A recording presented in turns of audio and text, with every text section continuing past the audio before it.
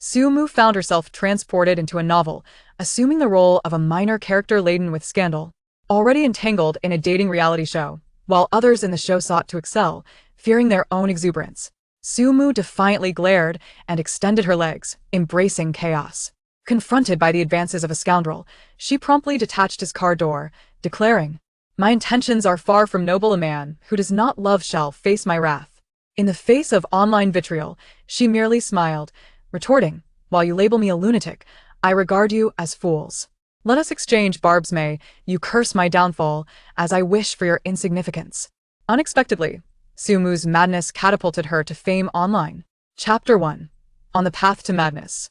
Sumu slowly opened her eyes, only to realize she was inside a moving vehicle. Confirming her situation, she inhaled deeply and exclaimed, "What the hell?" Her agent, Zhang Fan, was startled by her sudden outburst, slamming the brakes. "What's the matter?" Sumu flung the car door open, spotting a bridge nearby, and prepared to leap. The system buzzed sharply in her ear. "What are you doing? What does it look like?" "You promised that if I completed 1,000 tasks, I could cease this endless cycle." Sumu was a seasoned traveler of worlds, having traversed 1,000 realms, yet here she found herself in the 1,000th first. After laboring for centuries without reward, she felt utterly humiliated, more so than a mere slave. Her expression softened slightly, breathing becoming rapid and strained.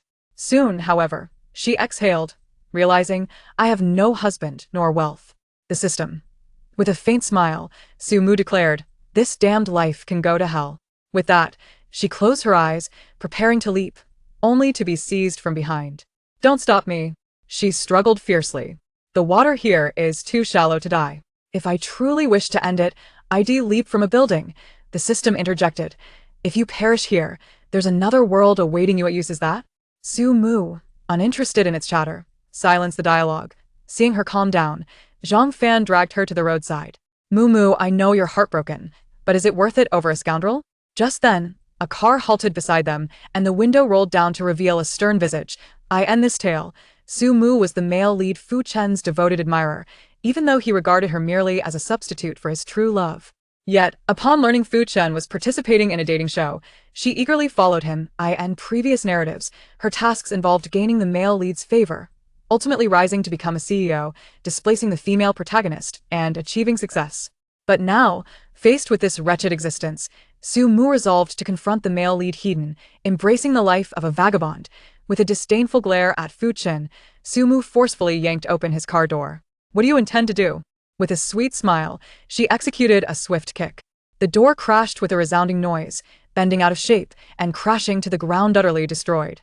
Zhang Fan was left dumbfounded. Fu Chen stood agape, taken aback by Sumu's audacity. Infuriated, he attempted to dismiss her grip.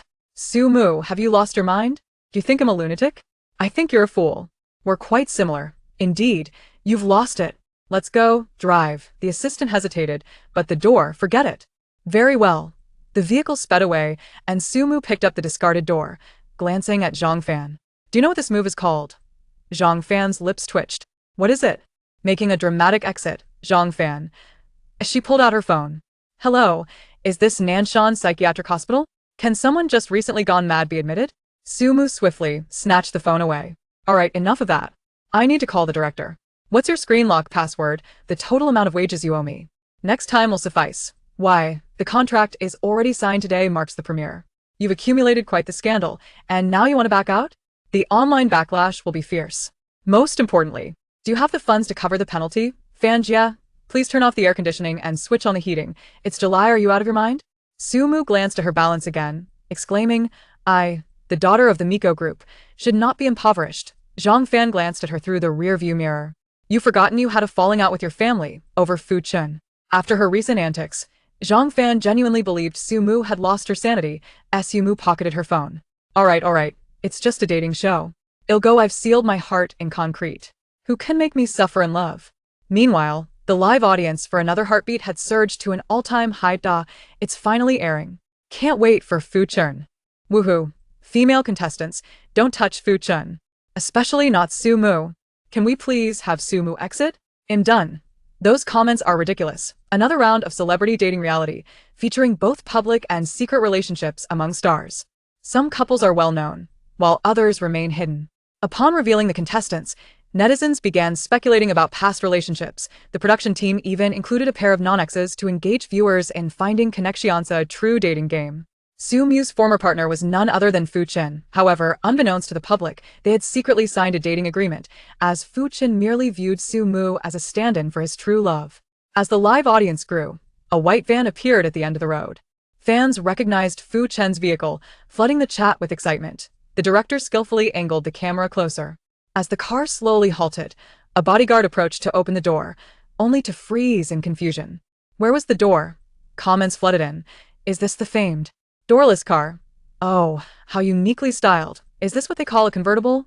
No, it's a doorless vehicle. Ha ha ha, this is hilarious. Who quarreled with Fu Chen and made a dramatic exit? Su-mu has found herself within the confines of a novel, transformed into a minor character shrouded in scandal. Now, participating in a dating reality show.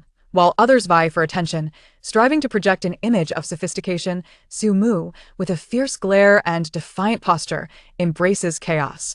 In the face of a deceitful man's provocations, she brazenly dismantles his car door, declaring, "My intentions are wicked, a man's love is fleeting. Dare to speak again, and I shall twist your crown." When confronted with malicious online critiques, she merely smiles, retorting, "You deem me insane, I perceive you as foolish. Let us engage in mutual derision. May you curse my downfall while I wish for your oblivion."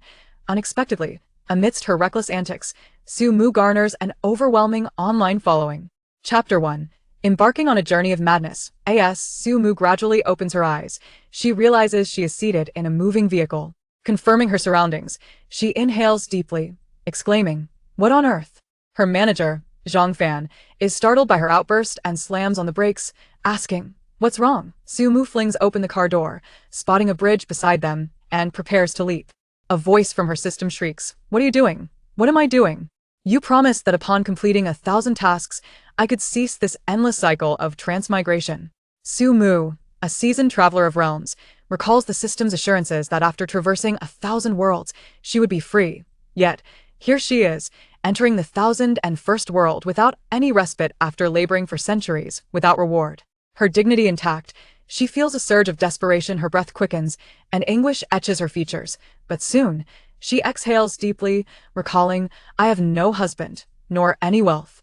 The system responds with silence. With a slight smile, she declares, "To hell with this wretched life." With that, she closes her eyes, ready to leap, only to be restrained by a firm grip. "Do not stop me." Su-mu struggles fiercely. "The river is too shallow to end my suffering. If I truly wish to perish, I would leap from a building." The system interjects, "If you die here, there will be another world awaiting you. Is that of any use?" Refusing to entertain its ramblings, Su-mu shuts off the dialogue. Seeing her calm down, Zhang Fan pulls her to the roadside, saying, "Mu-mu, I understand your heartbreak, but why waste your emotions on a scoundrel?" Just as she mentions a scoundrel, a car halts beside them, its window rolling down to reveal a stern visage. As the book's supporting character, Su-mu is the devoted admirer of the male lead, Fu Chen, who sees her merely as a substitute for the true heroine.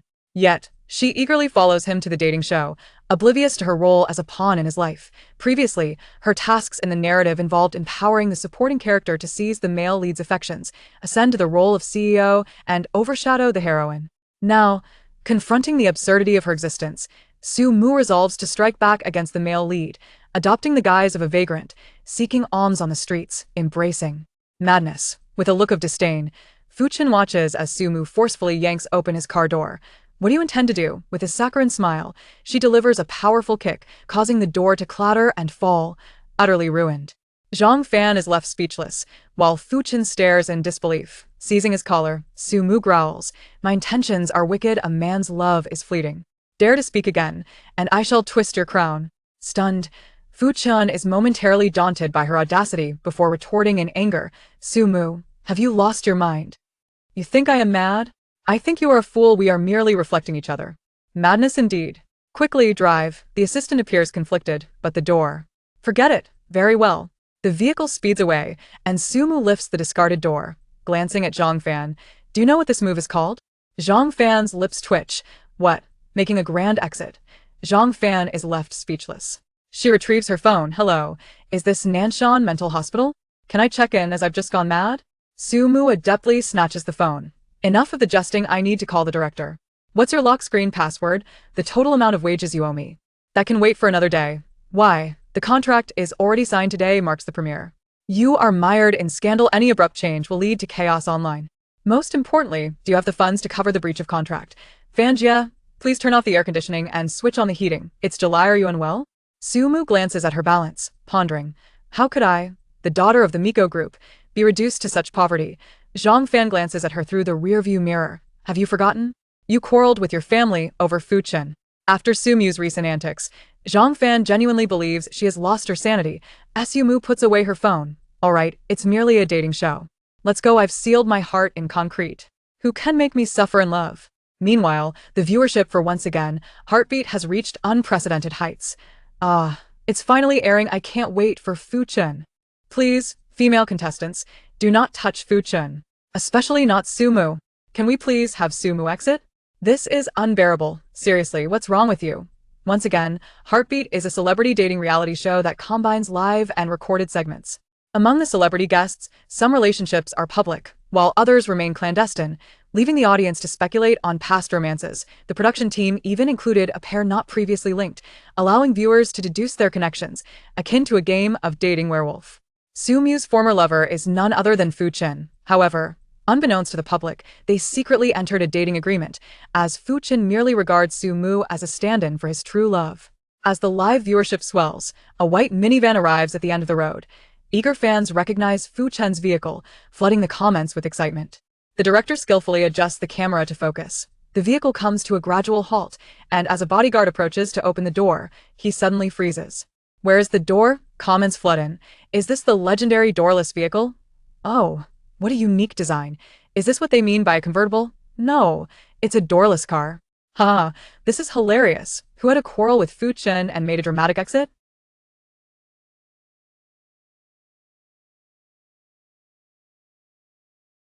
Chapter 2. As laughter filled the live broadcast room, Fu Chen emerged from the car, his hair a disheveled mess.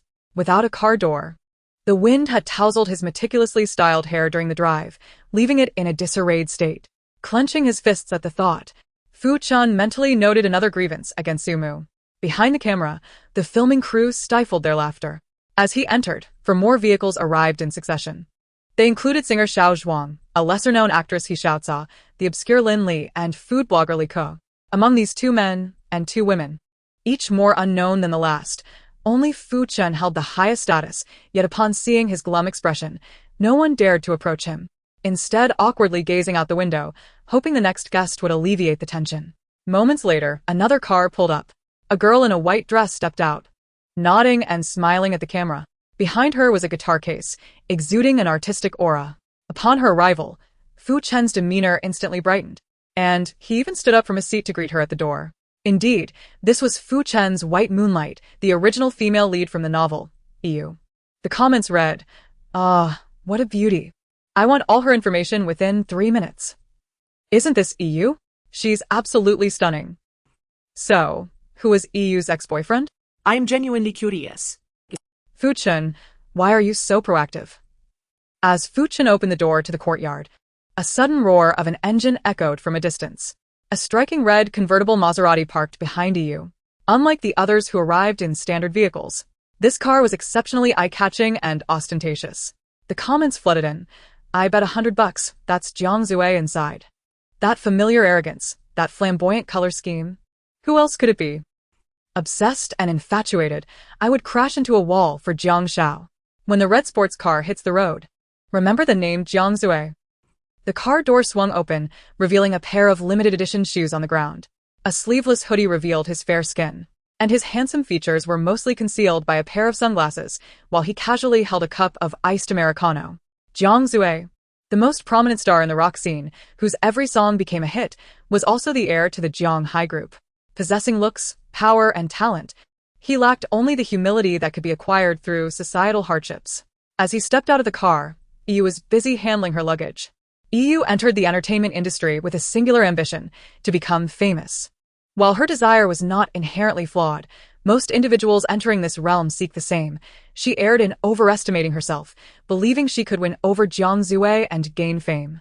A playboy like Jiang Zue had attracted countless admirers throughout his life. Iyu's modest tricks and thoughts were transparent to him, even through the most superficial observation. Thus, when Iyu bit her lip and asked Jiang Zue, "Teacher Jiang, could you help me?" he interrupted her no. Before she could finish her sentence, Jiang Zue breezed past her like a gust of wind. The comments erupted. "As expected of you. While others come to seek love, you seem to be here to create enmity. I wonder if there's an ex of Jiang Zue among them. Does he look like someone who's ever dated?" "I'll help you." Jiang Zue's rejection, paradoxically, provided Fu Chen an opportunity. Beneath his cold exterior, he was elated at the sight of Iyu, oblivious to her unspoken feelings for Jiang Zue. Of course, with his limited intellect, he might never realize them. Upon Jiang Zue's arrival, the other guests also stepped out of the house. Was there someone still missing? Everyone instinctively turned to Fu Chen. Su Mu was Fu Chen's ex-girlfriend, and their breakup had become a widely known affair. The assembled crowd, aware of this history, glanced at Fu Chen, who was visibly irritated.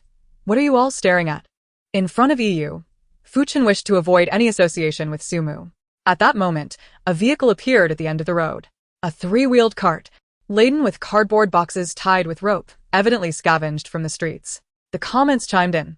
"What is Su Mu doing? Has she quit being an artist to scavenge? This is hilarious. What a peculiar entrance." "Fu Chen, I don't want to admit I dated her." We still don't know why Fu Chen ever dated her. After climbing a slope, Su Mu halted the cart, wiping the sweat from her brow as she regarded the bewildered crowd. "What are you all standing around for?" Fu Chen smirked mockingly. "Su Mu, have you switched careers?" Su Mu lazily lifted her eyelids. "Yes, being a star is tough. So I've transitioned to running a recycling station, scavenging on the streets, looking left and right, and what do I find? You scoundrel." The comments burst forth. "All bets are in." "No way. Does a single bet count? I won't watch Chinese new rap without you. Your rhymes are impressive. Are you preparing for grad school? You should take some anti-rhyme medicine." "Thank you, young lady. If it were me, I might not have been able to ride up here," an elderly man remarked, finally realizing Su Mu was helping someone ride the cart. Sumo smiled. "Ore welcome." "You must know who I am, Grandpa." "Ah." The old man looked perplexed. "Who are you?" The comments erupted. "Ha ha ha, awkward moment. Do you think everyone knows you? How audacious to say that. My toes have dug out a magic castle." Su Mu patted her chest. "I am the successor of socialism. No need to thank me. It's just what I should do." The comments reacted. "Oh no." I let my guard down. The black text is turning increasingly red. The old man nodded with a smile, sitting in the cart as he looked at Su Mu, hesitating to speak. "Young lady." "Grandpa." "There's no need for gratitude," she interrupted. "I understand, truly. There's no need to be so polite. My straw hat, you haven't returned it to me." Su Mu. The comments roared with laughter. "Ha ha. Su Mu truly is a mouse dropping ruining the pot of porridge." Sumuchakal heartily. Quickly removing her straw hat to return it to him. After retrieving her luggage from Fanjia, she followed the others towards the small house. She carried 2 suitcases, one large and one small, one heavy and one light, causing her to walk with an awkward gait. Observing Fu Chen struggling with the 2 bags, she thought he resembled the limping frog from the animated series Haloa. However, joy often precedes misfortune. Su Mu's suitcase suddenly lost a wheel, rolling away with a gentle momentum.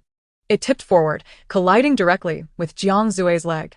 He lost his balance and sat squarely on her suitcase. One could not deny that Jiang Zue's aura was undeniably commanding. His small suitcase seemed to transform into a throne beneath him. Yet, this did not alleviate the awkwardness of the moment. As the atmosphere grew tense, Su Mu calmly approached Jiang Zue, patted his shoulder, and quipped, "Seeing you so audacious, I crown you as king. This is your throne. Do you like it?" Everyone responded with the comments, most afraid of sudden silence, most afraid of Su Mu's sudden concern. "Jiang Zue, you're so kind, knowing I'm tired and letting me sit for a moment." Su Mu's suitcase is of poor quality. As expected, anything associated with Su Mu only results in embarrassment. Everyone anticipated Jiang Zue would be angry, cautiously studying his expression. However, he merely twitched his lips, then stood up, lifting Su Mu's suitcase as he walked away. "Hey." "That's my suitcase." Jiang Zue pressed down on her hand. "Wrong. It's my throne." Su Mu. The comments erupted in laughter. Ha ha. They shared a surprisingly good rapport, though who could really understand it? Fu Chen, as the ex-boyfriend, seemed rather indifferent toward Su Mu. It was amusing. Who would care about an insignificant detail? After they entered the house, they each set their luggage aside. The recent popular personality test offered 16 distinct results, generally speaking. The leader tended to be more introverted, while others were more extroverted. The production team encouraged everyone to take the test to foster mutual understanding among the guests. Everyone began answering questions on their phones, except for Sumu, who remained still.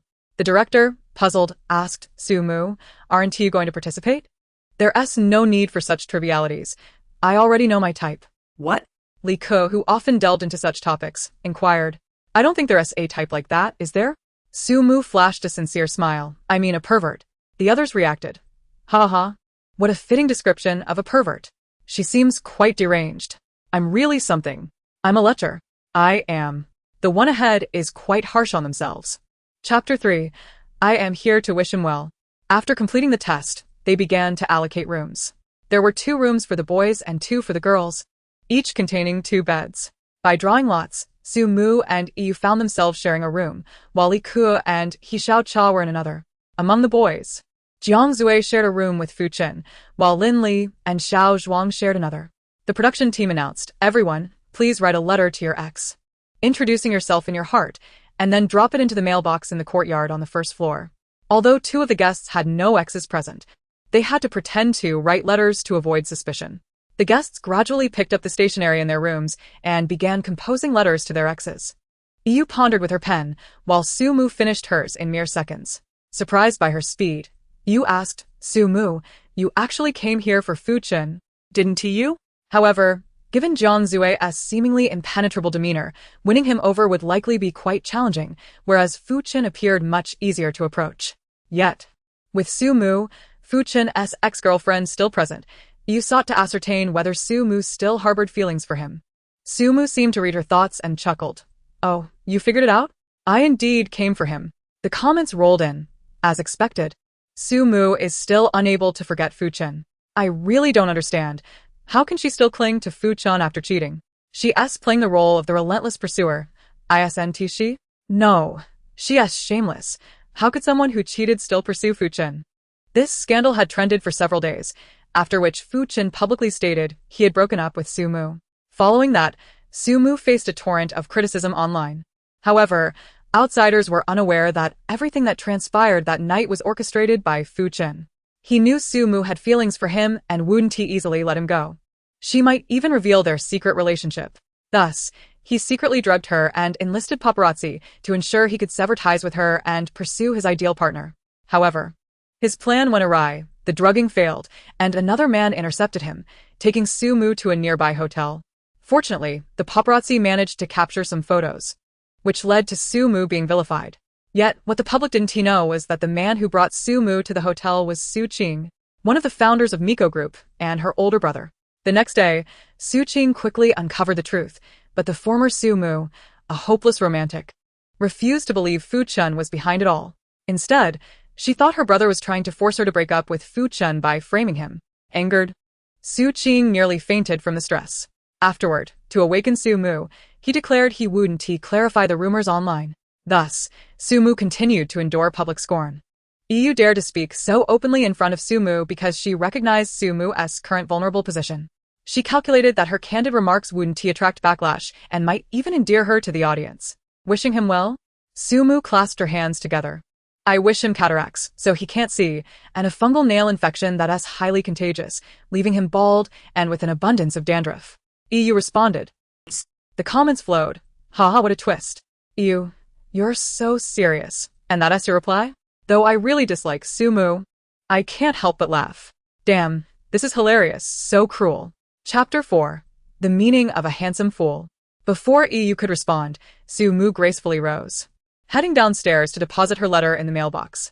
Upon reaching the living room, she encountered Jiang Zui, who was also on his way to send his letter. Upon seeing her, Jiang Zui halted. "So fast? Aren't you quick as well? What did you write?" Sumu began to respond, but her phone suddenly rang. The production team announced, "Everyone is prohibited from insulting their exes in their letters." With a swift motion, Sumu tore her envelope in half. Jiang Zui inquired. The comments erupted. That was decisive. "Jiang Zui, I rarely feel dumbfounded, and you've achieved that." Seems she had a lot to say about Fu Chen.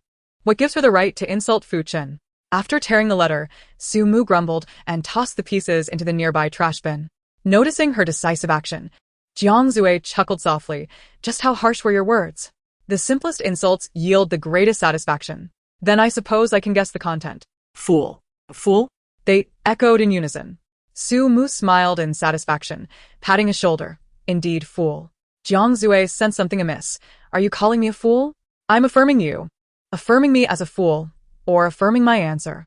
If you were confident, you wouldn't assume I was affirming your foolishness, unless you also consider yourself a fool. Jiang Zue wanted to say more, but Su Mu interrupted him. It's all right. You should believe in yourself. Even if you are a fool. You are undoubtedly the most handsome fool in the world. Jiang Zue's lips twitched. Is that something to be proud of? Su Mu replied emphatically. Of course. Most people in this world are fools, and you are the most handsome among them, proving you surpass the majority. ISNT that worth celebrating? Is it possible that even if I'm not a fool, I could still be more handsome than most? Su Mu adjusted her glasses, her expression one of difficulty. Let us do this. We'll each take a step back. You admit you're a fool, and I'll simplify my title for you to handsome fool. The comments reacted. Is this what you call taking a step back? Su Mu seems to be attempting to lower our IQ. Hello to all the handsome fools. I feel like you're insulting me. I can never look at the term handsome fool the same way again. At that moment, Linley emerged from his room and, seeing their profound expressions as if contemplating the onset of World War III, asked curiously, What are you two discussing? Su Mu turned to him. We're discussing a fool's dilemma. The comments chimed in. What a double entendre. Indeed, it's quite the fool's dilemma, seriously. So, what sparked this convoluted discussion? I vaguely recall it was due to a letter. Once back in her room, Su Mu rethought her letter and penned a new one. After finishing, she smiled with satisfaction. As everyone cast their letters into the mailbox, the sky gradually darkened. The production team announced, Everyone, the fridge in the small house contains ingredients. Please prepare your own meals. Upon receiving this message, everyone exited the room to discuss meal preparations. Xiao Zhuang took the initiative to inquire of Li Ke, as a food blogger. You must be quite adept at cooking, correct? The comments flooded in. How does Xiao Zhuang know Li Ke is a food blogger? She hasn't mentioned it before, has she? Could it be that Xiao Zhuang is Li Ke's ex-boyfriend? They do seem to complement each other quite well. Let us place bets on who's ex. EU recognized this as an opportunity to showcase herself and quickly offered, I can cook too. Let me assist you. Seeing EU heading for the kitchen, Fu Chen promptly intervened. Your hands are meant for playing the piano. How can you possibly cook? He then turned to Su Mu. Aren't you also capable in the kitchen? Why don't you join Li Ke in cooking? Having traversed numerous worlds, Su Mu was proficient in various skills, including cooking. If Fu Chen had bowed to her twice, she might have reluctantly agreed. Yet, her current demeanor was one of defiance. Who told you I can cook? Didn't you make congee for me once? I recall it tasting rather good. Oh, that? I had a little piglet at home, and after cooking congee for it too often, I simply shared a bowl with you. The expressions of everyone present shifted to one of amusement. Some bit their lips to stifle laughter, while others, like Jiang Zue, laughed unabashedly. The comments read, Help, I'm going to die laughing.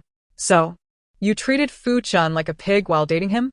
ISNT it normal to treat an ex like this? Ha. Though it's rather wicked, it's undeniably hilarious. I'm very curious about Su Mu's mental state. Noticing Fu Chen's increasingly grim countenance, you gently stepped in. It's all right, Teacher Fu. I'll cook with Li Ke. Though I play the piano, my hands aren't that precious. Fu Chen gazed at her with a heart full of compassion. EU is truly kind and gentle, unlike Su Mu, who is utterly outrageous. How unfortunate.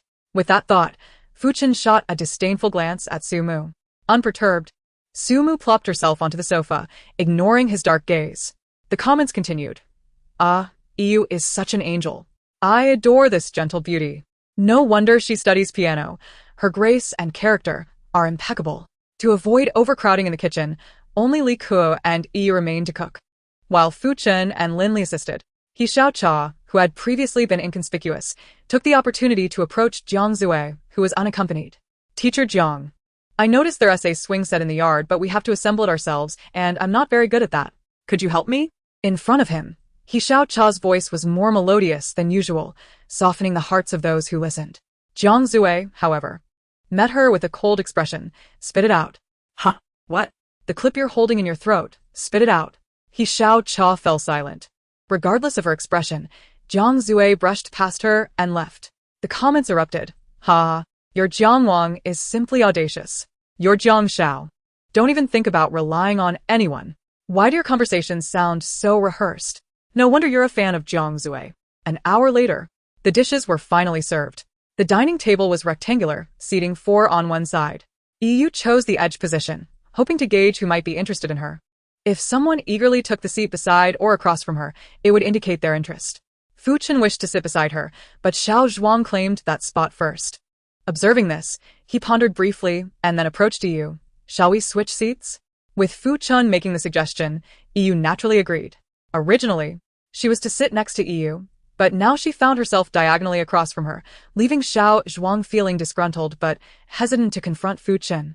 Fearing the backlash from his fans, many viewers noticed the undercurrents. The comments read, "I'm dying. Fu Ge clearly likes EU. Oh no. The two of them are a perfect match. EU is far superior to Su Mu. Indeed, she is beautiful and gentle, unlike Su Mu, who is quite mad. Am I the only one who finds Su Mu rather amusing? If that is the case, you can have Su Mu as your girlfriend, but be wary of her potential infidelity." Su Mu also occupied a corner position, devoid of EU's scheming thoughts, sitting there casually. Once everyone was seated, dinner commenced. Li Ku's culinary skills were exceptional. Even Su Mu devoured 3 bowls of rice, showering Li Ku with praise. Li Ku, flattered yet bashful, smiled and shook her head. "It's nothing special. I just have more time to experiment, so my cooking is slightly better." Fu Chen, visibly displeased, remarked, "Several dishes here were made by EU. Why haven't you praised her?" EU remained unflustered, while Fu Chen's eagerness was amusing. "Are you implying the emperor is anxious while the eunuch is not? What nonsense are you spouting? All right, Teacher Fu. Everyone has their preferences. Perhaps my dishes simply don't suit Su Mu's taste." Please don't be upset. EU offered soothing words to Fu Chen, which visibly lightened his mood. "Fine, since you say so, I won't hold it against her." This condescending tone made Su Mu chuckle. "Please don't stop. Continue. I enjoy listening to the barking. I just can't cook food for humans. Pig and dog food is more my forte. In fact, I need to prepare a meal for Chi-Chi." Fu Chen scoffed. "That can hardly be called cooking. Anyone can do that." The comments erupted. "Indeed, who can't make pig and dog food? This is hilarious. Her forced bravado is fatal. She seems rather proud of not being able to cook for humans." EU set down her chopsticks. "Su Mu, you really shouldn't overestimate yourself. If it doesn't turn out well, wouldn't that be a waste of food?" Su Mu leisurely rolled up her sleeves. "Waste? Not at all. If it doesn't work out, I'll just eat it myself." Fu Chen quickly chimed in. "All right, if it doesn't turn out well, you'll have to finish it all." Su Mu ignored him and headed toward the kitchen. Fu Chen also set his chopsticks down, watching her with keen interest. He was curious to see what Su Mu would produce. In the kitchen, Su Mu gathered the necessary ingredients and pulled out a knife. The rhythmic sound of chopping filled the air as the soft tofu transformed into a pile of scraps. Fu Chen chuckled. "Are you making tofu scraps? If your brain isn't functioning, please don't bother talking to me." Su Mu tossed the scraps into the water, and they instantly morphed into countless strands of tofu, thin enough to thread a needle. Fu Chen's smile vanished instantly. The comments read, "Wow, such impressive knife skills. Amazing. Is that all? It's quite simple. I'd just lose 5 fingers while doing it." Li Ku leaned in for a closer look, astonished. "This the famous dish. Wensi tofu? Mumu. Your knife skills are incredible." Su Mu merely smiled and proceeded to handle the other ingredients. Soon, a plate of visually appealing and aromatic dishes emerged from the pot. Since it was meant for a dog, Su Mu omitted any seasonings, including salt. Nonetheless, the delightful aroma tantalized everyone present. Fu Chen felt a pang of embarrassment but remained obstinate. "You clearly can cook. Stop pretending you can't. It's quite hypocritical." As she spoke, Su Mu placed the dish directly in front of him. Fu Chen found himself in a predicament, unable to decide whether to eat or not. EU recognized this as a perfect opportunity and stepped in to alleviate the tension. "Su Mu, please don't put Teacher Fu in a difficult position." "Difficult? Not at all. I simply thought he might be tired of pig food and wanted to try dog food instead." The comments burst forth. "Ha, how straightforward. Do you need a dog? I think I'm quite suitable." "Oh my, the lady in front, you are being utterly ridiculous. How despicable." It seems that in this day and age, humans are indeed inferior to dogs. Is there any surprise you possess that I am unaware of? Observing Fu Chen's increasingly somber expression, Su Muyen smiled and carried a plate outside to feed the dogs. Fu Chen, casting down his chopsticks, attempted to leave. But the director emerged. With no choice, Fu Chen reluctantly resumed his seat. The director turned on the television, and soon a virtual image of Cupid appeared on the screen. "Hello everyone, I am Cupid from Heartfelt House." Cupid's voice was distinctly mechanical. The director announced, "The letters written by your exes will be read by Cupid. For those two, without exes present, the letters are penned by friends, so everyone can listen closely and discern their contents." With that, the director exited the scene. Cupid began reading. "Now, I shall read the first letter, addressed to EU." EU shyly lowered her head, chuckling softly. "I didn't say anything that good." The second letter is for Lin Li. Lin Li, an introverted individual, despite his reserved demeanor, would wholeheartedly care for those he accepted into his life.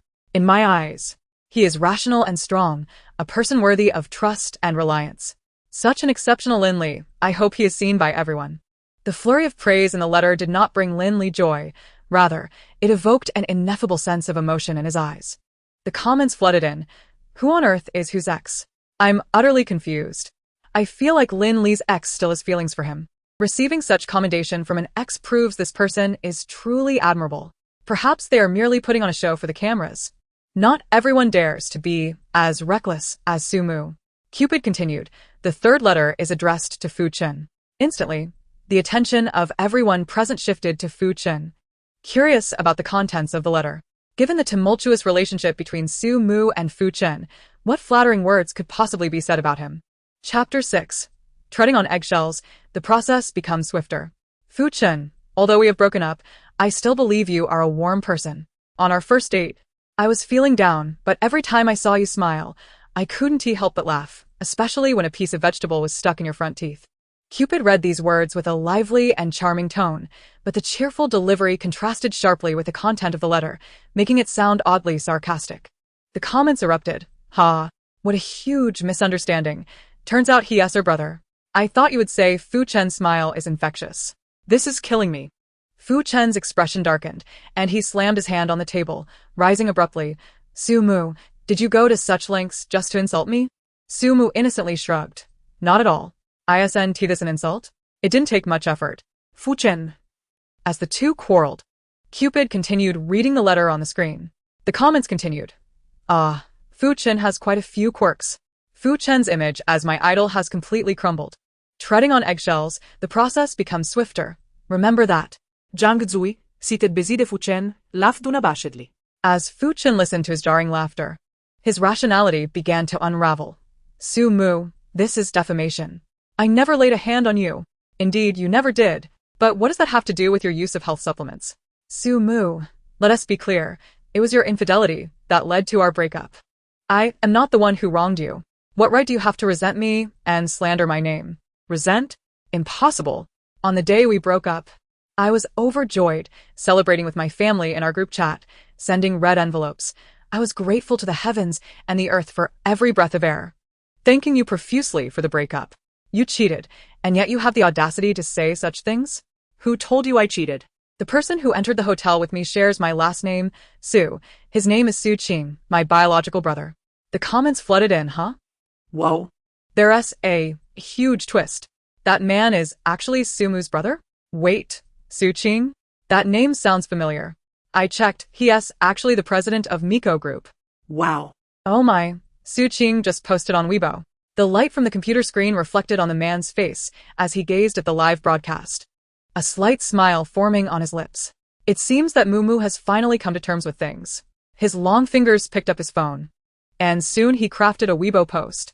Su Qing. That day, Mumu had a bit too much to drink, so I took her to the hotel. Alongside the post, he attached a screenshot from the surveillance footage, clearly showing him carrying Su Mu into the room. What a colossal misunderstanding. Turns out he is her brother. I never expected such a shocking twist. Damn, President Su is so handsome. This brother-sister duo is quite the sight. President Su, honestly, are you watching the live broadcast too? In an instant, Su Qing's Weibo post garnered a multitude of comments and quickly trended, though at that moment, Su Mu remained unaware. In Heartfelt House, Everyone was astonished, wide-eyed at Su Mu's recent remarks. Faced with an inability to best Su Mu in their argument, Fu Chen, his expression darkening, kicked his chair aside and turned to leave. Yu hesitated for a moment before following him. The atmosphere at the dining table became tense and awkward until Jiang Zue suddenly chuckled. Don't just stand there. Continue reading the letters. Who's next? Cupid. The next letter is addressed to Su Mu. Su Mu, arms crossed, settled back comfortably. The letter was brief. Just a few words. Su Mu, I hope you achieve emotional stability and refrain from losing your temper. Su Mu sprang up, slamming her hands on the table. Nonsense. My emotions have always been stable. Lin Li hesitated. Are you sure? Is being mad while maintaining stability not a form of emotional stability? Everyone. You didn't listen to the last 4 words at all. The comments rolled in. Haraha, indeed, very stable. I'm just as stable. The new crazy star of the entertainment industry, Su Mu. Su Mu, don't depict my mental state. The next letter was for Jiang Zue. I am delighted to write this letter to Jiang Zue. At first glance, Jiang Zue seems arrogant, but upon closer inspection, he is quite endearing. Every day, he is full of rebellion, always bringing annoyance to others. Here, I hope he remains a solitary, happy toad. Jiang Zue scoffed. A toad? Only those who foolishly aspire for swans are toads. Generally, it's the swans that wish to feast upon me. What is that? Su Mu interjected, eliminating harm for the people. Jiang Zue. The comments erupted. Haha, what a noble cause. This letter doesn't seem like it was written by an ex. It reads more like a friend's jest. How dare you call our Jiang Xiao a toad? Jiang Zue wakes up in the middle of the night. Is she insane? In the dining room, laughter filled the air. Meanwhile, after Fu Chen left, he retreated to the backyard of the small house to smoke alone. Yu followed him out, approaching with a smile. Teacher Fu, smoking is bad for your health. Upon hearing this, Fu Chen promptly extinguished his cigarette. All right. Yu was surprised by his compliance, pausing momentarily. Teacher Fu, everyone knows that what Su Mu did was wrong. Please don't be angry. Had I known she would act so crazily, I would have. Fu Chen's words trailed off, turning his head away. The past is like smoke. Let bygones be bygones. Teacher Fu, you can have a new beginning. Facing her smile, Fu Chen's expression softened considerably. You're right. It's hard to change one's nature. I can't expect her to become as gentle and considerate as you. I'm not as good as you say. Teacher Fu. In my eyes, you are just that good. Yu feigned shyness, lowering her head. The comments rushed in. These two are so sweet. They're killing me with their cuteness. The perfect match forever. In the restaurant, after several individuals finished reading their letters, they began to tidy the dining table. Who is your ideal guest? Please write down the name in the space below and drop it into the mailbox on the first floor. Each person filled in their name and submitted it to the mailbox. Shortly after, everyone's phones began to buzz, notifying them of their respective vote counts. Among the girls, He Xiaocha and Li Ke received 0 votes, Su Mu garnered 2, and Yi received 3. Furthermore, all the girls received the same notification. Your ex did not choose you. Among the boys, Fu Chen, Lin Li, and Jiang Zue each received 1 vote, while only Xiao Zhuang received none. Except for Lin Li, who was chosen by his ex, the other 3 received notifications stating that their exes did not select them. Su Mu stared at her phone in confusion. How did she end up with 2 votes? She cast 1 for herself, but where did the other vote come from? It was quite astonishing that someone would vote for her. The peculiar taste of her admirer certainly stood out. Nearby, on the bed, Yu glanced at her vote count, her eyes gleaming with pride. She was undoubtedly the most popular person in the small house, and the days of her rise to fame were just around the corner. In the room on the first floor, Fu Chen looked at the solitary vote on his phone screen and smiled with satisfaction. It must have been Yu who voted for him. Their feelings were mutual. Fresh out of the shower, Jiang Zue emerged from the bathroom and, upon seeing the message on his phone, fell into contemplation. Could that 1 vote possibly be from her? In the living room, Lin Li sighed deeply as he read the words "Your ex chose you." The next morning, Jiang Zue was awakened by the sound of a ringing phone. After washing his face, he picked up his phone and walked to the balcony, pressing the answer button. Hello. The man on the other end was furious. I sent you to participate in a dating show to find love, and this is how you choose to behave? Don't even mention 30. I might not get married at 50. Can't you settle down and stop playing that ridiculous rock music? After all my hard work to raise you, my only wish now is to have a grandchild. Is that such a small wish that you can't fulfill? Want a grandchild? That's easy. What do you mean? I could just call you Grandpa, and then you'd have a grandchild. And what about my son? He can be your grandchild. You. Before he could continue his tirade, Jiang Zue preemptively hung up the phone. Smirking at the thought of the old man on the other end likely seething with rage, he pocketed his phone and left the balcony. After changing his clothes, Jiang Zue headed to the living room. He brewed himself a cup of coffee with the machine and suddenly heard the sound of clinking glasses from outside. Upon investigation, he found Sumu in the yard, raising a goblet filled with a transparent liquid that sloshed against the walls of the glass. Opposite her was Chi-Chi, who had a goblet of yogurt before him. The reason we are gathered here today is to celebrate our dear friend Chi-Chi. Today, I raise my glass to it, thanking it for sharing my tragic life. I sincerely wish it, from now on, to be as spoiled and rotten as my own life. With that, Sumu tilted her head back and downed the liquid in one go. Jiang Zue, holding his coffee, stepped outside. I thought you only went mad in front of others. But it turns out you also indulge in solitary madness. A gentleman is broad-minded, while a petty person is narrow-minded. I have always been forthright in my madness. Jiang Zue looked incredulously at her. What does a petty person have to do with anything? Sumu gave him a mischievous glance directed at his pants. Jiang Zue calmly set down his coffee cup. Do you know what you resemble right now? What? A croc-staring cat. Sumu. Indeed, I found this Sprite in the fridge. Would you like a glass? She offered him a nearby bottle. Jiang Zue glanced at it and saw the large words Thunder Sprite emblazoned on the label. He hesitated. Are you sure you're drinking Sprite? SNT it? Oh no. Sumu hurriedly poured herself another glass and finished it off. Jiang Zue. Stop being dazed. You should have a glass too. That Thunder Sprite, not Sprite. Why would I drink that? There are plenty of opportunities to drink Sprite. Chances to drink Thunder Sprite are rare. That's a valid point, but I choose to drink coffee. How infuriating. My plan has failed. Chi-Chi, unable to reach the yogurt in the goblet, tugged at Sumu's pant leg. She poured the yogurt into Chi-Chi's dish, and it happily licked it clean in no time. Sumu patted its head. Good Chi-Chi, I'll vote for you tonight, okay? Are you male or female? After lifting Chi-Chi's front paw for a look, she exclaimed, Oh, you're a male after all. Jiang Zue raised an eyebrow.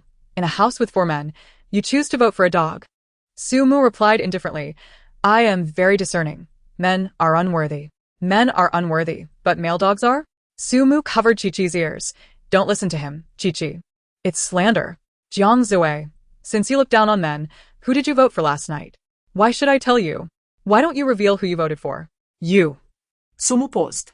Suddenly, she stood up and slapped Jiang Zue's shoulder. Dude, impressive. Such unique taste. Have you switched from eating swan meat to me? Toads don't eat swan meat, they eat pests so. So what? Jiang Zue smiled faintly. You and I are in love. We are purging pests. Sumu stroked her chin. I realize you're quite the American gentleman. What do you mean? Dressed American, drinking American, dreaming of American dreams, always idling around. Jiang Zue. Before Jiang Zue could respond, Sumu's phone suddenly rang. She picked it up to see it was a call from Zhang Fan. Mumu, congratulations. You've gone viral. You're going to be famous. What? Even I. A fool can be famous? Shouldn't people be criticizing me? Like saying my acting skills are poor. Oh, nothing is impossible if one is willing to work hard. You must believe in your potential. Talent is important, but so is effort. Then I'll take the day off today. What a terrible excuse. Sumu glanced at the bottle of Thunder Sprite, then patted her belly. Losing weight is impossible. This is all my dear flesh and blood. Mumu. Don't force me to act. You can only choose one between self-awareness and discipline. I choose self-destruction. After hanging up, Sumu sighed. If this trend continued, wouldn't it fulfill the system's desires? Absolutely not. She must not have gone mad enough. She needed to continue her spree of madness and decay. Suddenly, the courtyard door opened, and Liku appeared in their line of sight. Good morning, Teacher Su, Teacher Jiang. Have you had breakfast? Sumu eyed her suspiciously. Are your eyes a bit puffy? Liku instinctively avoided her gaze. I might have drunk too much water last night. There's a bit of swelling. Sumu didn't probe further. Are you going to make breakfast? Yes. What do you want to eat? Anything is fine. What you make is sure to be delicious. All right. The program group announced.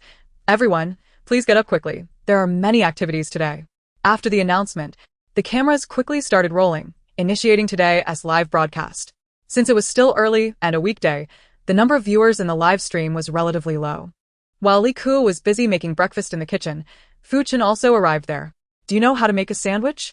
Teacher Fu wants to eat a sandwich? No, I want to try making one. Li could sense a hint of something amiss and playfully inquired, Is this for EU? Fu Chen readily admitted, Indeed. The comments flooded in. Ah, how sweet. Brother Fu actually took the initiative to make breakfast. EU resembles Su Mu a bit. Does Fu Chen have a penchant for this type? It seems Fu Chen has fallen. Guan Guan is laughing. The sandwich was quite simple. I will teach you. Yes. A whirlwind of activity in the kitchen. Observing the flames leaping nearly half a meter high from the pot, Su Mu remarked, What a ruthless culinary skill. What does it have to do with you? It's not for you to eat. Are you making it for EU? What grievance do you harbor to subject her to such torture? Just then, EU descended from upstairs and, upon hearing this, immediately declared, It's fine. No matter how it turns out, I will eat whatever teacher Fu makes. Heed my advice. You may feel proud before eating, but afterward, your fate will be uncertain. Su Mu, do not discourage teacher Fu so. It's just frying an egg. How bad can it be? Fu Chen nodded in agreement.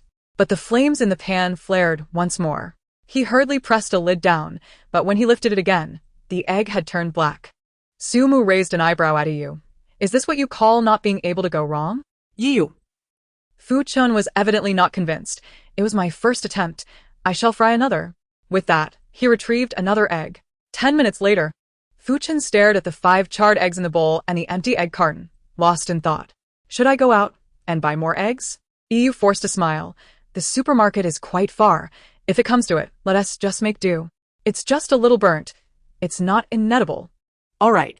The comments read, EU is quite considerate of Fu Chen. You heed Su Mu's advice. Do not eat it. Your fate is unpredictable. What a sad excuse for a fried egg. To fry an egg like this, one must truly be unfamiliar with basic cooking. After everyone finished freshening up, they gathered in the living room. At this time, Li Ku's breakfast was nearly ready, a harmonious blend of Eastern and Western cuisines featuring both bread and porridge. Once seated, Fu Chen presented the sandwich he had painstakingly prepared to EU. Xiao Zhuang caught sight of the dark mass inside and casually asked, What's in the middle? Caviar? It's fried egg. Su Mu stifled a laugh. Jiang, slowly lifting his eyelids, remarked. To turn a fried egg into such a state is quite a skill. EU, still wanting to defend Fu Chen, thought perhaps its appearance was lacking but the taste might be delightful. With that, she took a bite of the sandwich. Her brow instantly furrowed. Is it not tasty? Fu Chen asked. It's quite good. Like hastili offeret her atrashbin. Sumu erapte din lauter. Fu Chen's expression turned dark as night. The comments read, Ha ha. I'm dying of laughter. Saying it's good is for the sake of appearances. The reaction is purely physiological. Others, melodious laughter.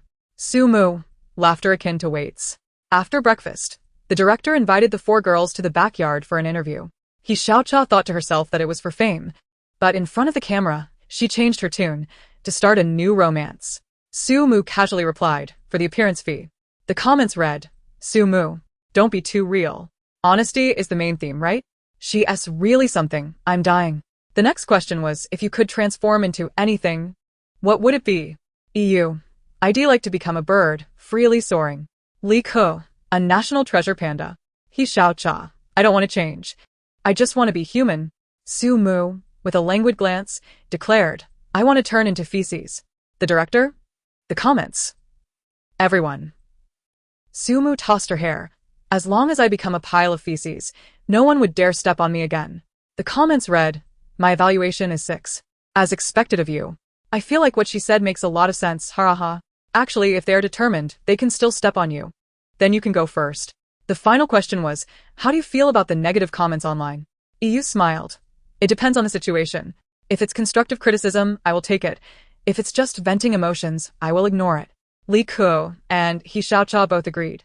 While only Su Mu remained silent, the director turned to Su Mu. What about you? I don't care. People think I'm crazy, and I think they're fools. We attack each other. You curse me to become burnt, and I curse you to become loose. The comments read, I've been constipated lately. Thank you for cursing me to become loose. Don't be too outrageous. This girl truly has a knack for stirring things up. Su Mu's mental state is concerning. After the interview, the director produced 4 boxes. Each box contained a set of clothing. This afternoon, we will go to a primary school for a charity performance. These 4 outfits have been prepared by the male guests for the girls. Please select your preferred outfit blindly and pair up with the male guests for the performance. The 4 of them focused their gaze, and the 4 outfits were a simple maid costume, a beautiful princess dress, a Republican-era student uniform, and an outfit that was hard to identify. EU calmly assessed the 4 costumes. The Republican outfit resembled a costume from the play Thunderstorm. Among the 4 boys, only Fu Chen and Lin Li were trained actors. Such classic dramas would only be chosen by them. And EU felt Fu Chen was more likely to select this play. However, she did not intend to choose this outfit. When dealing with men, one must maintain a distance to gain the upper hand. Moreover, she had received heartfelt votes from 3 male guests the night before, which sparked considerable discussion online. If she were too closely tied to Fu Chen in the second episode, she might lose the favor of the other 2 male guests, thereby diminishing the topic's interest and attention. Thus, Yu chose the first maid costume.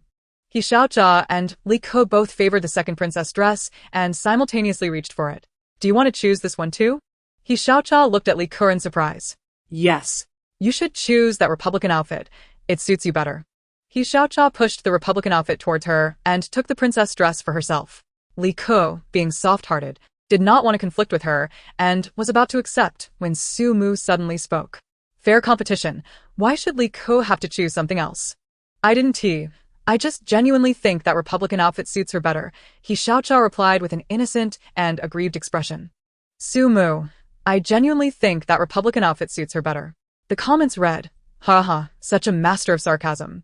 He Xiaojia truly lives up to her name. Quite the tea. You're afraid Li Ke will snatch it from you, so you push the Republican outfit to her, right? Sumo is killing me. Is the best way to deal with a schemer to go crazy? He Xiaojia, at a loss for words, tossed aside the princess dress. If I'm not selecting it, then I don't care.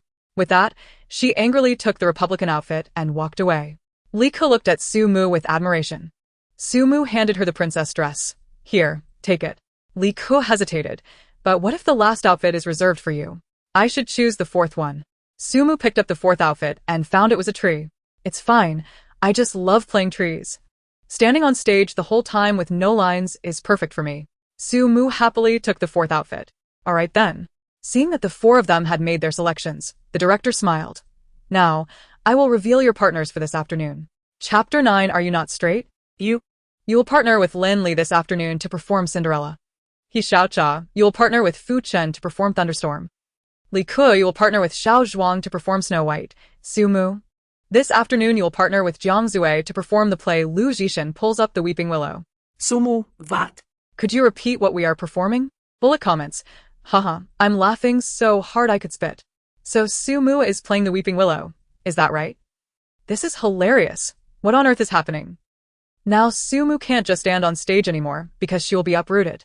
He Xiaojia, initially displeased, felt her mood brighten upon learning she would be partnering with Fu Chen. Upon hearing that Su Mu would perform Lu Zishan Pulls Up the Weeping Willow with Jiang Zue, she immediately came over to mock Su Mu. Playing a weeping willow requires no lines or acting skills, perfectly suited for you. Su Mu chuckled. When it comes to acting, I'm rotten and you're foul. Neither of us should showcase our talents here. We are equal in mediocrity. How dare you laugh at me? Bullet comments. Haha. Inflicting 1,000 wounds while suffering 1,000 wounds. This is a woman who wants to turn into dung, and you still want to step on her head. Su Mu's retorts are simply brilliant. Back in the living room, Su Mu ran into Jiang Zue, who was pouring himself a drink. Seeing the performance costume in her hands, he smirked. Good afternoon, Weeping Willow. His smile felt rather smug to Su Mu, with so many plays to choose from. Why did you select this one? Because I knew you would undoubtedly favor this costume. Su Mu realized she had been outmaneuvered by him. Unable to comprehend why someone as eccentric, chaotic, and troublesome as herself could attract Jiang Zue, she sighed. Forget it, even she couldn't fathom the person she had become after staying up late. It's normal for people to be incomprehensible to one another. Teacher Jiang, if you would spare a moment to understand me, you would discover. Discover that you are a decent person? Discover that you wasted a bit of time. With that, Su Mu stepped closer and patted his shoulder earnestly. Jiang Zue, I am not worth it. Are you serious? Jiang Zue raised an eyebrow. Su Mu, bullet comments. Haha, this is like a chicken talking to a duck. What shocking literature. Su Mu, my mother tongue is silence. Su Mu, unwilling to argue further, conceded. Yes, I am not straightforward. Because the person I like is right here. Who is it? You? Sumu had initially planned to name someone at random, but was taken aback by his audacious guess. Impossible. Is it Li Ke? Wrong. It wouldn't be He Xiaojia, would it? Completely off the mark. Besides those three, are there any other girls here? Sumu extended a finger and pointed at herself. There's me. You mean you like yourself? Yes, so I voted for myself. Isn't that quite reasonable? Jiang Zue sighed in resignation. After meeting you, I finally understood what it means to be left in the dark. I could take up welding. I guarantee it will dazzle you. I'm laughing so hard I could spit. These two are truly quirky, a match made in heaven.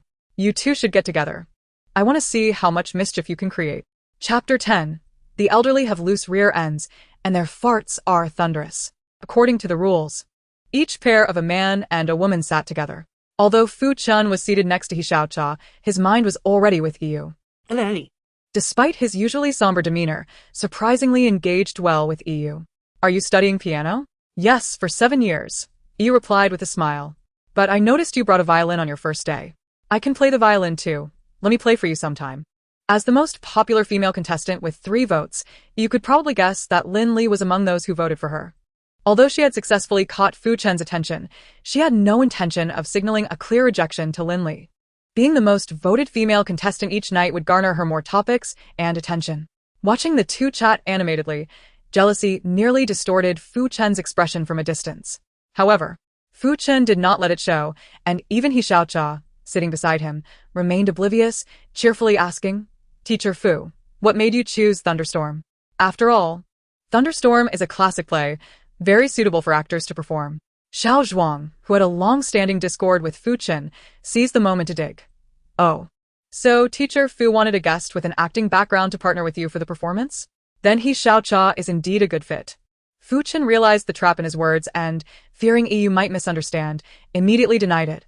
I just think this play suits me. Originally, he had chosen Thunderstorm to send a signal to Yu. However, it seemed she had not picked up on his cue. He Xiaojia, with malice, smiled. Among the girls, besides me, only Sumu has an acting background, but unfortunately, Sumu wants to play the Weeping Willow. All eyes turned to Sumu, who was preparing to take a nap, with her eye mask on. Seeing the flames of scrutiny unexpectedly directed at her, she shrugged. It doesn't matter. The Weeping Willow is fine, as I'm about to sleep. Li Ku asked her, puzzled. What's the connection between these two statements? Sumu clasped her hands together. I will forgive everything before I sleep. With that, she pulled her eye mask down. When I wake up, I will conquer the world. Bullet comments. Ha. So relatable. Support the Weeping Willow in defeating Lu Zhishan. Don't take it too far up ahead. After arriving at the elementary school, the group first familiarized themselves with the stage and received their scripts. Director, this script is a first draft, since it is for a children's performance. Everyone can modify it as needed for better results. Xiao Zhuang immediately asked, what kind of privilege is that? The director smiled slightly. A secret. Su mostrar, director. This is pointless. We don't even know what the privilege is, which saps our motivation. After pondering for a moment, the director conceded. All right, I will tell you. Bullet comments. Haha, you are quite casual. If only you had insisted a little, I would have said you had some backbone. Just spoil her. You teased us. But not by much. The director produced 2 cards. One card was an invitation, and the other a rejection. The holder of the invitation card could invite any opposite-sex participant for a private date, and the other person could not refuse. The holder of the rejection card could refuse any one date later or interrupt someone else's date. Upon hearing this, the expressions of the crowd varied. Excitement glimmered in Fu Chen's eyes. Among them, only his acting was the best, and the chosen play was the most professional. The first prize was undoubtedly his. Fu Chen smiled with determination. Sumu shrugged.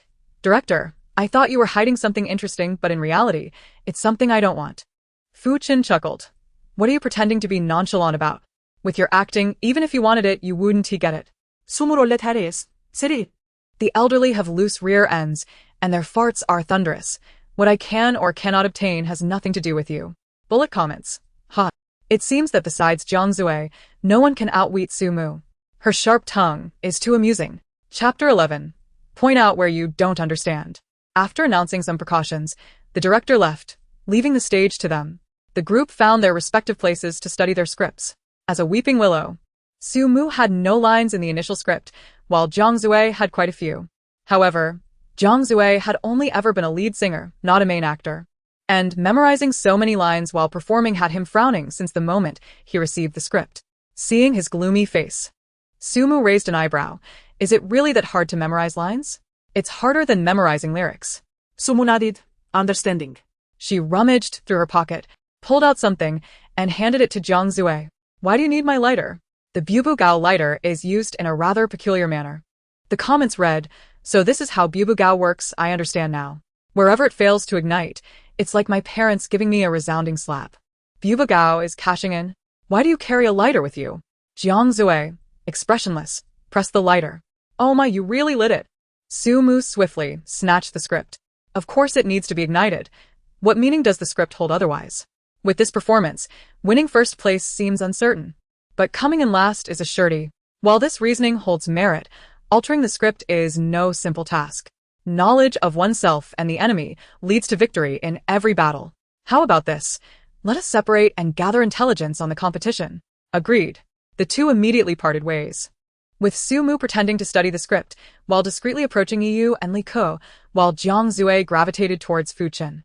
The other three teams were engrossed in discussions about script modifications, oblivious to their movements. Lin Li, a trained actor, had his own thoughts on the script. Everyone knows the story of Cinderella, and that is precisely the problem. Our performance is brief.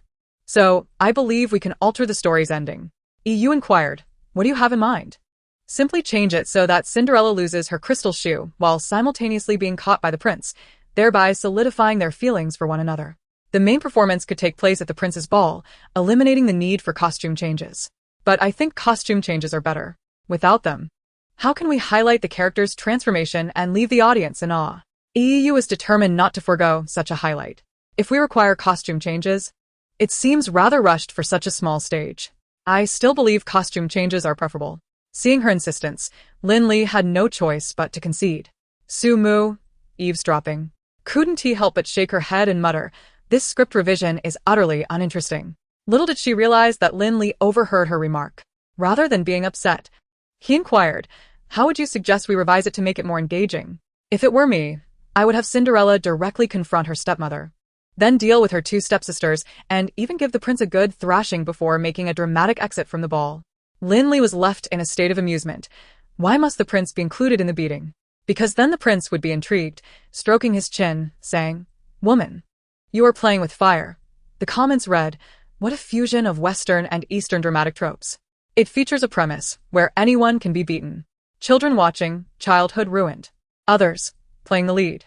Su Mu, playing the supporting role. Having gathered intelligence, Su Mu did not linger and moved towards Li Ke's group. Li Ke and Xiao Zhuang were performing Snow White. Don't worry, while I am a singer, I have previously taken on various roles. It's merely acting. Nothing to fret about.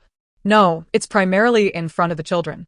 Xiao Zhuang was eager to win this competition, hoping to secure an invitation from the director. However, the story of Snow White was exceedingly well known, making it challenging to revise the script in such a short time. Perhaps a kiss scene would captivate the audience and lead to unexpected success. The comments read, Lin Xiao, your insults are truly sophisticated now. Beauty and the Beast. I'm laughing out loud. I'm in stitches. Su Mu's, what is commendable. What nonsense are you spouting? Be patient. The prince's limited role is indeed a complication. However, I have a splendid idea. If you portray the Wicked Queen in disguise, it will provide both drama and character depth, resolving all issues. Li Ke couldn't contain her laughter. The comments erupted with laughter as well. Su Mu, with a flourish, exited the scene, leaving Xiao Zhuang alone with a darkened expression. After gathering enough information, Su Mu reconvened with Jiang Zui.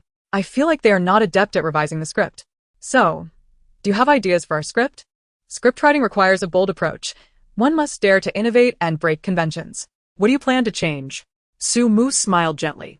By the time several teams had made sufficient revisions, the director reappeared. Jiang Zui and Su Mu were unfazed, but upon hearing the director, Xiao Zhuang expressed dissatisfaction. But we need 7 dwarfs. What will we do without supporting actors? That's no issue. The 7 dwarfs will be portrayed by children. Only then did Xiao Zhuang feel reassured. What about us? You intuited. The director pondered. Why don't you discuss it with the other groups and see if they can help with the supporting roles? Fu Chen spoke up. You needn't worry. I can take on a supporting role. Lin Li shook his head. We only need one girl to play the wicked stepsister. After saying this, Lin Li turned his gaze towards Li Ke. However, before he could speak, Li Ke had already turned her head away, avoiding his glance. I haven't memorized my lines yet. I fear I can't assist you. Seeing Yu in a dilemma, Fu Chen suggested again. In that case, let Sumu take on this role. After all, she had no lines while playing a tree, so portraying a supporting role should be effortless for her. Sumu crossed her arms and retorted, How can you expect me to speak up in this situation? Yu, appearing delicate, stepped forward. Su teacher. Please don't be upset with Fu teacher. If it's too challenging for you, it's perfectly alright. The air was thick with a sense of mockery that left Sumu feeling dizzy. Yet, she did not rush to anger. Instead, she smiled. It's fine. I can perform it. I adore roles like this. Fu Chen remained skeptical. Just don't make a mess on stage. Why so worried? Then you should take on the role dressed as a woman. The comments read, Sumu is merciless with her words. She is truly entertaining. Why would you provoke her? I support Fu Chen in cross-dressing. Now that Sumu was confirmed to play a supporting role, Lin Li and the others briefed her on the storyline. Sumu asked. I have a question. What is it? Yu replied. What should I say after the prince declines to dance with me?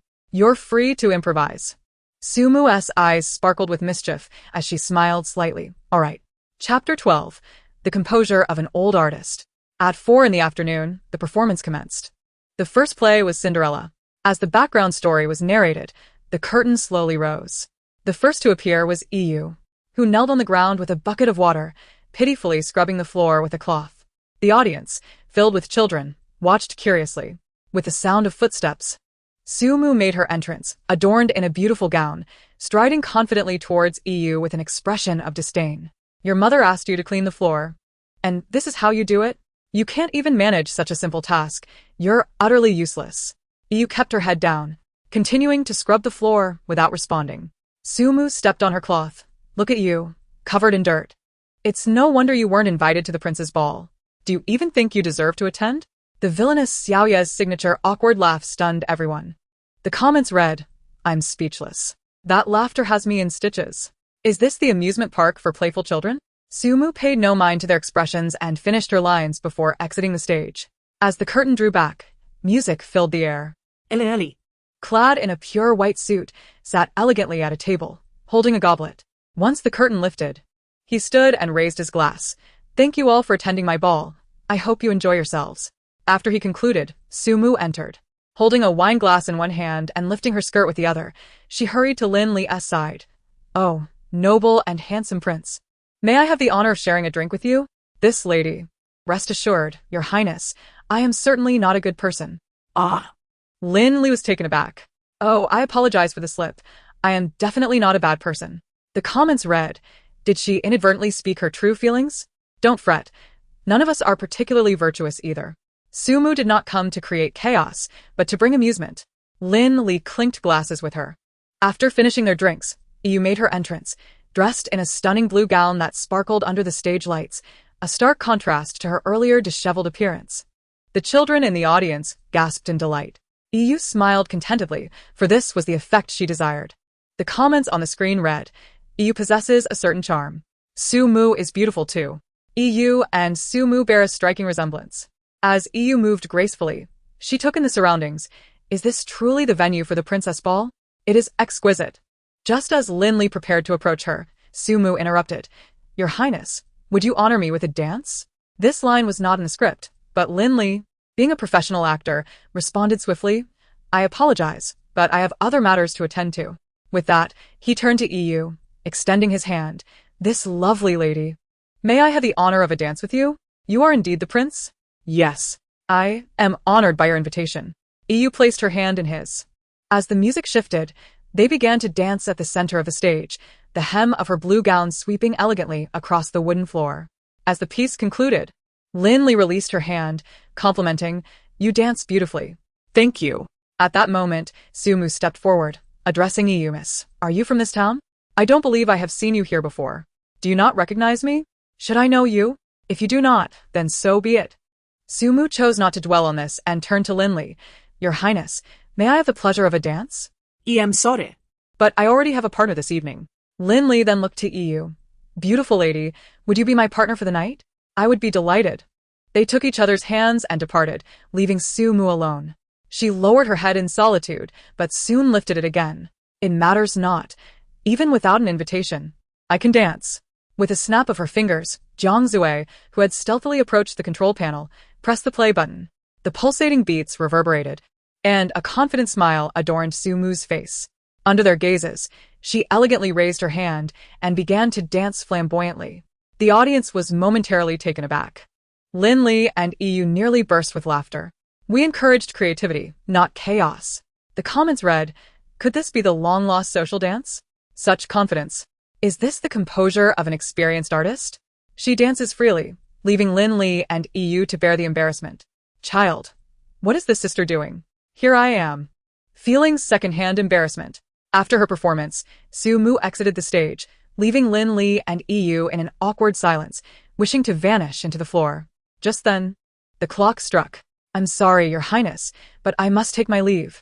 Why the rush? As she turned to leave, she tripped unexpectedly. An unforeseen accident rather than a scripted moment.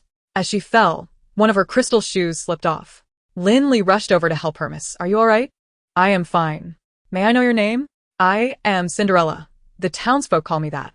I shall remember you and seek you out. Lin Li knelt down to assist her in putting on the crystal shoe. Yu held his hand, their eyes locking in a tender moment. Thus, the tale concluded. The curtain drawn once more, with only the narrator recounting the story's ending. After the ball, the prince found Cinderella, and they lived happily ever after. The applause was thunderous. Yet a silence enveloped the hall, followed by a few scattered claps. Chapter 13. This is quite difficult to assess. I wish you success. Yu's expression darkened upon witnessing the scene. Her meticulously prepared stage had been ruined by Su Mu. Noticing Yu's distress, Fu Chen was the first to speak up. Su Mu, what madness was that on stage? You single-handedly ruined the entire performance. Su Mu shrugged. I've always been a bit mad. You should know that. But you insisted on casting me as a supporting role. Perhaps you ought to reflect on your choices? You are being unreasonable. The two exchanged heated words, prompting Yu to don a cheerful facade and play the peacemaker. Teacher Su, it's quite all right. Regardless, I must express my gratitude. While the stage may not have achieved the desired effect, without your participation, we could not have presented our performance. The comments read, Yu is genuinely kind. Am I the only one who finds this tea? Su Mu's antics ruined the performance, and yet she remained silent. Is this tea? They insisted on casting Su Mu. How amusing! The comments erupted into chaos, while the second group of performers prepared to take the stage. The next duo consisted of Fu Chen and He Xiaocha. Despite Su Mu's earlier antics, she found herself moved to tears, laughing through her tears. Fu Chen displayed more acting prowess than He Xiaocha. Yet he delivered lines in an exaggerated theatrical tone that left the children bewildered. However, the audience was not entirely unresponsive when He Xiaocha's character met an untimely demise. The thunderous sound effects startled the children, some even bursting into tears. If anyone were to enter the auditorium at that moment, hearing the children's cries, they might assume Fu Chen and his team were performing a horror show. The third group featured Li Ke and Xiao Zhuang. Li Ke, with her charming appearance, looked even more regal in a princess gown, illuminated by the stage lights. As for Xiao Zhuang, while he sang well, he was noted for nothing else. It was uncertain whether Su Mu's jibes or Li Ke's strong objections led Xiao Zhuang to ultimately exclude the kiss scene. However, the tales of Snow White and Cinderella are too well known. As they performed, children in the audience began chattering spoilers. Overall, they were the most well-received group thus far. The audience's enthusiasm palpable, though some children candidly remarked, this prince is quite unattractive. Clearly, a child from the northeast. After all groups had performed, it would be Su Mu and Jiang Zue's turn. Su Mu had already changed into her costume, eagerly awaiting Jiang Zue, who soon followed suit. Su Mu circled him. What does this look? What about it? This is quite difficult to assess. I wish you success. The stylist had affixed a rather artificial-looking mustache to Jiang Zue, and his costume hung loosely, perhaps intended to convey the carefree nature of Lu Jishan. With his collar wide open, revealing his chest muscles. I didn't expect you to have muscles. What do you want to touch? Su Mu was incredulous. Is that how you perceive me? You have a keen eye. Jiang Zue remarked. The comments read, she is so honest, I'm dying. No touching. I wish I could touch too. While the foolish ones comment, the clever ones are busy drooling. Jiang Zue pulled up his collar, covering his exposed skin. Even if you want to, you won't get the chance. Su Mu extended 5 fingers. I'll offer this amount. 5 million? Su Mu was taken aback by his greed. You must be joking. That's 500,000. No, it's 50,000. It's $50. In your eyes. Am I merely worth 50? That 50 is my entirety. Jiang Zue chuckled, offering a novel interpretation.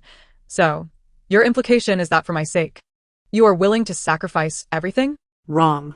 It is for beauty. I would give my all, whether for you or another. And what if it were Fu Chen? He would owe me 500,000 in mental distress and acupuncture fees. The comments flooded in. Ha ha ha, I'm truly losing it, who understands? Clearly, you really disdain Fu Chen. Fu Chen. So, I'm selling my beauty and still owe you money?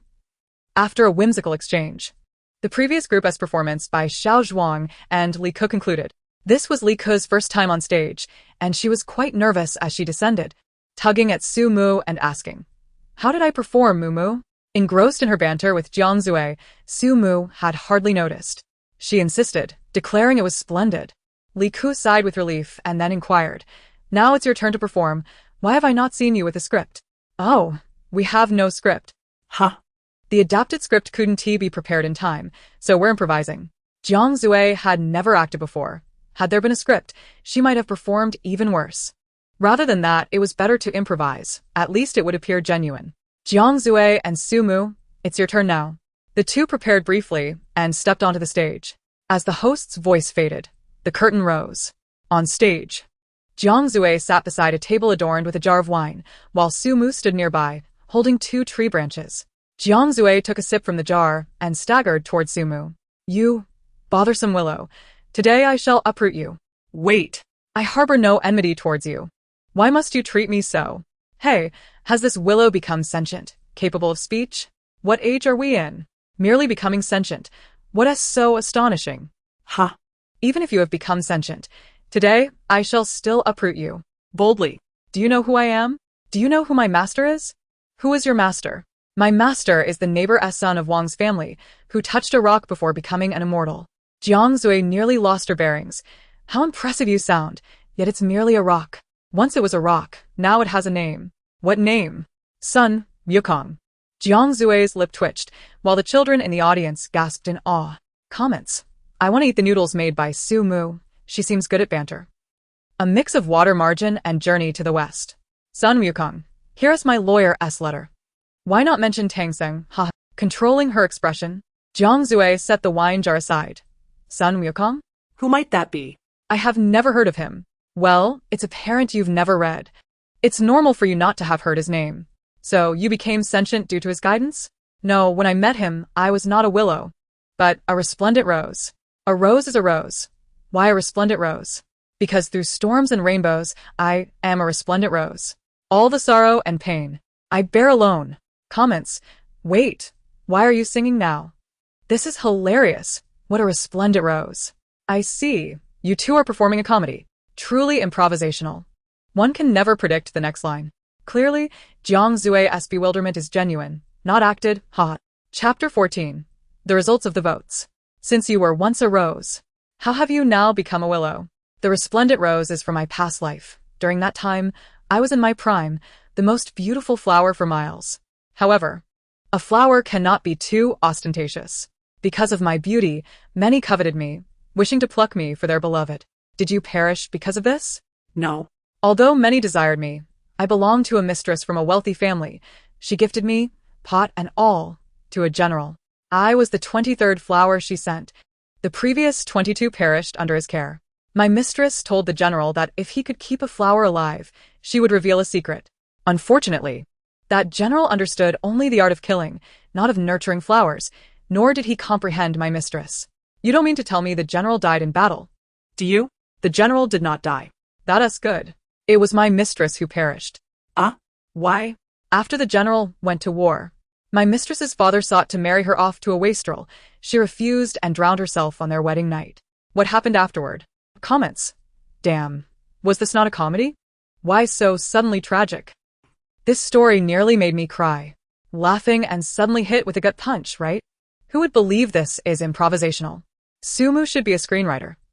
I suddenly realize how much Sumu's dialogue skills have improved. Jiang Zui shook her head. Truly a sorrowful love story. Then the general cared for you his entire life. Did he not? No, he later married 3 wives and gave me to one of them. Jiang Zui. Comments. Clearly, Sumu cannot remain sad for even a second. Jiang Zui slapped the table. Oh, you little tree spirit, are you toying with me? I am not. I've told you nothing but the truth. Today, I shall uproot you. With that, Jiang Zui rolled up her sleeves. Sumu scoffed. After years of training, even with your innate strength, you cannot easily uproot me. With a deep breath, she shouted, and struck a horse stance. Although the display was grand, Jiang Zui easily encircled her waist with one hand and uprooted her effortlessly, hoisting her up. The children in the audience grew anxious. Why uproot the little tree? You cannot uproot the little tree. Soon, Jiang Zui reached the other end of the stage and set Sumu down. What are you doing? Sumu asked, puzzled. This spot is sunny, near a lake. You will thrive here. Is this your purpose in uprooting me? Yes. You are truly a kind person. Only then did the children feel at ease. Jiang Zui smiled slightly and walked away with the wine jar. The curtain fell. The performance had concluded entirely. Comments. I think Sumu's story was the most outstanding. The other groups lacked novelty, while Sumu's was the most interesting. I find it average.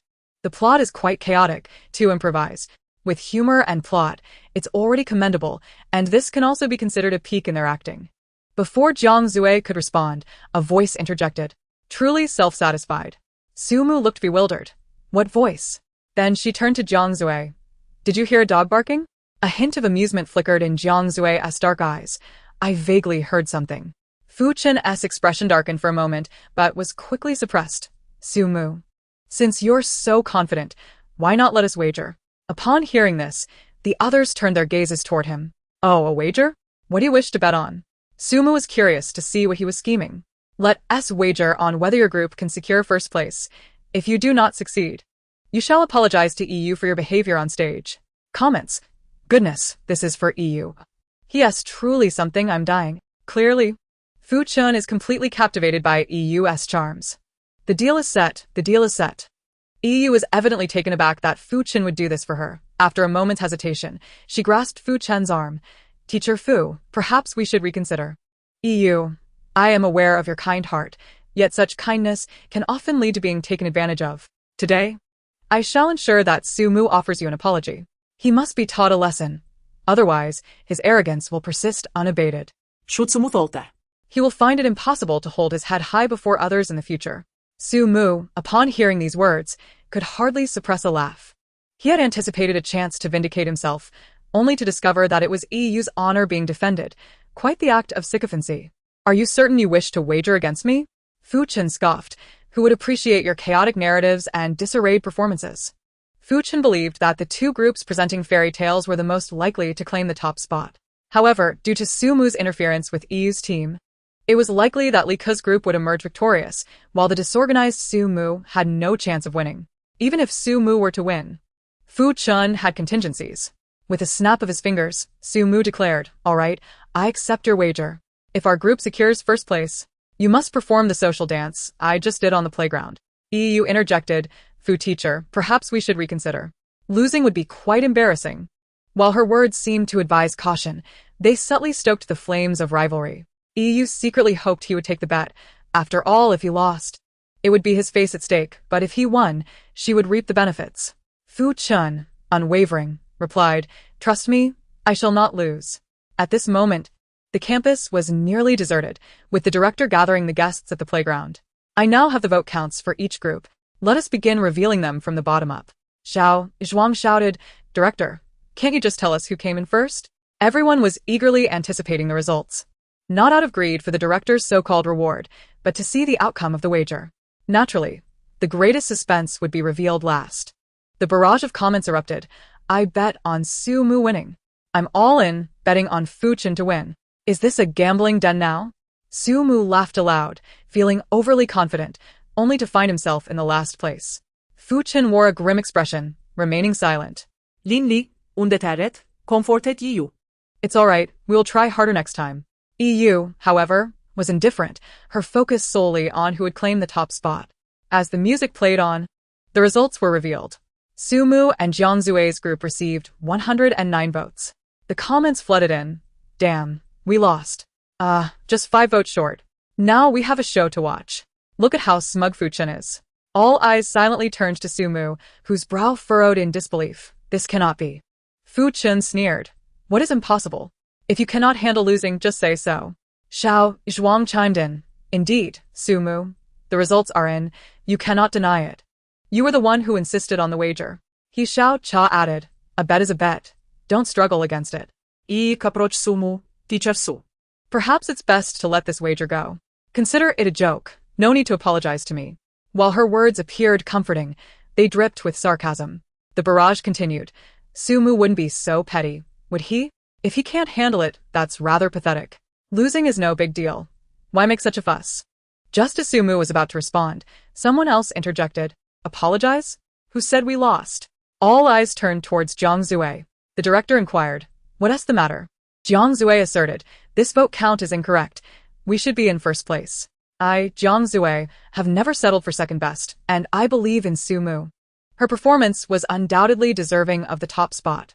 As Sumu turned to him, sunlight cast shadows beneath Jiang Zue's long lashes. Upon meeting her gaze, he winked and smiled, exuding his usual arrogance intertwined with a hint of recklessness. The comments erupted.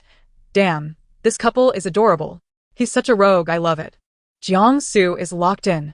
As a Jiangsu native, I'm outraged. The assistant director, who had been overseeing this matter, suddenly found himself at a loss for words. Jiang Zue smiled nonchalantly at the director. You don't know? I counted the audience backstage.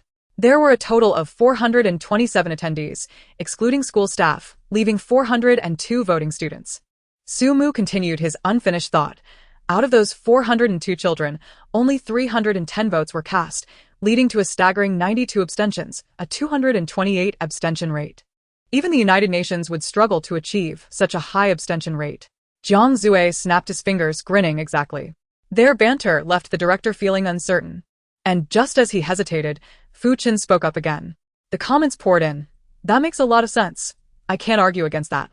You have a point. I often question the heavens myself. Is it that kind of why aren't I the rich one? Questioning. Haha. Jiang Zue approached the director. If you wish to verify, simply recount the votes. Fu Chen furrowed his brow. Is it really necessary? Are you so reluctant to admit defeat? Sumu scoffed. What are you worried about? Afraid that a recount will prove we are indeed the real winners? Anxious. Sumu shrugged. Whoever speaks is the one who's anxious. The director stepped forward. All right. Let us not argue. Since Sumu and Jiang Zue dispute the results, it wouldn't hurt to recount. He gestured for the staff to bring out a box. As they emptied its contents, several staff members began counting the slips on camera. 1, 2, 3. Director, Sumu's group received 189 votes. The comments exploded. Goodness. That's a full 80 votes less. What a significant discrepancy. How did you count this? Do you think we're fools just because we're not angry? The earlier comments are hilarious. 80 votes? Such a large error. The director was taken aback, his tone dropping. The assistant director, wearing a cap, emerged from the crowd. I'm here. What's going on? A few votes I could understand, but this is outrageous. I'm sorry. I'm not sure how my team miscounted, he replied sheepishly, casting a furtive glance at Fu Chen, who averted his gaze. Now that it was clear Sumu's group was the true victor, all attention shifted to Fu Chen. Sumu struggled to contain her laughter. Fu Chen, it's your turn to fulfill the bet. You're not going to back out, are you? Fu Chen clenched his jaw. A bet is a bet. I'll do it. EU interjected. Fu teacher, you made this bet for me. I'll dance in your place. Fu Chen would not allow that. No, anyone can do it. But not you. With that, he resolutely turned towards the playground. The comments rolled in. Fu Chen is truly devoted to EU. This pairing is locked in, folks. I'm shipping this hard. Watching his retreating figure, EU feigned concern but felt a swell of pride. It seemed she had secured Fu Chen's affections. Sumu dashed to the director. Quickly, bring out the highest quality camera. Let the world witness Fu Chen's social dance. Jiang Zue mischievously added. We need at least 8 cameras to capture this precious moment from every angle. Sumu gave him a thumbs up. Without needing to be told, the director would certainly arrange for it. An esteemed actor losing a bet and performing a social dance. How could the buzz not explode? As Fu Chen arrived at the playground, he was met by a team of staff members setting up cameras, positioning them at various angles. He nearly ground his teeth in frustration. However, the staff wasted no time. As the cameras were set, the pulsating music blared across the playground. Reluctantly, yet resolute, Fu Chen extended his arm, mimicking Su Mu's gestures to wave the flower hand. His lack of experience rendered his attempt clumsy and laborious, and with his serious countenance juxtaposed against the frivolity of the motion, the scene unfolded into one of comedic absurdity. The barrage of comments ensued. "Haha, this is so amusing. Living long is a blessing.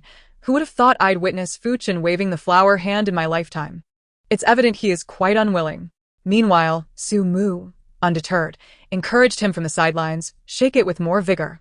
Have you not eaten? Why the hesitation? Shake your hips too. That was a decent leap. Now give me another smile."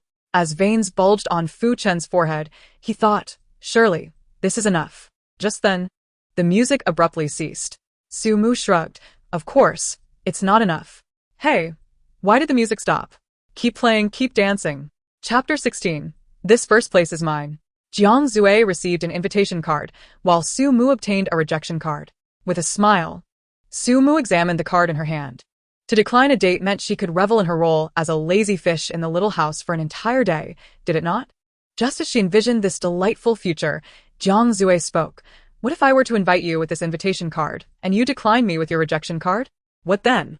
The rules dictated that the invited individual could not refuse the date, while the rejection card permitted the holder to decline any invitation. Clearly, this posed a dilemma of offense versus defense. Yet, Su Mu swiftly devised a solution. "You need not use the invitation card to invite me, correct? Therefore, you need not use the rejection card to decline me either, yes? Are you implying that you genuinely wish to invite me with the invitation card? And it seems you also desire to use the rejection card to turn me down?" With a dramatic flair, Su Mu pinched her card between her fingers, adopting a resolute expression. "Then let us duel. Today, either your card shall seal my fate or mine shall spare you." Jiang Zue presented his card before her. "Very well. You have triumphed. I surrender. My card is yours." Su Mu had geared up for a battle, only to be taken aback by his sudden capitulation. As she inquired about his reasoning, she remained wary of any tricks he might deploy.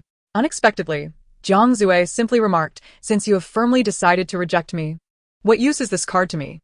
Implicit in his words was the notion that he intended to invite only Su Mu, disregarding all others. At that moment, Su Mu felt grateful for her vigilance. He had indeed unleashed a potent maneuver. Even someone as stoic as Su Mu could not deny that this tactic sent her heart into a slight flutter. The comments rolled in. "Ah, I'm smitten." Goodness. Who can withstand this? Jiang Zue has locked it down. "No way, Su Mu. Would you truly refuse this?" Lowering her head, her fingers intertwined before her brow, she chuckled. "I concede. Your words possess a certain charm for a girl. However, if my heart is encased in 3 tons of steel and 4 tons of cement, how do you propose to penetrate such fortifications? If your heart's defenses are indeed so formidable, I shall retreat." Su Mu smiled with satisfaction at his perceptiveness. This was the way to avoid self-harm when detonating explosives. What good is blowing everything up if it only harms you? Ultimately, Su Mu chose not to accept his card, partly because it was of no use to her, and partly due to the director's prohibition. However, this shopping trip was not merely a procurement. The director announced a new regulation. In the coming days, cooking in the little house would require a male-female partnership, and this shopping trip would involve a game to determine future cooking partners. The rules were simple. 20 partial images of products had been shared in the group, all taken within the supermarket. Contestants must locate these items within a set time. The individual who finds the most items can choose their partner.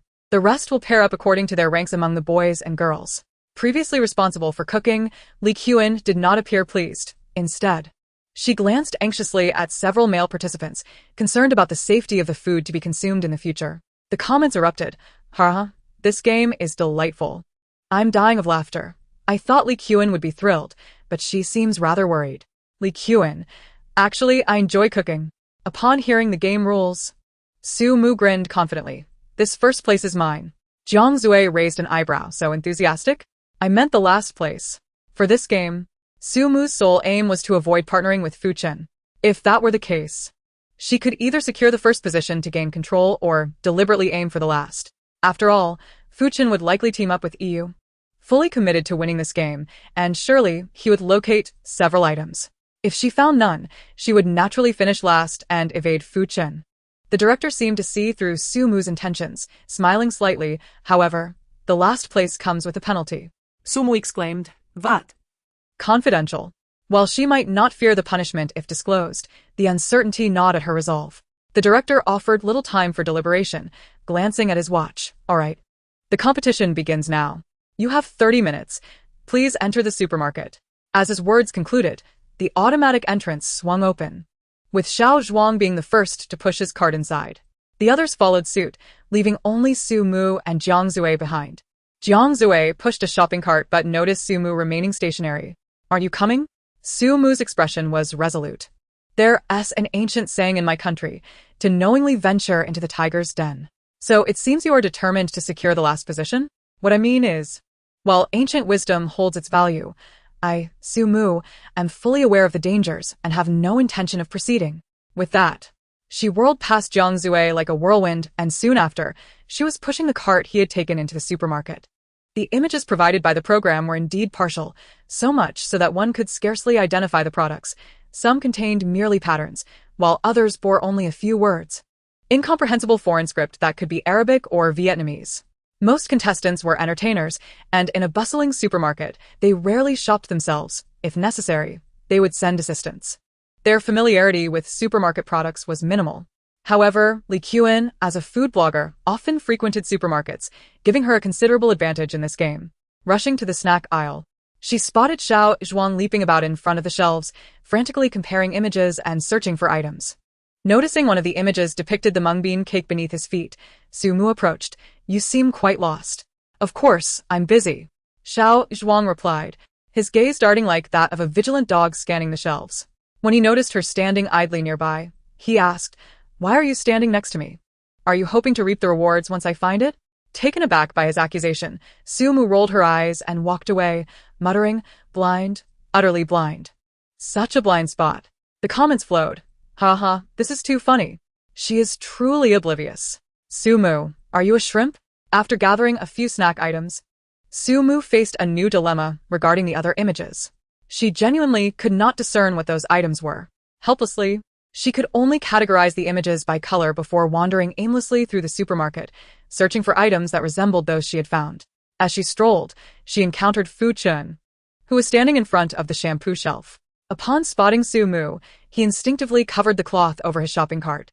The production team had provided each participant with a cloth to conceal the items they discovered, preventing any potential cheating by peeking into others' carts. As Su-mu approached, Fu-chan grew increasingly wary, asking, What is your intention? Trying to copy my answers? Su-mu chuckled softly.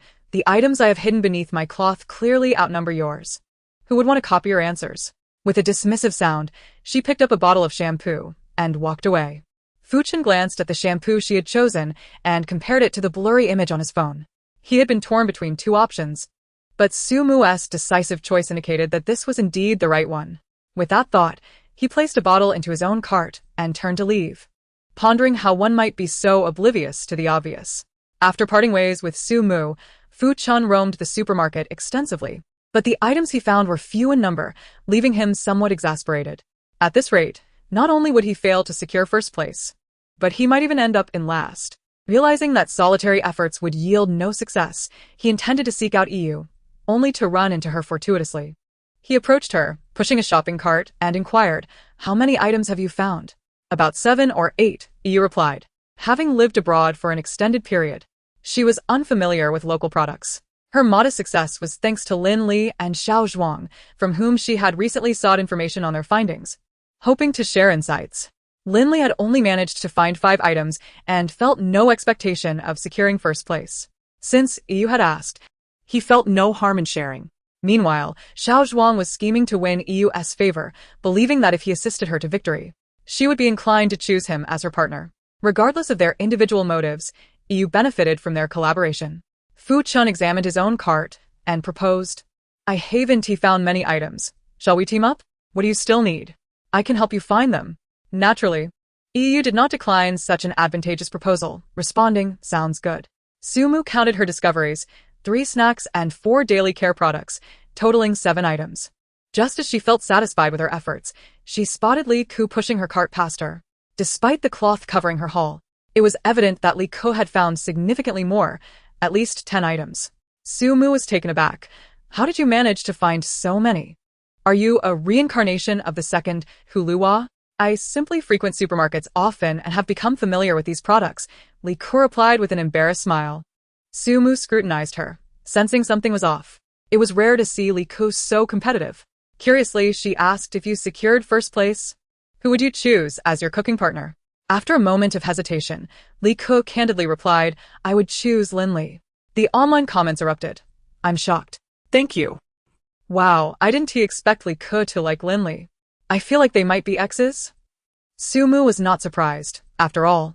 Among the male contestants, Lin Li was indeed a commendable choice. Jiang Zui was the epitome of a rich heir. Fu Chun had his quirks. And Xiao Zhuang was less than appealing. Only Lin Li seemed capable of assisting in the kitchen. I still have a few more images to find, so I'll take my leave, Li Ku said with a smile as she pushed her cart away. As Sumu contemplated whether to abandon her pursuit for first place, her phone suddenly chimed. Upon checking, she saw a private message from Jiang Zui. What are you up to? Busy, she replied curtly. What are you busy with? He probed. Sumu felt exasperated. Was it necessary to ask? I told you I'm busy. Perhaps I'm occupied with smiling and crying, or chasing shooting stars in the sky. The comments flowed in. Haha, this is hilarious. Look at how annoyed she is. She is starting to sing. Jiang Zui, can you not chat? Turn around and look, Jiang Zui instructed. Why are you messaging me when you're so close? I didn't even see you before you messaged, Sumu remarked. Noticing his cart was nearly empty, she raised an eyebrow. Are you shopping or just strolling? I'm looking for you, he replied. Why? This game offers no advantage when played solo. Let us collaborate. Sumu hesitated. I'm open to teaming up, but not for charity. The comments continued. Others sweet talk, while Sumu speaks with venom. Her words are truly a mix of poison and spice, sharp and fiery. She always delivers precise jabs. What 7 items? Sumu inquired as Jiang Zui pulled out his phone to show her the images. She realized that 5 of the 7 items he identified were ones she had yet to find, which invigorated her spirits. However, she quickly regained her composure. Collaboration must come with conditions, right? If you secure first place, you'll select me as your partner. It's that simple. Sumu pondered deeply. Among the 4 male contestants, she dismissed Fu Chen and Xiao Zhuang, initially considering Lin Li as he appeared quite capable. However, given Li Ku's superior haul and her desire to partner with Lin Li, Sumu faced a dilemma. If she agreed to collaborate with Jiang Zui to secure first place, she would have to select him as her partner. Conversely, if she declined, she would risk ending up partnering with Fu Chen, the worst-case scenario. Of course, all these considerations hinged on her integrity to honor her commitments. If she agreed to partner with Jiang Zui for first place, but then chose not to select him, that would be quite the dilemma. It was time to set aside her principles and embrace a more unscrupulous approach. Noticing Sumu's mischievous grin, Jiang Zui added, You'd best avoid choosing Lin Li. Why? Consider why Li Ku is so eager to choose Lin Li and guess who cast the only vote for an ex. The comments erupted. Wait, are they really exes? I had no idea. I thought Li Ku's ex was Xiao Zhuang. Why did they break up? They seem like a good match. So, Li Ku's former partner was indeed Lin Li, and it appeared she still harbored feelings for him. This complicated matters for Sumu. If Lin Li was off the table, her only options left were Fu Chen, Xiao Zhuang, or Jiang Zui. Among the choices, Jiang Zui seemed the most appealing. With a deep sigh, Sumu lamented, what a cruel reality this is. In the end, Sumu chose to partner with Jiang Zui. With his involvement, their efficiency in finding items surged. They split up and, just before time ran out, managed to locate a total of 18 items, just 2 shy of a perfect score. The girl with the least items was He Xiaocha, and the boy with the least was Xiao Zhuang. According to the game rules, both would face a penalty. They were to be responsible for the cleanliness of their shared living quarters. Next, the announcement of the winners commenced. Sumu and you. You both found 18 items, making you tied for first place. However, since there can only be one first place, you'll need to engage in a mini-game to determine the victor. With that, the director produced 2 dice. Whoever rolled the higher number would claim first place. Sumu felt a wave of frustration wash over her. After tirelessly rummaging through the supermarket, akin to grave robbers in their fervor, they had finally unearthed 18 items, only to find themselves in a tie, reliant on sheer luck to determine the outcome. Upon receiving the dice, Sumu clasped her hands together. Infinite Celestial Sovereign, God Amen. Guanyin Tathagata, Hatsune Miku, bless me with a 6. The barrage of comments read. Seems like something strange slipped in. Laughing to death. Are you praying to everything? Hatsune Miku. Huh? Truly a last-minute prayer. Iyu took the dice hesitantly. Teacher Fu, would you roll for me? My luck has been dreadful. Seeing such trust in her, Fu Chen's heart swelled with joy. How could he refuse? He promptly took the dice.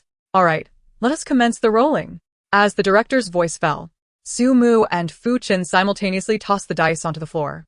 Under the gaze of many, the two dice spun several times before gradually coming to a halt. Fu Chen rolled a 5, while Su Mu rolled a 6. Su Mu slapped her thigh, exclaiming, "Wow, I really got a 6. Fu Chen maintained a stern expression. Consider yourself fortunate. Grinning, Su Mu picked up the dice. Don't be disheartened. Although your luck doesn't match mine, your foot luck is far superior. The comments flooded in. Haha, you've taken all the bamboo shoots. I've learned something today. This line has been added to the Learning Emotional Intelligence from Su Mu series. Jiang Zui announced thus. The final results are in. From today onwards, Su Mu will pair with Jiang Zui, Yi with Fu Chen, Li Ke with Lin Li, and He Xiaocha with Xiao Zhuang, taking turns to manage the household meals. Following this, everyone was free to roam the supermarket for necessary supplies. Without any tasks to bind them, the group strolled leisurely through the supermarket, chatting and laughing, stopping intermittently. At the end of the group, Su Mu trailed behind. Not engaging in their conversations, her reluctant gaze constantly sweeping over the shelves lined with snacks.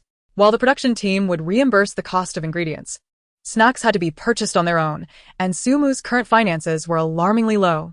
Watching the cheerful backs of her companions, she felt an urge to sell them all as slaves on an online marketplace. Perhaps this was the so-called dire poverty. Halfway through, Su Mu found herself frozen in front of a shelf filled with chocolates. A lover of sweets, she had once consumed 5 macaroons, deemed overly sweet by others, without flinching. Do not ask if her teeth suffered. Previously, she traversed various worlds, completing tasks without a worry for her dental health. Now, here, she had not yet had the chance to savor any sweets, and her eyes glazed over at the sight of the lavishly packaged chocolates. Do you wish to indulge? I shall buy it for you. The unexpected voice startled Su Mu, who sat up in surprise, playfully inquiring, where does the benefactor hail from? Turning around, she saw Jiang Zui. Her smile instantly vanished.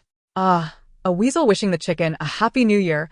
Surely he had ulterior motives. Su Mu, possessing a sense of pride, would never acquiesce to him. Fixing her gaze on Jiang Zui's face, she declared earnestly, "How much do you intend to buy?" Jiang Zui chuckled. "How much do you desire?" Su Mu extended her arm, using her shoulder as a center to draw a large circle in the air with her arm. "I want all of these." Aren't you concerned about developing diabetes from consuming so many sweets? Su Mu pondered. Isn't that splendid? When I grow old and am broke, I won't lack for desserts. At first, this statement seemed outrageous, and upon deeper reflection, it remained so. Jiang Zui was left speechless for a while. The comments read, "Dude, don't be too outrageous. This sister isn't here for romance. She's here for laughs." Jiang Zui picked up 2 boxes of the most expensive chocolates from the shelf, saying, "Only 2 boxes. Too much is not good for you." Su Mu displayed an expression reminiscent of a certain character. "I truly am foolish, indeed. I thought you would transform into a domineering CEO and buy the entire shelf." Jiang Zui placed the 2 boxes into the shopping cart, replying, "You are truly foolish, indeed." Typically, this phrase would be followed by, "But I do not like you." Noticing she did not utter the expected response, Jiang Zui, feeling apprehensive, added, "Next time, do not flatter me so. When I compliment, it may be insincere, but when I scold, it is always genuine. This time, my praise is heartfelt. You ought to cherish it. In comparison, I still prefer your scolding demeanor." Jiang Zui nearly added, "As long as it isn't directed at me," but saw Su Mu smile mischievously. "Did not expect you to enjoy this." Jiang Zui. The comments read, "So Jiang Zui has this quirk." Shockingly, Jiang Zui's hidden preferences have been revealed. No wonder Jiang Zui likes Su Mu. It all makes sense now. Just as Jiang Zui intended to clarify, Su Mu had already pushed the shopping cart away. "I shall not scold you anymore. You can forget about any reward." Jiang Zui, He hurried to catch up with Su Mu, casually snatching a packet off a shelf and placing it into her hands. Su Mu glanced down. It's fine. Enjoy some dried plums. Returning to the small house after dinner, Su Mu could not resist unwrapping the chocolate Jiang Zue had bought, tasting a piece. Closing her eyes, she prepared to savor it, but suddenly opened them wide. Why is this so sweet? Even for someone with a penchant for sweets, this chocolate was overwhelmingly saccharine. Such a confection should not be on the shelves but rather bundled with a traditional herbal drink. This was a sweetness that would leave even those with low blood sugar instantly facing high blood sugar levels. Covering her mouth, Su Mu dashed to the restroom, clutching the toilet as she expelled the confection. The restroom was adjacent to the room's entrance, and in her haste, she neglected to close the door. Unexpectedly, Li Ku entered at that moment, witnessing Su Mu clinging to the toilet, her mouth stained with an indescribable substance. She stood frozen, her round eyes filled with a mix of astonishment, embarrassment, confusion, and sheer terror. Su Mu, feigning calm, wiped the chocolate from her mouth. I know you may suspect I'm engaged in self-manufacturing, but please believe me, I do not have such a penchant. I believe you. Your expression tells me otherwise. I genuinely believe. If you truly believe, allow me to kiss you. Su Mu spread her arms, lunging towards her like a bully demanding tribute. Li Ke, startled, fled in a flurry, remembering her original purpose. The director wants us to gather in the living room. With no cameras in the restroom, the live audience was left puzzled, only aware that Su Mu had suddenly attempted to kiss Li Ke, igniting a flurry of comments. Whether they truly had an encounter remained uncertain to Su Mu, but she did collide with the doorframe while chasing after Li Ke. Rubbing her arm, Su Mu watched Li Ke's retreating figure, feeling the world darken at that moment. Should Li Ke mention this incident casually, it would be impossible for her to cleanse herself of the disgrace, no matter how deep she plunged into the Yellow River, the sea, or the Nile. It was over. Everything was finished. Though she had long lost her so-called reputation, now seen as a woman driven to madness, there remained a fundamental difference between becoming a monster and having a taste for filth. The former evokes terror, while the latter elicits pity. Aware that her life was on the brink of disaster, Su Mu resolutely marched towards the living room. True bravery lies in confronting the grim realities of life, daring to face the gory consequences. As Su Mu entered the living room with a spirit of defiance, she found the others paying her little heed. Fu Chen. Unlike her expectations, did not come to mock her. Instead, his gaze bore the same disdain as always. This was the first time Su Mu felt a strange sense of delight at his disdainful look. As she cast her gaze towards the corner, where Li Ke stood quietly, their eyes met, and she merely smiled faintly. Su Mu felt a surge of emotion, nearly moved to tears. In this moment, the fundamental trust between individuals was laid bare. Approaching Li Ke, the evident warmth in her eyes conveyed, "So you truly believe in me?" "Of course," came the reply. "Then may I steal a kiss?" Su Mu had not forgotten this request. Although her voice was soft, it was still heard by the sharp-eared Jiang Zue, who cast a bewildered glance in Su Mu's direction. Faced with Su Mu's renewed request, Li Ke stepped back slightly. Is that retreat sincere? Does such a small gesture still inflict pain? Just as Su Mu felt a wave of sorrow, Li Ke's next words nearly brought her to tears again. "Mu, I don't like girls." It turned out she was merely afraid of harboring inappropriate feelings and not truly feeling repulsed. Su Mu was so touched that she wished to transform into a handsome prince on the spot and present her with a grand rose. However, lacking a rose, she simply peeled an orange. "Here, eat this." Why? Sumuganti patet her shoulder. "You deserve it. I am sincere." This brief statement allowed both Jiang Zue and Li Ke to exhale in relief. When uttering those words, the director deliberately glanced at Su Mu. Clutching a cushion, Su Mu mumbled about how lovely it was, attempting to feign ignorance to evade the director's scrutinizing gaze. Following this announcement, it was time for free activities. The guests in the living room dispersed, and Linley was about to leave when someone called out to him. Linley, recognizing that familiar voice. He paused and turned to face Li Ke. "Would you like to take a walk?" Linley hesitated for 2 seconds before responding, "All right." Li Ke instinctively smiled, but upon seeing Linley's serious expression, she unconsciously retracted her smile. Naturally, Li Ke had something she wished to discuss with him. The weather was splendid during the day, and the night was adorned with a bright moon and sparse stars. The two wandered aimlessly along the road outside the cottage, Linley walking slightly faster while Li Ke lagged half a step behind. "Please don't walk so quickly. I can't keep up." Linley paused for a moment, but did not heed her, maintaining his pace. A hint of desolation flickered in Li Ke's eyes. Just as the atmosphere grew heavy with silence, Linley spoke up, "I know you voted for me last night." The comments on the screen erupted. Well, these two are indeed ex-lovers. Oh dear, the air is thick with tension. It seems Li Ke wishes to reconcile, but Linley appears disinterested. Hearing his words, Li Ke's heart felt pricked. He knew she had voted for him, yet he had not reciprocated. "And you? Who did you vote for?" Rika abruptly halted. Her eyes beginning to glisten with unshed tears. "I thought we were just arguing." 3 months prior, after a quarrel, Li Ke received his call in which he suggested a breakup. In her anger, she agreed. Though they had quarreled and even contemplated breaking up before, they always reconciled. This time, she believed it was just another argument, a mere Cold War. Yet yesterday's voting and Linley's demeanor today made her realize he was serious. As tears welled in her eyes, Linley reached into his pocket, silently withdrawing a pack of tissues and offering them to her, polite yet distant. For those who once shared an intimate bond, such distant courtesy always stings more than cold words. Li Ke did not accept the tissues. Instead, her tears flowed more freely as she plaintively asked, "Why? Is it because I was late that day?" They had graduated from the same school, Linley from the acting department and she from the directing department, spending 5 years together from campus to society. They were each other's first love. When they first entered the workforce, Linley was virtually unknown, taking on minor roles in various productions, while Li Ke had just graduated and was interning at a company, earning a meager salary. They were both poor yet happy.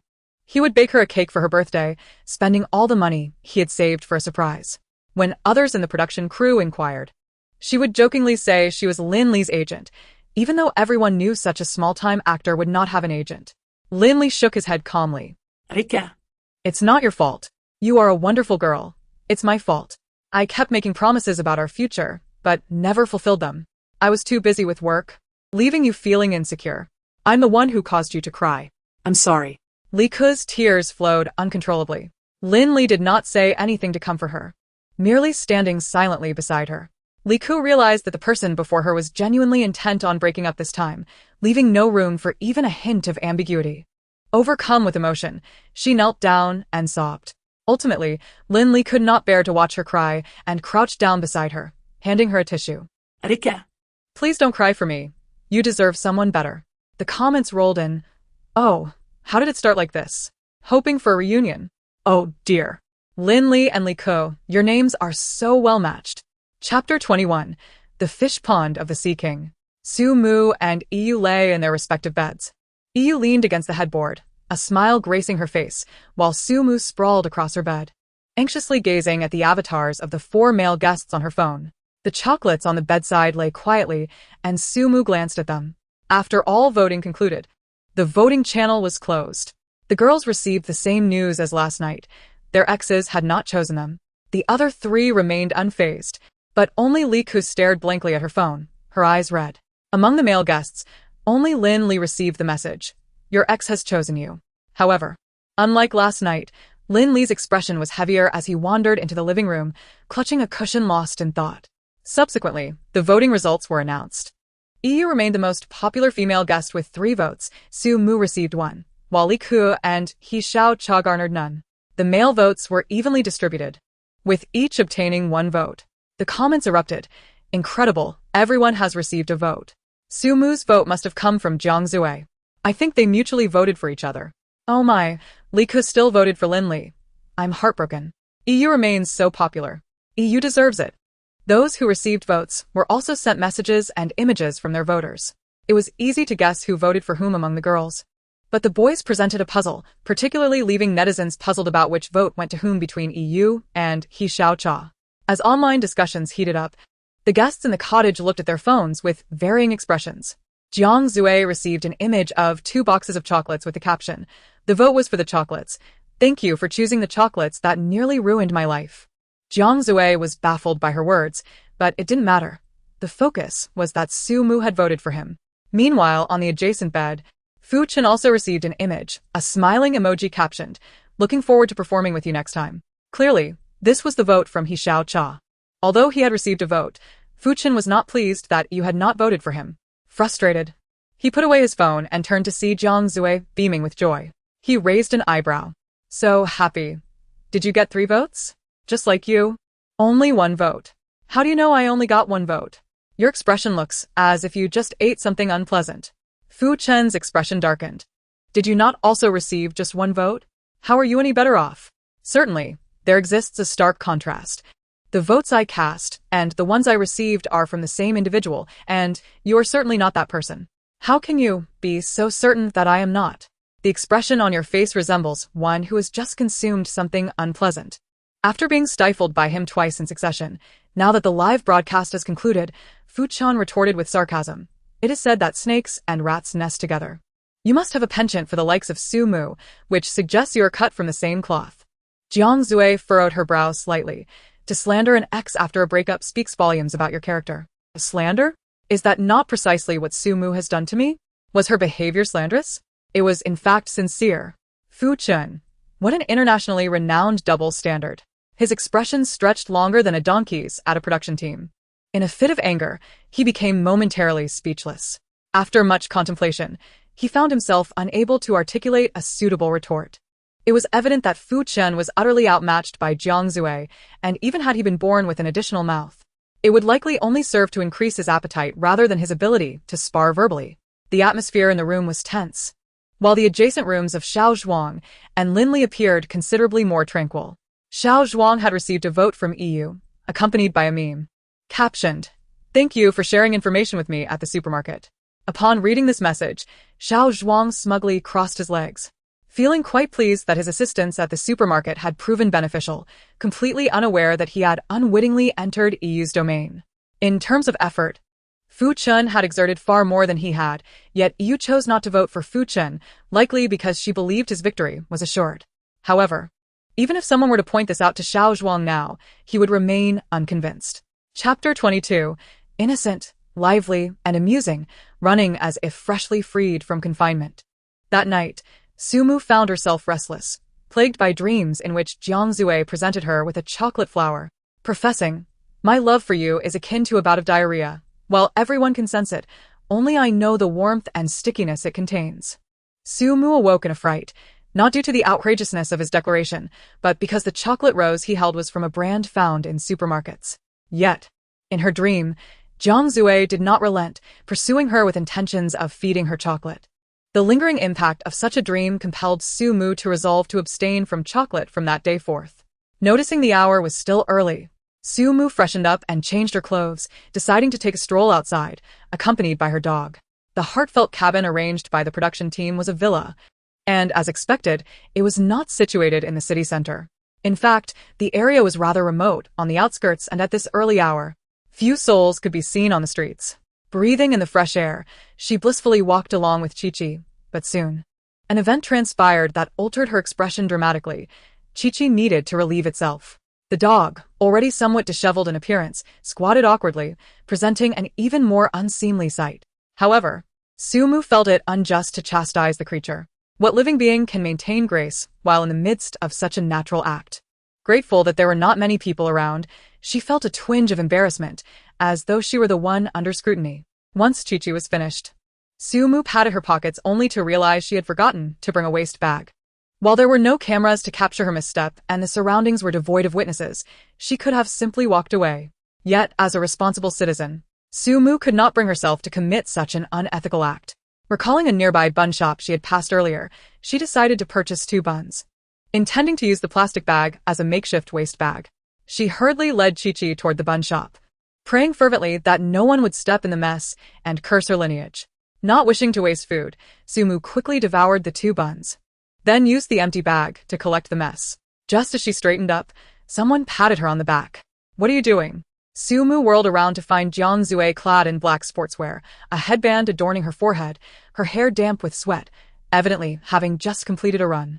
Jiang Zui, noticing Su Mu holding a bag of dog waste and with her cheeks stuffed with food, paused for a moment in surprise. Su Mu felt utterly speechless. If she could, she would gladly bang her head against a nearby tree. Was she destined to be embroiled in such embarrassing situations? Once is an accident, but twice? It was hard not to ponder whether fate had some grievance with her. With great difficulty, she swallowed the last morsel of bun, preparing to explain herself to Jiang Zui. But a sudden surge of frustration bubbled up within her. Burp. This unexpected sound intensified the awkward atmosphere, and Jiang Zui's expression grew noticeably serious. Su Mu was exasperated. She should have plugged Chi-Chi's rear end before leaving the house. But since matters had escalated to this point, only 5 words echoed in her mind. I'm tired. Let it all end. Her tone was unusually calm, tinged with resignation. Indeed, it is as you surmise. I am eating feces. Jiang Zui chuckled, retrieving a napkin from her pocket to dab the corner of Su Mu's mouth. Isn't that merely bun crumbs? Su Mu's eyes brimmed with tears. Not from Jiang Zui's kind gesture, but because her mother had often scolded her for leaving remnants by her mouth while eating, claiming she should save them for the New Year's Eve feast. Now, she finally had a reason to retort. She was preserving her innocence. Jiang Zui walked beside her, inquiring, "What did your message to me yesterday mean? How did the chocolate I gifted you ruin your life? No matter, I will vote for you." Was it Jiang Zui's taste that was flawed, or was it her own stunning beauty that had rendered Jiang Zui blind to her flaws? She found herself quite perplexed, wondering what it was that Jiang Zui found appealing. Perhaps you should ponder it further. Even if I possessed Einstein's intellect, I would still be at a loss. Perhaps it is your innocence, liveliness, and charm that make you seem as if you have just been released from confinement. Su Mu, there are times I wish to transform into a character from folklore, silencing you with a needle. A perfectly fine individual. Yet here you are, with a mouth that runs amok. That statement should have been mine. Su Mu shot him a glare, briskly leading Chi-Chi forward. If you insist on an answer, I can only say that I came here for you. Su Mu halted. I do not recall any connection between us. Upon her arrival, she had inherited all the memories of this body, and she was certain that prior to this variety show, she had had no interaction with Jiang Zui. Jiang Zui shrugged. Well, how can you blame me if you do not remember? Su Mu, that is quite a logical perspective. Today, it was Xiao Zhuang and He Xiaocha's turn to prepare breakfast, and the two were busy at work in the kitchen. Li Ke stood beside them, occasionally offering guidance to prevent them from ruining the morning meal. Observing that Li Ke was clutching her stomach, her complexion less than rosy, Su Mu approached with genuine concern. I understand the urgency of nature. Feel free to go. I will keep watch here. Although Li Ke appreciated her kindness, she clarified, it is not a stomachache. It is a gastric issue, a recurring ailment. Do you have any medication? I forgot to bring it. Su Mu rummaged through the emergency medical kit in her small room, but it mainly contained common cold remedies and ointments for bruises, with no gastric medication in sight. Lin Li passed by and, noticing her searching, curiously asked, What are you looking for? Gastric medication. Li Ke has a stomachache. There is none here, but I have some. Wait a moment. Su Mu, puzzled. Do you also suffer from gastric issues? You carry medication with you? Lin Li hesitated before answering, No. The comment streamed in. Ah, he loves her. He must habitually carry a bottle of medicine. It is proof of his affection. Why is it so delightful to ship them? Su Mu realized that the preparation of gastric medication might be a remnant of his relationship with Li Ke, and she smiled knowingly.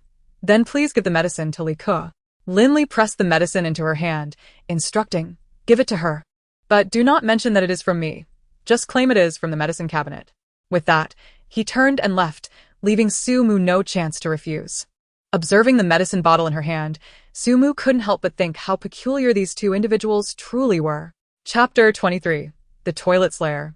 Although Xiao Zhuang and He Xiaocha were not particularly skilled in the culinary arts, breakfast was relatively simple to prepare. They made a few sandwiches and also purchased some steamed buns from outside. Summoning her courage, Su Mu tasted one of their sandwiches. It was neither remarkable nor terrible. After all, not everyone could possess Fu Chen's extraordinary culinary prowess, which could transform a simple fried egg into a culinary disaster. After finishing her sandwich, sumugreb ta steamed bun. Instead of biting into it directly, she produced a jar of lao gan ma. She sliced the bun in half, spread the chili sauce generously, and took a hearty bite. Delicious. Jiang Zui, seated across from her, raised an eyebrow at her enthusiastic consumption and asked, Is it really that good? Surely. Young Master Jiang had never experienced such a method of eating. Would you like to give it a try? Su Mu beamed at him like a supermarket salesperson, offering the jar of lao gan ma. No, it's too spicy. Su Mu, what do you mean too spicy? Lao gan ma. This was simply outrageous. You find lao gan ma too spicy? With that level of heat, it wouldn't even make her blink. Before Jiang Zui could respond, He Xiaochao interjected. Teacher Jiang is intolerant to spicy food. Even a hint of chili makes it feel like double the spice for him, didn't you know? I really didn't know. It seems you lack even the most basic understanding of Teacher Jiang. Indeed, it's not like you have the leisure to learn about everyone. He shouts, feeling embarrassed, huffed, and walked away. The production team would announce the results of the previous night's heart-pounding voting online before the live broadcast commenced each morning. This interview primarily focused on opinions regarding the votes from last night. Su-mu was the second to be interviewed. As she settled in front of the camera, the director's question came swiftly. Why did you vote for Jiang Zue last night? Su-mu smiled shyly. You didn't provide me with an option to abstain, did you? The director. The comments rolled in. Ha ha ha, director. I truly cannot refute that. So you had no choice but to select Jiang Zue? Jiang Zue. I intended my heart towards the bright moon, yet alas, the moon shines upon the gutter. Adjusting his expression, the director continued, when you received Jiang Zue's vote, how did you feel? Give me a bottle of pesticide. I wouldn't mind passing away. The director, undeterred, pressed on, you've been in the cabin for 2 days now. Have you never felt a spark of attraction? Not merely a spark. The director straightened, nearly having a heart attack. Does Su-mu truly possess not a single romantic cell in her brain?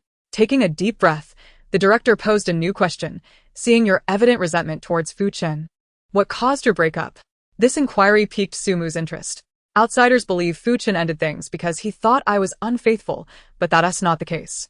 Long before that, numerous conflicts had accumulated between us. What conflicts? Su-mu took a sip of water and nostalgically recounted, actually, there was someone I particularly liked. Someone you liked? A toilet. The director. This toilet was airlifted from a neighboring country where I lived well during my childhood. I cherished it dearly, caring for it meticulously, but one day, it broke. How so? Fu Chen clogged it. The director? Su-mu shook her head. There was no alternative. I had to replace it. Little did I know he would clog the new one as well. As the saying goes, things don't happen more than 3 times. Even if I were immensely wealthy, I could not withstand such negligence. I could no longer tolerate it and had a huge argument with him. I called him the toilet slayer, and he accused me of being petty. After that, we broke up. The director was utterly dumbfounded. Her words seemed utterly nonsensical. Yet Su-mu spoke so passionately, her expression a mix of exasperation and anger. If this were a performance, her acting would surely earn her an Oscar. However, it was common knowledge that Su-mu's acting was terrible, leading the director to conclude that this was most likely genuine. He sighed. I never imagined Fu Chen had such a flaw. Indeed, who could have predicted that? The comments flooded in. Oh, is this real? You're making me believe it. Fu Chen, I will truly be grateful. The humor level of toilet clogging is 30, while toilet slayer is 10,000. Meanwhile, Fu Chen was entirely unaware that he had acquired the nickname of Toilet Slayer while following EU into the courtyard. Seeing no one around, he stepped forward and inquired. Who did you vote for last night? I voted for Xiao Zhuang. After all, he provided me with information in the supermarket and helped me greatly. Teacher Fu. Would you be upset? Fu Chen was certainly not pleased, but confronted with EU's delicate and cautious gaze, he could not muster any anger, breaking into a smile instead. Of course not. I'm merely curious. Voting is your personal freedom. I know you care for me and have helped me a lot these days. Thank you, Teacher Fu. Even though he had failed to assist her on multiple occasions and lost to Su-mu in a dice game, she did not blame him but rather expressed gratitude, which instilled a sense of guilt in Fu Chen. Do not thank me. I hope you will never feel the need to be polite with me. The comments erupted. Ah, So sweet. that was quite domineering. Nevertheless, thinking of the toilet slayer makes me want to laugh. EU smiled at him. It's not politeness. It is merely basic courtesy. Fu Chen reflected. Indeed, basic courtesy is essential, yet that Su-mu lacks even this minimal respect. I wonder how she was raised. Suddenly mentioning Su-mu caused the UA smile to falter. Teacher Fu, will you ever forget Su-mu? How could that be possible? Who would like that crazy woman? Were you not fond of her before? The brevity of her words left Fu Chen in silence. He cleared his throat. In the past, I simply misjudged her character. She deceived me. Yeah, you must trust me. Seeing him so tense over her comment, you chuckled. Yes, I trust you. Only then did Fu Chen relax. Chapter 24. I don't want you to be left over. Once everyone had been interviewed, the director summoned them for a meeting. It was summer, and the seaside scenery was particularly delightful. Today's date was set by the beach, but before the date commenced, everyone was required to participate in a mini-game for pairing purposes. Several staff members presented 4 bowls of noodles, each resting atop an electronic scale. The weights of the bowls were identical. Within 10 minutes, the male contestants who consumed the most noodles would gain the privilege to choose their female partners first. As everyone lowered their heads to inspect the bowls, they noticed the noodles were slathered in a vibrant red sauce, and merely gazing at them suggested an overwhelmingly spicy experience. Su-mu exclaimed in astonishment. Consuming this bowl will undoubtedly be a fiery ordeal. Li Ku inquired curiously, what do you mean by a fiery ordeal? Initially spicy in the mouth, followed by repercussions the next day. The comments flooded in, spicy in both ends, haha. Oh no, this rule is unjust. Our Jiang Zue cannot handle spice. The director produced a stopwatch. Are you ready? Time begins. As soon as he finished speaking, the four men eagerly grabbed their chopsticks. Lily. Hailing from a region known for its love of spice, initially felt confident. However, upon tasting the first bite, he realized he had underestimated the heat. Even for someone accustomed to spicy food, this level was nearly unbearable. How spicy. After finishing his first mouthful, Lin Li couldn't help but gulp down milk furiously. If Lin Li struggled, the others were no better off. Fu Chen was drenched in sweat from the spiciness, while Xiao Zhuang's tears flowed uncontrollably. Xiao Zhuang grabbed 2 tissues to wipe his tears and caught a glimpse of Jiang Zue shoving a large mouthful of noodles into his mouth. Xiao Zhuang was taken aback. Wait, why are you trying so hard? At that moment, the 3 men paused to drink water, but Jiang Zue continued to eat. Everyone knew he was the least tolerant of spicy food among them, yet here he was, devouring his meal without a moment's hesitation. The shock was palpable. Could it be that Jiang Zue's aversion to spicy food was merely an act? Soon, this notion was dispelled, as it became evident that Jiang Zue was the one suffering the most among the 4. Tears streamed down his face, and his entire countenance was flushed, beads of sweat glistening on his forehead and nose. Yet, he persisted, unyielding in his endeavor. All eyes instinctively turned to Su-mu, fully aware that Jiang Zue's determination was for her sake. At that moment, Su-mu approached Jiang Zue. I truly don't understand. Why go to such lengths? No one is going to choose me anyway. You could simply take the last place and spare yourself this torment. Su-mu was momentarily stunned. The comments flooded in. Oh my gosh, who can endure this? Is Su-mu really so unfeeling? Can't you see his effort? If a guy went this far for me and said those words, I'd instantly turn into a lovesick fool. The matchmaker has turned the red thread into steel. If you don't act on your feelings now, it would be quite rude. After speaking with Su-mu, Jiang Zue picked up his chopsticks once more, taking another hefty mouthful of noodles. By now, only half of the noodles remained in his bowl, and the other 3 quickly joined in. Realizing Jiang Zue was relentlessly shoveling food into his mouth. Unable to bear it any longer, Su-mu firmly grasped Jiang Zue's hand. All right, I understand your intent. You don't have to push yourself so hard.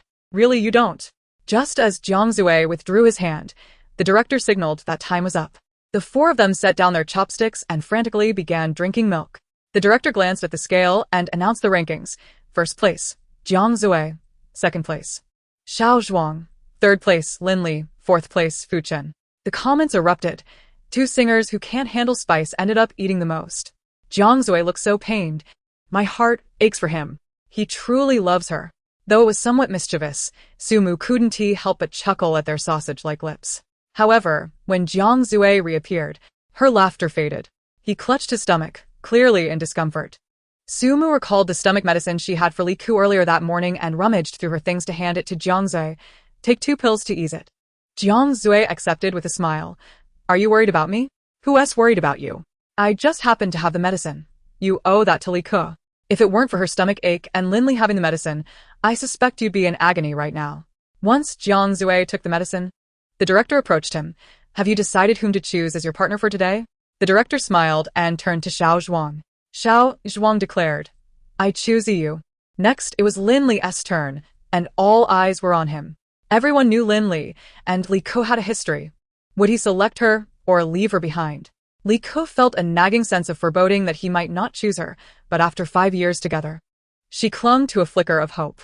She couldn't believe Lin Li would be so heartless as to choose someone unfamiliar like He Xiaocha over her. Meeting Li Ku's gaze, Lin Li hesitated for a moment before saying, I choose He Xiaocha. The comments flooded in. Lin Li, you're truly heartless. Oh no. ¿Por qué? Why did you 2 break up? Her premonition came true, and a tumult of emotions engulfed Li Ku. bitterness rising in her throat. She inhaled deeply, pressing her lips together tightly, turning her head away.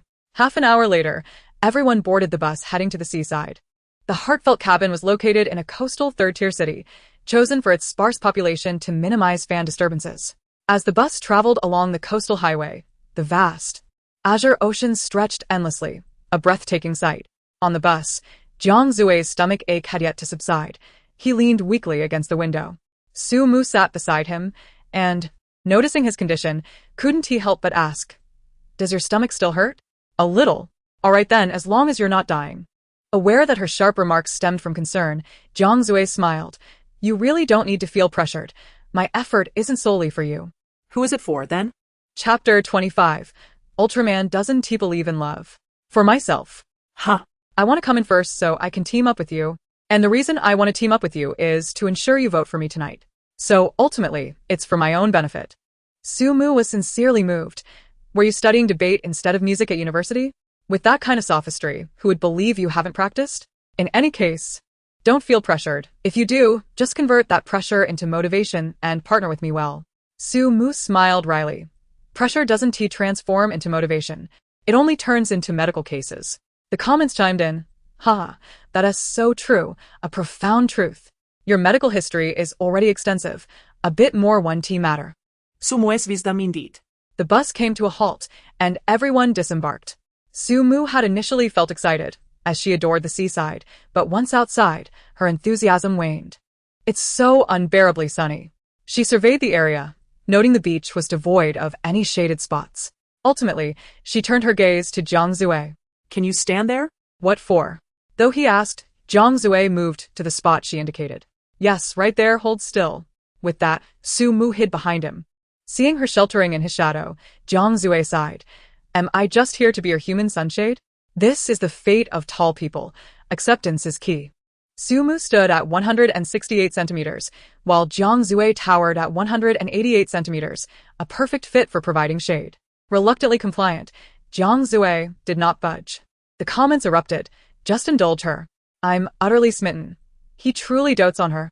Haha, being tall has its perks. After a moment, the director pointed behind them. Everyone turned to see a convertible sports car, a three-wheeled motorcycle, an electric scooter, and a tandem bicycle parked by the roadside. Xiao Zhuang exclaimed, Director, why is there a bicycle? In this scorching summer, you expect us to ride around the coast? That's outrageous. The director shrugged. Well, there's no other way. Next. You'll need to compete in a mini-game to decide the rankings. The teams with higher ranks will have priority in choosing their mode of transport. The rules were straightforward. Beach dodgeball, with the boys defending and throwing the ball. If a girl was hit, that team would be eliminated. The last team standing would be first. After drawing lots, Jiang Zue's team was grouped with Lin Li's, while Xiao Zhuang and Fu Chen formed another team. The first to step forward was Xiao Zhuang, who lacked physical fitness. He had no abs and a slight belly. Lin Li was thin, devoid of any excess, but also lacked defined abs. Fu Chen was the third to emerge, exuding confidence in his physique, striding off the camper with his chest held high. His body was indeed better than the previous two, showing signs of exercise with faint hints of abs. The comments rolled in. As expected, Fu Chen's physique is impressive. He seems shy. I want to reach out and touch. What are you all staring at? Stop drooling. Finally, Jiang Zue stepped out, and the audience eagerly anticipated his appearance. Fully aware of his well-toned physique, which was evident even in short sleeves. Under the gaze of the crowd, Jiang Zue made his appearance. Clad in a rather unremarkable pair of beach shorts, his imagined abs remained concealed, masked by a t-shirt. Disappointment rippled through the audience. At that moment, a girl emerged from the other side. The first to step out was Yu, who opted for a more conservative swimsuit, exposing only her back and legs. Following her was Li Ke, dressed similarly. He Xiaocha, on the other hand, chose a particularly daring bikini, instantly capturing the attention of everyone present except Jiang Zue. As an artist, He Xiaocha maintained a commendable physique, her flat stomach devoid of any excess fat, though regrettably, her chest offered no additional curves either. Noticing Jiang Zue's indifference, He Xiaocha felt a twinge of dissatisfaction and deliberately approached him to inquire, Teacher Jiang, what do you think of my outfit? Jiang Zue merely scoffed lightly. As long as you're happy, it doesn't matter how others feel. The comments streamed in. Ha ha, how awkward. Jiang Zui's words never disappoint. No surprise there. Feeling slighted, he Xiaocha turned away in silence. Once everyone had changed, only Sumu remained inside. Just then, a loud voice emanated from the RV. Do you believe in light? When Sumu stepped out, a hush fell over the crowd. She was clad in a form-fitting surfing suit that enveloped her from neck to ankle, offering a completely covered appearance. However, the uniqueness of her outfit, an Ultraman design, was what truly left everyone speechless. With just a headpiece, Sumu could easily portray the character. The comments erupted. Haha, this outfit is hilarious. So, you also believe in light? Sumu approached Jiang Zui, spinning in place. What do you think? Does it look good? Jiang Zui, who had initially worried about her revealing attire, found his concerns utterly unwarranted upon seeing her outfit. Meanwhile, Fu Chen had approached Yu, beaming as he complimented. That outfit suits you perfectly. You look great. As he spoke, he unconsciously flexed his abs. Sumu observed Fu Chen's peacock-like display with a shake of her head. If Fu Chen were to die and be sent for cremation, he would undoubtedly be the first in line, as he looked like he was meant to be burned. Noticing Sumu's gaze lingering on Fu Chen, Jiang Zui, feeling irritated, leaned in front of her, inadvertently brushing his shirt to wipe away sweat. Suddenly confronted with his impressive abs, Sumu was momentarily taken aback. The comments flooded in. Let me lick that. Don't be too stunning in front. My washing machine is broken. Can I borrow your abs for a scrub? Thanks. Sumu looked at him, hesitating to speak. What? He asked, with a playful smile. She replied, why don't you wipe more sweat? You seem quite hot. The comments chimed in. Haha, I second that. Jiang Zui smiled slightly. Want to see my abs? Abs? What abs? Where are the abs? Sumu feigned ignorance. Jiang Zui smirked, stepping closer. My abs are only for my girlfriend to admire. His words nearly bore the inscription "Be my girlfriend" on his face. If it were anyone else, Sumu would have shot back with something like "You're ugly. But you think you're beautiful." Yet, gazing upon Jiang Zui's handsome visage, she found it difficult to voice such a statement. After a moment's pause, she could only push him away, declaring, Ultraman doesn't he believe in love? After changing, the dodgeball game commenced. Jiang Zui and Lin Li stood on one side, with Sumu and He Xiaocha behind them. They were the first to throw, and without hesitation, Jiang Zui hurled the ball towards Yu. In response, Fu Chen and Xiao Zhuang sprang into action, shielding Yu from the incoming ball. Fu Chen seized the ball and, without a second thought, aimed it at Sumu. Naturally, Sumu wasn't foolish enough to stand still, nimbly dodging behind Jiang Zui. The throw missed, with Lin Li retrieving the ball. Noticing that Fu Chen and Xiao Zhuang were near Yu, he decisively targeted Li Ku instead. Li Ku, realizing the ball was aimed at her as soon as she caught Lin Li's gaze, attempted to call for Fu Chen's help, only to see him still beside Yu. Though exasperated, she managed to evade the ball with her agile movements. Fu Chen picked up the ball and shot a glance toward Sumu. She poked her head out from behind Jiang Zui, boldly taunting, if you have the guts, hit me. Fu Chen, muscles tensed, swung his arm to throw the ball at her. However, with Jiang Zui blocking her, he could not hit Sumu. Strangely, the trajectory of the ball ended up precisely hitting Jiang Zui in a rather sensitive area. The dodgeball was hollow and light, causing no pain on impact. But striking that area shifted the atmosphere to an awkward tension. The comments read, was that throw fueled by personal grievances? How dare you? Trying to harm our Jiang Zui's lower half and his future. Fu Chen went too far.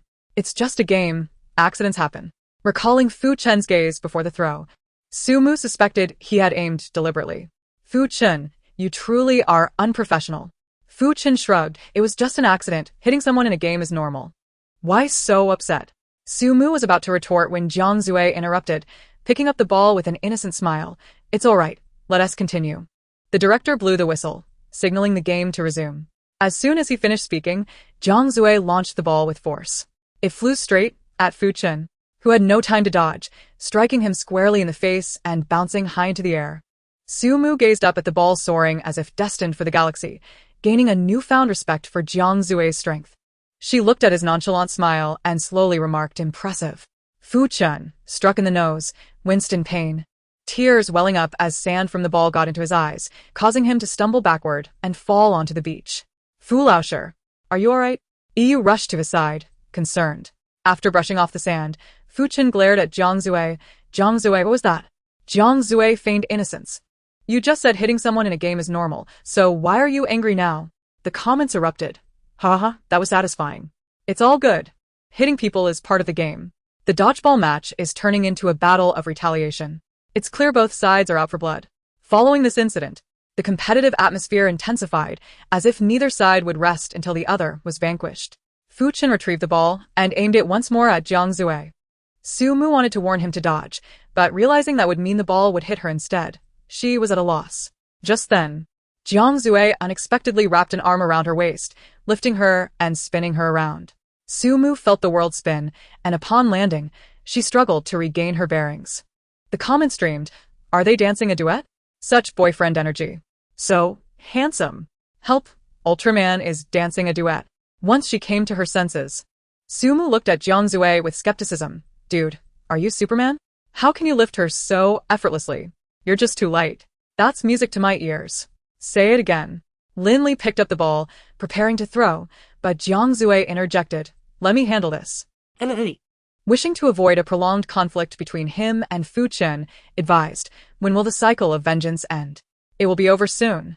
After speaking, Jiang Zue directly snatched the ball from his hands. Fu Chen assumed he was about to throw it at him and braced himself. However, when Jiang Zue threw the ball, Fu Chen nimbly dodged to the side. Little did he expect that the ball was not aimed at him, but rather at Li Ke, who was beside him. This unexpected turn of events caught everyone off guard. They all believed Jiang Zue would target Fu Chen.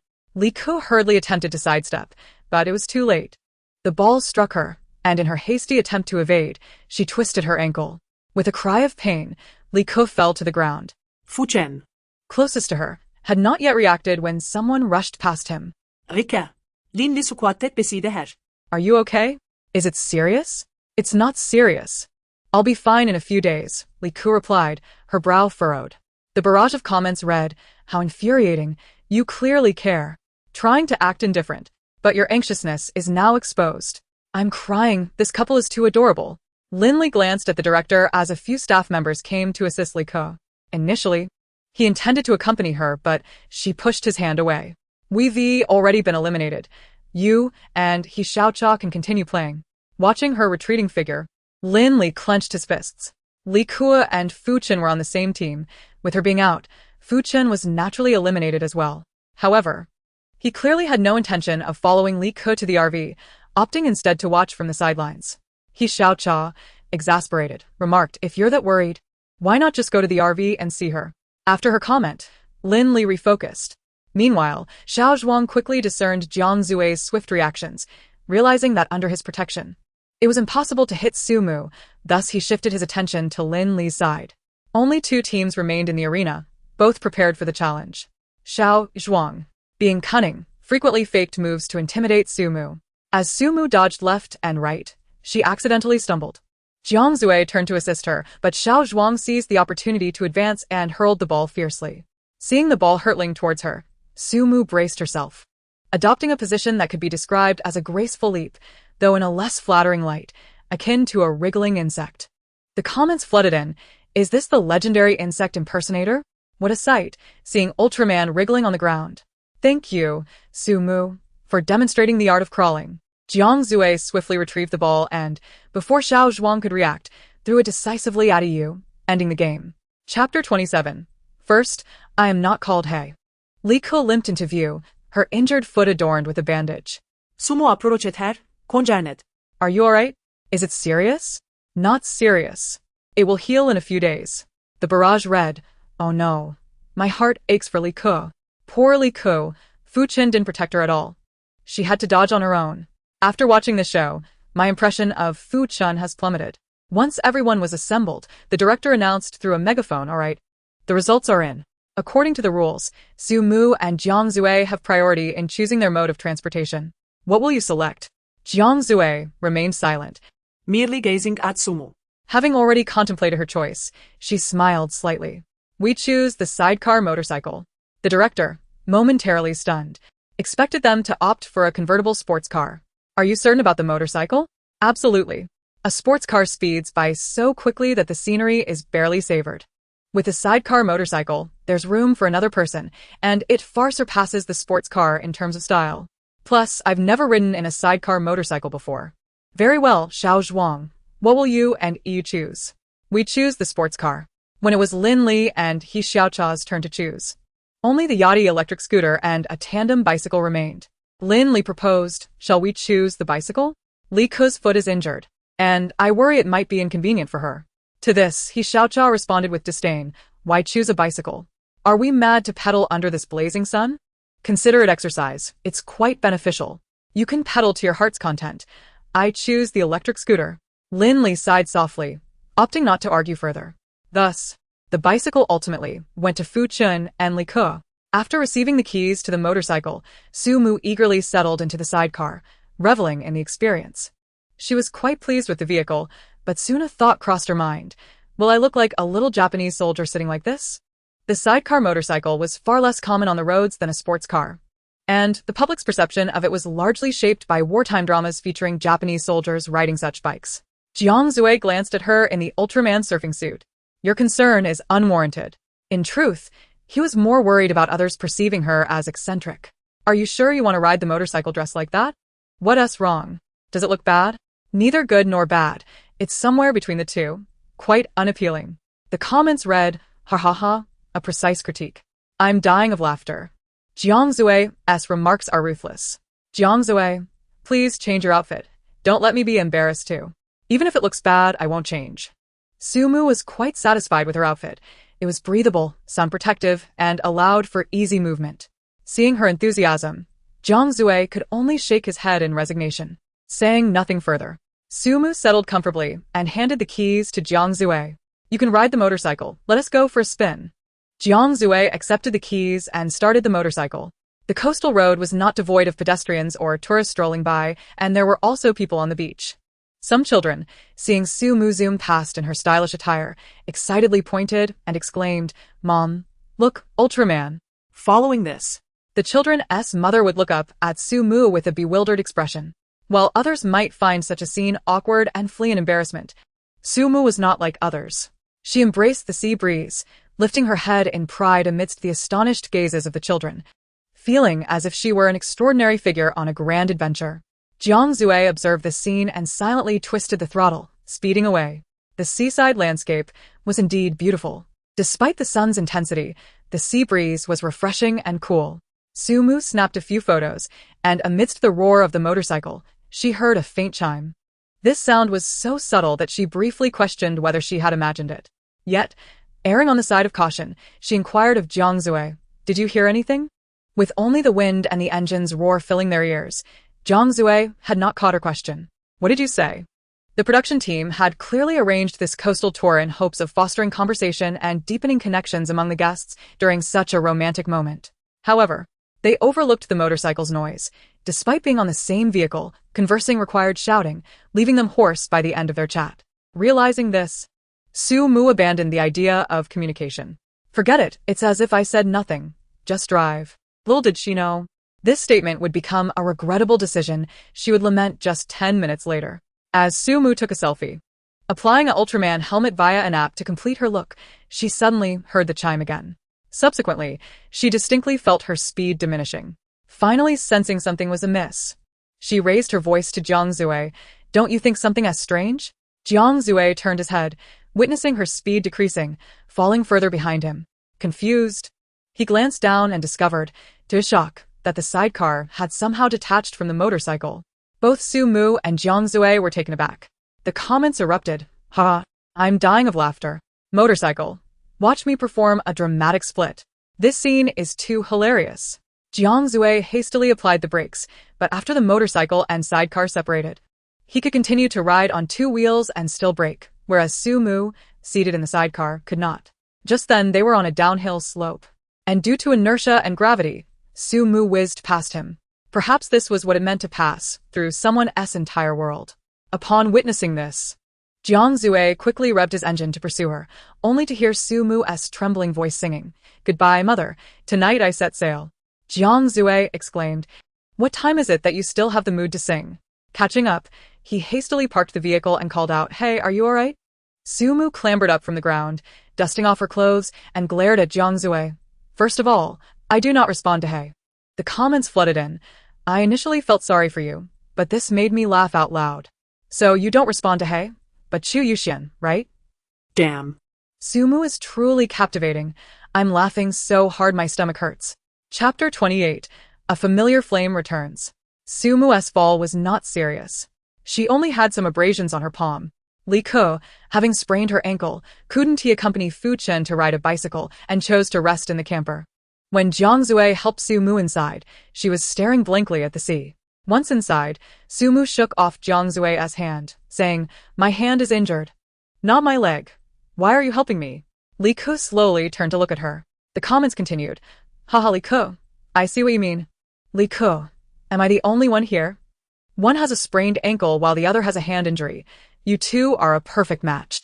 Sumutrit. "And I tripped too, Noticing Li Ke's gaze, Sumu awkwardly chuckled. "I wasn't talking about you." Li Ke, unfazed, asked, "What happened to you?" Just then, the director, who had rushed over, entered the camper and immediately broke into a sweat upon hearing the question. He pushed past Jiang Zui and approached Sumu. "Are you alright? Is it serious?" Jiang Zui's tone turned cold. "Whether it's serious depends on what the doctor says." "Where is the doctor?" Here. The Group S doctor hurried in with a medical kit. At this point, the camper was crowded with 5 people. Jiang Zui and the director, one tall and one stout, were blocking Sumu entirely. The doctor, having only heard that a female contestant was injured, paused when he did not immediately see Sumu, asking, "Where's the patient?" Sumu didn't mind his terminology, but after the director inhaled deeply, she felt slightly dizzy. She suspected the director had exhausted the oxygen in the small space. So she patted his belly, "Stop breathing so hard. I'm about to suffocate." The director looked at her with a sense of grievance, not daring to reply.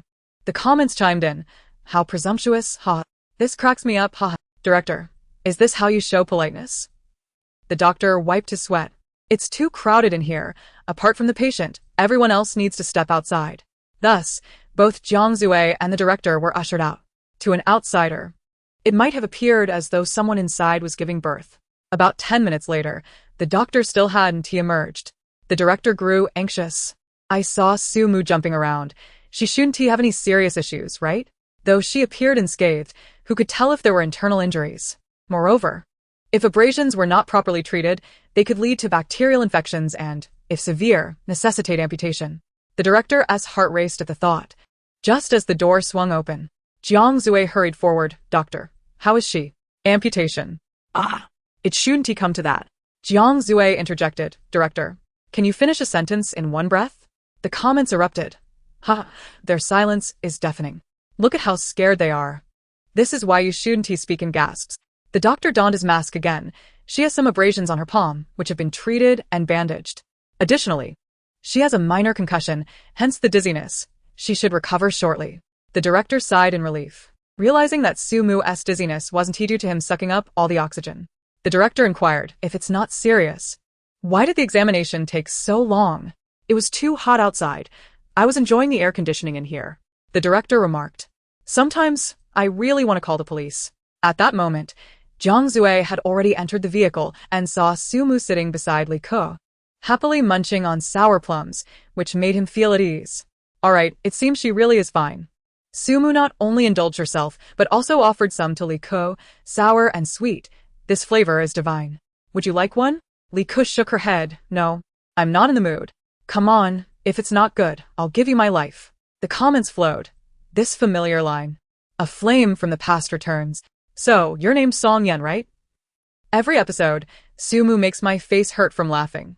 Since Sumu had no serious issues, the director offered her a few words of comfort before taking his leave. After this incident, Sumu lost her desire to ride the motorcycle again, but she didn't want to sit idly in the camper either, so she suggested, "Since we're just sitting around, let us play Dodiju. It's perfect for 3 people." Jiang Zui replied, "You just fell. Can't you take a break?" "What else should we do?" "Playing mahjong requires 4. Li Ke shook her head. "I don't know how to play mahjong. Let us just play Dodiju." See? 2 votes against 1. The decision is passed. Jiang Zui, helpless, exited the camper to fetch a deck of cards.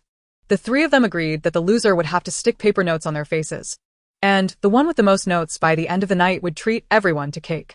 Due to her financial constraints, Sumu decided to play conservatively this time, famously known as playing it safe, ensuring she wouldn't actively seek to be the landlord. In the first round, Jiang Zue was the landlord, and his luck was excellent, winning quickly with a series of combinations. Su Mu and Li Ku each had to stick a note on their faces. In the second round, Li Ku had poor cards but decided to take a gamble and claimed the landlord position. Unfortunately, none of the cards she received were what she needed, which only added to her scattered hand. As expected, she lost. In the third round, no one challenged for the landlord, and Jiang Zue became the landlord again. This time, his hand was evidently not as good, starting with a pair of threes. Su Mu, pair of fours. Li Ku, pair of sixes. Jiang Zue, accepted. Su Mu, no. Li Ku, aren't you playing? I'm not. Oh, then I'll play a pair of twos. Jiang Zue, no. After several rounds, each player was left with only 5 cards. Jiang Zue, pair. Su Mu, no. Li Ku was momentarily stunned. You played a pair. Su Mu, utterly exasperated, banged the table in frustration. I didn't tee. I don't have that kind of card. Li Ku, could a concussion damage your memory? Jiang Zue remained calm. You'll get used to it. The comments were lively. Alright, so this is how you play, huh? How can playing cards be this funny? Wrong. It's Bluru, I don't have that kind of card. Chapter 29. No illness, just a desire to end it. After an hour of playing cards, both Su Mu and Li Ku were plastered with notes, so many that their original faces were hardly recognizable. One might think they were faceless beings. Li Ku dared not breathe too forcefully, fearing the notes on her face would blow away. However, Su Mu was quite the opposite, deliberately exhaling forcefully, trying to blow a few notes off her face. Jiang Zue noticed her intention and said, "Stop blowing. I'm counting how many notes you have on your face." Su Mu blinked innocently. Huh? What? I'm just experiencing dizziness from the concussion. Is there a problem with my breathing? Jiang Zue shook his head helplessly with a sigh. The comments poured in. Just indulge her. It's not that the cake is unaffordable, it's that cheating is more cost-effective. While others engage in flirtation on dating shows, you're here playing cards. How absurd. As Su Mu casually glanced out the window, she spotted several familiar figures on the distant beach. Could that be EU and the others? EU and He Xiao Cha had just concluded their coastal sightseeing adventure and were now frolicking by the seaside. Xiao Zhuang, Fu Chun, and Lin Li were also present. It appeared that EU was attempting to learn how to surf, with Xiao Zhuang and Fu Chun surrounding her like protective bodyguards. He Xiao Cha donned a swim ring, drifting leisurely alongside the waves, while Lin Li sat vacantly on a beach chair, lost in his thoughts. EU's attempts at surfing were fraught with challenges, leading her to tumble into the water several times. Each time she fell, Xiao Zhuang and Fu Chun would hasten to her side. Though Xiao Zhuang was not adept at surfing, he offered her words of comfort, while Fu Chun was able to provide her with some tips on technique. After yet another fall, EU wiped the water from her face and asked pitifully, "Teacher Fu, do I look foolish doing this?" The barrage of comments read, "Aw, so adorable. Who can resist this? Wah, she's just too cute." With a beaming smile, Fu Chun reassured her, "It's common for beginners to struggle. The fact that you can stand up so quickly is impressive." "Then I want to try again," she declared. "Alright, I'll help you with the board. But don't push yourself too hard." Their jovial banter instantly turned Xiao Zhuang into a sour figure, feeling overshadowed. Frustrated, he interjected, "I can help push the board too." Fu Chun retorted coldly, "You can't surf. How would you know how to push the board?" "Don't hurt you. Xiao Zhuang scoffed. "Isn't Tia just pushing a surfboard? How hard can it be?" With that, he placed a hand on EU's surfboard, and just then, a wave approached. "With me here, you can relax," he said with a grin. EU's sense of security was dubious, but as he pushed, she nearly went flying into the water. Xiao Zhuang had applied too much force, sending the surfboard slicing through the waves at breakneck speed. EU barely had time to get up before the wave crashed down upon her. She intended to resurface, but unfortunately, her leg cramped at that moment. The comments read, "What just happened? Xiao Zhuang. Go ahead and relax, in a world of trouble." Xiao Zhuang really doesn't he know his own strength. When EU failed to surface after her plunge, both Fu Chun and Xiao Zhuang panicked. You, they called, diving into the water to swim toward her. With Fu Chun reaching her first, he quickly pulled her above the surface. EU sputtered and coughed violently after inhaling water. Fu Chun shot a fierce glare at Xiao Zhuang as he swam her back to shore. The director, having heard of the mishap, hurried over with his rotund frame, exclaiming, "What is happening? What is going on? Why are both of you in trouble?" He remembered he was producing a dating show, not a survival show. Upon the director's arrival, a doctor hurried to the beach as well. After an examination, it was confirmed that Yu had merely inhaled some water and was otherwise fine. The others had no objections. Incidentally, in a card game involving Su Mu and her companions, the biggest loser turned out to be Li Ke. On their way back, Li Ke turned to Su Mu and asked, "What flavor of cake do you want? How about chocolate? Alright, and what about you, Teacher Jiang? I want coffee flavor. Specifically Americano."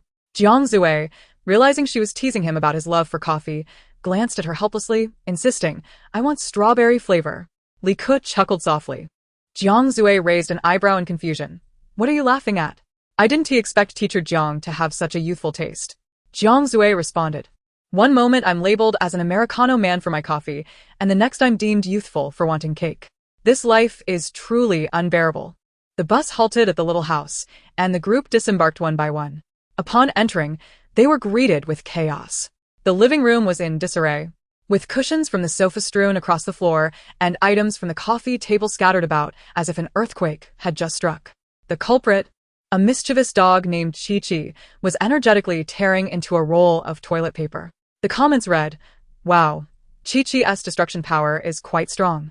Chi-Chi must be drenched in sweat." As expected of a husky, it never disappoints with its chaos. A glass door separated the living room from the yard, and since Chi-Chi was typically confined to the yard, it seemed someone had forgotten to close the balcony door, granting Chi-Chi the opportunity to wreak havoc indoors. Surveying the mess, Su Mu, with an impassive expression, dialed a number.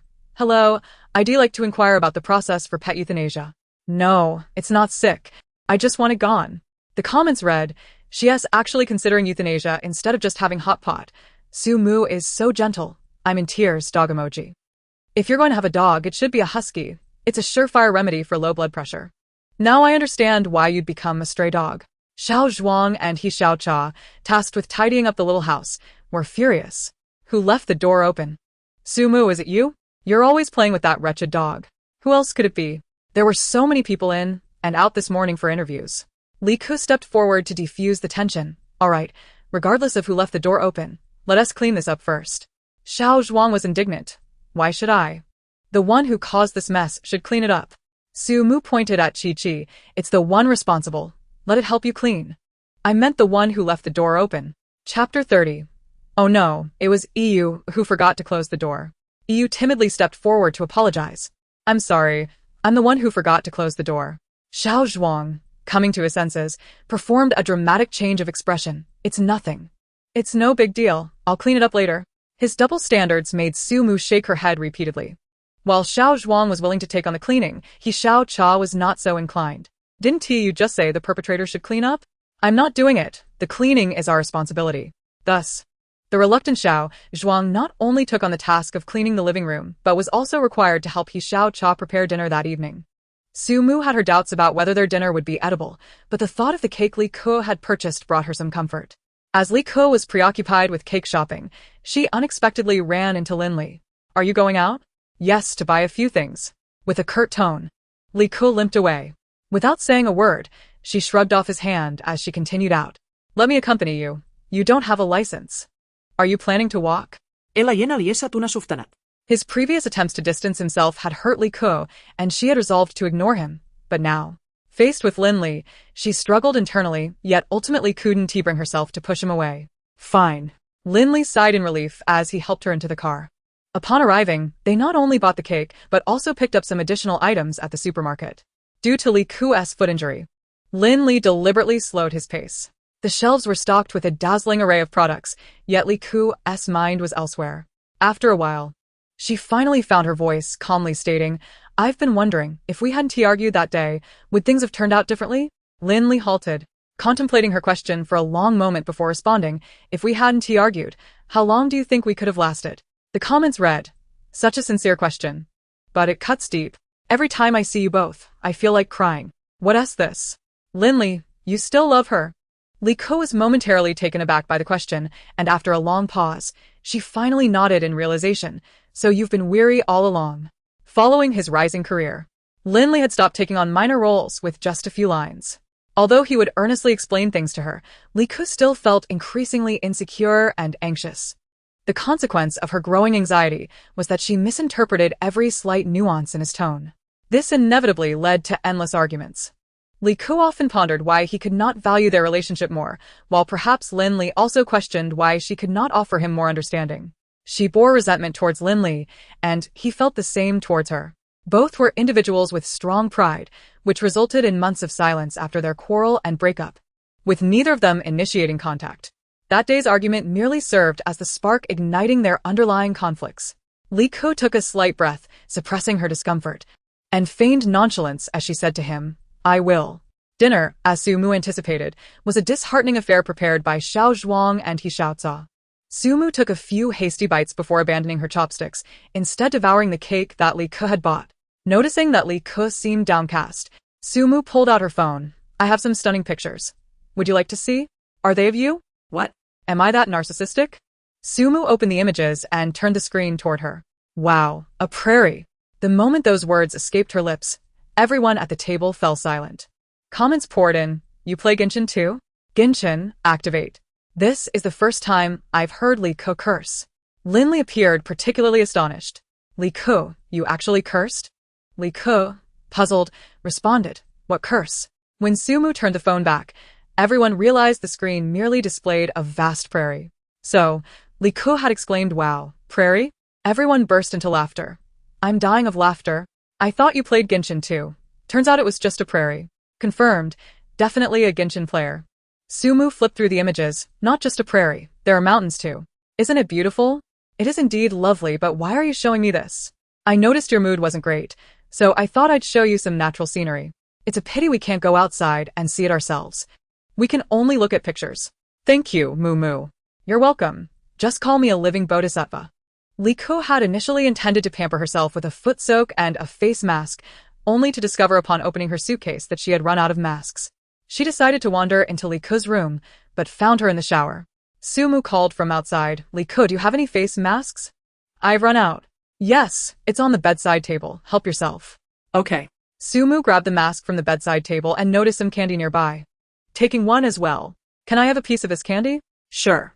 Satisfied, Sumu left, while Li Ku in the shower soon realized something was amiss. Candy? Where did this candy come from? It couldn't possibly be Chapter 31. That wasn't candy. Hastily finishing her shower, Li Ku limped over to Sumu's room. "Did you take the candy?" "I did." At this point, Sumu was already wearing a face mask, seated on the bed with her feet soaking, chewing on the milk candy she had taken from Li Ku. Strange, why isn't this candy sweet? The moment Sumu uttered those words, she sensed something was wrong. The milk candy in her mouth seemed to be expanding. Sumu reached in and pulled out what resembled a face. Li Ku weakly stated, "Moo Moo, that isn't candy. That's a compressed face mask." "Sumu, sometimes I really want to call the police. Who on earth made a compressed mask look so much like candy?" "Drag them out and impose the ultimate punishment." Comments flooded in. "Haha, I'm dying of laughter. Is the compressed mask tasty? Damn. I'm laughing so hard my stomach hurts. Who understands? No wonder it's not sweet. Turns out it's a compressed mask." Sumu quickly tossed the mask into the trash, glancing around cautiously. Then firmly pulled Li Ku down beside her, stating gravely, "Listen closely. This matter is known only to the heavens, the earth, you, and me."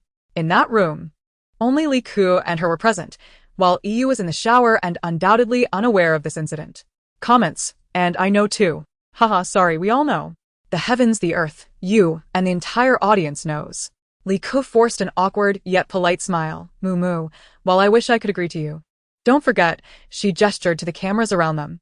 Sumu slappet her forehat, realizing her oversikt. The bathroom door swung open with a click, and Yu emerged, towel drying her hair.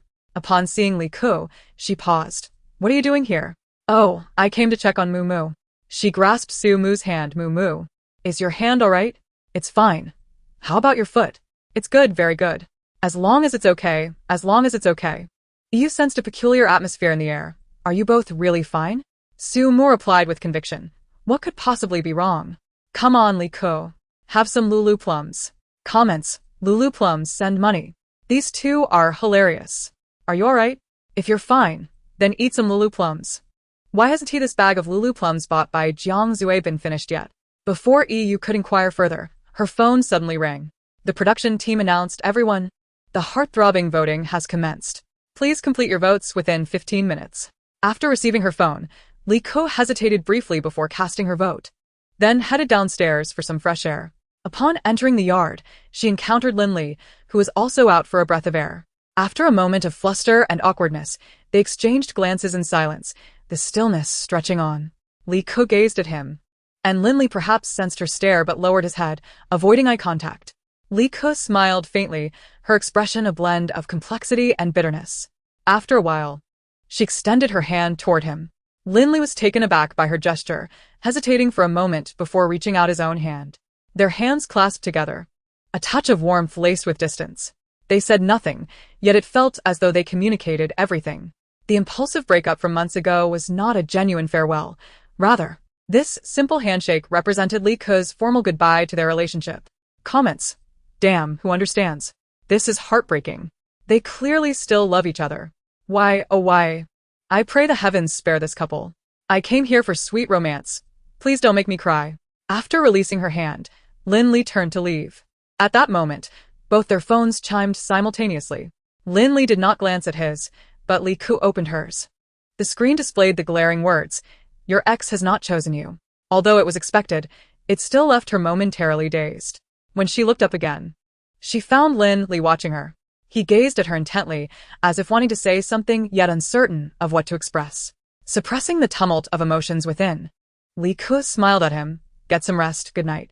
Lin Li lowered his head and turned to depart. Back in his room, he finally took out his phone to check the message. Your ex has chosen you. Opening the voting information, he saw a single vote accompanied by a brief note. I hope you find happiness in the future. Holding his phone, Lin Li stared blankly for quite some time. He rummaged through his suitcase for a pack of cigarettes, only to find it filled with chewing gum.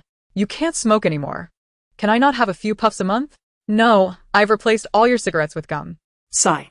Memories flooded back as Lin Li rubbed his forehead in contemplation. Meanwhile, Jiang Zui and Fu Chen sat anxiously on the edge of their beds, awaiting news. Their phones rang almost simultaneously. Jiang Zui had received 2 votes, while Fu Chen had 1. The vote count will be accompanied by messages and images from the other party. Jiang Zui directly disregarded He Xiaochao's message, focusing instead on the second line, given your determined effort in eating noodles. With a satisfied smile, Jiang Zui rolled over and got into bed. After reading the message, Fu Chen also felt content and even turned off the lights. As several room lights gradually extinguished, the live stream came to an end. That evening, Sumu trended on several hot searches, featuring humorous quotes and sweet moments from Jiangsu. However, the top trending topic was Lee Ko and Lin Li. Marketing accounts had edited and shared their segments online, moving many viewers to tears. Will these two reconcile? Or must I beg you? Love can be so helpless. Sometimes you clearly still love each other but cannot be together. Lee Ko leans more towards emotions, while Lin Li prioritizes reality. Alas. Oh.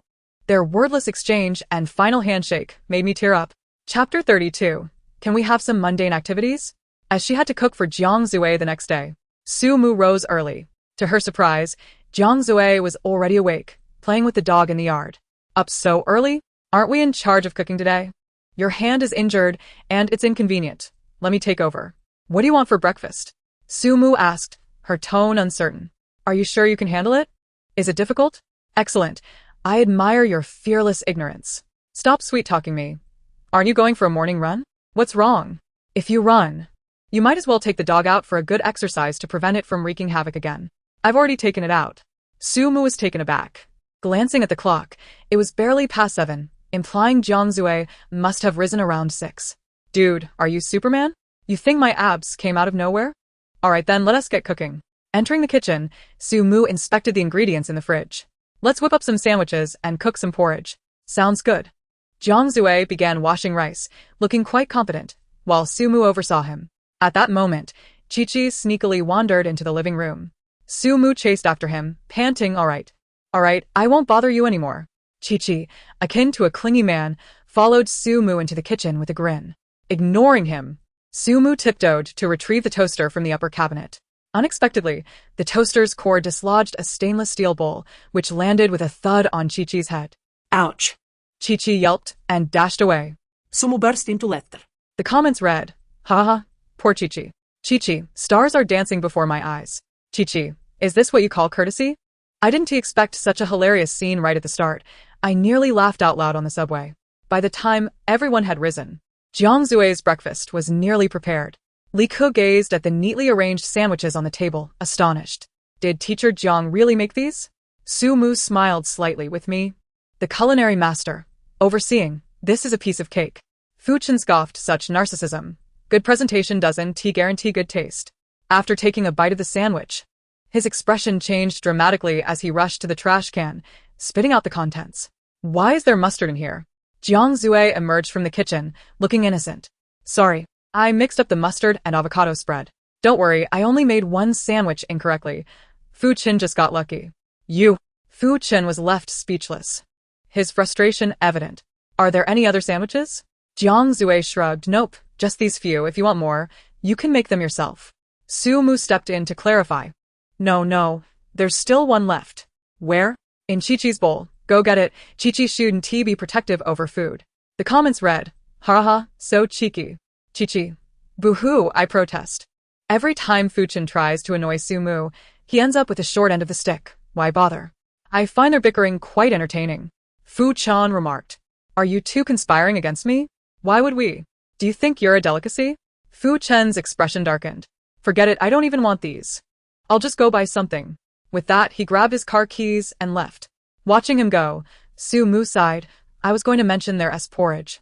But never mind, if you want to buy something, go ahead. Halfway through breakfast, Linley finally emerged from his room after washing up. He sat diagonally across from Li Ke, who was avoiding his gaze as she focused on her meal. Their relationship had trended online the previous night, and upon realizing the awkward atmosphere, Su Mu silently sipped her porridge, not daring to speak.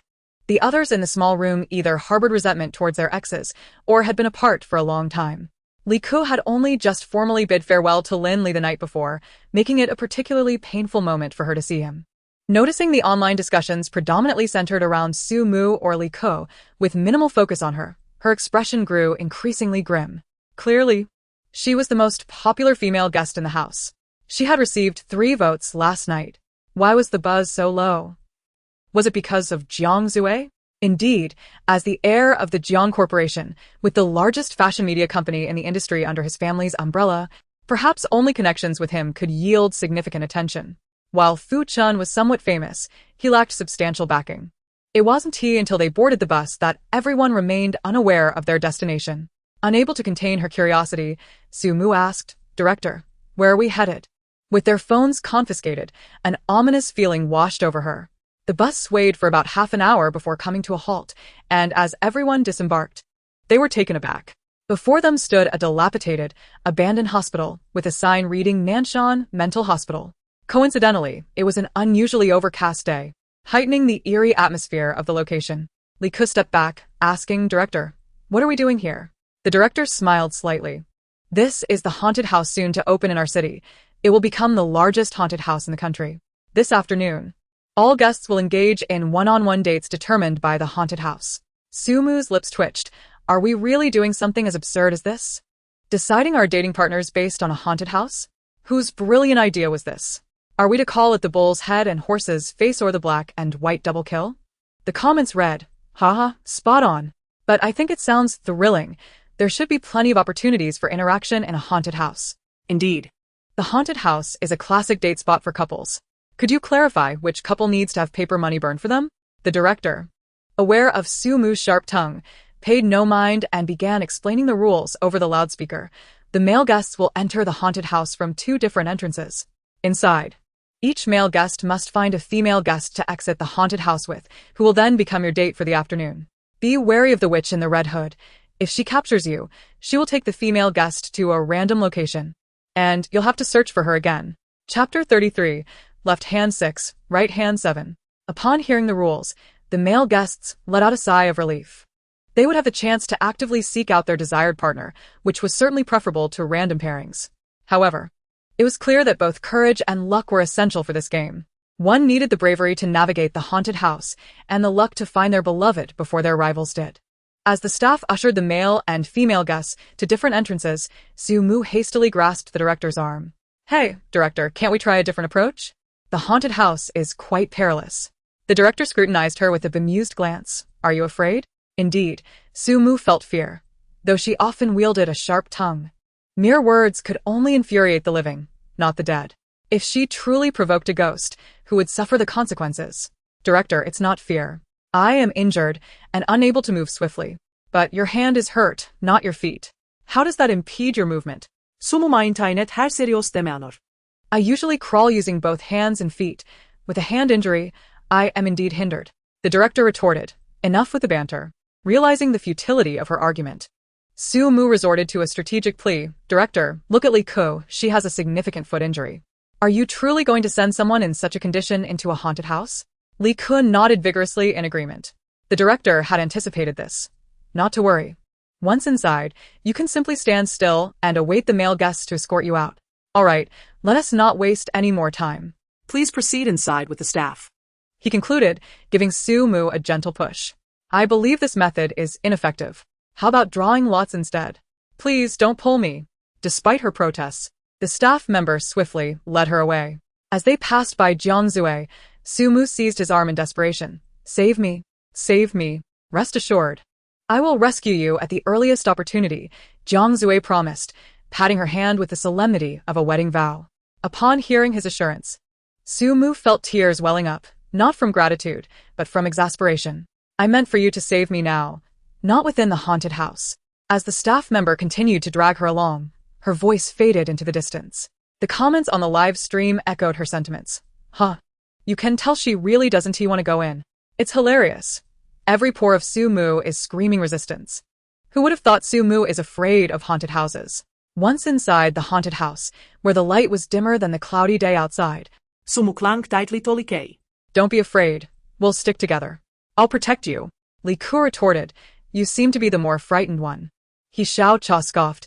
It's just a haunted house. Aren't you embarrassed to be the scared? Just as she finished speaking, a loud bang resonated from behind the door. Ah! He Xiao-cha screamed, propelled backward by at least 2 meters, rivaling an Olympic long jumper. The comments erupted with laughter. Haha, look who's embarrassed now. You were just mocking others. How does it feel? Instant karma, haha. Li-ku was startled, retreating a couple of steps while clutching Su-mu, but remained silent. It was only after a moment that Li-ku noticed Su-mu had not reacted at all. Just then, Su-mu trembled, her voice laced with terror. What was that noise? Li-ku, bewildered, asked. You just now realized? My reflexes lengthen the moment I enter a haunted house, Su-mu replied, finally comprehending the situation. He Xiao-cha, now angry and embarrassed, kicked the door. Who is it? Are you trying to scare us on purpose? As if on cue, another loud bang followed, accompanied by a chilling howl. He Xiao-cha, now a bit frightened herself, stepped back and reached for Yu, only to find that she had vanished. Yu! I'm over here. Yu called from a distance of at least 10 meters. What are you doing over there? I think it's unsafe here. I agree. He Xiao-cha rushed to her side. I don't wish to linger here either, Li-ku. That banging is deafening, Su-mu suggested. All right, let us move slowly.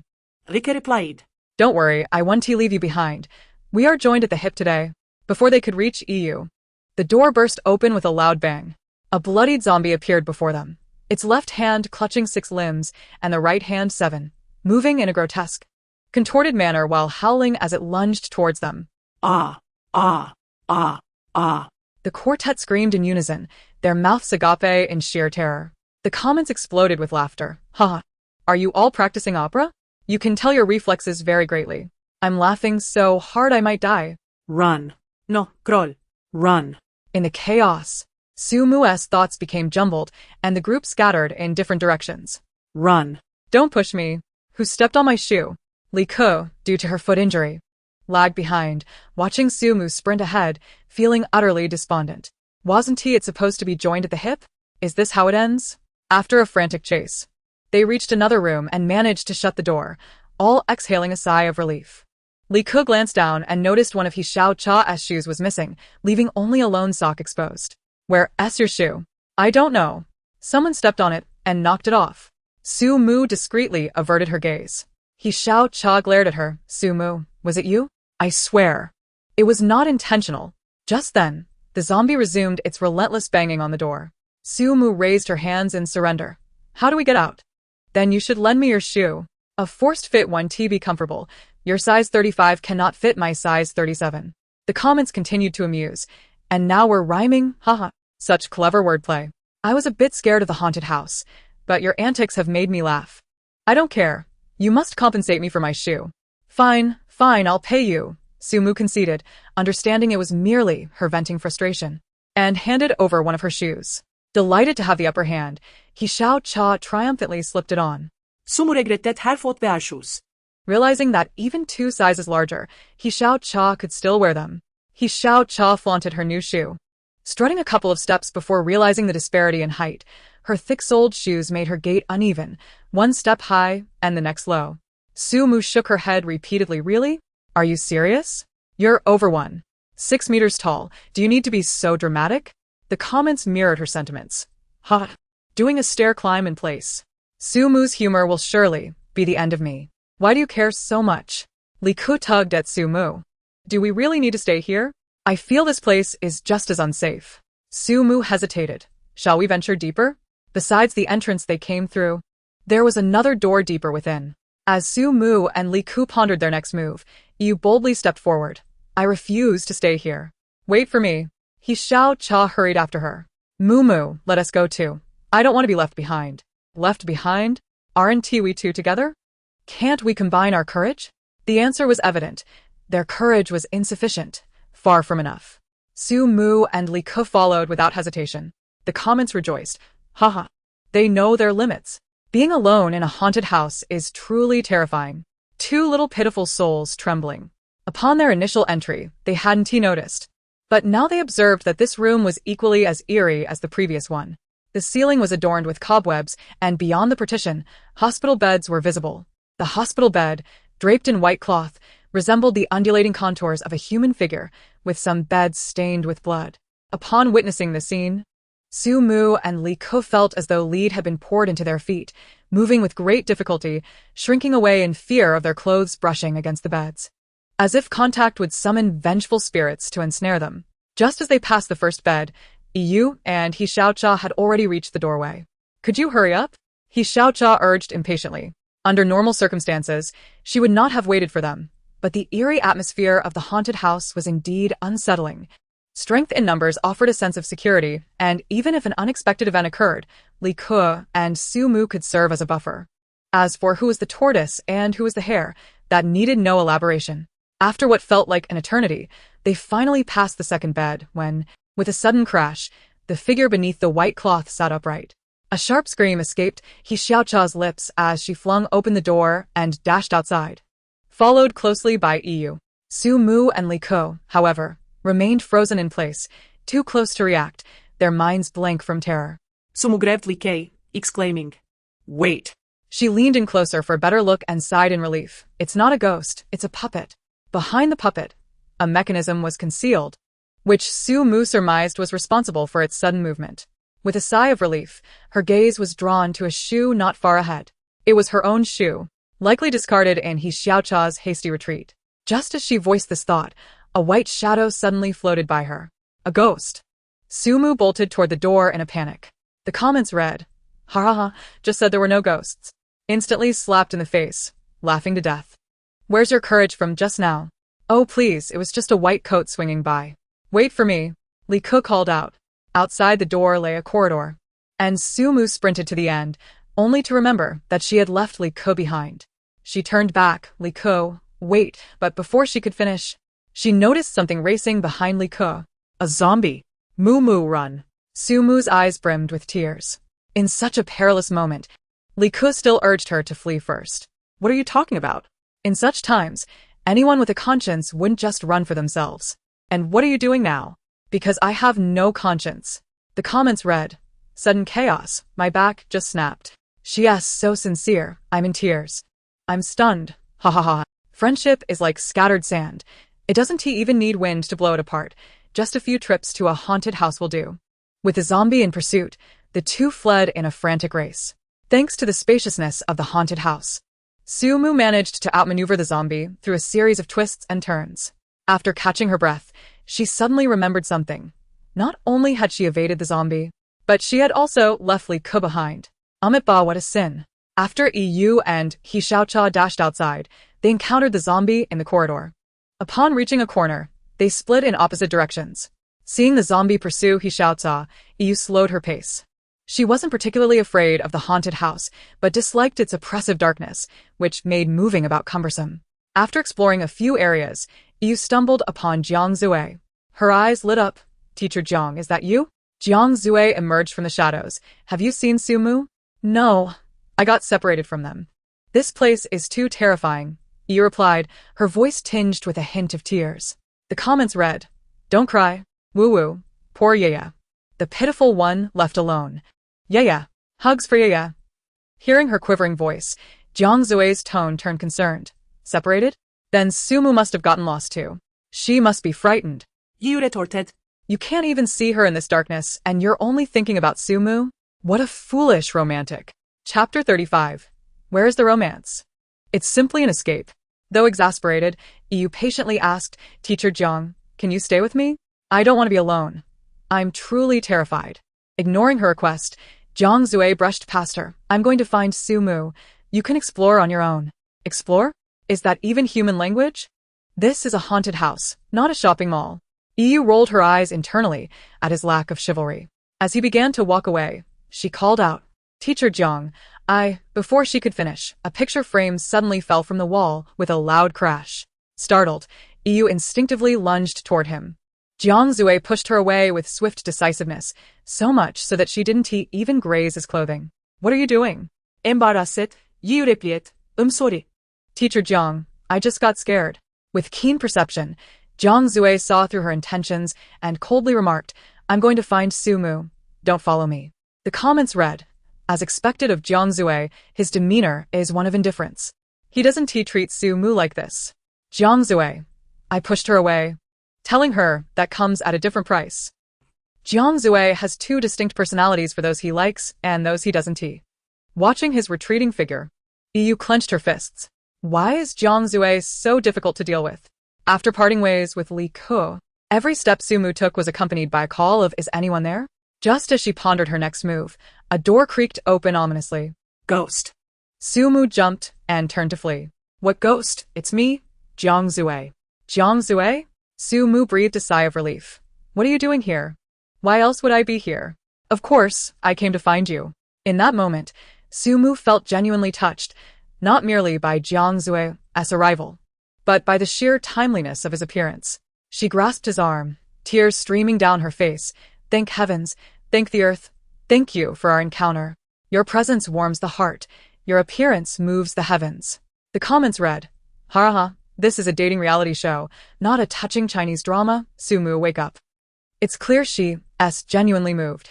If it were me, I'd be moved too. Jiang Zue is so reliable.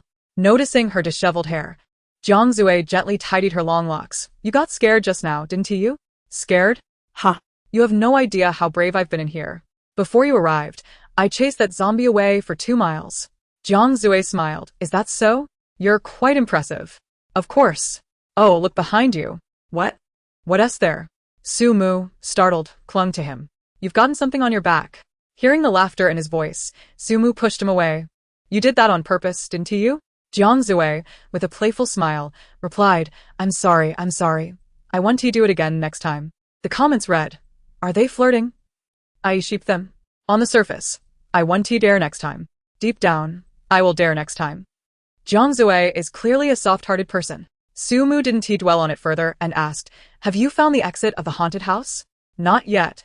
I was too busy looking for you as soon as I came in." "What good are you then?" "All right, I'll leave then." Jiang Zue pretended to walk away. Sumu didn't want to be left alone and quickly grabbed his arm. Hey, don't go." Jiang Zue turned serious. "I'm not joking. I've explored most of this haunted house. There's only a small section left, and the exit should be nearby. Let us go." He took Sumu's hand and led her forward, strolling as if they were in a garden rather than a haunted house. As they walked, they encountered various startling noises, objects suddenly popping out from behind doors, hands reaching from the walls to grab them, and eerie nursery rhymes playing in some areas. Yet each time, it was Sumu who got frightened, while Jiang Zue remained unfazed. Sumu has come to realize that he is utterly fearless, resembling a human tank, pushing forward without a care, as if nothing could impede his progress. Observing his calm demeanor, she fears he might doze off. Unable to restrain herself, Sumu inquires, Is this haunted house boring for you? It's dull when I'm alone, but it's different with you. What do you mean you find my fright amusing? Your fright isn't amusing, but you clinging to me is quite entertaining. Sumu, should I commend your honesty or call you a lecher? Oh, I see. I ought to say you are an honest lecher. So, in your view, my affection for you stems solely from your good looks? Sumu tosses her hair. Isn't it so? By your logic, there are so many beautiful people in the world. Should I be enamored with each of them? Sumu contemplates seriously, nodding in affirmation. That is indeed a possibility. Jiang Zui finds her amusingly infuriating, lightly tapping her. Stop overthinking. Sumu, rubbing her head in pain, retorts. Then what do you like about me? I've said it before. I admire your innocence, liveliness, and wit. When you run, it's as if you've just been released from prison. The comments flood in. Ha ha ha, you can't deny it resembles that. This mouth is too sharp. I can't breathe. I don't understand why Jiang Zui likes Sumu. But Sumu is delightful and amusing. Am I the only one concerned about Li Ku's well-being? Reflecting on Li Ke, sumugros somewhat anxious. I wonder how Li Ke is faring. Shouldn't we search for her and bring her closer to the exit? Although the rules dictate that a male guest may only escort one female guest out, they could first guide Li Ke to the exit to spare her the fright within. Do you have the courage to follow me around? The guest's activities are unrestricted, and the haunted house is vast. Finding anyone requires luck. Jiang Zui is indifferent, yet he worries Sumu might be scared. You can place me near the exit. I shall wait here, while you find Li Ke. Jiang Zui glances at her. Capturing his gaze, Sumu pats her chest, assuring him with unwavering determination. Rest assured. I shall only leave with you. Very well, if that is your wish. The comments pour in. Just indulge her. I'm shipping Sumu and Li Ke again. Thank you. After 20 minutes of wandering through the haunted house, they finally catch sight of a glimmer ahead. This light is not artificial, it is unmistakably natural. Piercing through the dimness of the haunted house, glaringly bright. Realizing they are at the exit, Sumu's spirits lift as she pulls Jiang Zui forward. Let us go. We're almost out. What about Li Ke? Sumu suddenly remembers. Alright, Li Ke. You go find her, I'll wait for you here. Just as Jiang Zui intends to offer her some advice, a glowing red hat appears before them. Sumu exclaims in surprise. Could this be the witch the director mentioned? Victory is within reach, yet they are obstructed by a witch. He grasps Sumu's hand. Don't just stand there, run. The two sprint away, hand in hand, as the comments urge. Is this the legendary Japanese run? Hand in hand sprinting, what a dramatic scene, ha. So romantic, exceedingly romantic. While the audience finds it romantic, Sumu perceives it as anything but. It feels like a desperate escape. Jiang Zui runs faster than her, essentially dragging her along. She feels as if he is flying a kite, with her as the kite itself. Chapter 36, The Deaf Progeny. Striving to keep pace with Jiang Zui, Sumu shouts, slow down. At this rate, they will inevitably be caught. Jiang Zui contemplates and then leads her into a room. Hide under the table. I'll distract the witch. I'll return for you shortly. Why not just find Li Ke? I'll wait here. Alright. After Jiang Zui leaves, Sumu hides beneath the table, hearing footsteps pass outside. Then silence falls. She steadies her breath, cautiously opening the door to peek outside. It is quiet, devoid of anyone. It appears the witch has been lured away by Jiang Zui. Not that I can call it a person, she muses, for he is clad in Qing dynasty attire, with a yellow talisman affixed to his forehead, his face pallid and devoid of color. A zombie. Sumu screams, flinging the door open and bolting, grumbling as she runs. Isn't this a mental asylum? Why is there a zombie here? Director, your haunted house theme is off. The comments flood in. Haha, just run. But why so chatty? I must admit, this zombie looks quite convincing. Poor Sumu, always pursued wherever she goes, ha. Fortunately, the zombie can only hop, allowing Sumu to easily evade him. As she pauses to catch her breath, Sumu reflects on how worthwhile this haunted house excursion has been. Not only has it sufficed for a year's worth of exercise, her lung capacity has likely improved, along with her heart's endurance. Upon entering the haunted house, the four male guests quickly dispersed, each seeking out their desired companions. Fu Chen has notably better luck, discovering the exit shortly after entering. Although he has yet to find EU, knowing the exit's location will save him considerable trouble later. Fu Chen feels no particular fear of the haunted house, but cannot claim to be entirely unafraid. He will still flee from zombies, though minor disturbances hardly faze him. He initially thought there would only be a few roaming zombies in the haunted house, but while searching for EU, he opens a door. The moment he does, he is taken aback. The room is filled with zombies. Regaining his senses, Fu-chun turns tail and runs. As he rounds a corner, he spots a figure ahead. The dim lighting obscures his view, but he can make out a vague profile. You! Fu-chun feels a rush of astonishment and joy after searching for so long. He discovers EU is near the exit, and she is alone. It's as if he stumbled upon a hidden treasure without effort. He dashes past her, seizing her hand. Run. There are many zombies behind us. The exit is just ahead. Bursting through the exit, Fu-chun exhales deeply, only to see someone before him. EU? Who then did I just pull along? I haven't even scolded you yet. Why are you dragging me along? You followed me because I was holding you. You didn't make a sound? Su-mu retorts, exasperated yet amused.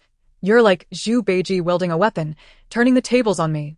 I've been calling out to you from behind. Did you hear me? While others are born in the year of the dragon, you were born in the year of the deaf. The comments erupt. Born in the year of the deaf. Ha, what a sharp tongue. Can I borrow Su-mu's words during future arguments? I thought Fu-chun wanted to reconcile, but it turns out he mistook her. To be fair, Su-mu and EU do resemble each other a bit. Perhaps he mistook her in the dark. Fu-chun's expression cools. I mistook you for EU and brought you along. Besides, the zombies were roaring behind us. I couldn't hear a word you said. I see now, you're not merely born in the year of the deaf. You are the progeny of the deaf. You. As tensions rise, the director intervenes. All right, enough of the bickering. It's just a misunderstanding. Regardless, Fu-chun, you brought Su-mu out. This afternoon, the two of you will have a date. Why should that be? Why should that be? They exclaim in unison. The director shrugs. It's the rules. Fu-chun immediately interjects. I can too. The director smiles slightly. No, rules are rules. They are set in stone. Su-mu, her expression grave, counters. Rules may be dead, but I can be dead too. The director? Director, do you wish to witness my demise? Regardless of your reasoning, if it's a no, then it's a no. There's no way. What about the windows? There are no windows either. Gazing at the director's unyielding demeanor, Su-mu lets out a deep sigh of despair. She had just agreed to wait for Zhang to come out together, but now she was taken out by Fu-chun. Surely Zhang wouldn't think of her as a deceitful person, would he? It wouldn't matter if he deemed her a villain. But he must not think that she still harbored feelings for Fu-chun. That would be an affront to her dignity. Chapter 37. A mouthful of water was spat out. After parting ways with Su-mu, Zhang found Li Ke, trembling in the corner, in just over 10 minutes. Rika? Zhang, hearing someone. Li Ke immediately stood up, exclaiming, thank goodness, finally someone. I've been wandering alone for so long. I was too scared to move. I came to find you. Mumu wants me to take you near the exit, making it easier for others to help you out. Li Ke almost cried. Who said Su-mu was heartless? Clearly, her conscience was intact. Thank you. You're welcome, let us go. Okay. Returning to the spot where she had parted with Su-mu, Zhang searched around but found no sign of her, a sense of foreboding creeping in. Su-mu? Su-mu? Outside the exit, upon hearing Zhang's call, Su-mu hurriedly leaned near the exit and shouted, Zhang, I'm outside. Zhang frowned deeply. How did you end up outside? Who brought you out? Su-mu chuckled awkwardly. I'll explain when you come out. Just come out first.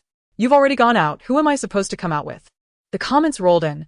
Zhang only wants to come out with Su-mu, and he's feeling it, huh? This scene is just too dramatic. The onlookers are ecstatic. The mischievous ones are eagerly anticipating Su-mu's date with Fu-chun. Su-mu pondered for a moment and asked, did you find Li Ke? You should bring her out. EU and I have already come out. Only Li Ke and He Xiao-cha are left inside. Zhang felt a headache coming on. Had he known, he wouldn't have agreed to find Li Ke, ending up in this mess. With a sigh, Zhang walked out with Li Ke following closely behind. Suddenly, they emerged into a brightly lit area, and Zhang instinctively closed his eyes in discomfort. Upon spotting Fu-chun, his brow furrowed tightly.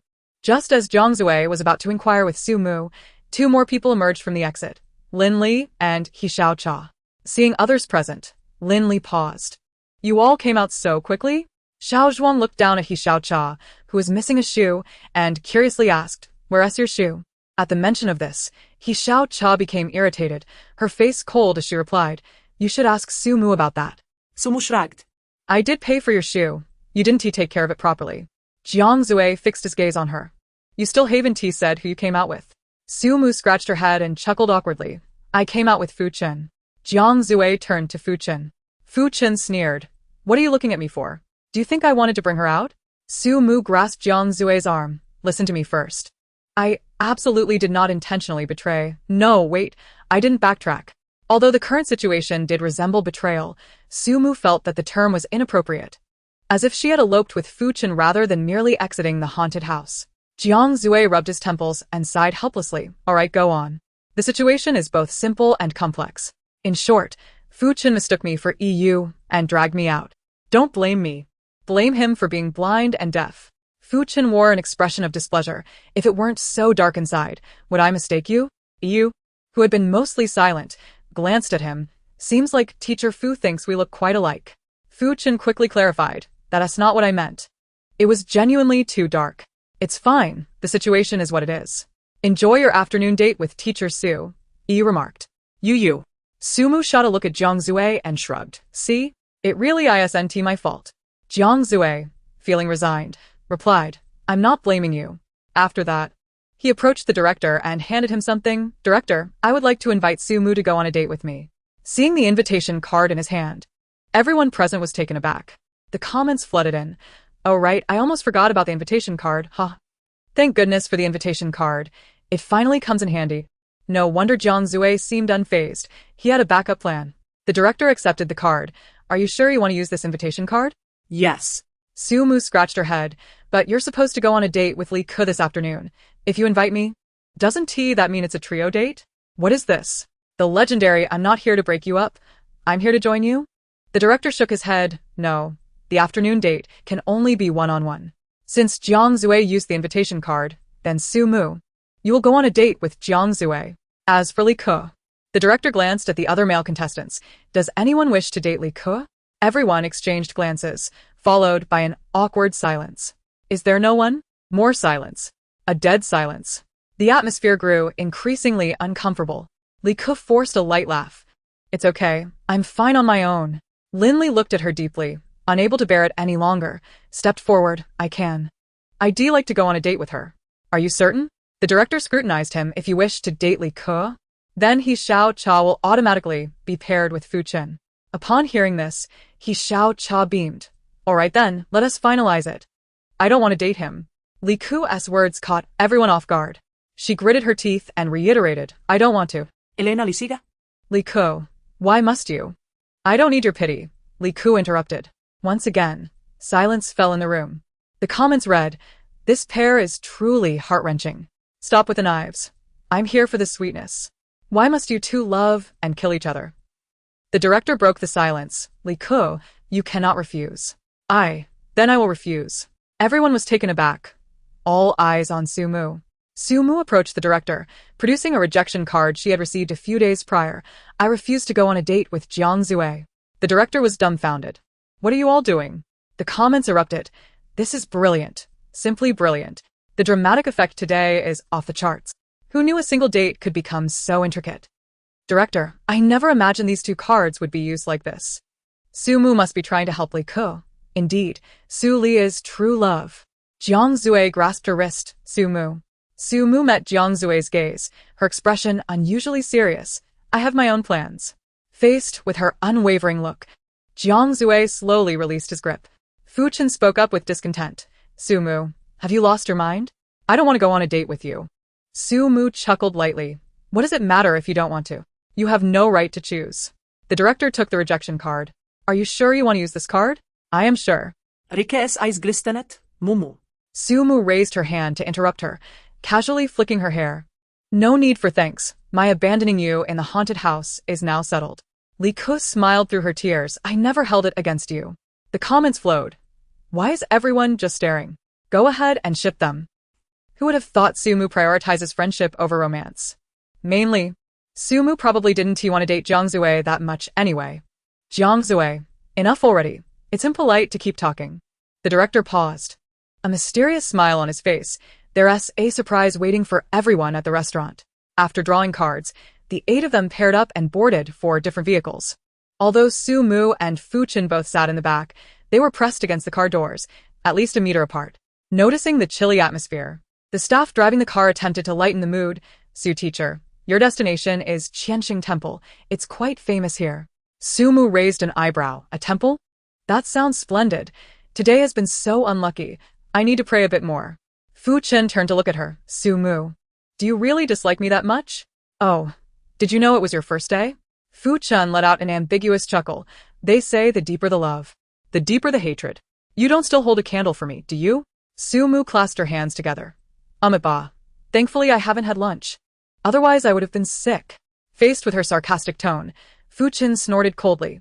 If it weren't for that, why would you refuse Jiang Zue's invitation? Is it simply because of Li Ke? Or could it possibly be for you? Oh my heavens, don't you have a mirror in your life? If not, a quick glance in the bathroom would suffice. I still remember when it was you who pursued me, serving tea and water, being so attentive. Wasn't that you? What was in the past is past. The present is the present. Holding on to the past as if it were the present is either foolish or perverse. Bullet comments. Stop pushing, take some anti-avoidance medication. So it was indeed Su Mu who pursued Fu Chen. I just want to know why they fell out. It must be because Fu Chen unilaterally ended the relationship over a cheating rumor, probably leaving Su Mu disheartened. Unable to outsmart Su Mu, Fu Chen snorted again, turning his head away in silence. Su Mu had no desire to engage further, slipping on her headphones to cut off communication. She casually selected a playlist, pressed play, and took a sip from her water bottle. Unexpectedly, Jiang Zue's voice suddenly filled her ears, singing in a deep tone. You say this isn't betrayal. Uft. Su Mu sprayed water everywhere. Chapter 38. Competing with all of you high beauty types. Soaked by her spray, Fu Chen leapt from his seat, exclaiming, Are you crazy? Are you a fountain? Su Mu paid him no mind, looking down to confirm that it was indeed Jiang Zue's song. She grabbed a tissue box. Fu Chen's expression softened slightly. At least you have a bit of conscience, knowing to help me dry off. Before he could finish, he saw Su Mu pull out a few tissues to wipe her own sweat. Fu Chen. Bullet comments. Haha, I'm laughing so hard. Fu Chen is truly being self-absorbed hot. I can't wait for their date. I feel like the laughs won't be few. Look at how speechless Fu Chen is. Fu Chen's face twitched with anger. Aren't you supposed to apologize to me? Su Mu, still wearing her headphones, barely heard his words. Apologize? No need. You don't have to apologize because even if you did, I wouldn't forgive you. For others, it might feel like a punch on soft cotton. But Fu Chen felt as if he had been punched squarely in the face, nearly spitting blood. Bullet comments. Ha, although it's cruel, I really want to laugh. What goes around comes around. I thought Su Mu was a star, but she turned out to be a comedian. After about 20 minutes, the car stopped, and Su Mu removed her headphones, stepping out to find herself at a Western restaurant. The facade suggested it was quite upscale. Just as she was about to enter, a figure blocked her path. It was an elderly man, dressed in tattered clothes, leaning on a bamboo cane with a broken bowl in hand. Please help me. His hands trembled as Su Mu hesitated for a moment, taking his bowl. I can only help you this much. Beggar. Fu Chen. Bullet comments. Two tall security guards rushed out from the restaurant, one on each side supporting the beggar. Sorry, sir, we don't allow begging here. Please move along to another place. The guards, mistaking his shouts for the name Wan, continued to escort him away. Perhaps the old man never imagined that one day, begging would not only yield no money, but would also cost him a bowl. Su Mu wasn't genuinely interested in the bowl. She placed it by the roadside, thinking he could come back for it later. Upon entering the restaurant, the manager approached her. Miss Su, right? Your private room has been reserved. Please follow me this way. At the moment the private room door opened, she was taken aback. Inside, a man in a dark blue suit occupied the main seat, his sharp, cold black eyes peering over gold-rimmed glasses, casually swirling a wine glass until he stopped upon seeing Su Mu. Moo. Brother? Bullet comments. Wow, is this Su's brother? He's incredibly handsome. Now I understand why Su Mu looks down on Fu Chen. Her brother is so good-looking. Su's brother, marry me, sob. I'm going to compete with you high-beauty people. Brother, what brings you here? Just a bit of a surprise. The Su family was not a wealthy one. Su Mu lost her parents at a young age, raised by her grandparents alongside Su Qing. The Miko group was founded by Su Qing during his university years. As a genuine wealthy heir, Su Qing maintained a low profile, rarely appearing in the media. His willingness to participate in a variety show, exposing himself to the cameras, was indeed unexpected for Su-mu. Chapter 39. Until next lifetime. After a brief chat with Su-mu, Su-ching turned his attention to Fu-chun behind her. The warmth he had just shown Su-mu vanished in an instant, leaving only indifference. Bullet comments. Laughing to death. This face-changing speed is too fast. Is this the art of face-changing from Sichuan opera? It's clear that the brother really dislikes Fu-chun. Why is Fu-chun disliked everywhere he goes, huh? He scanned Fu-chun from head to toe and, seeing him drenched, let out a slight scoff. Are you really doing this poorly now? Fu-chun had never liked Su-ching, not only because Su-ching's elegant exterior concealed a sharp tongue, but also because Su-ching always seemed to exude an air of disdain towards him. Fu-chun returned the cold shoulder, snorting. Isn't it all thanks to your sister? Su-ching chuckled softly. Is that so? Then it seems you are fortunate to be suffering to this extent. He no longer wished to speak further with Fu-chun. Guiding Sumu to sit down. I've already ordered your meal. Feel free to look at the menu and order anything else you'd like. Su-mu was nearly brought to tears. Order anything was an extraordinarily generous statement for her, who was financially strapped. It seemed that since her fallout with Fu-chun, Su-ching had forgiven her. Without hesitation, Su-mu grabbed the menu and added several dishes. The waiter noted her selections and was about to leave the room when Fu-chun called out, I haven't ordered yet. Su-ching smiled again, looking down. Don't worry. I've ordered for you as well. Fu-chun was skeptical of his goodwill. What did you order? Su-ching picked up a white towel from beside him, leisurely wiping his hands. You'll know when the food arrives. Fu-chun couldn't shake the feeling that Su-ching was up to no good, but under the watchful eyes of the cameras, he had no real concern that Su-ching would do anything overly outrageous. Su-mu might act recklessly, but Su-ching, as a businessman, would maintain his decorum. Is everything all right? No one to your liking? Su-mu scoffed disdainfully. My heart is sealed tight. I have no interest in the pains of love. Fu-chun immediately laughed derisively. Apart from Jiang-Zue, is there anyone else who likes you? You speak as if you are quite popular. In this dating show, unlike someone who flirts and keeps options open, or like you who plays the loyal dog while fishing, it is entirely normal for her to be unpopular. As soon as Su-ching finished speaking, the waiter entered to serve the dishes. A plate was placed before Fu-chun, revealing a whole fish. Su-ching adjusted his glasses, chuckling softly. Eat up. Just like you. The chef put in a lot of effort to prepare that fish. This double entendre flushed Fu-chun's face with anger, leaving him momentarily speechless. Su-mu could hardly contain her laughter. Why provoke anyone but Su-ching? Su-ching's tongue was sharper than a cobra's, and while Fu-chun could be haughty, provoking Su-ching was a perilous venture. Bullet comments. So Su's brother is quite sharp-tongued. You two siblings are quite the insults, huh? If Fu-chun is a fish, then isn't that just like EU who flirts and fishes? I also think EU is quite the sea king. Hasn't he voted for 3 men besides Jiang-Zue? After being choked by Su-ching, Fu-chun completely lost his appetite. He looked at the fish on his plate with disdain, took a few hasty bites, and then set down his knife and fork. Sitting in silence, he remained quiet, and Su-ching chose not to speak to him again.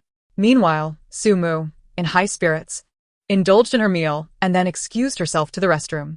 After watching Su-mu leave, Fu-chun could no longer contain himself and remarked, You two siblings are quite alike. Both enjoy ridiculing others for your amusement. Su-ching leisurely sipped her red wine and replied, I apologize. But I do not share such a hobby. I merely speak the truth, which often proves most disarming. Ridiculous, according to your logic. Does pursuing someone you like make one a sycophant?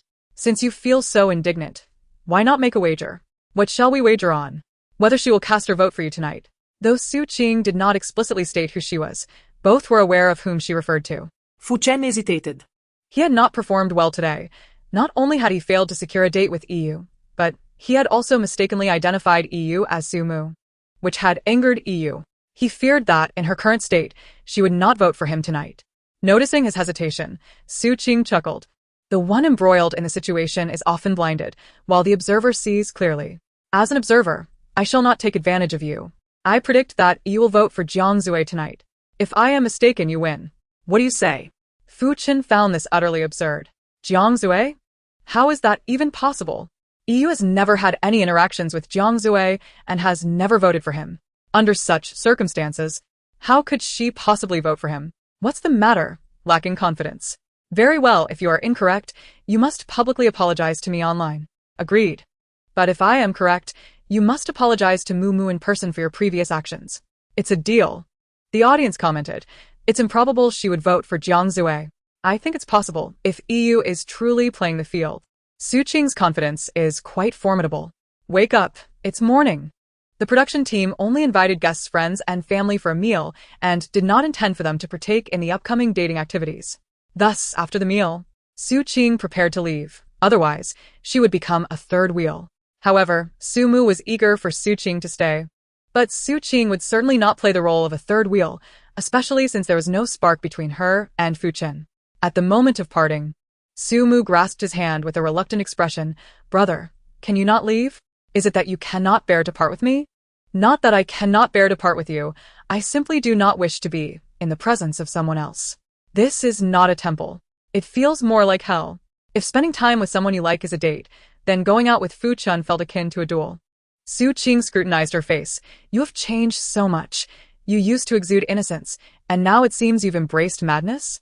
Because I've come to realize that rather than tormenting myself, I would rather drive others mad. That sounds reasonable. I have a flight at 2 this afternoon. So, I cannot chat longer. Brother.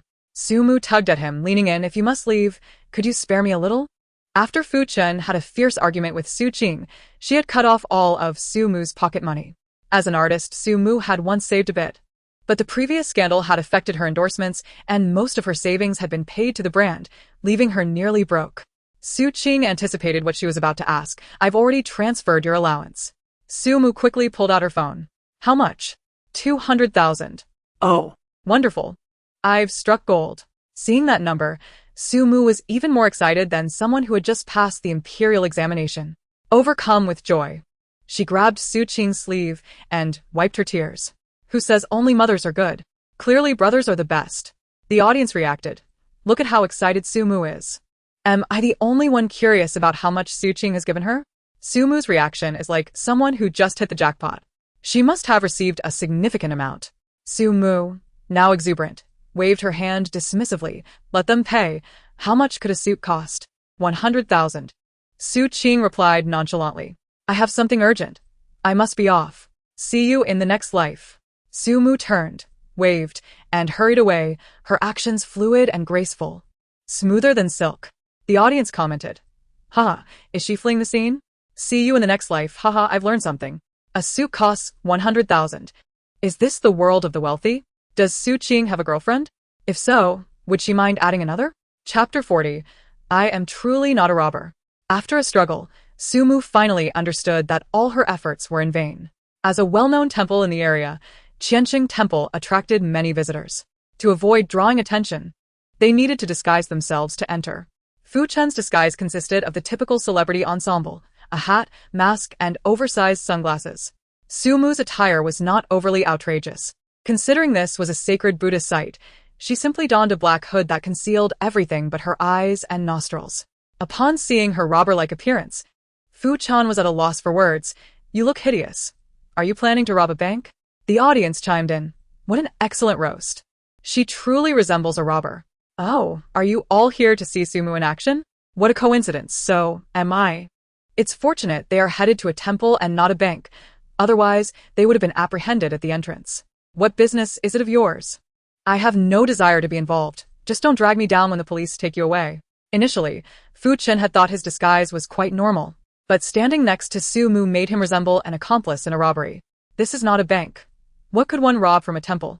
The statue of the Buddha? Su Mu rolled her eyes and exited the car, striding into the temple. Fu Chen, reluctant to accompany her, waited for her to enter before following at a distance. Upon arriving at the temple entrance, they attracted considerable attention from passers-by. Some looked on suspiciously, others retreated, and some clutched their bags tightly, watching them warily. Su Mu exclaimed, I am truly not a robber. Embarrassed, she tilted her head towards the sun and declared loudly, Oh, it's so sunny today. Thankfully, my sunscreen is effective. Fu Chen, trailing behind, remained silent, thinking, this is absurd. It is clearly overcast today. Who would believe such nonsense? Surprisingly, the onlookers seemed to buy Su Mu's excuse and turned their attention to the photographer instead. Once inside the temple, they encountered an incense burner. It must be said that the commercial aspect of this temple was quite well executed, although there were free incense sticks. They were thinner than shoelaces and clearly of poor quality. However, for those willing to spend money, one could obtain incense thicker than a thumb. The staff selling incense would even tell you that the thicker the stick, the more it guarantees safety. Fu Chun took 3 free sticks, lit them, and placed them in the burner. Su Mu scoffed. I didn't expect you to believe in such things. You don't believe? I am an atheist. I do not believe in these matters. Then what are you holding? Free things should not be wasted. After saying this, Su Mu also inserted her incense stick into the burner. The audience commented, "This is a classic case of temporary faith. Haha, since we are here, we might as well pray. Free things should not be wasted. That is too real." After paying their respects, Su Mu entered the main hall of the temple. It was spacious, with a golden Buddha seated in the center, surrounded by a donation box. Su Mu walked towards the donation box, prompting a sudden change in expression from the young monk guarding it, who immediately clutched the box tightly. Su Mu protested, "I am truly not here to rob." She quickly approached the young monk. "What are you doing? Do you suspect I want to steal money?" The little monk, with his smooth and shiny head glistening with cold sweat, clasped his hands together and bowed to Su Mu, stating, "As a monk, I do not speak falsehoods. Indeed, I harbor such doubts." Su Mu scoffed. "Never mind, I have no cash on me, so I shall refrain from donating." The little monk sighed in relief and turned to present a QR code. "You may scan here, benefactor." Su Mu replied, "Really? Not just beggars, but even temples have adapted to modernity. Whose QR code is this? Is it from the Buddha? I have a pressing matter. Could I perhaps add the Buddha on WeChat for a direct conversation? You jest, benefactor. This is the QR code of our temple's accountant. The comment section erupted. Goodness. Even temples have accountants now. It seems the smell of copper coin has surpassed that of incense in these temples. Indeed, I share your sentiment.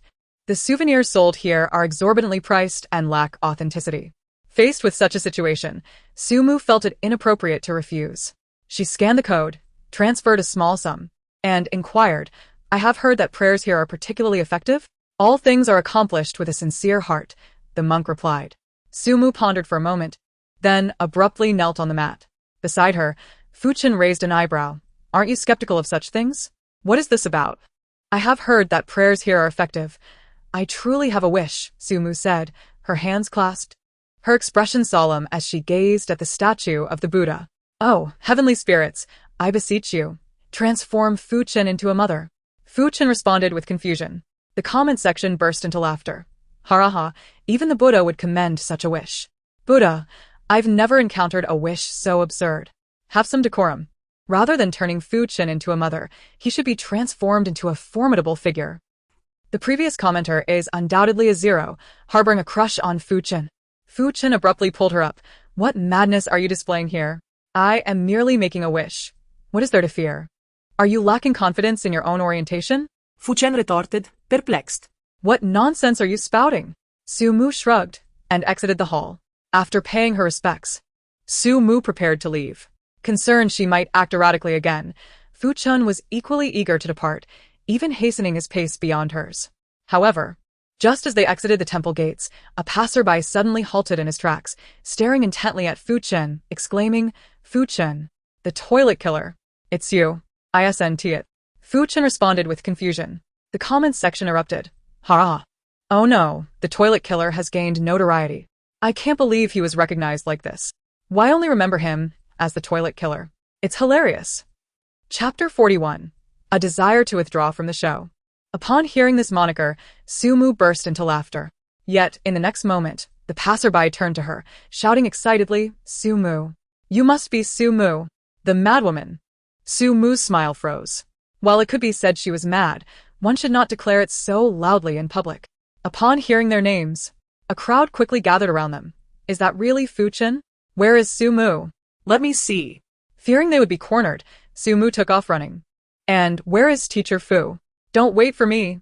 If he runs into me, it's his misfortune," the driver commented. The comment section chimed in. "Haraha, as expected of you. Well done. Fu Chen, I truly owe you for this." Just as the driver prepared to set off, Fu Chen caught up at the last moment. Once he boarded the vehicle, the driver pressed down on the accelerator, whisking them away from the temple. EU and Xiao Zhuang's rendezvous point was an amusement park. Upon entering a hot pot restaurant, Yu spotted a familiar face. Xian? Finally, you've arrived. I've been waiting for you. Xiao Zhuang turned to Yu. Do you know each other? Yes, this is my best friend, Dong Xian. Xiao Zhuang nodded knowingly. Ah, so this is the surprise the director mentioned. The trio sat down and Xiao Zhuang handed the menu to Yu. Order whatever you like. Today, I'm treating. If Yu desires, I can treat as well. Wow, you've already started calling her Yu? Xian playfully nudged Yu. Xiao Zhuang took this as shyness, his smile widening. The comment section ran wild. Aside from being a bit ugly, Xiao Zhuang's other qualities are quite decent. I'm dying of laughter. Not only ugly but also reckless. Have you forgotten who nearly drowned Yu? I would have forgotten if you hadn't mentioned it, huh? It seems Yu isn't particularly fond of Xiao Zhuang. Their conversation revolved around makeup and nail art, leaving Xiao Zhuang unable to interject, relegating him to the role of a server. The meat is ready, come on Yu. Eat more, you're too skinny. He promptly placed a hefty portion of meat into Yu's bowl. Yu glanced at the meat in her bowl.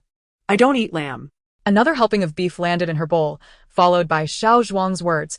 We have so little time together. I can hardly gauge your preferences. We must dine out together more often. This remark left even the observant Xian momentarily speechless, while Yu could only manage an awkward yet polite smile. Halfway through the meal, Xian set down her chopsticks. I need to use the restroom. Yu followed suit, I'll go as well. In the restroom, Yu touched up her makeup while Xian washed her hands beside her. Without the camera present, Xian felt more at ease. You're not actually interested in Xiao Zhuang, are you? How could that be? Then why agree to this date? It was merely a twist of fate. Xian dried her hands. Honestly, I think Fu Chun is much better than him. Fu Chun is indeed commendable. But what? But Jiang Zue is even better. Xian shrugged, non-committal.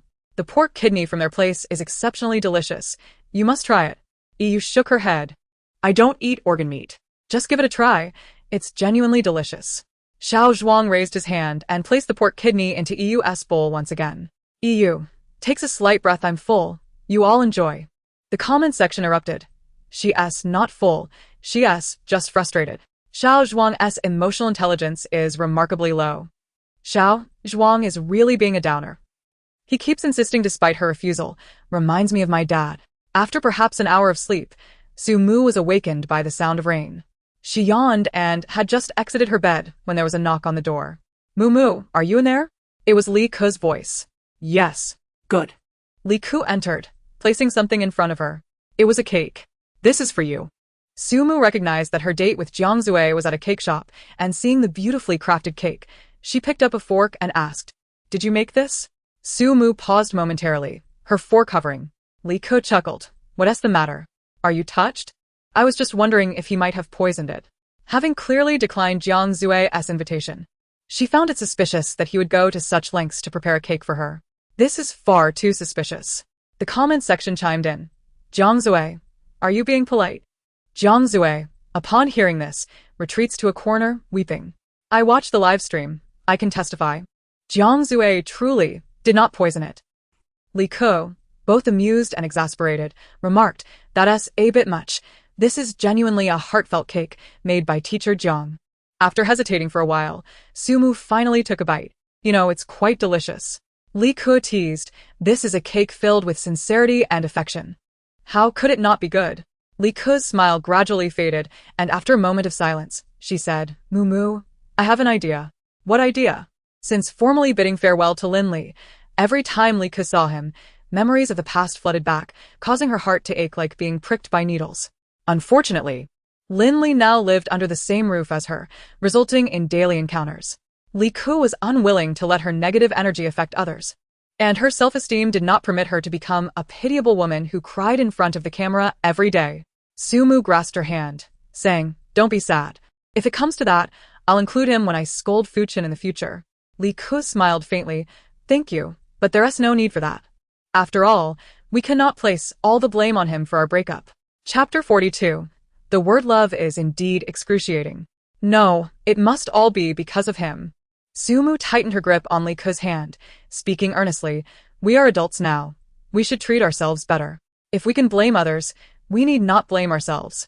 Wouldn't that make me seem heartless? Su Mu pondered. You make a valid point. A lost romance can be rekindled, but a lost conscience is far more difficult to reclaim. Li Ko was taken aback. The comments flooded in. Ha ha ha, such wisdom. I can't even refute it. Rike looks utterly stunned. Support Li Ko in finding more to talk about. My heart aches for Li Ko. Sumu ceased her banter and said, if you've made up your mind, I will support you no matter what. Sumu asked, are you Thunder God or Lightning Mother? Why are you moving as swiftly as lightning? Are you leaving today? Yes. I came here to say goodbye. Let us see if you will be heartbroken, regretful, in tears. Li Ku's smile bore a trace of sorrow. If he were truly heartbroken, he wouldn't have failed to cast a single vote for me these past few nights. Sumu fell silent. Upon returning to her room, Like efficiently paket her luggage. Sumu, standing beside her, asked reluctantly, aren't you going to stay for dinner? I've already booked a flight. If I wait until after dinner, I won't make it. It's fine. I've already said my goodbyes to everyone I wanted to, so there are no regrets. The comments continued. You only said goodbye to Sumu, so she is the only one you wanted to bid farewell to? I'm shipping Suli again, thank you. My Suli, do you also want to? Sumu walked to the window to glance outside. The rain was pouring harder, as if the heavens were weeping for those about to part. Li Ko had become Sumu's first friend in this little abode. Though they had only spent a few days together, Sumu had grown fond of Li Ko. She possessed a wonderful personality and exceptional culinary skills. Truly a beacon of humanity compared to the likes of Hishaocha and Iyu, who seemed to tread upon her. Now, with her sudden departure, Sumu felt a pang of reluctance. After waiting for Li Ko to finish packing, Sumu picked up an umbrella, stating, it's inconvenient for you to carry the suitcase. Let me escort you. All right. She noticed Li Ko with her suitcase and asked in surprise, are you leaving? Ela yena lialta, momentari listunnat. The comments erupted. Wow, what a coincidence to run into Lin Li. What a dramatic turn, I love it. I have a feeling this will get painful. As Li Ko prepared to step out with her suitcase, Lin Li instinctively blocked her path. I've already booked a flight. Noticing her struggle with the suitcase, Lin Li promptly took it from her, declaring, I'll help you. Before Li Ko could refuse, he exited the door with her luggage in hand. With no choice left, Li Ko could only follow. Sumu trailed behind, holding the umbrella for her. The production team's vehicle was parked by the roadside. Lin Li placed her suitcase in the trunk and then approached her, holding the umbrella. Seeing that Lin Li seemed to have something to say, Sumu discreetly stepped away. Lin Li tilted the umbrella towards Li Ko, shielding her from the rain. They stood in silence for a long moment. Li Ko sniffled and feigned a casual smile. Don't you have anything to say? I'm leaving now. Lin Li pressed his lips together, wanting to comfort her but unsure of his stance, ultimately managing to utter, I'm sorry for making you so sad, I truly am. It's alright, there's no need to apologize. I haven't been perfect either, I don't blame you, really. With that, Li Ko opened the car door and sat inside. Just as she was about to close the door, Lin Li held it open. He folded the umbrella and carefully placed it by her feet, saying, take it, it's raining heavily. Li Ko quietly observed him as he did this. Before finally shutting the car door, the vehicle drove away from Lin Li's view, and he watched it leave, murmuring to himself, I would rather you blamed me. The comments surged. Are they deliberately trying to make me suffer? I'm crying so loudly. This is the first dating show that has made me cry. In the distance, Sumu saw him standing alone in the rain and approached to hold the umbrella over him, saying, ISNT a bit late to be sad now. Sumu walked alongside him, sharing the umbrella. However, Lin Li began to slow down, becoming increasingly lethargic. By the time they reached the entrance of the yard, he seemed to have lost his spirit, leaning against the wall before suddenly crouching down. His emotions spiraled out of control, and he covered his face, quietly weeping. The comments flooded in, what the hell? Their first love. So many years of feelings. He's hurting too, he just never said it. Why, oh why, if you still love each other, must you part? Li Ko cried in front of him so many times, and he remained composed. I thought he was rational, but he was just holding it in. Hearing his cries, Sumu, who was holding the umbrella, froze. She had previously teased Li Ko about Lin Li's potential tears, never expecting him to truly cry. Uncertain of how to comfort him, she could only stand there, holding the umbrella while quietly sighing. The dynamics between Lin Li and Li Ko clearly indicated that continuing their relationship would be exhausting, while severing it would be painfully challenging. Indeed, the concept of love is a tormenting one. Chapter 43. The Strain of Smiles. Once he entered the room, Zhang Zui approached Sumu and asked, What's wrong with him? Now he is sad? Why didn't he support Li Ku earlier? In the past, Su Mu would have agreed with Jiang Zue's viewpoint. But after witnessing Lin Li's tears, she found herself understanding him more. Emotional matters are complex. Clearly, you don't comprehend, Su Mu replied. I truly don't understand. I only know that if you still care, you should hold on tightly and never let go. Have you ever heard a certain song? What song? Su Mu picked up a nearby water bottle as if it were a microphone. My last act of love is to let go. You sing beautifully. Please don't sing again. I only know this line. Is the cake delicious? The abruptness of the question caught Su Mu off guard. Huh? The cake I made for you, didn't you eat it? I did, but it wasn't very. Before she could finish, her expression drastically changed, and she bent over, clutching her stomach. What's wrong? Jiang Zue supported her. Su Mu clutched his sleeve, her lips trembling.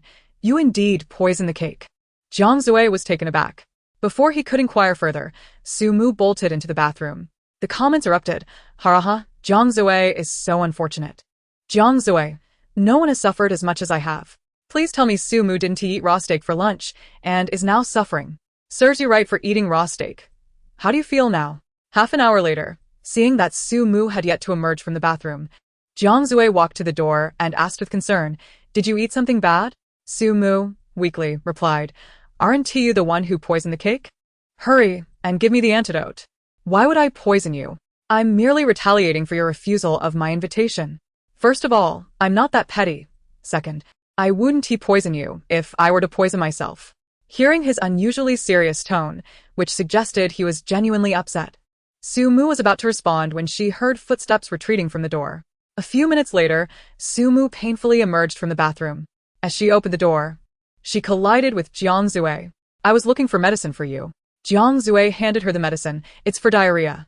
Take it 3 times a day. 1 pill at a time. Su Mu shakily accepted the medicine, realizing he had indeed prepared the antidote, confirming her suspicion of his wrongdoing. Jiang Zue merely stared, speechless. Jiang Zue, why not take some brain medication while you're at it? Su Mu widened her eyes. Not only do you poison me, but you also wish to humiliate me? Jiang Zue closed his eyes, thinking that if he weren't so reluctant, he would truly want to strangle her. Su Mu, frightened, took a step back. If poisoning fails, are you resorting to murder? Is there any cake left? May I go have some? None. Not a crumb remains. Jiang Zue, you certainly have a healthy appetite. Comments.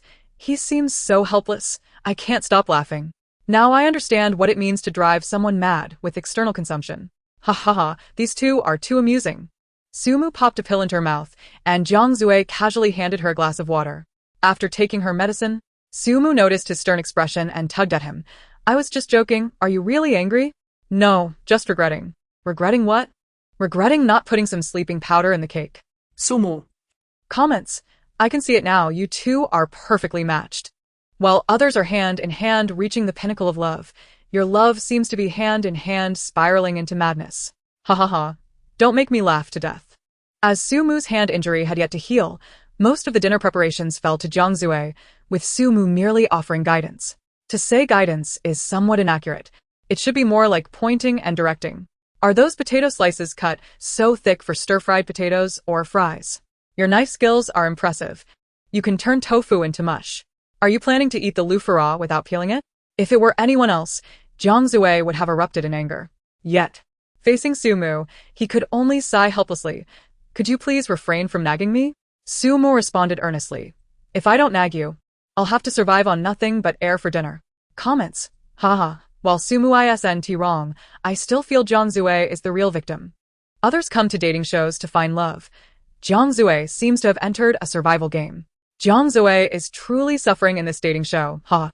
Oh, Jiang Zue. I still prefer your former unruly self. Before you could speak, Xiao Zhuang interjected. With me holding the umbrella, how could you possibly get wet? Seeing the tension rising between the two, Yu did not intervene but found an excuse to step away. I'll check what we're having for dinner. When Yu entered the kitchen, Su Mu was still directing Jiang Zue's activities. Observing Jiang Zue busying himself, while Su Mu leisurely stood to the side, Yu's eyes darted and she approached. Teacher Su's hand is injured, so it's inconvenient for her. Teacher Jiang, may I assist you? Sure. No need. The first sentence was spoken by Su Mu, the latter by Jiang Zue. Jiang Zui looked at Sumu looked at Iyu. And Iyu looked back at Jiang Zui. Iyu raised an eyebrow. Are you using my help or not? Hyun Thui replied curtly, no. Today it's just me and Sumu cooking together. That's the rule. I don't mind the hard work. What do you care about then? Jiang Zui shot her a cold glance and turned back to washing vegetables. Sumu snapped her fingers. Teacher Jiang's silence signifies agreement. Come on, come help. And start by slicing the potatoes. All right. After Iyu joined, Jiang Zui fell silent. Seeing Jiang Zui resembling a henpecked husband, Sumu pondered and approached him. Wow. You're washing those vegetables so well, they're sparkling clean. Jiang Zui remained silent. Sumu scrutinized him. I just realized that teacher Jiang looks incredibly handsome when cooking. Comments. Sumu, attempting to flatter. Jiang Zui, how can I suppress the smile? Why is my own smile curving up too? Those mischievous little lovebirds. Jiang Zui couldn't hold back. What are you trying to say? Sumu leaned on his shoulder and lowered her voice. If Iyu wants to help, let her. Free labor is a good deal. Are you certain she's only here to help? Sumu shrugged, non-committally. Seeing she was clearly aware of Iyu's intentions. Jiang Zui snorted coldly. You're so carefree that you see everything is good. No sooner had he spoken than Iyu, who was cutting meat, suddenly called out. Teacher Jiang, could you help me tie my apron? My hands are all greasy, and it's quite inconvenient. The apron was quickly brought over, and he wrapped one arm around her waist, carefully tying the belt. Iyu smiled. Thank you, Teacher Jiang. No need to be polite, but you thanked the wrong person. Iyu forced a smile. I'm bothering you to help me with my apron while your hand is injured. Sumu smiled slightly. As long as it doesn't touch water, I can manage small tasks like tying an apron. Just call me if you need anything. Jiang Zui is busy, but I'm quite free. Jiang Zui smiled again. At least you have a bit of conscience. Sumu patet herchest, rest asured. During your cooking time, I won't let any woman near you. Really? Really? Sumu stepped back a meter. Including myself. Jiang Zui. Jiang Zui, you can exclude yourself. That won't do. Having a woman of my beauty, unmatched in grace and allure, beside you would surely distract you. Jiang Zui had grown accustomed to her whimsical antics and nodded calmly. That makes sense. Comments. Just indulge her. Your uncle indulges her father. It's evident he adores her. Jiang Zui is steadily gaining points. Iyu indeed came to the kitchen seeking opportunities to interact with Jiang Zui. But with Sumu's interference, she gained nothing. After the preparation was complete, she rubbed her sore arms and exited the kitchen, realizing she had become nothing more than a laborer. Chapter 44. 1 cup inebriated, 2 cups down, 3 cups for cups. Good morning. With Iyu as an auxiliary, the kitchen progressed rapidly. In just over an hour, the dishes were served. The production team had originally arranged 8 chairs, but due to Li Ke's departure, 1 chair remained empty. Sumu glanced at the vacant chair, poured herself a glass of wine, and raised her cup, although it was wrong for Li Ke to leave. Saying it as if she had passed away is a bit much. After speaking, she disregarded whether others raised their glasses and downed her drink in one go. Jiang Zui looked around. Where's Lin Li? Xiao Zhuang replied. He said he's not hungry and won't be joining for dinner. Comments. Oh, Lin Li. Why must you do this? This couple is truly heart-wrenching. Haha, I'm looking forward to it. After finishing her first glass, Sumu's face turned crimson within 10 minutes. Jiang Zui paused his chopsticks. How well can you hold your liquor? Sumu smiled slightly and poured herself another glass. Don't ask me about my alcohol tolerance.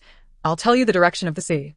After that, Sumu downed her drink once more. Upon finishing, she dramatically collapsed onto the dining table. Jiang Zui. Comments. Haha, is that the direction of the sea? 1 cup inebriated, 2 cups down, 3 cups for cups. Good morning. Her alcohol tolerance is hilariously poor. I'm dying of laughter. Jiang Zui patet her, Sumu? No response. Jiang Zui, feeling a headache coming on, rubbed his temples. Don't sleep here. You'll catch a cold. Sumu, like a zombie, lifted her head. I just remembered. Remembered what? Sumu swayed and stood up, glancing around before stepping directly onto a chair. I'm a princess. Where's my personal guard? Quickly fetch the doctor. Jiang Zui was genuinely worried she would fall, and he tugged at her. Get down first. Sumu shook off his hand, looking serious. What is your attitude? You should say, Princess, please come down. Jiang Zui. Comments. Princess, please come down, ha. The embarrassment is overwhelming. Tomorrow morning, She'll be mortified. You all clearly don't understand Sumu. She wouldn't feel ashamed at all. Sumu is crazier when sober. Right now, she doesn't even realize she has drunk. Fu Chun, eating, looked at Sumu with disdain. Crazy when sober. Crazier when drunk. It's truly speechless. Jiang Zui grasped Sumu's hand. Stop messing around, come down. It's dangerous up there. I need to find a doctor. What for? To treat my brain damage. Jiang Zui. Others? Comments. To coax her down, Jiang Zui could only persuade her gently. I am a doctor. Will you come down for me? Can you treat cerebral palsy? Yes, as long as you come down. Sumu, somewhat skeptical, Stepped off the chair and grasped Jiang Zui's hand, asking, how do you plan to treat it? Stamp your feet twice. Sumu stamped her feet twice. Stamp harder. Sumu stamped more forcefully. Do your feet feel numb? Yes. The cerebral palsy won't disappear. It will merely shift. Now your feet are numb, and your mind is clear. That makes a lot of sense, doctor. You are quite clever. Others remarked, can this really work? With comments flowing in, I just spat out my drink. Who understands? Divine doctor, as expected. Now who can distinguish you from Hua Tara? Sumu limped to the sofa and sat down. Doctor, I have a question. Jiang Zui poured her a glass of water and handed it to her. Drink the water before you ask. Sumu obediently drank from the cup. Can I ask now? Go ahead. If you cure my cerebral palsy, does that mean I lose my right to be foolish? Jiang Zui. The comments erupted. Ha ha ha ha, I'm laughing so hard. You two should team up for a skit. This dating show is beneath your talents. If you're not on this year's Spring Festival Gala, I won't watch. Sumu, Clearly convinced, nervously held Jiang Zui's hand. What should I do, doctor? Thank you, doctor. After taking a few steps, Sumu turned and asked, where's my room? Jiang Zui, with no choice, grasped her hand. I'll take you there. The comments continued. Isn't it possible to be tipsy and still be assessed? Ignore him. He can't be considered an expert. Alright, are you all playing a game with the comments? Talon emerges from the comments section. Chapter 45. The CEO falls for my overbearing nature. Realizing she recognized him, rather than seeing him merely as a doctor, Jiang Zui halted. What's wrong? I have something very important to tell you. what is it? I've thought long and hard about whether I should tell you this. But I've always been afraid you would push me away. The room was silent, the ticking of the clock echoing. Jiang Zui gazed at her hand, which clutched as tightly, his eyes flickering with anticipation as he squatted beside her bed. What do you want to say? Can I touch your abs? Jiang Zui. What is he expecting?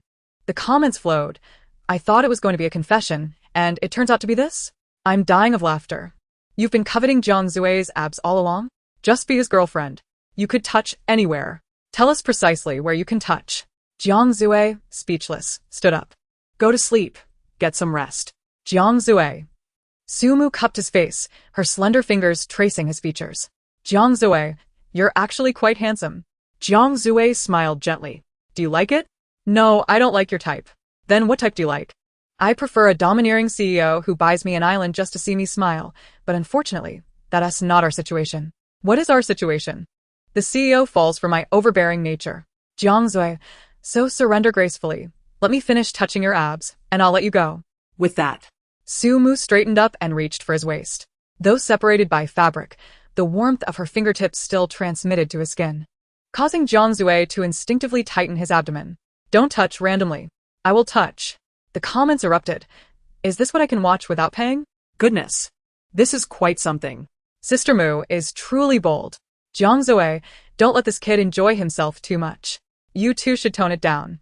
The live stream might get shut down. Jiang Zui could no longer tolerate it, seizing her hand and pinning her beneath him. Su Mu blinked twice. Is this the domineering CEO's forced affection? Jiang Zui found her amusingly infuriating. You need to read fewer novels. Jiang Zui released her hand and got off the bed, ensuring to tuck her in properly. Sleep. He coldly tossed those two words before swiftly leaving the room. Before returning to the dining room, Jiang Zui leaned against the staircase, taking a few deep breaths to calm himself before turning to descend. He had no desire to continue eating the leftovers, quietly tidying up the table. Halfway through, Yu came down. Teacher Jiang, it's too messy here. Let me help you clean. Jiang Zui remained silent. After finishing wiping the table, Yu joined him in the kitchen to wash the dishes. She was eager to help, and Jiang Zui did not stop her. Halfway through, Yu laughed and asked, Sumu is always like this. When she is happy, she becomes careless. Teacher Jiang, you must be quite exhausted, right? Jiang Zue replied coldly. If doing this little for someone you like feels exhausting, then isn't that affection rather hypocritical? Yu had no retort, falling silent, secretly lamenting how impervious Jiang Zue was. Looking at the peacefully sleeping Sumu, Yu lowered her gaze. To be able to date Fu Chen right after debuting, and now effortlessly gaining Jiang Zue's favor, her life is indeed fortunate. Upon seeing this message, Lin Li, who had been lying in bed for a long time, sat up. He stared at the photo for a while, sighed deeply, and ultimately cast his vote for Li Ke. It seemed he had not overestimated Li Ke, but rather overestimated himself, believing he could handle everything rationally. This time, he wanted to follow his heart.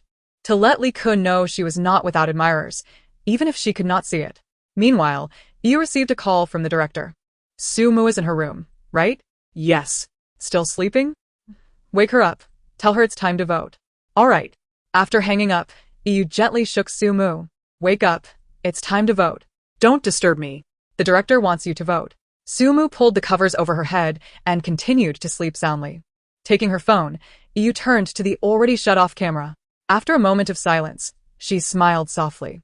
Lifting Sumu's hand, she easily unlocked it with a fingerprint, quickly finding the voting link. Gazing at Fu Chen's profile on her phone, she extended her finger and gently tapped it. With a soft chuckle upon seeing the voting successful message, she thought, now Jiang Zue should be disheartened. After the voting time ended, Fu Chen hurriedly opened his phone to check the results. He had received 2 votes, one of which included a text message. I hope the next time I'm taken out of the haunted house, it's you. The other vote was devoid of a message. Seeing this text, he couldn't hide his excitement, his face lighting up. It was clear that this message was sent by EU. Exiting the app, Fu Chen took his phone to the balcony and dialed a number. Tonight's voting has ended. I received 2 votes, so you can prepare an apology letter to post online. On the other end, Su Qing remained unfazed.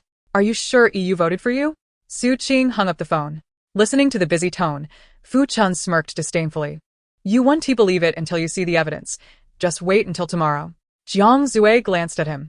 You seem quite pleased. Did EU vote for you? Who else could she vote for besides me? She could vote for Xiao Zhuang. Don't flatter yourself. She clearly looks down on you. If she doesn't look down on me, how could she possibly look up to Xiao Zhuang? In comparison to Xiao Zhuang, Fu Chen was confident that his qualifications could overshadow Xiao Zhuang in every aspect. Moreover, he had received 2 votes tonight, bolstering his confidence further. She doesn't like you. Nor does she like Xiao Zhuang. Then who else could she vote for?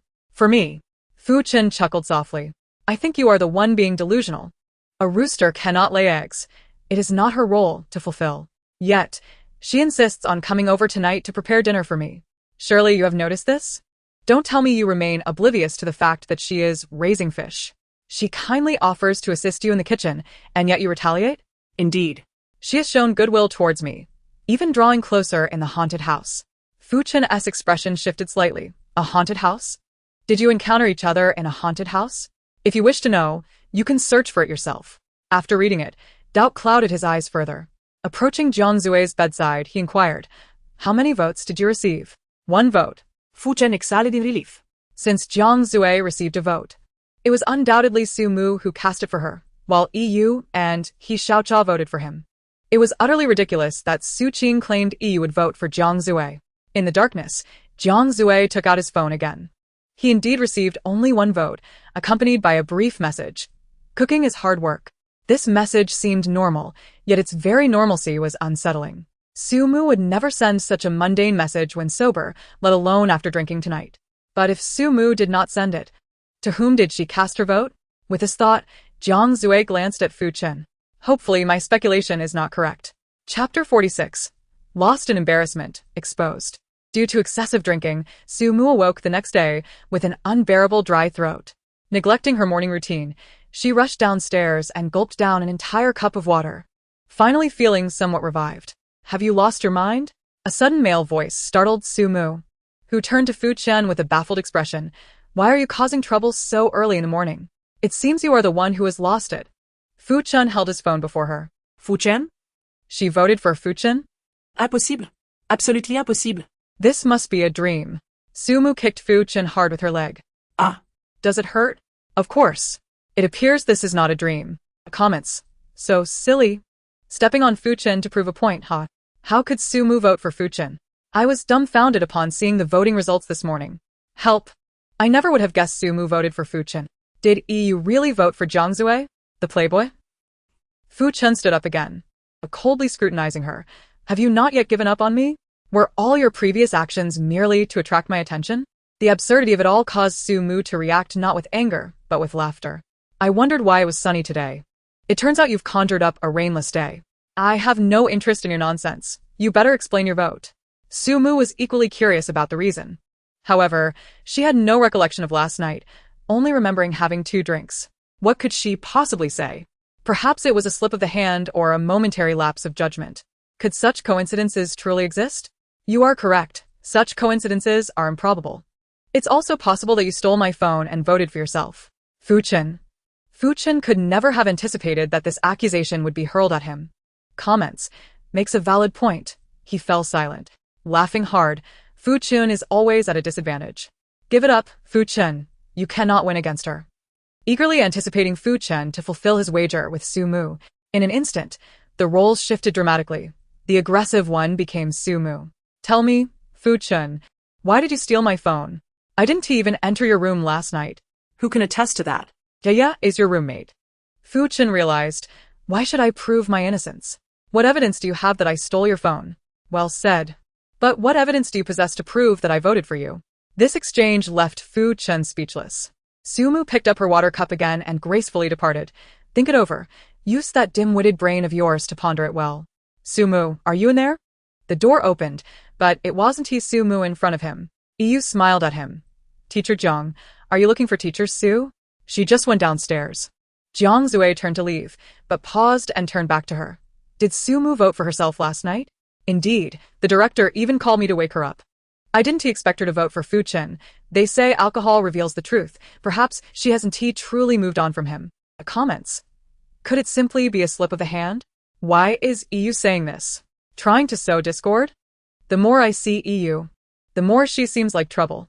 Jiang Zue remained silent, merely staring at her unblinkingly. EU had encountered many men's appreciative gazes, but this cold, all-encompassing scrutiny was a first. His dark eyes seemed capable of piercing her very soul. EU felt a shiver run down her spine, yet forced a smile, pretending to be oblivious to his intent.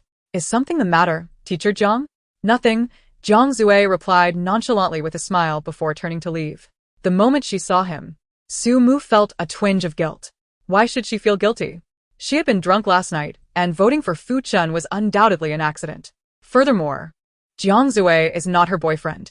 Even if she voted for someone else, what does it matter? With this in mind, Su-mu straightened her posture and confidently approached Jiang Zue.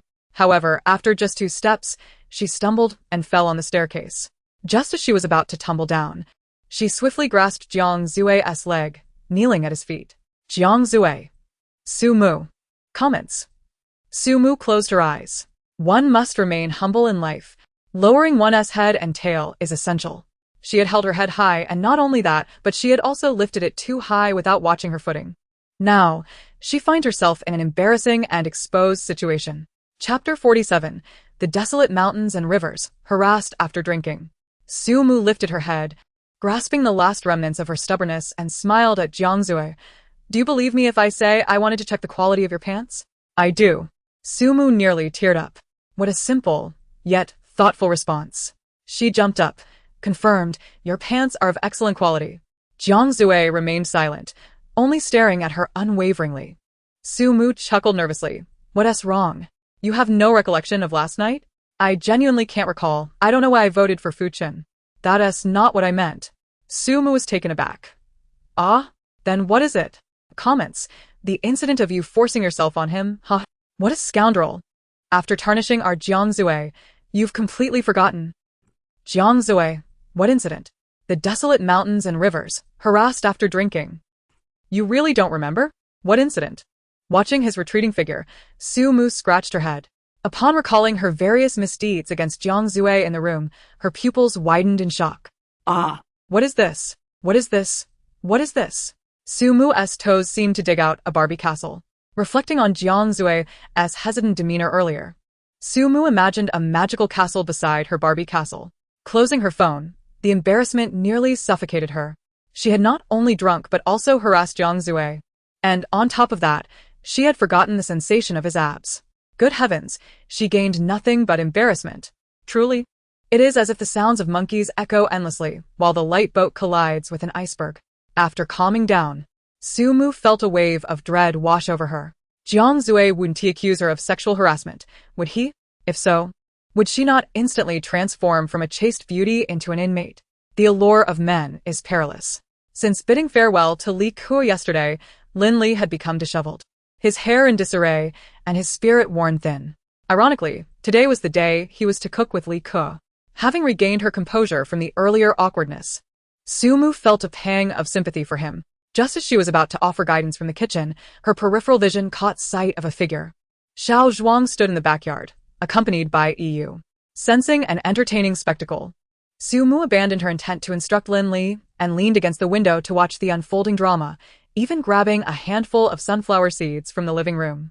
In a secluded corner, Yu halted her steps. "Mr. Xiao, did you need something from me?" "Yu, I am puzzled. Why did you vote for Jiang Zue last night? Are you here to interrogate me?" The barrage of comments read, "Xiao Zhuang is being utterly ridiculous. He performed so poorly on the date and now dares to question her? Is the female Sea King about to ruin everything? Neither seems to have noticed that Sumu is eavesdropping." Ha ha ha. Xiao Zhuang quickly lightened his tone. "That's not my intention. I'm simply curious. Mr. Xiao, I have a younger brother. Did you know?" Ah. Xiao Zhuang was taken aback by her sudden revelation. "I didn't know. Since childhood, my parents have favored boys over girls. The sweetest part of the watermelon is always reserved for my brother. He occupies the largest room, and good fortune never comes my way." Gradually, I began to feel that perhaps I am unworthy. Xiao Zhuang's heart ached upon hearing this. How could you think that? "You are the most wonderful girl in the world." Yu lowered her gaze. "I've always been anxious, afraid of being hurt, so I wrap myself tightly. Mr. Xiao, I truly worry that you might only be pursuing me to compete with Teacher Fu." Listening to her, Sumu felt compelled to applaud her for such a flawless excuse and exquisite performance. With just a few words, she shifted the focus of the conflict to whether Xiao Zhuang genuinely liked her, all while portraying a sensitive and self-effacing character with remarkable finesse. Each evasive glance was heart-wrenching, and every downward gaze was perfectly timed. It was evident that this was a meticulously crafted act. After Yu's revelation, Xiao Zhuang completely forgot his original purpose for seeking her out and hastily assured her, "Yu, my feelings for you are entirely sincere. Whether or not Fu Qin is in the picture, I will always cherish you." Though Xiao Zhuang had fallen into her trap, the comments were skeptical. "Why does this feel so insincere? What does this have to do with your vote for Jiang Zue?" The first impression was rather good. But the more I watch, the more I think Yu is playing games. If you truly like Xiao Zhuang, why not clearly reject Fu Qin? Master of fishing indeed. Xiao Zhuang grasped her hand. "Yu, the reason I sought you out today is to ask for a clear answer. Will you choose me? If you do, I will make you the happiest woman in the world." Yu was taken aback by his sudden demand for a choice and instinctively stepped back. Clearly, she could not refuse at this moment. Otherwise, Xiao Zhuang might not vote for her again in the future. Yet, if she agreed, it would complicate matters with Fu Qin. After a prolonged silence, Yu finally looked up at him. "Mr. Xiao, this is the first time someone has treated me so well. But I am accustomed to being timid. Could you please grant me a little more time?" All right. Yu exhaled in relief. At this juncture, Sumu shook her head in disbelief. Was Xiao Zhuang lacking in common sense or simply blind? How could he not see through such an obvious act? He was truly like a person staring at the sky, utterly oblivious. Rubbing her head in pain, Sumu exclaimed, "Are you a person or a ghost? Why are you standing behind me without a sound?" Initially thinking the excitement had come to an end, Sumu observed Fu Qin's expression and felt that the spectacle was far from over. She promptly retrieved the sunflower seeds from her pocket, urging him, "Why are you standing there? Go over and join them." "I want tea," he coldly replied, turning to leave. Wait. "Aren't you going to ask Yu whom she chooses, you or Xiao Zhuang? It's such an important matter. Very important. You three performing well in Wandong is more crucial than anything else." The comments flooded in. "Ha ha ha. Wandong, ha ha ha ha. Is this joke about Wandong going to fall flat? Someone should keep an eye on Lin Li. He's about to blow up the kitchen." Chapter 48. Bringing up the wrong topic. Under Sumu's guidance, Lin Li managed to prepare breakfast without incident. However, the atmosphere at the dining table was rather somber. Upon seeing Jiang Zue, Su Mu was reminded of her own misdeeds, and she ate voraciously, afraid to utter a word, lest he take her to court. Xiao Zhuang, who usually doted on EU, had fallen silent, and even Fu Chun had changed his demeanor, no longer tossing sarcastic remarks at Su Mu. Why is everyone so quiet today? Are you still upset about Li Ke leaving? Su Mu asked, shoving a bun into her mouth. Hurry and eat. It will help keep your mouth busy. He Xiaoca, feeling the awkwardness, changed the subject. You? Why did you vote for Jiang Zue last night?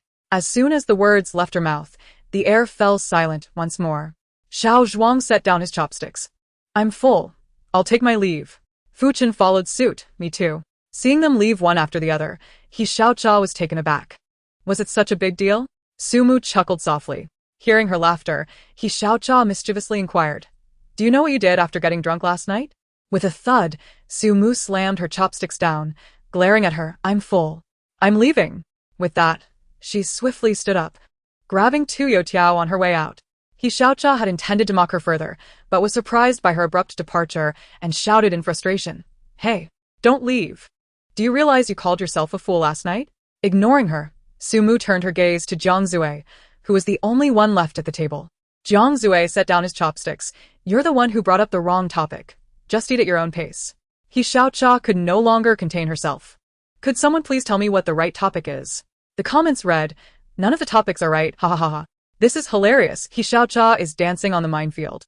Only He Xiaocha remains oblivious to everything. He Xiaocha. So, you're isolating me, huh?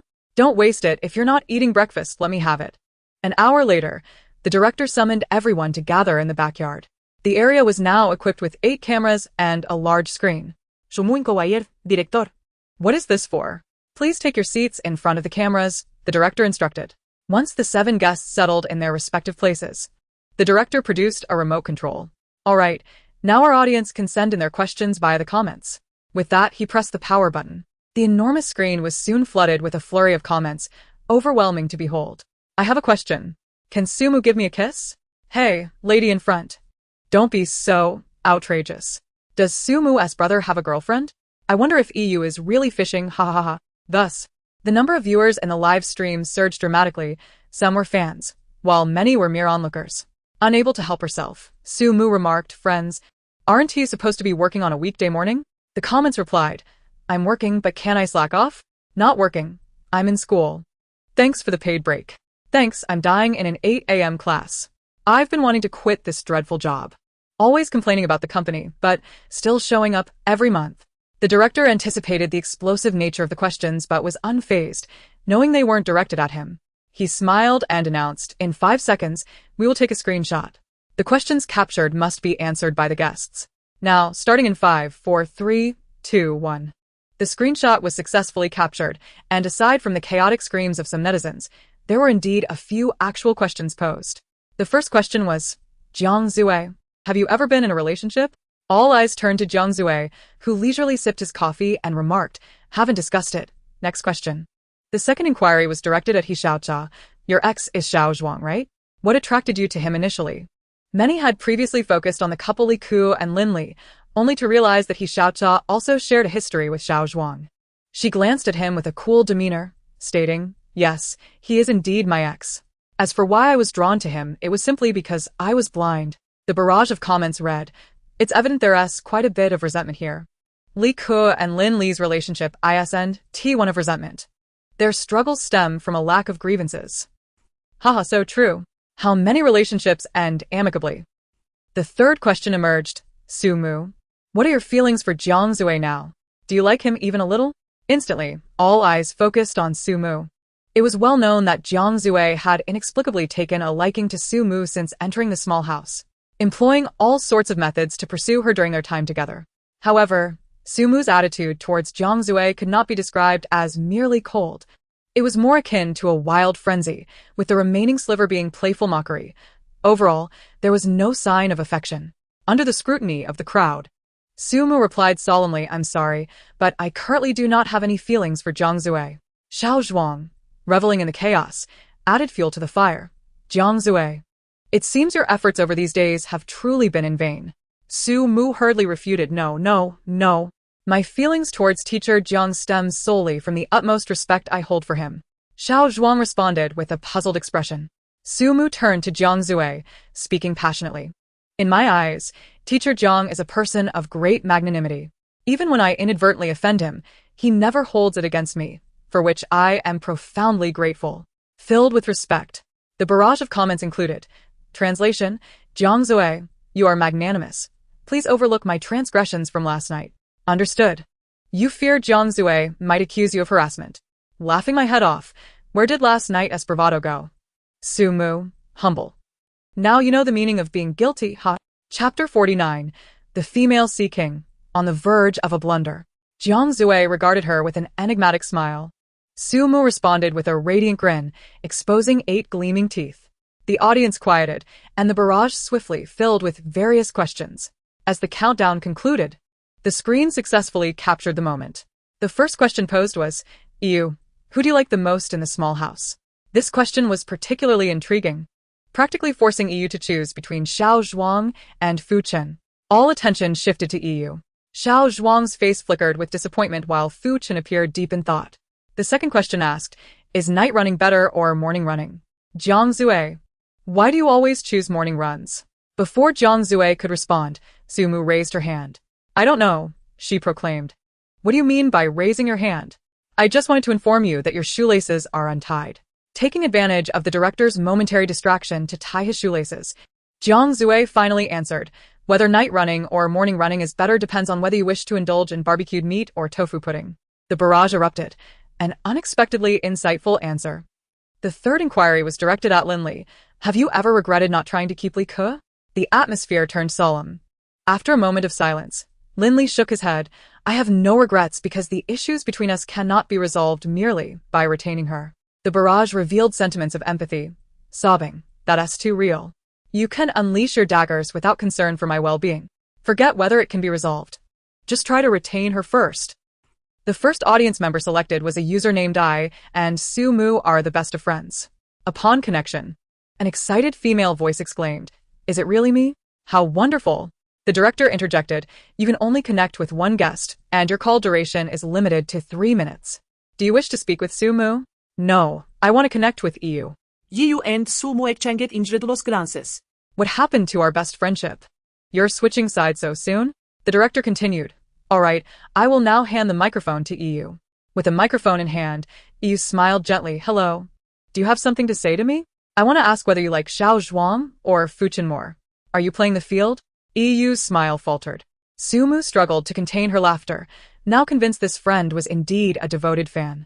This knack for stirring the pot was evidently hereditary. Others joined in, casting curious glances at EU, while the barrage exploded with comments. And you, my friend, are truly a warrior. I appreciate your question. Remember to keep your DMs open. Look at EU's bewildered expression. EU has already explained her reasons to Xiao Zhuang. Why come across so confrontational? EU stammered, that's definitely not the case. Is Su Mu's fan doing this on purpose? The main character isn't a good person, and it seems her fans are not either. Is this the quality of Su Mu's fans? Naturally, Su Mu's fans were not inclined to accept insults without retaliation, swiftly joining the fray. Amid the chaos, numerous fans of Fu Chen also entered the fray. In their eyes, their beloved Fu Chen was the best in the world. They not only loathed Su Mu but also despised EU for both enticing Fu Chen and keeping him hanging. Thus, they neither defended EU nor Su Mu, instead opting to incite discord. As the barrage devolved into a verbal brawl, the director cleared his throat, attempting to regain control. Dear viewers, please refrain from using foul language. Let us not jeopardize our live stream. Yet, his plea fell on deaf ears, and the quarrel continued unabated. The connected audience member posed a soul-searching question. EU could no longer maintain her composure, coldly denying, I am not playing the field. Then who do you prefer, Fu Chen or Xiao Zhuang? EU hesitated.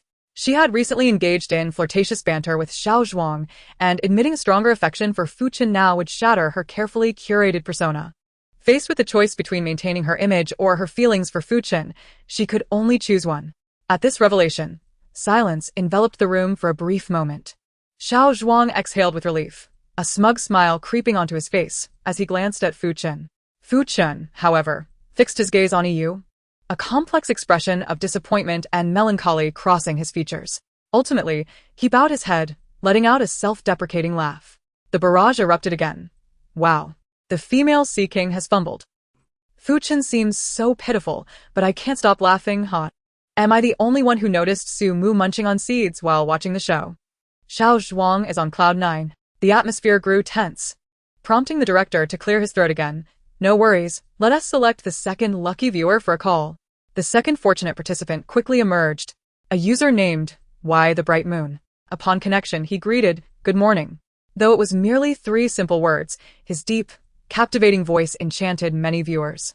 The barrage erupted with excitement, but only Su Mu sensed something amiss. Brother? A laugh came from the other end of the line. Your recognition was quite swift. Of course. Even if you turned to ash, I would recognize you. She recalled the moment when this voice had told her, I've already transferred the money. At that instant, the voice transcended the ordinary, etching itself into her memory. The barrage reacted. Ah, it's Su Qing. Su Qing's voice is so lovely, sobbing. Su Qing. Marry me? Thank you. The director, taken aback by the connection to Su Qing, asked, Su Qing, what brings you to join the call? Why can't I join? Of course not. Who would you like to speak with? Fu Chun. Fu Chun sensed the ill intentions of the newcomer. Before he could utter a word of refusal, the director had already thrust the microphone into his hand. On the other end of the call, Su Qing's voice was tinged with a teasing lilt. Fu Chun, it appears it's time for you to honor our wager. Chapter 50. A new guest joins. The guests in the small cabin were oblivious to the nature of the bet between the two, and even the party involved, Su Mu, wore a bewildered expression. Meanwhile, the live chat was ablaze with excitement. Haha, I can't wait for this. Anticipation level 1. Anticipation level 10,086. Initially, Fu Chun intended to negotiate terms with Su Qing to evade the wager, but now, in front of the live camera, he found himself unable to articulate a single word of his prepared speech. Caught in a bind, he could only muster the courage to approach. With a decisive thud, he set down the microphone and strode toward Su Mu. Noticing his aggressive demeanor, Su Mu raised an eyebrow. What's the matter? Did you come to vent your frustrations after losing a bet to my brother? I sincerely apologize for my previous actions. I am truly sorry. He bowed awkwardly, bending his stiff waist in a reluctant gesture. Fu Chun looked up in surprise. You forgive me just like that? Of course, upon reflection. It seems you haven't done anything wrong. Fu Chun was momentarily taken aback, his eyes reflecting a newfound appreciation. I didn't expect you to be so magnanimous. You're merely a product of your underdeveloped brain.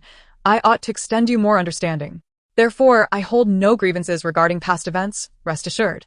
Fu Chun. Live chat. Haha. Fu Chun, I didn't realize you could be so harsh.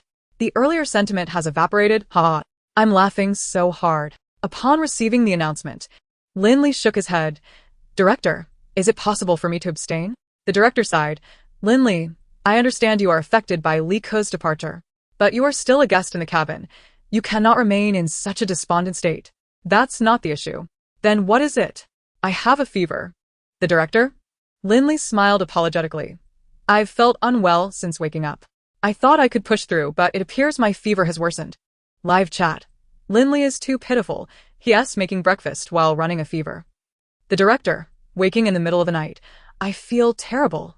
My heart aches for Lin Li, sobs. The director fell silent. He had assumed Lin Li's morose demeanor was due to Li Ke. Then you need not participate in the upcoming activities. I shall arrange for a doctor to come over. You should rest in the cabin. Understood. An hour later, the bus came to a halt. As Su Mu disembarked, he was surprised to find himself at a school. However, it was the weekend, and the school was eerily quiet. Director, why are we here? Shortly, the female guests will draw lots to pair up with the male guests as campus couples.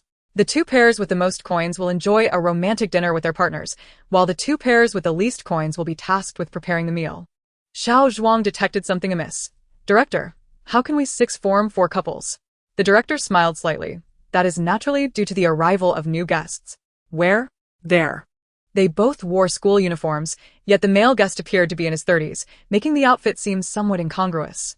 The female guest, in contrast, appeared youthful, likely in her early 20s, and the uniform suited her vibrant spirit. Live chat. Wow, indeed, there are new guests. I thought only a female guest would join, but now we have 2 new guests. Approaching the group, they halted. Please introduce yourselves, the director prompted. The girl stepped forward first, her expression exuding a hint of arrogance. Lin Zhaozhao, age 22, Masters in Economics from Cambridge, Vice President of Fashion Media. Fashion Media? Isn't that a subsidiary of the Jiang Group? Surely Jiang Zui knows her? All eyes turned to Jiang Zui, who stood with his hands at his sides, his demeanor indifferent. Live chat. Cambridge? A 22-year-old vice president? Incredible. Why is it that at the same age, you excel, while I can only fall asleep? Even in a school uniform, she exudes an air of wealth. Clearly, she is from a prominent family. However, in recent years, Jiang Zui's popularity had waned significantly, and many younger viewers did not recognize him. After the applause subsided, Sumu could not resist asking, "So, are you 2 former acquaintances?" Lin Zhaozhao frowned. "I don't know him." Zhang Yu interjected. "That can't be true, right? My drama in Xiang was all the rage 6 years ago. You must have seen it." Lin Zhaozhao remained unyielding, her haughty demeanor unchanged. "Sorry, 6 years ago, I was still in school and had no time for dramas." The director, well aware of Lin Zhaozhao's background, dared not offend her and merely smiled, attempting to smooth things over. These 2 guests are indeed not former acquaintances. Due to Li Ke's departure, we hastily brought them in. Xiao Zhuang showed little interest in either of them, calling out, "Director, can we start the draw now?" "Yes. But the new guests have a privilege. They may choose 1 guest to pair up with before the drawing begins. Have you made your selections?" Lin Zhaozhao immediately spoke. "I choose Jiang Zui." Chapter 51. The Old Sage's Fart, Unparalleled. The air fell silent for a moment. Those who had already suspected a connection between the 2 were now even more convinced by Lin Zhaozhao's prompt choice. Fu Chen directly inquired, "Do you know Jiang Zui?" For the first time, Lin Zhaozhao smiled. "Our families have been neighbors since childhood." Live chat. "Wow, this is the legendary childhood sweethearts. This is going to be entertaining." To be neighbors with a Jiang family, Lin Zhaozhao's family background must be impressive. Curious gazes flitted between Su Mu, Jiang Zui, and Lin Zhaozhao. The director cleared his throat. "All right, Lin Zhaozhao will be paired with Jiang Zui as today's campus couple." "I refuse." Jiang Zui's expression was one of cold detachment. "Jiang, this is a privilege of the new guest. You cannot refuse." Zhang Yu smiled slightly. "I choose Sumu." The others were taken aback. Live chat. "Wow. He*s brave to choose Sumu. I thought it would be a love triangle, but now it seems to be turning into a quadrangle." The addition of new guests is just right. It promises to be quite lively. "I am certain." "Very well. You and Sumu will form today's campus couple." Do not question why she did not suspect Jiang Zui's ulterior motives. Given his recent behavior in the cabin, Sumu believed he simply had unique taste, preferring the unconventional, always smiling at her. With Sumu chosen, she and Jiang Zui did not participate in the subsequent lottery. And the results for the remaining 4 were equally intriguing. Yu drew Fu Chen, while He Xiaocha drew Xiao Zhuang. He Xiaocha and Xiao Zhuang were clearly displeased. Yet surprisingly, Fu Chen, usually exuberant, showed no signs of excitement over this outcome. Perhaps Yu's preference for Xiao Zhuang had left him disheartened. Su Mu smiled gently. Being able to wear a school uniform well is the true test of one's appearance. If you think you look unappealing, perhaps it's not the clothes that are at fault. What do you mean? Are you implying I look ugly? Not at all. Where did I say that? I did not imply it. He Xiaocha. Live chat. Why provoke her? Ha ha ha. Sumu looks so youthful in that high ponytail and school uniform. Sumu possesses a certain charm. I always thought of her as a comedic character, but I almost forgot she is indeed a beauty. The director announced, "Now, I will give everyone a hint. The first location is room 302 in that teaching building. Hurry there to win coins." In conclusion, they failed to assemble a pair of mutually affectionate individuals. Zhang Yu was quite enthusiastic and urged Su Mu, "Let us hurry up and win some gold coins." Su Mu glanced at him curiously. "I'm intrigued as to why you chose me." Zhang Yu looked at her with profound affection. "Mu, to be honest, I came for you. You are worthy of my unwavering choice." Upon hearing this, the surrounding crowd turned their gaze towards him, while most were merely spectators. One pair of eyes concealed a sharp intent. Indeed, it belonged to Jiang Zui. The barrage of comments read, "Ha ha ha, Jiang Zui seems to want to kill him with his gaze." Jiang Zui, try saying that again. Jiang Zui, every ounce of displeasure deserves recognition. Generally, Being questioned like this by someone one admires would induce embarrassment, but he felt no such discomfort. Instead, he continued to gaze at Su-mu with tender affection, stating, "It's all right. We will have plenty of time to get to know each other. As the saying goes, as long as I am not embarrassed, the awkwardness lies with others." Before her toes could cramp, Su-mu hastily fled from his affectionate gaze. Zhang Yu caught up to her, chuckling, "Are you shy?" "I'm scared." "Scared of what?" "Scared that my toes will tunnel through the Earth's core and cause the apocalypse." The comments continued. "Haraha, just as expected from you. Truly awkward. Pouring out greasy sweet talk when you barely know each other. She runs, he chases. She is like a bird unable to fly." Although she had been rather aloof in front of the cameras, Lin Zhaozhao beamed brilliantly in front of Jiang Zue. Noticing Jiang Zue's unwavering focus on Su-mu, she pursed her lips and approached him with a water bottle. "Jiang Zue, it's so hot today. Would you like some water?" "No." Jiang Zue coldly averted her. "Of course not. I'm only here because of you." Jiang Zue interrupted her. Lin Zhaozhao, clutching the water bottle, wore a face of grievance. The comments chimed in. "It's clear Jiang Zue dislikes you. Why bother?" "Beautiful lady, your affection for Jiang Zue is futile, but if you like me, there will be a result, so why not just like me? What are you even thinking?" Jiang Zue's attitude towards those he likes and dislikes is quite distinct. After a leisurely stroll to the teaching building, they eventually found classroom 302. At the podium sat a balding middle-aged man, wielding a pointer in one hand and a book in the other, presumably the director mentioned.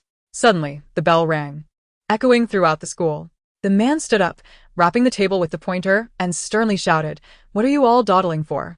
Didn't you hear the class bell? Hurry up and sit down." Chapter 52. Are you Ultraman? Under the teacher's stern urging, everyone rushed into the classroom and scrambled for a seat. Zhang Yu paused for a moment, and Lin Zhaozhao, who had just settled down, was also taken aback. The teacher adjusted his glasses. "Jiang, your desk mate is Lin." Jiang Zue leaned back, hands in his pockets. "I want to sit here." The comments read, "He's so arrogant, I love it. He's got that school bully vibe." Jiang Zue is truly the chosen school bully, Jiang, please refrain from disrupting the class. The teacher admonished. "And if I don't?" Jiang Zue retorted. The teacher smiled slightly. "If you insist on this, I'll have to punish Su-mu by making her do horse dance." "Su-mu? Are you alright?" "Su-mu, why should I do horse dance when he's the one disrupting the class?" The comments, "Little one, do you have many questions?" "Ha ha ha, undeserved misfortune." "Su-mu, even though EISNT is wronged as I am, this is to address the issue at its source. I object." Objection denied. This frustrating feeling was all too familiar, and Su-mu began to believe this teacher was indeed a true educator. Taking a deep breath, she fell into contemplation. Given Jiang Zue's personality, he would undoubtedly refuse to switch seats, but she certainly didn't wish to do horse dance either. Su-mu abruptly stood up. Striding over to Lin Zhaozhao, "Let us switch seats." Lin Zhaozhao readily complied, taking a seat next to Jiang Zue. Zhang Yu seized the opportunity, confidently sitting beside Su-mu. Jiang Zue turned his head, casting a mournful glance at Su-mu. She shrugged her shoulders in response. Jiang Zue sighed in resignation. "Now, please listen to the first question." The comments, "Postpartum care of sows." Ha, the barrage is indeed filled with talent. The teacher picked up the chalk and wrote on the blackboard, "When the sun, stars, and moon die simultaneously clearly." This was a fill-in-the-blank question. As soon as the teacher finished writing, he turned to see He Xiao-cha resting her chin in her hand, looking drowsy, and threw chalk at her. He Xiao-cha, "Please wake up." He Xiao-cha shrugged. "I can't help it. I don't know why I feel sleepy as soon as class starts." Su-mu chimed in. "Because school is where dreams begin." The teacher shot her a glare. "Is it only you who can speak? Come up and share." Su-mu shook her head. "That one do. I don't have a teaching certificate." "Without a teaching certificate, what can you talk about?" "That's why I'm talking from down here." The teacher fell silent. The comments, "Haraha, the teacher has been rendered speechless." "Teacher, I wondered why the weather got clearer. It turns out I was left speechless by you." It's all about being unjustified yet bold. Jiang Zue is a school bully. Su-mu, you're also a rebel. You two are indeed a perfect match. Xiao Zhuang remarked, "What is the point of answering such a question? Isn't that a waste of time?" The teacher slammed the table. "This is to cultivate your literary literacy." EU stood up. "Teacher, I already have an answer." "What is it?" "When the sun, stars, and moon dies simultaneously." Can I transform into the wind and pursue the light of freedom? The teacher nodded. Not bad, but it still lacks a certain flavor. Zhang Yu also stood up. When the sun, stars, and moon die simultaneously, he turned to Sumu. Then please come closer to me. I will be your only light. Sumu, what? Your only light? Are you Ultraman? Lin Zhao Zhao immediately stood up. When the sun, stars, and moon die simultaneously, if my heart is burning, can it bring a glimmer of light to this darkness? Her words astonished everyone. The comments. Wow, is this the brilliance of a Cambridge master? Impressive. Are you sure you're studying economics and not literature? The artistic flair is overflowing, everyone. The teacher praised. Perfect, simply perfect. Come, everyone, give Lin a round of applause. That's not it. I'm merely curious about your answer. It's fine if you can't think of one. Lin Zhao Zhao smiled, concealing a hint of disdain in her gaze. The teacher at the podium looked expectantly. Share your answer. Su Mu stood up passionately. When the sun, stars, and moon die simultaneously, I'll move next to Digga, break down his wall, and steal his light. The teacher. Others. The comments. Ha ha ha. Digga, are you being polite? Digga, I thought people didn't believe in light anymore. Turns out it's been stolen by you. I prefer Su Mu's answer. ISN, it much more interesting than being overly poetic? Come on, stealing Digga's light is super cool. As the crowd fell into silence, someone chuckled softly. All eyes turned to Jiang Zue, who looked at Su Mu with a broad smile. I like your answer. Su Mu snapped her fingers. You have good taste. The teacher adjusted his glasses. Does anyone else have an answer? Silence reigned. In that case, I announce that the winner of this question is Lin. Sumu gumped up. I refuse. Mine was clearly great too. Your answer could win first place in the comedy circuit, but this lesson is about literary literacy. Su Mu. I'm minoring in literature and have obtained a dual degree. So impressive? Jiang Zue is a singer. I'm studying literature to help him write lyrics in the future. Xiao Zhuang looked at Jiang Zue with envy and jealousy. All are singers. Yet why does he not enjoy such treatment? Jiang Zue did not even lift his eyelids. All my songs are composed and written by myself. So there is no need for your concern. Beneath the table, Lin Zhao's palms clenched tightly. The barrage of comments read, why bother with such a disparity? Jiang Zue was also humble before Su Mu. We are all humble souls in this vast world. Why must we know each other? Chasing someone inevitably leads to humility. Sobbing. The teacher tapped the desk. All right, certain students, please refrain from whispering. The second question is a poetry relay. The 4 teams will exchange 10 lines of poetry with a team beside them, and we shall see who can answer the most correctly. The 2 winning teams will each receive a gold coin. Chapter 53. The most annoying type of pretentiousness. After hearing the rules, Su Mu glanced sideways. While Su Mu was looking at Lin Zhao was also gazing at her. Their eyes met. And Lin Zhao smiled slightly. Do you need me to step aside later? Wow, such confidence. 1,000 poems in her repertoire is quite impressive. Jiang Zue shares a semblance of temperament with Lin Zhao, yet they are distinctly different. Jiang Zue's arrogance emanates an attitude that suggests a lack of life's harsh lessons, while Lin Zhao's pride carries an air of conceit that makes one want to confront her. Su Mu looked at Lin Zhao and sincerely asked, have you ever heard a famous saying? What? Su Mu pulled out her phone and pointed to the phone case. There, emblazoned, was a screenshot from Weibo, boldly stating, damn it, the most annoying type of pretentiousness. The barrage read, ha ha ha, indeed a wise saying. Only just realized the phone case resembles me. How did Weibo categorize this as social positivity, huh? Humor level of the phone case is a solid 10, while Weibo's classification as social positivity is a staggering 10,000. Lin Zhao scoffed. I apologize, but having talent is merely confidence. The teacher tapped the desk again, all right? The competition begins now. According to your seeding, Su and Lin, you 2 teams will go first. Who will pose the first question? Lin Zhao stood up. I will. She turned to Su Mu and began with a notably popular line of poetry. A moment in spring night is worth 1,000 gold. The others were taken aback. There's actually a second line? Zhang Yu stood up with a smile. Mu, I know this one. You do? Then go ahead. A moment in spring night is worth 1,000 gold. The flowers have a fragrance, and the moon casts its shadow. Lin Zhao looked at Su Mu with a half smile.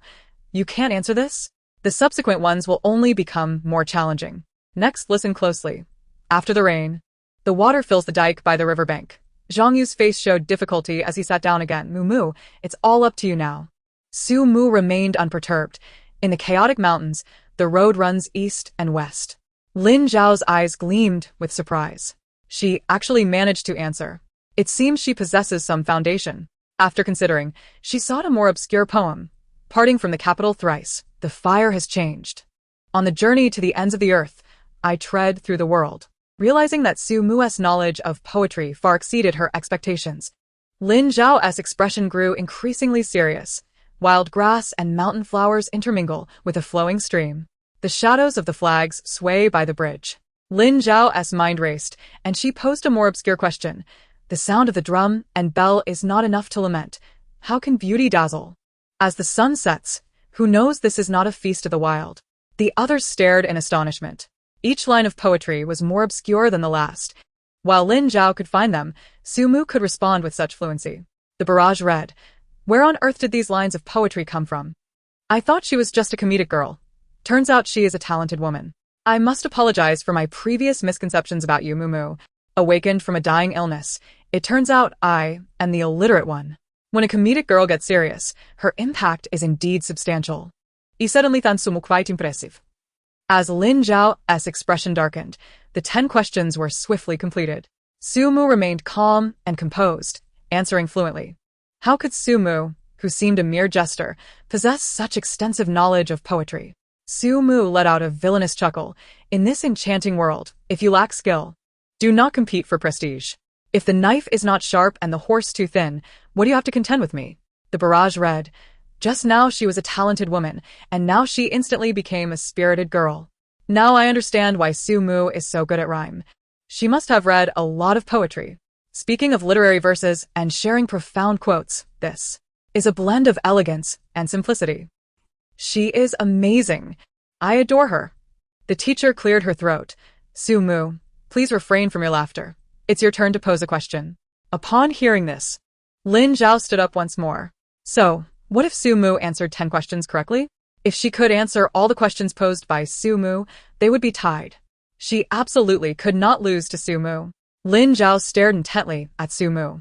Su Mu appeared quite relaxed. Listen closely. My first question is, upon passing the bamboo grove, I encounter a monk and converse, stealing a half-day of leisure. Incorrect. It is gaining a half-day of leisure. Congratulations, you mixed it up. Lin Zhao's face turned a deep shade of black. Su Mu smiled slightly, looking towards the podium. Teacher, I am all correct, while she has already made one mistake. The outcome is clear. There is no need for further competition. The teacher nodded, taking out a gold coin and handing it to her. Zhang Yu stepped forward to take the coin.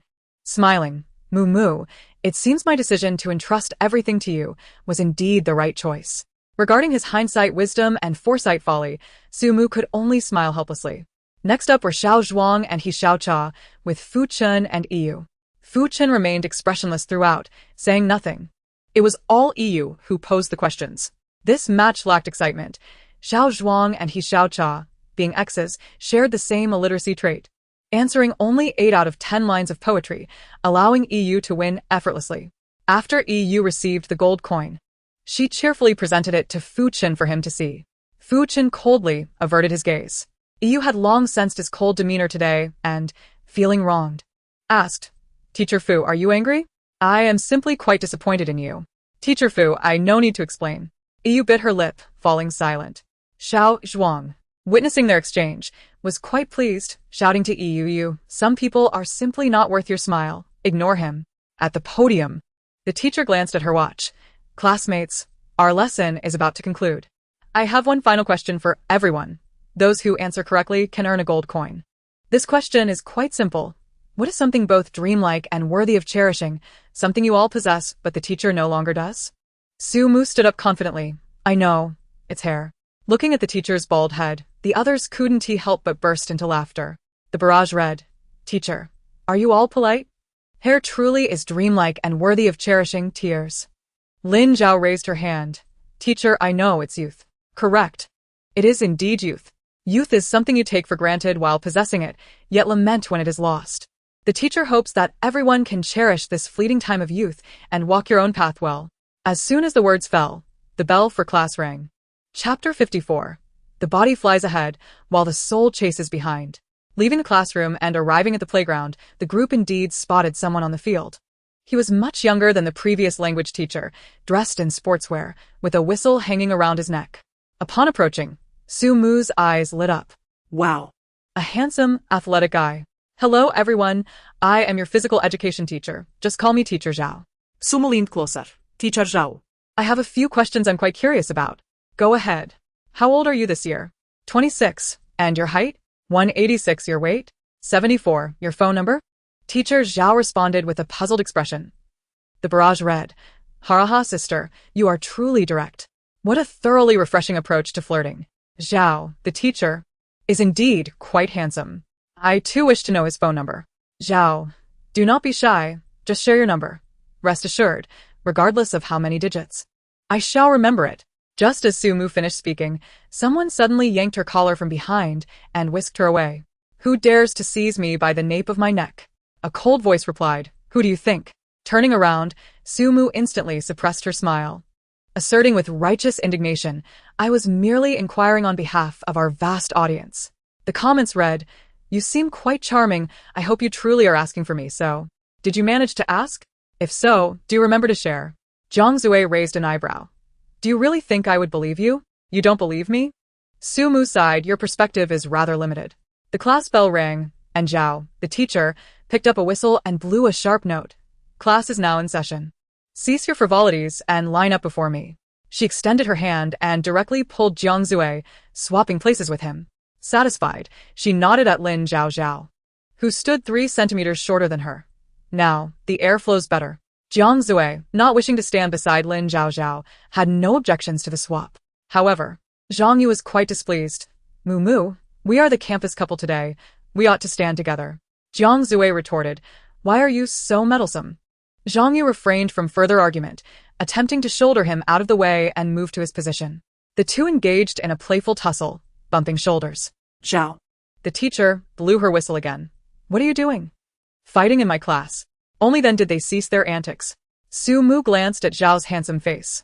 It seemed a reasonable request. Zhang Zui questioned, Huh? The comments read, Ha ha ha, the compromise of a face lover, Su-mu. If it weren't for your looks, I would have had a few words with you, so why isn't she a face lover towards Zhang Zui? Is it because he isn't handsome enough? Perhaps it's simply due to their familiarity, haha. So, Su-mu prefers athletic types with darker skin. Didn't she say she liked domineering types when drunk? What a fickle girl. Once everyone was in line, Zhao, the teacher, finally set aside her whistle to ensure everyone gets some exercise. Today's physical education class will involve several games. The winning team of each game will receive a gold coin from me. Ha. The slowest? Sumu sense trouble. The situation was dire, and a solution was imperative. All right, now please have a few of the girls sit in the unicycles. He Xiao Cha grimaced. ISN, this the kind of cart used on construction sites? Can it even carry people? Rest assured, these carts are brand new and quite clean. Whether they can accommodate you depends on your weight. He Xiao Cha proudly lifted her chin. I am the slimmest and lightest among the girls.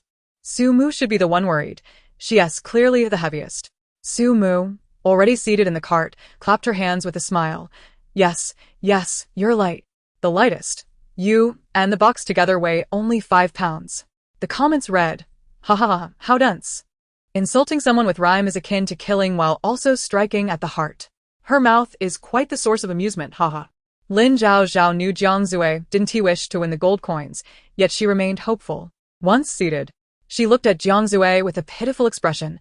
Brother Zhang Zui, please push slowly. I'm scared in here. The comments read, Zhang Zui, with me around, you can forget about winning. Zhao blew her whistle. Positions, everyone. Go. The moment Zhao's command finished, 3 carts shot forward like arrows released from a bow. Zhang Zui's cart was the fastest, leading the charge. The speed was so great that the wind threatened to push Lin Zhao Zhao's hairline back. The experience of flying ahead while her soul trailed behind left Lin Zhao Zhao pale with fright. Yu and He Xiao Cha were not faring much better. Their expressions grave and faces stiff. In stark contrast with Su-mu, as she watched the other 3 recede further into the distance, she could no longer contain herself. Can you push faster? No, we must win the gold coins. You must go faster. Why? Because I urgently need to relieve myself. Zhang Yu interjected. How urgent is it? More urgent than the king of urgency. The comments read, King of urgency. Are you even polite? If you're really that urgent, you ought to go slower. If you go too fast, you might end up with a mess. You up front, are you insane? Ha ha ha. Zhang Yu pondered for a moment before slowly uttering 3 words. You can endure. Endure for a moment, and the bladder will resign. All right then.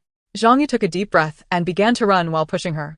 The sudden acceleration made Sumu lean back. What a powerful push. No wonder EU and the others were terrified. As they approached the pole, Sumu realized she needed to slow down. Don't worry about it. Go faster. All right then. Just as they neared the pole, Sumu finally caught up with Xiaocha. Seeing the prospect of finishing third, a smile appeared on her face. But it lasted only a second. Seated in the cart, Sumu cried out as she fell onto the grass. Upon hearing her shout, Jiang Zue slammed on the brakes. Lin Zhaozhao, unable to steady herself, was ejected from the cart due to the momentum of the sudden stop. By a stroke of misfortune, she collided with Fu Chen. The impact caused Fu Chen to lose his grip on the handlebars. The unicycle lost its balance and Yu tumbled out as well. Zhao Zhuang, who had been surging forward while everyone else fell, found himself in a predicament as EU landed right in front of their cart. Fearing the cart would run over EU, Zhao Zhuang flung the cart away. It flipped 180 degrees and tipped over, sending Xiaocha flying from it. At this point, every female participant had met the same fate, with cries of despair echoing around. The comments read, Haha, this scene is simply too tragic. What a series of accidents. I can't stop laughing. Zhao Zhuang's abandonment of Xiaocha was so decisive. I'm in stitches. Thank goodness it's on grass. You've fallen. Are you hurt anywhere? I'm perfectly fine. Don't dawdle. Keep pushing. Shouldn't we check with the doctor? Why are you dawdling like Biden climbing stairs? Hurry up. Brother Jiang Zue, I think I might have twisted my ankle. Stop the nonsense. But it genuinely hurts. Could you carry me inside? Jiang Zue replied coldly. I can't. My hands hurt. Lin Zhaozhao interjected. While they were caught up in this exchange, Zhao Zhuang had already pushed the grumbling Xiaocha across the finish line. He turned to Jiang Zue. What happened? She claims her foot is injured. Then carry her into the cart. My hands hurt. From within the cart, Sumu shouted in discontent. Don't stop. We're about to reach the finish line. Zhang Yu, naturally, did not wish to cross the finish line before Jiang Zue, as that would mean losing out on the gold coins. However, with Sumu urging him on and Lin Zhaozhao delaying him, he found himself in a dilemma. Lin Zhaozhao sensed an ominous premonition. What are you doing? Zhang Yu reached out, intending to lift her up. Don't touch me. Lin Zhaozhao was unwilling to be carried, pushing him away and standing up. Jiang Zue raised an eyebrow. Oh, your foot doesn't hurt anymore? The comments read, what a miraculous recovery. A medical miracle, folks. Laughing my head off. Jiang Zue is completely unfazed by Lin Zhaozhao. Jiang Zue pushed the cart towards her. Since your foot doesn't hurt anymore, you can sit now, can't you? Why do you care about them? Keep pushing the cart. Zhang Yu remained still, waiting until Jiang Zue crossed the finish line before turning to Sumu and pushing her across as well. Sumu exclaimed, how infuriating. Zhang Yu replied. Thus, victorious Sumu, looking as pale as death, received a gold coin from Zhao, the teacher. The second game is called watermelon eating. The rules are quite simple. The male participants sit on chairs while the female participants feed them watermelon. Simultaneously, the female participants are bound by elastic bands around their waists. Therefore, to place the watermelon into the mouths of the male participants, the females must bear the resistance of the elastic bands as they approach. Similar to the previous game, the last person to finish eating the watermelon is declared the winner. Once all the props are prepared, with a sharp whistle from Teacher Zhao, the game officially begins. After merely 2 meters, a powerful force pulls them back. Zhang Yu elegantly opens her mouth like an ancient noblewoman and gently bites off a piece of watermelon the size of a fingernail. Sumu laughs. Look at how frustrated Sumu is. Sumu is about to explode. Do you know how much effort it takes to reach you? Eat more. Take big bites. Zhang Yu opens her mouth again, nibbling at another morsel of watermelon. Sumu exclaims, I really want to turn into a watermelon and smash it in your face.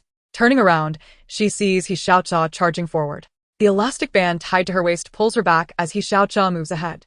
Taking a deep breath, Sumu gathers her strength and charges forward. Noticing her exertion, Xiaocha also tenses up to prevent being dragged away. Both exert their utmost energy, one with resolute determination and the other with a flushed face, yet they merely remain in place, as if imitating Michael Jackson's moonwalk. The comments read, "I'm stumbling towards you." Suumu's gaze is as determined as if she were joining the party. Her face is all red. In stark contrast to Suumu and He Xiaocha's fervent struggle, Lin Zhao and Yu, tethered to the opposite ends of another rope, appear to be playing an entirely different game, seemingly at ease. The reason for their ease is simple. Both have decided to take it easy. Lin Zhao's thoughts are quite similar. The comments read, "You two stop acting, are you just taking a stroll? If you keep this up, you'll top the steps leaderboard on WeChat." Fu Chun and Jiang Zue are speechless. Chapter 56, The Iron Hand of Justice. After a stalemate with He Xiaocha, she eventually succumbs to fatigue and is the first to concede. Seizing the moment she opens her mouth, Suumu swiftly pushes the watermelon into it. Zhang Yu, with her mouth stuffed, pushes her hand away with a distressed expression. "What are you doing? Hurry up and eat. Eating should be elegant. Are we pole vaulting over excrement? Is this the time for elegance?" Suumu retaliates by shoving the watermelon towards his face. Looking around, Suumu discovers that she has consumed the most watermelons so far and decides to take a breather. During her respite, He Xiaocha approaches Xiao Zhuang. However, just as he opens his mouth to eat watermelon, He Xiaocha shoves the watermelon into his face, splattering him with juice. He laughs heartily. "That's what you get for throwing me off the bus." Xiao Zhuang protests. This is retaliation. Is anyone going to intervene? The comments read, "Haha, I get it. This is the Avengers of Women." While these two are getting splashed with watermelon, those two can't even reach it. Same game, utterly different experiences. Watching EU perform for a while, Fuchen finally can't hold back. "Can you take this seriously?" EU is taken aback by his stern tone. After a moment, she responds with a pout. "I'm sorry, Teacher Fu. I just wanted to win coins." "And then what? Apologize to you?" "You don't need to apologize to me. After all, you haven't done anything wrong.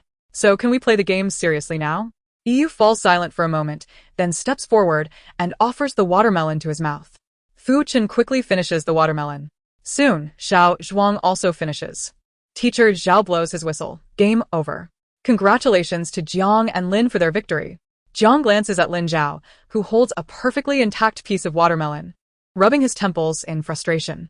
Sensing his displeasure, Lin Zhao awkwardly smiles and offers him the watermelon. "Do you want to eat it?" You can take your time. After the staff tidies up, Teacher Zhao blows his whistle again. "Attention, everyone. The next game is the final one, called two-person relay. With that, he produces 4 straps. The rules are straightforward. Partners tie one leg together and race forward. The first team to reach the finish line wins a coin." Suumu is surprised.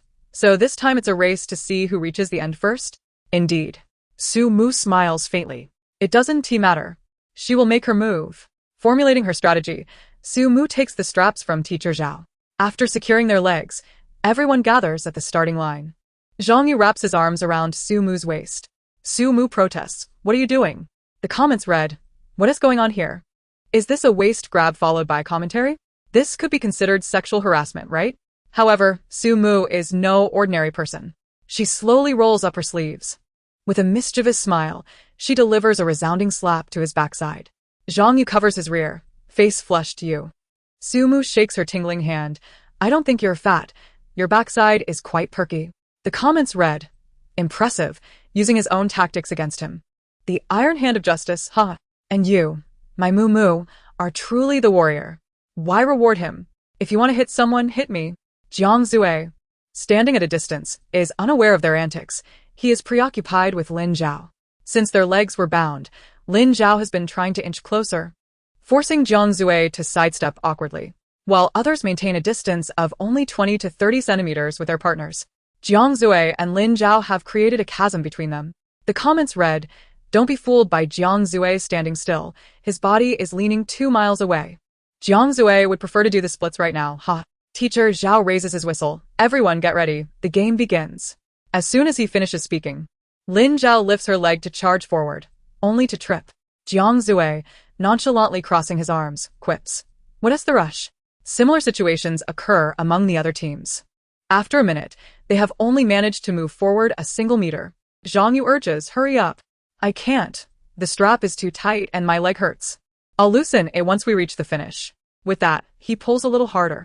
Suumu, caught off guard, finds her legs lifted off the ground, swinging like a kite in the wind. Hey, Be gentler. Su-mu, on the verge of tears, exclaims, must we absolutely win? Before long, Su-mu is forcibly propelled across the finish line. Still unsteady, she unexpectedly tumbles to the ground. Her wrist and ankle ache, leaving her unsure of where to focus her attention first.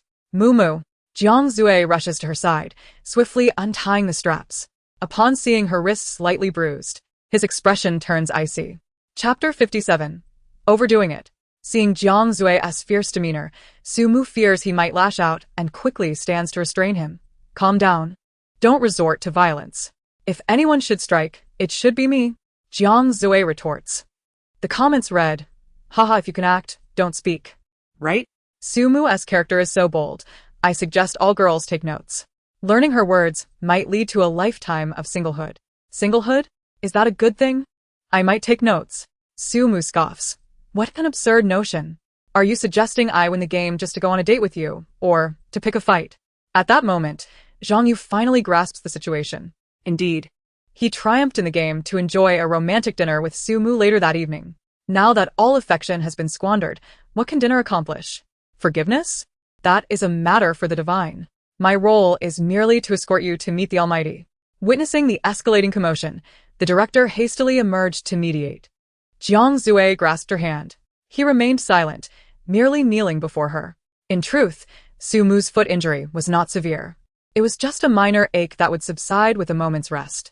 Nevertheless, Jiang Zue had already knelt, so she thought it best to take advantage of the situation.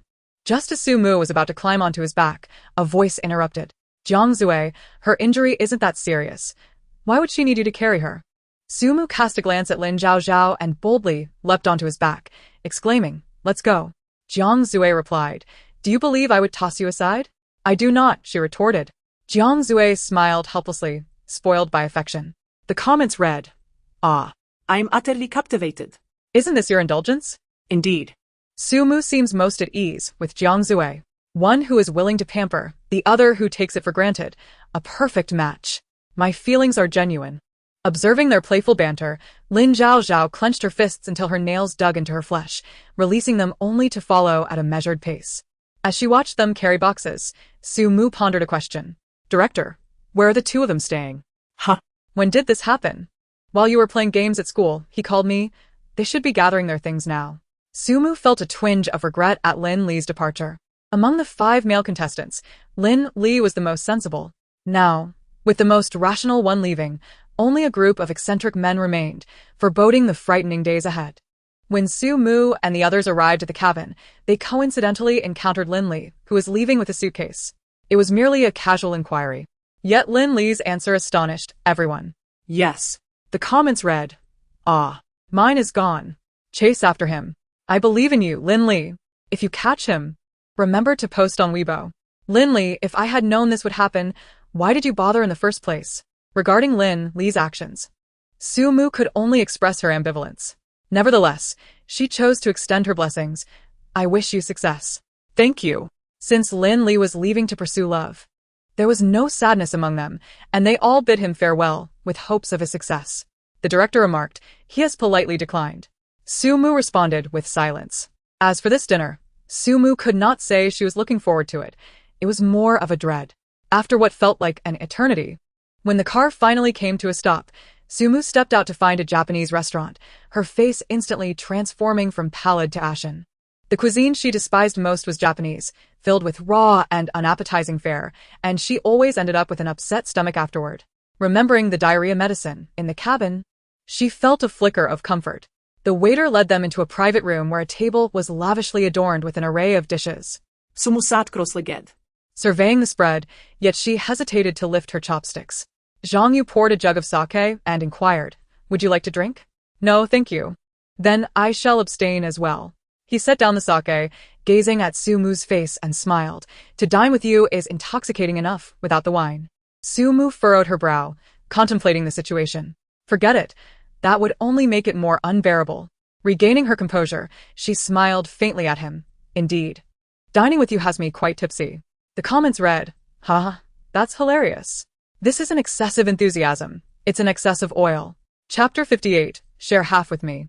Sumu picked up her chopsticks and selected a piece of sushi that she could tolerate.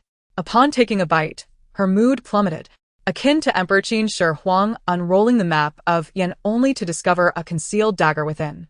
Yet, while Qin Shi Huang faced the assassin Jinko, she was confronted by the treachery of Wasabi. Sumu's eyes brimmed with tears. She forced herself to swallow the sushi, not out of enjoyment, but due to the fiery assault of the wasabi. Then try this crab with sauce. It's excellent with rice. Sumu glanced down and asked, is it raw? Of course. The crab is raw. One bite, and she fell silent. I can't believe this. Zhang Yu, oblivious to her complex expressions, asked, how does it taste? Like slime. Slime? What kind of comparison is that? To soften the blow, I incorporated the word lime. Zhang Yu. The comments read, so it tastes like feces, haha. Wait. How do you know what feces tastes like? You've stumbled upon a remarkable secret. Zhang Yu then pushed a plate of sea urchin towards her. Try this sea urchin. It's absolutely delicious. Since you're here, you must try it. It would be a waste otherwise, and it's quite expensive. It is well known that the phrase since you're here holds immense persuasive power among the Chinese, not to mention the addition of it's quite expensive. Sumu hesitated for a moment, but ultimately picked up her chopsticks. After tasting it, she once again fell into silence. How was it? If I were to rank it among all the delicacies I've tasted, it would be explosively unforgettable. To encapsulate it in one phrase, it would be devastatingly overwhelming. So, it seems quite good? It overwhelms me. I am devastated. Zhang Yu. Sumu set down her chopsticks. For the sake of my safety, I shall not continue. You may indulge as you wish. Thus, the romantic dinner transformed into a solitary meal. Noticing his displeasure, Sumu inquired, what did you all eat? British cuisine. Is there even food in England? It is commonly acknowledged that British cuisine is as scarce as the hair on a British man's head. The lack of dishes is not the only defining characteristic of British cuisine. It is also notoriously unpalatable. It seemed Jiang Zue's grim expression mirrored her own. The comments read, are you all polite? British cuisine is indeed awful, ha. However, Sumu only partially grasped the situation. The unappetizing food was one aspect. But the more significant reason for Jiang Zue's lack of appetite was the presence of Lin Zhaozhao. Jiang Zue asked, what about you? What did you eat? Japanese cuisine. Just as Sumu finished speaking, her stomach grumbled audibly. Jiang Zue chuckled. It appears your Japanese meal was equally unsatisfactory. Man is iron, rice is steel. One meal missed, and I feel famished. This won't do. I must go prepare some noodles. Sumu turned and entered the kitchen. Jiang Zue followed closely behind her. Make me a bowl too. Lin Zhaozhao also entered, saying, Jiang Zue, if you want to eat, I can help you cook. If you cook, then I won't eat. Once again, Lin Zhaozhao, feeling slighted, exited the kitchen with a cold shoulder. After retrieving the noodles and washing the vegetables, Sumu finally turned on the stove, while Jiang Zue stood beside her, his gaze unwaveringly fixed upon her. His intense stare was difficult for Sumu to ignore. What are you looking at? At what's beneath you? Get out. Why not? Can I look below? The comments read, if you only listen to their conversation, it would be explosively hilarious. Put me down. This ISNTA kindergarten bus. You both are innocent, but my mind went awry, my apologies. Sumu realized that their seemingly calm dialogue was laced with suggestive undertones, so she set down the spatula. If you have any questions, just ask directly. I have no questions. I am merely pondering why you have no questions. What questions could I possibly have? About Lin Zhaozhao. I am indifferent. It matters not to me. I care. I am concerned. What do you care about? I care about whether you care about me. Sumu's eyes widened. Are you speaking in riddles? So, you are not at all worried about Lin Zhaozhao's presence, are you? The comments read, Jiang Zue. Aren't you even the slightest bit jealous? Look how exasperated Jiang Zue is, haha. Jiang Zue, feeling wronged. The mixture has thickened. I must add water. Sumu turned to leave. Under his relentless pursuit, Sumu could only retreat step by step until she found herself cornered against the wall. With nowhere left to escape. With a sigh, she declared, I truly have not worried at all. Jiang Zue lowered his gaze, concealing his dispirited expression. You have performed so admirably, drawing such clear boundaries with her. What is there for me to be concerned about? I can scarcely contain my joy. Upon hearing this, Jiang Zue's eyes brightened, and a smile began to form at the corners of his mouth. He lifted his gaze to her and inquired, since I have performed so well, would you consider rewarding me? In response to his audacious request, Su-mu decisively pushed him away. Rushing to the pot, she extracted all the noodles and, with a resounding clap, placed them before him. Here is your reward. Enjoy. Jiang Zue chuckled, picking up chopsticks to take a bite. As if recalling something, he asked, "Is there no egg?" Su-mu blocked her bowl with her body, shaking her head solemnly. None. But I saw you frying an egg. You must have misseen. What do you have hidden in your bowl? Nothing at all. I do not believe you. Let me see. Jiang Zue seized her hand and brought her bowl closer. Su-mu attempted to intervene. Hey, it's spilling. The soup is going to spill. You indeed hid an egg. That was the last egg in the fridge. Share half with me. Not a chance. I'll trade you for meat. Su-mu pondered. How many pieces? Jiang Zue gathered all the meat from his bowl onto hers, declaring, all for you. Su-mu expressed her confusion. You would forsake meat for an egg. Do you have such a fondness for eggs? It is not that I especially love eggs. I simply want you to share half with me. The comments, Xiang Zhuang dancing with a sword, aiming at Peigong? Is it to share half an egg or half a heart? The antics of young lovers, I will indulge. This tactic is too ruthless. From now on, every time Su-mu eats an egg, she will ponder. Should I share half with him? You are overthinking. Su-mu will only think. He's trying to snatch my egg again. Haraha, you two crack me up. Chapter 59. The online community erupts. The sound of the door opening suddenly rang out. Yu turned around to find Fu Chen standing there. Upon seeing her in the courtyard, Fu Chen appeared equally astonished, but did not leave. Instead, he approached her. Have you cast your vote? Yu shook her head. Not yet. Didn't you have a greater fondness for Xiao Zhuang? Why not vote for him directly? The cameras had already been turned off, and without reservations. Yu was ready to defend herself when Fu Chen raised his hand to interrupt. No need to explain. Yu frowned. Mr. Fu, are you angry because I have a greater fondness for Xiao Zhuang? Fu Chen turned to glance around. You spoke with Xiao Zhuang here this morning, did you not? Yu was taken aback. You heard that? Indeed, I heard everything. Favoring sons over daughters, yet you have no brother. Fu Chen had restrained himself in front of the cameras, wanting to give Yu a final chance, but could no longer hold back. Yu was shocked that he knew even her family background, feeling a mix of astonishment and anxiety. I was referring to my cousin. How many more lies will you tell? Fu Chen chuckled self-deprecatingly. I thought you were as a child. It seems I was too naive. Like a fool manipulated in your palm. As children? Did we know each other then? Does it matter? Yu, do you genuinely have feelings for me and Xiao Zhuang? Or are you merely toying with us? Yu was rendered speechless. Fu Chen scoffed coldly and turned to leave. Back in the living room, Fu Chen went to the kitchen for a glass of water. Footsteps approached from behind, causing Fu Chen to frown. I was quite clear, was I not? What did you just say? Realizing the newcomer was not Yu, Fu Chen turned around. Zhang Yu glanced at Yu, who was lost in thought in the courtyard. A mocking smile on his face. What is this? Have you now realized you're the fish in the pond? And how are you any better? You pursue Su-mu merely because you see her rising to fame, hoping to ride her coattails? Fu Chen's expression darkened, standing rigidly in place. Zhang Yu laughed even more audaciously. Outside, they say the beautiful and kind-hearted film queen Fu Ruren mysteriously withdrew from the industry. What a pity. If they knew she played the mistress and drove the original partner to death, giving birth to you, her illegitimate child, would they still think her beautiful and kind-hearted? Fu Chen's gaze turned icy as he seized Zhang Yu by the collar. What do you want? Oh, you wish to fight? Very well, if you throw a punch today. Tomorrow you and your mistress mother will be trending #1. Fu Chen gritted his teeth, his peripheral vision catching a glimpse of the kitchen knives. And he pulled one out. What are you doing? A sudden voice startled both men. Turning, they saw Su-mu, clad in a white nightgown, her hair disheveled, standing outside like a ghost. Zhang Yu hastily defended. It's not what it looks like. I was just... Su-mu covered her ears. I'm not listening, not listening. Let the fool chant. Zhang Yu glanced at Fu Chen, who still held the knife, feeling a twinge of fear. Crazy. 2 lunatics. Setting down his glass, he abandoned any explanation and quickly fled. After driving him away, Su-mu cast a perplexed look at Fu Chen. Are you planning to kill someone? It dawned on Su-mu that Fu Chen was also quite unhinged, and his madness was different from hers. When she went mad, it merely embarrassed others. When Fu Chen went mad, he seemed intent on bringing about serious harm. Rushing to the water cooler, he gulped down a mouthful of water, resembling a drowning person gasping for air. Realizing he had narrowly escaped a grave situation, he crouched down, panting heavily. Observing her actions, Fu Chen stood up again.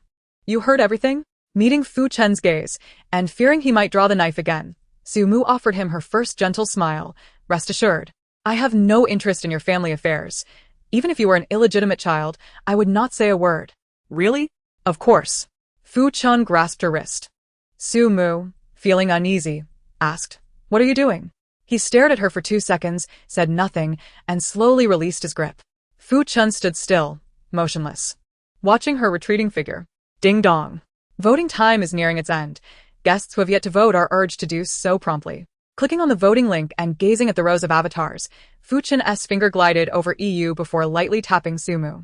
Thus, as the dating show progressed, it naturally grew tedious, for the connections became increasingly clear, even fixed. However, with Lin Li's exit, the introduction of new guests, Su-mu caught in a love quadrangle, and EU possibly fishing for compliments, discussions reignited with unprecedented fervor. Su-mu herself found herself at the epicenter of this whirlwind of discourse. The following morning, after the latest heart-throbbing voting results were announced, the online community erupted. Chapter 60. It might be toxic. The uproar among netizens stemmed from a simple fact. Su-mu, the first chaotic figure in dating show history.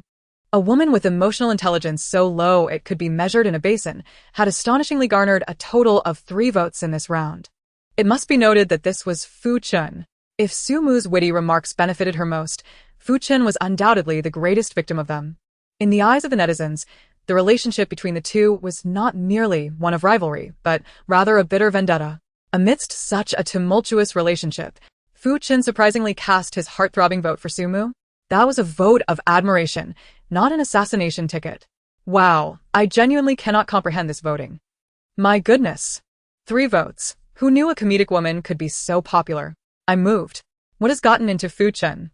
Did he vote for Su-mu to make EU jealous?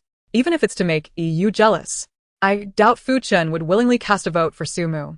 Unless Fu Chun has been possessed by an alien, I cannot fathom any reason for him to vote for Su-mu. Not only could the netizens not comprehend it, but Su-mu also found herself bewildered by this voting. Could it be that Fu Chun actually cast his vote for her? Had he lost his mind? After much contemplation, Su-mu could only conclude that Fu Chun was warning her to keep quiet about last night's events. If she dared to divulge anything, he would vote for her again, intending to thoroughly disgust her. What a malicious thought. Upon rising from her bed, Su-mu was astonished to find that EU was absent from the room. Was this the first time EU had awakened before her? After completing her morning routine, Su-mu encountered EU, who was clad in sportswear. Clearly having just returned from a run, her lips devoid of color. Upon seeing Su-mu in the washroom, EU's expression darkened further. After splashing water on her face, she remarked, I didn't expect Teacher Fu would vote for you just to irritate me. He certainly wouldn't be inclined to vote for someone like me to upset you. Don't get too pleased with yourself. Su-mu retorted, with this dismal look on my face, how could you possibly think I am pleased? EU continued, what is there to hide? So many men have voted for you. You must be overjoyed. Are you projecting? Before EU could finish her sentence, a sudden beep from the camera outside interrupted them, signaling it was powered on. Instantly, she fell silent and forced a smile, saying, Today I'll be cooking with Teacher Fu. What would you like to eat, Moo-moo? Su-mu was taken aback by the rapid change in EU's demeanor. All she could do was give a thumbs up and a pinky, forming a sign. After washing up, Su-mu went downstairs and encountered Fu Chun, who was seated in the living room sipping tea and reading the news.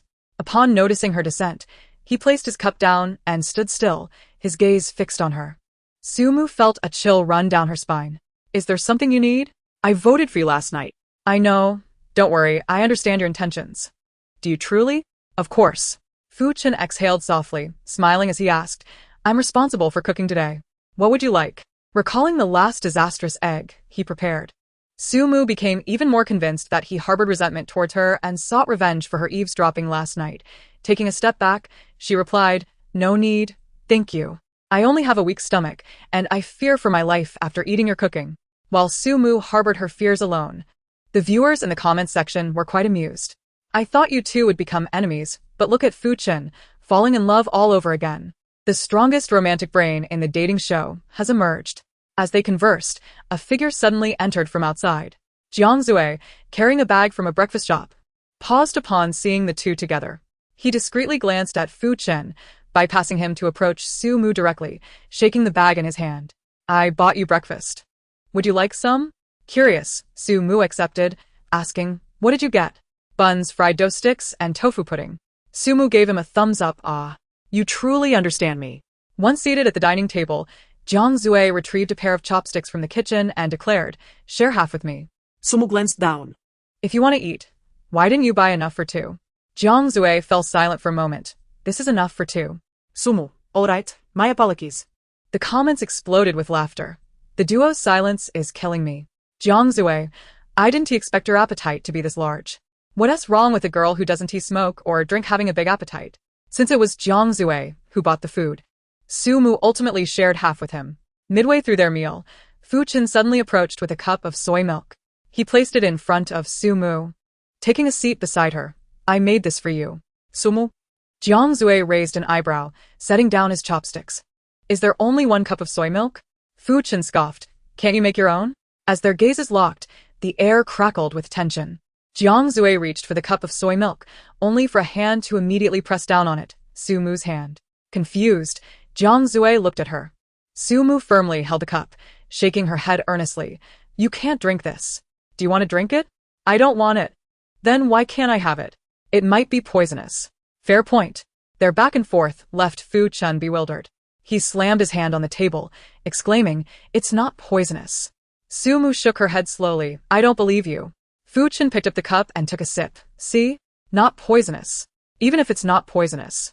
Since you've had it, I won't drink it. You finish it. Fu Chen. He turned and walked into the kitchen. I'll make you another cup. As the saying goes, not asking for the same life, but hoping to die together. Su Mu decided to let Jiang Zui share the risk with her. Then make a cup for Jiang Zui too. Fu Chen felt insulted at the thought of having to make soy milk for his rival, asking irritably, doesn't he have hands? The comments erupted. Haha, look how annoyed Fu Chen is. You should be under the car, not in it. Perhaps he finally sees through EU's true nature. Jiang Zui, however, appeared quite pleased, relaxing in his chair. Must you be so petty? If you're generous, why not let me and Su Mu make the soy milk together? Not happening. I'm petty. Fu Chen. The comments continued to roll in. Huh? He is so sincere, I'm dying. Jiang Zui, I'm just calling you out for your double standards. Jiang Zui's displeasure is always so evident, haha. Jiang Zui and Su Mu are quite alike. They're both refreshingly honest, haha. Chapter 61. Do you not have a mother? After showering, EU descended from her room. Upon entering the kitchen, she discovered Fu Chen was also there. He glanced at her but said nothing, continuing to wash his cup. Observing his cold demeanor, EU felt immense regret. Compared to Xiao Zhuang, she should have prioritized Fu Chen. Had she realized this from the beginning, things wouldn't have spiraled so far out of her control. However, it wasn't the worst-case scenario yet. Fu Chen voting for Su Mu indicated his resentment towards her. Approaching Fu Chen, she smiled and asked, did you sleep well last night? Teacher Fu, where are you off to? We're in charge of cooking today. Fu Chen caught up with her. Aren't you having breakfast? Didn't we just eat? You're already full? Aren't you going to eat a little more? His eager anticipation made Su Mu squint. It was common knowledge that Fu Chen's cooking skills were a disaster. She still vividly recalled the charred egg he had made. His current eagerness for her to eat his cooking seemed like a scheme to exact revenge on her. What a wicked thought. For the sake of her own safety. Su Mu took a step back. I'm fine, I'm full. With that, she quickly ascended the stairs. Watching her retreating figure, Fu Chen felt a twinge of disappointment. Jiang Zui, observing Fu Chen's expression, furrowed his brow slightly. As Su Mu had predicted, Fu Chen's cooking was indeed catastrophic. During breakfast, the others were too afraid to touch their chopsticks, devouring only the dishes prepared by EU.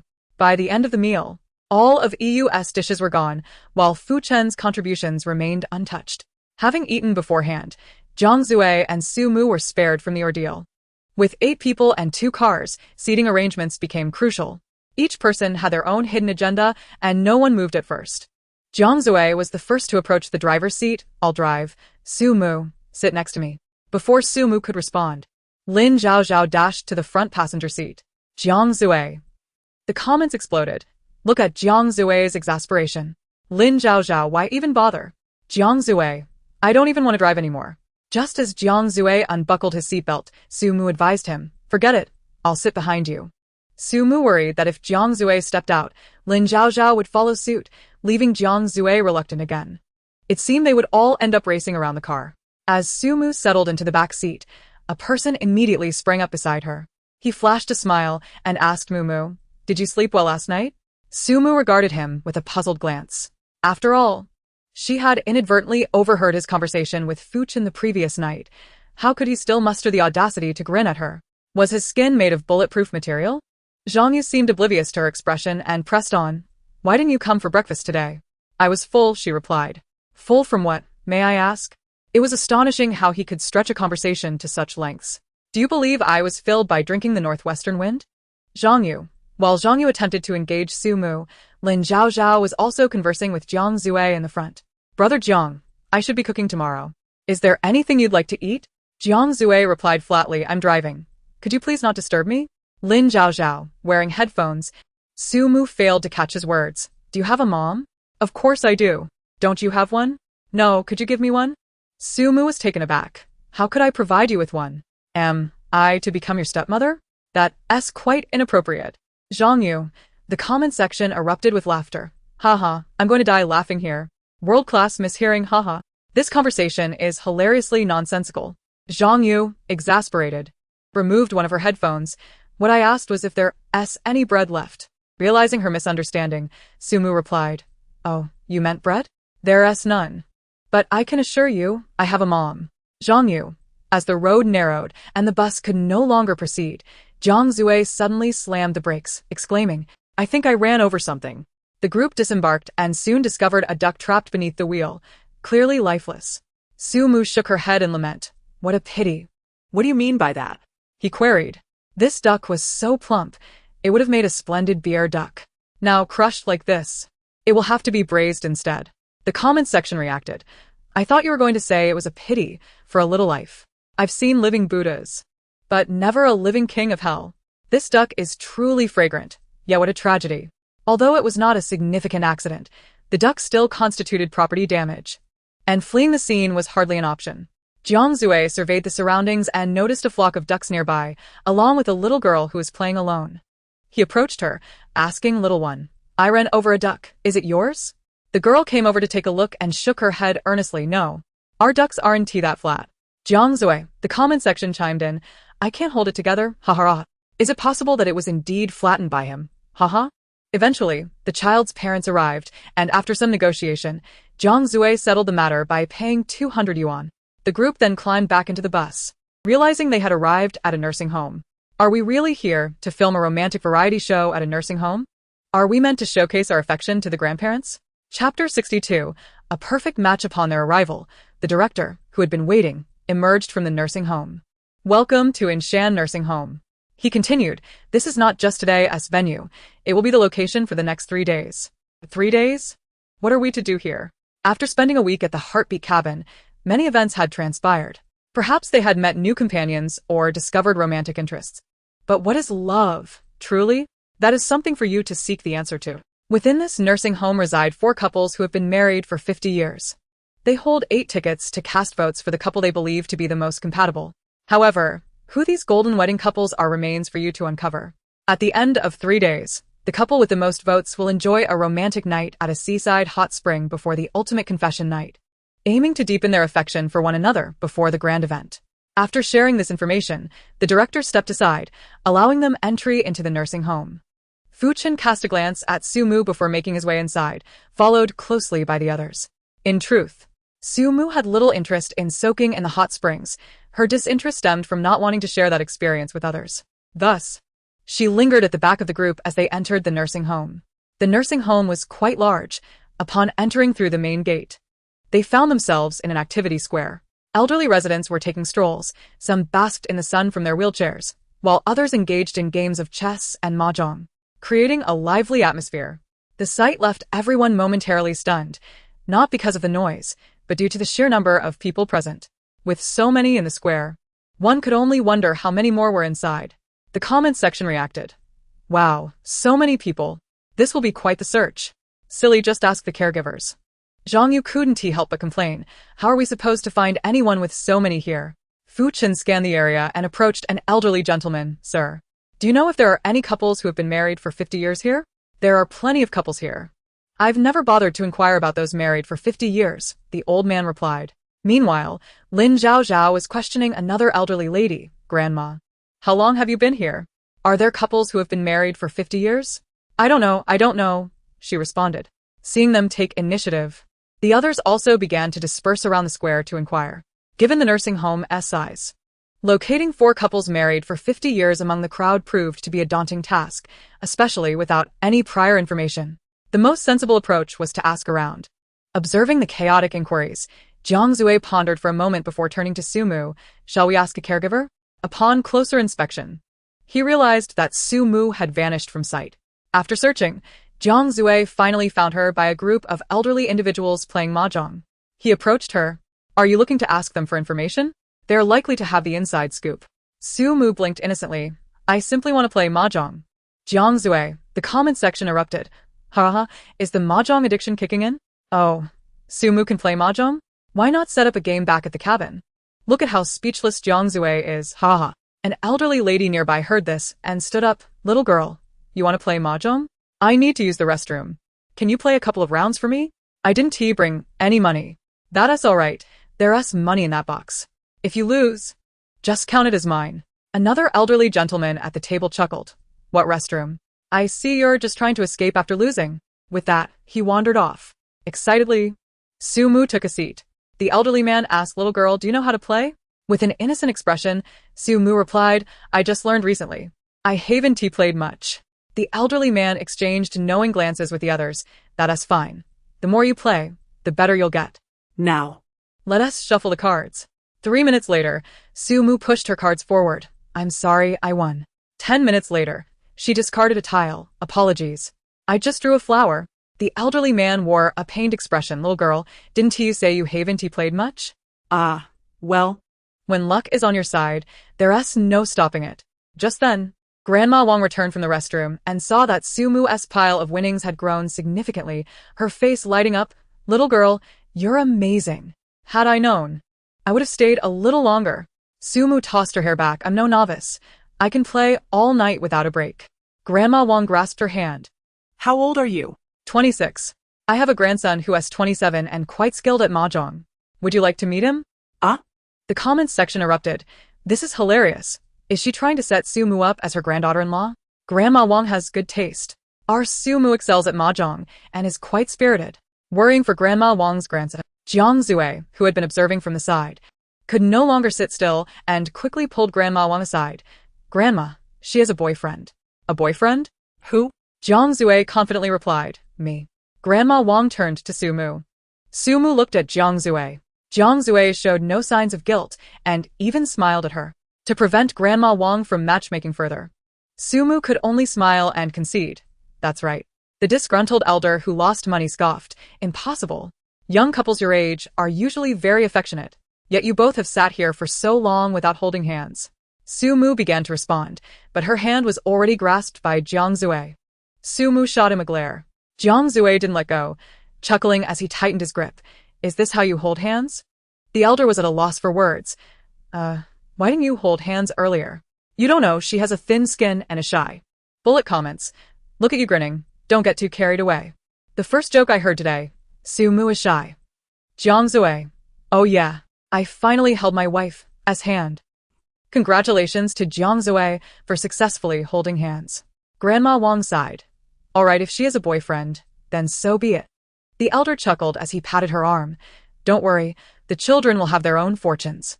After observing for a while, Jiang Zue couldn't help but ask, Grandma, is this elder your partner? Yes. How long have you been married? This should be our 50th year. Sumu exchanged a glance with Jiang Zue. After a long search, they found what they were looking for without much effort. Chapter 63. Sometimes, losing is a blessing, and ignorance can be a rare gift. Oh, so it's you two. I was wondering why there were cameras filming nearby. As it seemed there was some commotion, others gathered around to eavesdrop. Did you find them? Let me see. Grandma, are you one of the 4 couples? The small mahjong table was suddenly surrounded, and even Su Mu and Jiang Zue were pushed out. Faced with their chatter, Grandma Wong looked bewildered. Grandpa Wong held her with one arm and glared at the others. Don't crowd. If you have questions, ask one at a time. Bullet comments. Grandpa, don't crowd my partner. No wonder they've been married for 50 years. They're quite the couple. Now that's what love looks like. Of course not. Of course not. Fu Chen and Lin Zhaozhao spoke in unison. Grandma Wang looked at Su Mu. Young lady, why did you just deceive me? I was afraid you would matchmake us randomly. Grandpa Wang chuckled.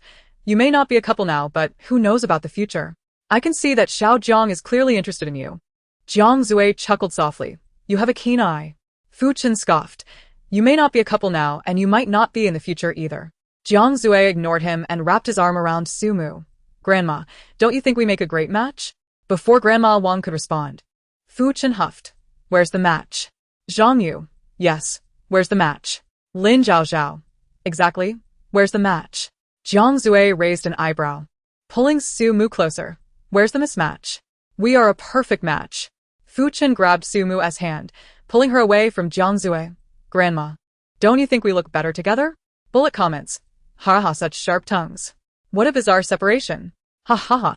Fu Chen, is that polite? Jiang Zui, of course. Wu Ti let him have his way, holding onto Su Mu tightly, with the two of them pulling her back and forth. Su Mu felt like she might just split apart. She shook off their hands. What are you doing? Are you both playing tug-of-war with me? Grandpa Wang laughed while shaking his fan. I can see now, Xiao Su, you are quite the catch. A catch? Never mind. Jiang Zui is sincere. Having found the first couple, others began to act, showing off their attentiveness in front of them. Zhang Yu fanned Grandma Wang. Yu held her hand and chatted with her, and Fu Chen set up a lounge chair for Grandpa Wang. In short, everyone had their own way of showing affection. Su Mu and Jiang Zui watched the scene unfold, shaking their heads in unison. They had 3 days, yet they wondered what the rush was about. Lin Zhaozhao, who was not in a hurry, smiled at Jiang Zui. Jiang Zui, go, I have a way to find all the golden wedding couples. But I need someone to help me. Would you like to assist me?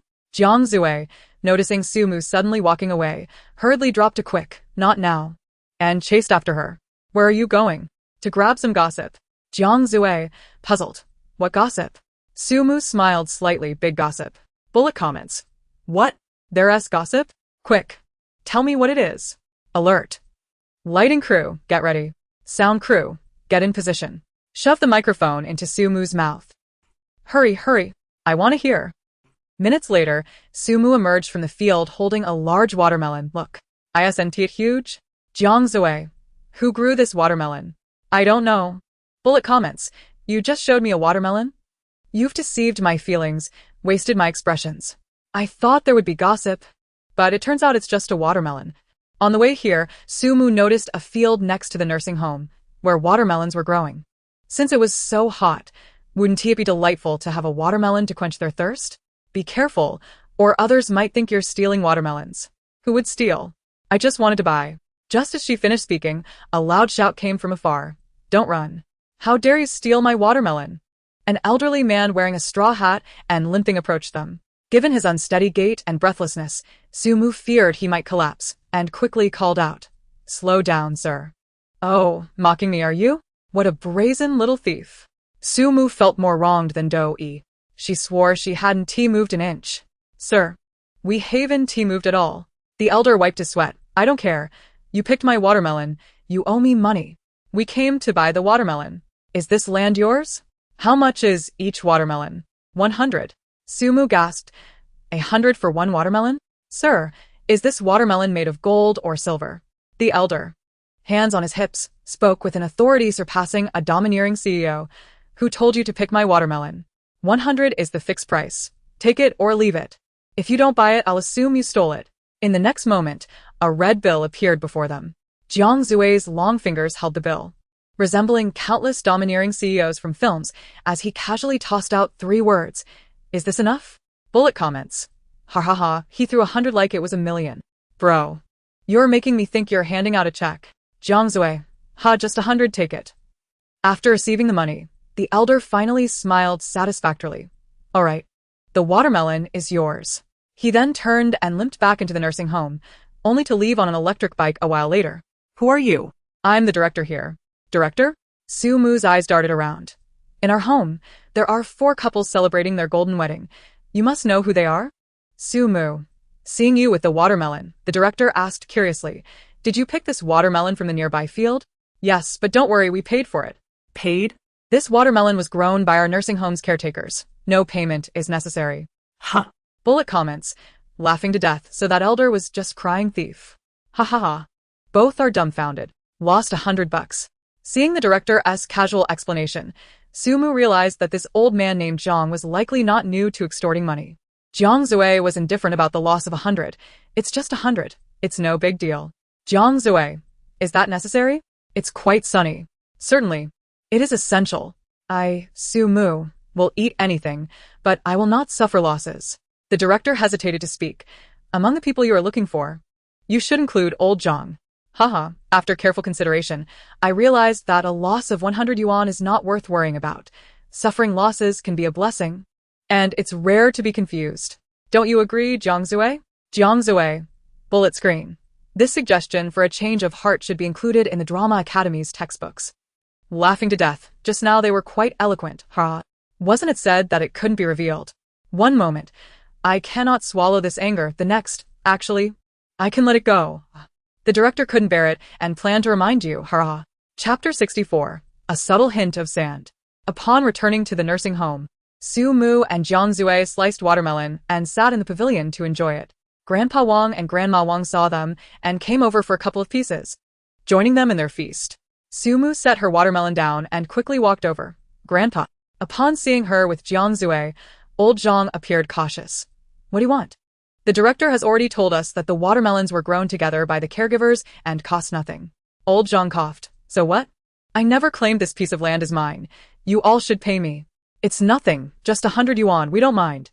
You have it tough too. On such a hot day, why not join us for some watermelon?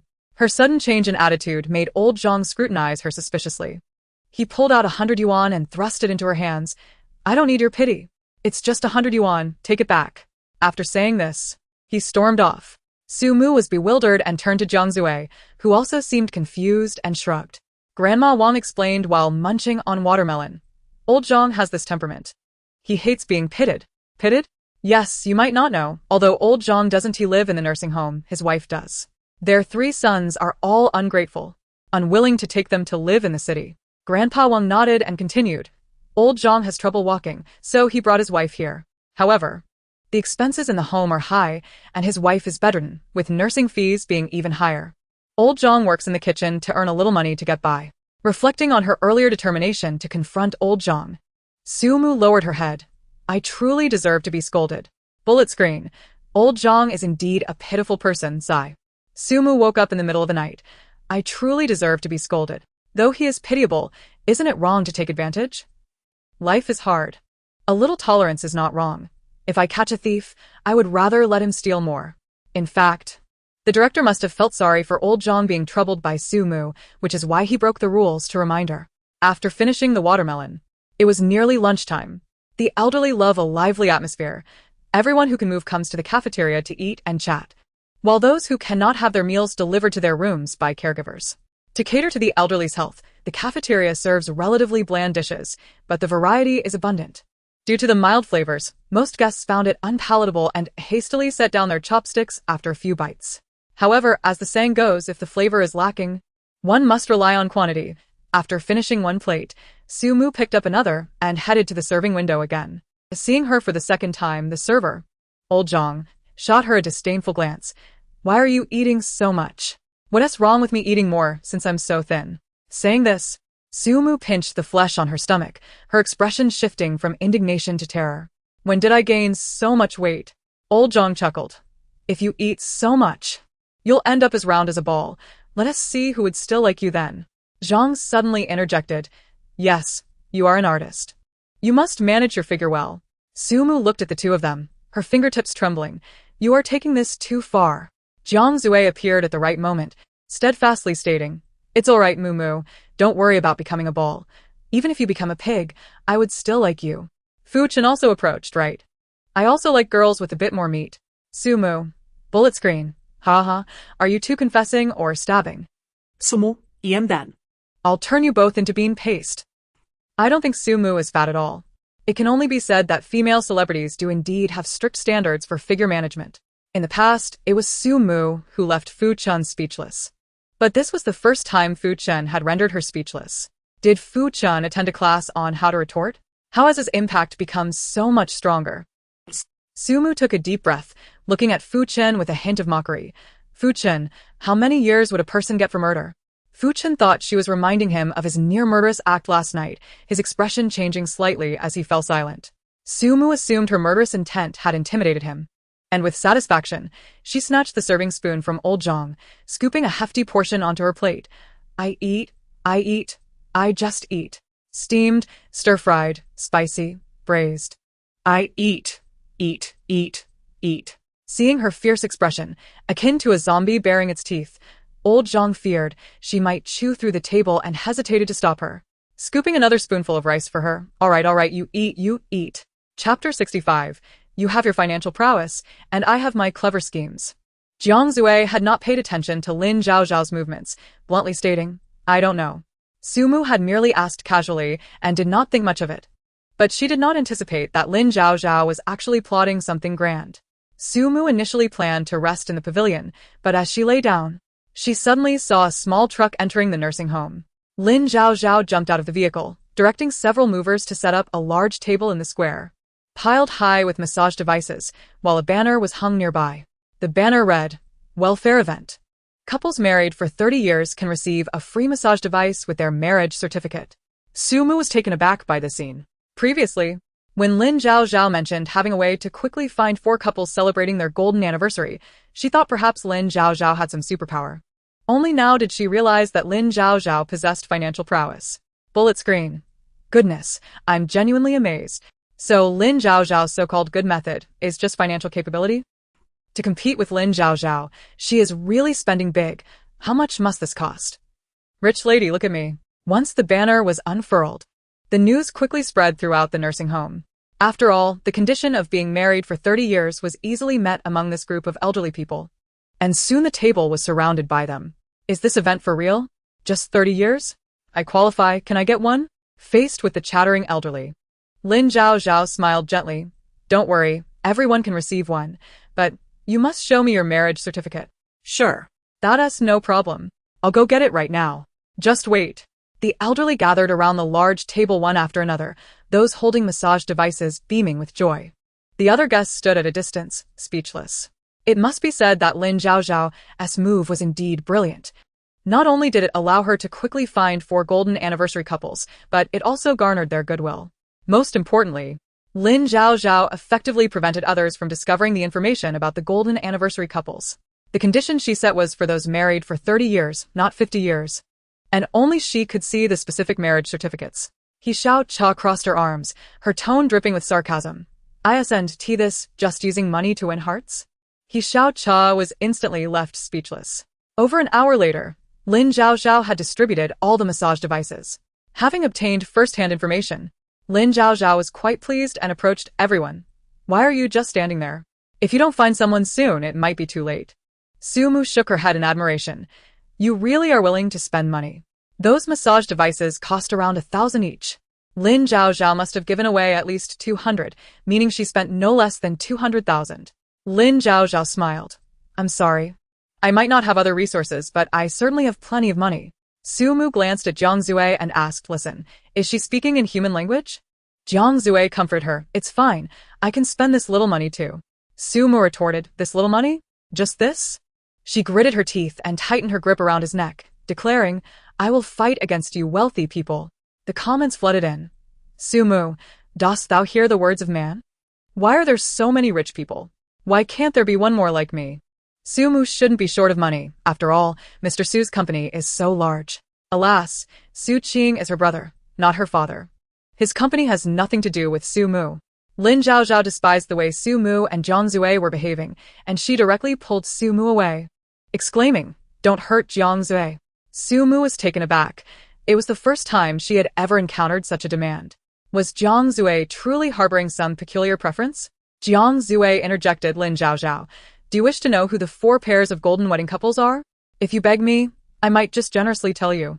Sumu laughed disdainfully. I'm sorry. You have your monetary prowess, and I have my clever schemes. Lin Zhaozhao scoffed. Then I shall wait and see.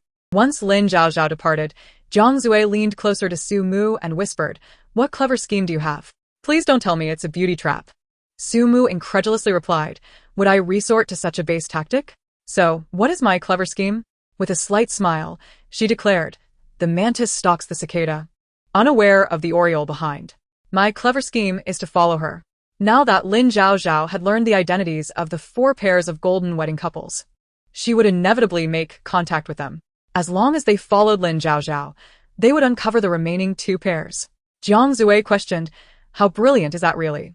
The comments rolled in. Ha, what an exceptionally clever strategy. She has her financial power, and you have your thick skin. Ha. You truly are the clever little advisor of the King of Hell. Let us go. Sumu urged as she pulled Jiang Zui into the building. In truth, Sumu was quite eager for Lin Zhaozhao to seek out the 2 golden wedding couples she was unaware of. However, she did not anticipate that Lin Zhaozhao would bring fruits to Grandma Wong and Grandpa Wong's room. Observing her enter, Jiang Zui shrugged. What now? Are you going to follow her in? Before Sumu could respond, a voice unexpectedly chimed in from behind. Why not? Startled, Sumu turned to find others trailing behind her and Jiang Zui. Confused, she asked, what are you all doing?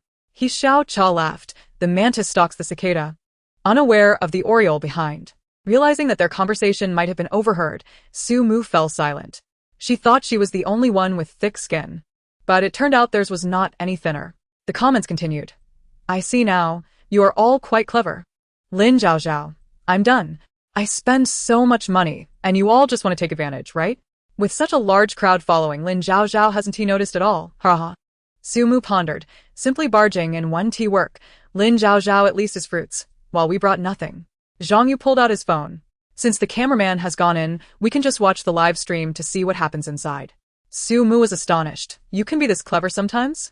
Everyone promptly pulled out their phones to tune into the live stream. Inside the room, Lin Zhaozhao was smiling warmly at Grandma Wong, asking how she was doing. Grandma Wong, how is the massager? Is it useful? Grandma Wong responded, it's good, Shaolin. You're so kind to give such benefits. This massager isn't cheap. Is it? As long as you're happy, I brought a little fruit. Can I leave it here? Grandma Wong replied, but bringing fruit is too much. Do you have something to ask? Grandma Wong exchanged glances with Grandpa Wong and asked, how do we know if Shaolin has someone she likes? Lin Zhaozhao produced a photo of Jiang Zui from her phone, saying, actually, Jiang Zui and I are childhood friends. We've grown up together and have a great relationship. Upon hearing this, Jiang Zui couldn't help but frown. What a bold fabrication. Grandma Wong hesitated. Are you sure your relationship is good? I see Xiao Jiang seems to like Xiao Su. Jiang Zui nodded. Indeed, a discerning eye. Lin Zhaozhao's expression soured for a moment. Jiang Zui must have feelings for me. We just lack a good opportunity. Grandma, if you and Grandpa vote for us, I will get that chance. Grandma Wong felt conflicted. She found Sumu more likable, yet she couldn't refuse Lin Zhaozhao outright. Since you've said it then. Chapter 66, A Heavy Burden. That certainly will not do. Grandma Wong's words were cut off sharply. Jiang Zui burst into the room. Having been the one to interrupt Grandma Wong, standing before her, he declared seriously, do not listen to her nonsense.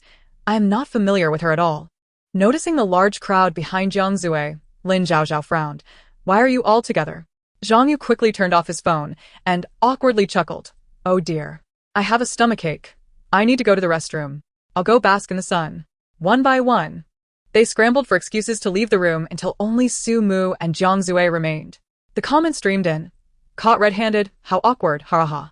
This is so awkward I could dig a 3-bedroom apartment with my toes. Lin Zhaozhao, I'm done with you lot. You all slipped away quite quickly, haha. Lin Zhaozhao, quick-witted as ever, realized their purpose for watching the live stream and coldly looked at Sumu. I thought you had some clever scheme.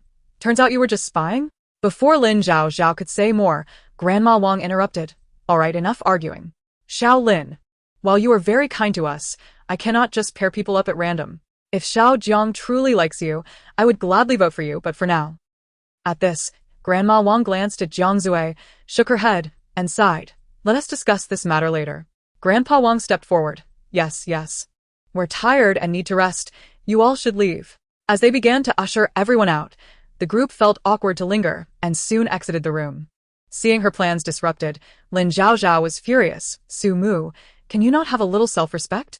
Dear sister, it was Jiang Zui who burst in. Why are you blaming me? The comments continued. Ha. Sumu looks so bewildered. Sumu, no one is more wronged than I am. Sumu, I'm done. I dare not blame Jiang Zui. Yet you do. If you hadn't instigated him, would Jiang Zui have barged in? Seeing him still defend Su Mu, Lin Zhaozhao felt exasperated but could not scold Jiang Zui. She stomped her foot and turned away. Su Mu asked Jiang Zui. Do you see anything on my back? Nothing at all. There is definitely something, a heavy burden, can't you see? Jiang Zui responded, I. Su Mu sighed. Patting Jiang Zui on the shoulder, little Jiang, you mustn't act so impulsively in the future. Now that they are alerted, Lin Zhaozhao will certainly be more cautious. Jiang Zui smiled. It's all right. I already have a way to find out who the remaining two couples are. What method? 10 minutes later, they arrived at the dean's office. Su Mu inquired, is your method to ask the dean for information? Certainly not. With that, Jiang Zui knocked on the office door. Come in. Dean, may we hold an event at the institute? An event? What kind of event? A dance event for couples married for over 40 years. The first prize is 50,000, and I will cover all the expenses. I just need you to send out a notice. Upon hearing this, the dean quickly understood Jiang Zui's intentions. However, since no event had been held at the institute for quite some time, and it wouldn't cost them anything, the dean was happy to oblige and immediately agreed. Leaving the dean's office, Su Mu raised her thumb in approval. What a brilliant idea to accomplish great things with little expense. The event is scheduled for tomorrow, so today we can procure some necessary supplies. At this moment, Yi was already contemplating mending her relationship with Fu Chen, and her enthusiasm towards him appeared markedly cold as she sought ways to engage him in conversation. Fu Chen, however, reciprocated her demeanor with an indifference akin to how she treated Xiao Zhuang. As the fish sought to escape, the Sea King prepared to cast his bait. Quite typical. It seemed Fu Chen had resolutely decided to draw a line with Yu. Xiao Zhuang, feeling his warm demeanor met with a cold response, left the kitchen in a huff. Fu Chen, irritated by Yu's attempts at conversation, asked pointedly, Yu, what exactly do you want? Yu set down her basket of vegetables. Teacher Fu, could you grant me another chance? In the past, I failed to recognize my own feelings and ended up hurting you, but that won't happen again, and I've remembered everything. Remembered? Remembered what? Remembered that we knew each other as children, right? Teacher Fu, I truly miss those beautiful times. Just then, Su Mu entered the kitchen to fetch water. Overhearing only the tail end of the conversation and curiously inquired, beautiful times? Was it about seaweed snacks? Where can I find some? Let me have a taste. Yu. The comment section. Haraha, all you can think about is food, right? One remark rendered the already tense atmosphere even more awkward. Just as expected, you gluttonous Su Mu. Fu Chen, unexpectedly amused, replied, if you want to eat, I can go buy some for you. Su Mu found his behavior today rather peculiar, as he continually sought to please her. As the saying goes, a weasel does not wish a chicken a happy new year. Su Mu was not inclined to trust his intentions and took a step back. Perhaps it's best to pass. After saying this, she left the kitchen with her cup of water. Observing her retreating figure, Fu Chen couldn't help but furrow his brows. Chapter 67. Let's watch the meteor shower together. Su Mu had just finished washing her face and was about to go to bed when a sudden knock interrupted her. Who is it? Fu Chen. Yu. Already settled in bed, sat up and smiled as she approached the door, remarking to Su Mu, he must be here for me. Upon opening the door, she greeted Fu Chen with a smile. Teacher Fu, what brings you here? I'm looking for Su Mu. Yu's smile vanished instantly. What do you want with Su Mu? I have something important to discuss. Su Mu, emerging from the bathroom, interjected. Do I have to go? I have a feeling it's not anything pleasant. It's very important. Su Mu hesitated. Fu Chen grasped her wrist firmly and pulled her outside. Just come with me. Hey. Hey, what are you doing? Let go. Not a chance.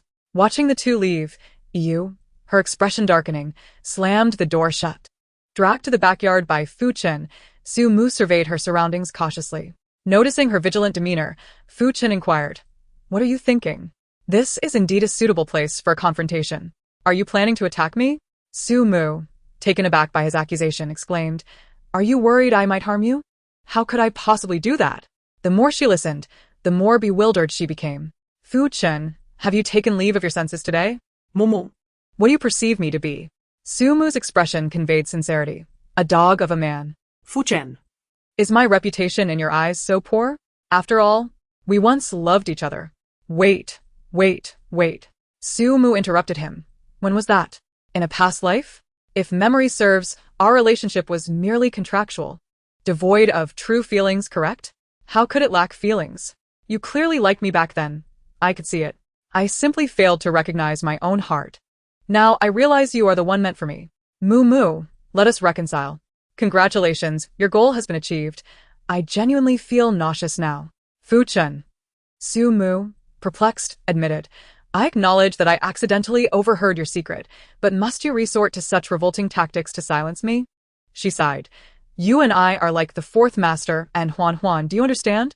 Are you implying that we will ultimately end up together? I mean, our conclusion can only be a matter of life and death. Within 3 days, I shall cast you aside and scatter your ashes. Fu-chen. Mumu. Regardless of whether you believe me, I brought you here to express my feelings. Please grant me another chance. The person I am now is not who I was before. I will treat you better than ever. Enough. If you continue, it will become rude. Do you need me to regurgitate my dinner before you feel satisfied? Mumu. Sumu turned away and covered her ears. I'm not listening. I'm not listening. A turtle reciting scriptures. Fu-chen stepped in front of her. Moo moo. Sumu closed her eyes, refusing to look. I won't see. I won't see. A turtle laying eggs. Seeing her stubbornness. Fu-chen contemplated briefly before seizing her wrist and leaning in to kiss her. Sumu opened her eyes just in time to see him approaching like a ferocious bear, causing her to panic and retreat hastily. Jiang Zui, appearing from nowhere, kicked him away. Fu-chen was sent sprawling. Sumu's mind echoed a song. Let's watch the meteor shower as it falls upon this earth. After kicking Fu-chen away, Jiang Zui looked at her with concern. Are you all right? Sumu was fine. In fact, she was more worried about the flowers. Fu-chen, disheveled, emerged from the bushes, brushing off the grass from his head, cursing. Jiang Zui, are you insane? I think you're the one who has lost it. What were you trying to do just now? This is my business with Sumu. It has nothing to do with you. Sumu interjected firmly. How can it not concern him? He is the Prince of Gua. Jiang Zui. What Prince of Gua? Sumu linked her arm with his. It's nothing. Let's go, Prince of Gua. Jiang Zui, initially inclined to slap Fu-chen, found himself unable to dismiss Sumu's hold and merely shot Fu-chen a cold glance before following Sumu away. At her door, Jiang Zui admonished her. If he bothers you again, come find me. You don't blame me for seeing him? Whether you see him or not is your choice. Protecting you is my responsibility. Sumu, taken aback by his words, smiled and remarked, You're truly becoming a domineering CEO. Jiang Zui chuckled. Just right. Don't you like that type? Recalling their drunken night, Sumu patted his shoulder. Forget it. Let us pretend I never mentioned it. I have an excellent memory. I can't forget. Sumu sighed. My memory isn't that great. I can't recall the sensation of your abs from that night. Jiang Zui lifted his shirt. Want to feel again? Such blatant provocation. Would Sumu fall for it? Absolutely. I can't pass up a good opportunity. Without hesitation, she reached out. Just as her fingers grazed Jiang Zui's abdomen, the door behind them creaked open. Jiang Zui reacted swiftly, dropping his shirt. Upon witnessing their position, EU's expression was one of utter disbelief. What are you two doing? Must you conduct your experiments at the door? I'm merely a part of your equation? Sumu, yes, as you wish. What do you mean, as I wish? You two were never meant to be. Sumu truly couldn't fathom. If you like him so much, why didn't you seize the opportunity before? Only when the fish is ready to swim away do you think to cast your bait. Why do people always wait until they have lost something to appreciate its value? Only to regret it later? EU was one, Fu-chen was another, and so was Lin Li. It truly reflects the saying, how foolish. I genuinely care for Teacher Fu. I never viewed him as merely a catch. Yes, you're absolutely right. Sumu, uninterested in debating this trivial matter, threw off the covers and went to bed. Chapter 68. This isn't a vehicle. The kick Jiang Zui delivered yesterday had significantly injured Fu-chen. He had bruised his ankle and limped as he walked the next day. Sumu could only chuckle quietly to herself. Due to the notice from the director regarding the upcoming ballroom dance event, Sumu and Jiang Zui encountered numerous elderly individuals at the nursing home who were eager to register. Some of them had no experience in dancing, yet they were lured by the prospect of the grand prize for first place. Given that only couples married for over 40 years were eligible, the number of participants was limited, thereby increasing the odds of winning. Grandmother Wong and Grandfather Wong also registered with this very notion in mind. Besides them, Su Mu and Jiang Zui discovered another golden wedding couple. Thus, they had gathered information on 3 pairs of golden anniversary couples, with only one remaining to locate. Sumu pondered why the last couple had not come forward to register. Perhaps they lacked interest in dancing. Nevertheless, knowing about 3 couples was sufficient, as there were only 8 tickets available in total. Securing 4 would guarantee their victory. Sumu nodded in agreement, acknowledging that pleasing all 8 individuals would be overly challenging, and it was wiser to concentrate their efforts on 4. At present, Grandmother Wong and Grandfather Wong appeared to be promising candidates, while they would need to engage further with Mr. Zhang and his wife. As the competition was scheduled for the afternoon, Su Mu and Jiang Zue devised a meticulous plan. Su Mu would approach Mr. Zhang, while Jiang Zue would chat with Grandmother Wong and Grandfather Wong. If Lin Zhaozhao still aimed to garner votes from Grandfather Wong and Grandmother Wong, Jiang Zue would be there to intervene.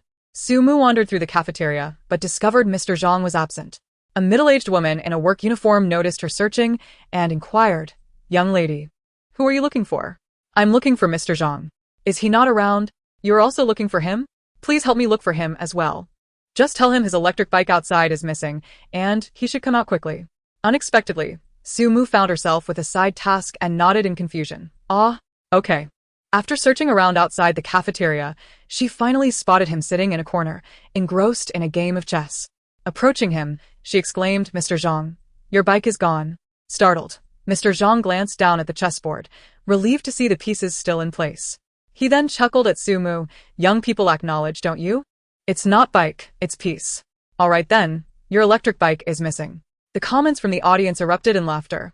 "Ha ha ha, what nonsense is this? What a classic case of talking past each other, ha. You're really saying it, ha, Mr. Zhang's smile vanished instantly as he rushed outside to take a look, lamenting, "My electric bike. Which little rascal stole it?" Flustered and distraught, he exclaimed, "It's the only electric bike I have."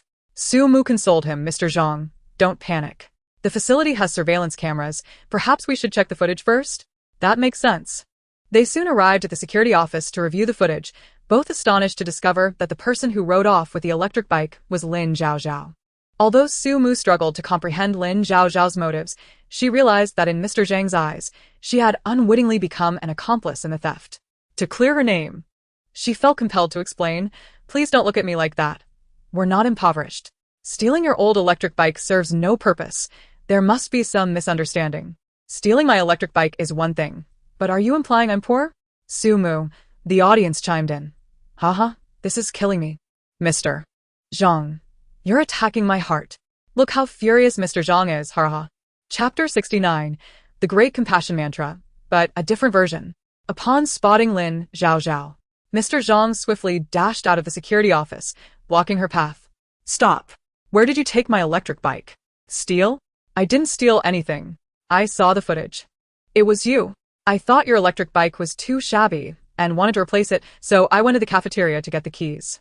Lin Zhaozhao stepped down from her vehicle, handing Mr. Zhang the keys. "This is the new bike I just bought."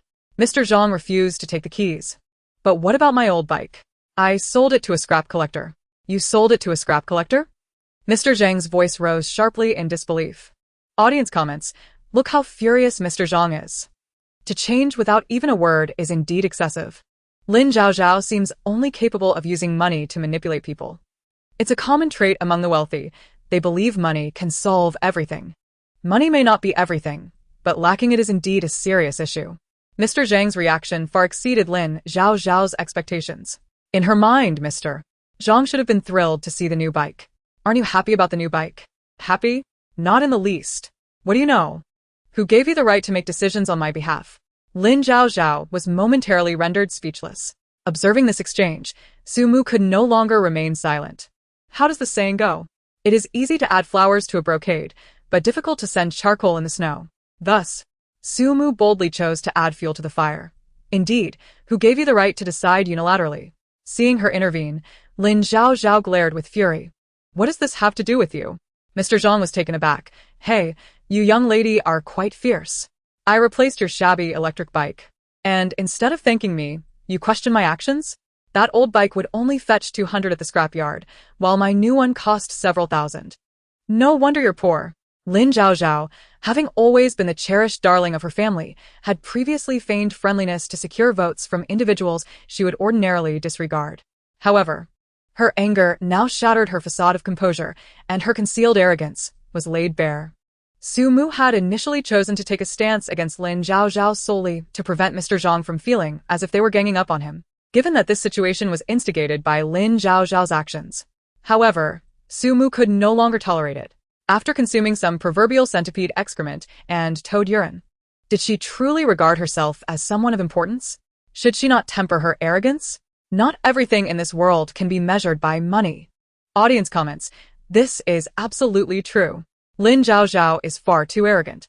Centipede excrement and toad urine, haha, I'm dying of laughter. The inherent arrogance of the wealthy is indeed nauseating. Although Su Mu is a bit wild, her values are commendable at critical moments. My opinion of Lin Zhaozhao has completely soured.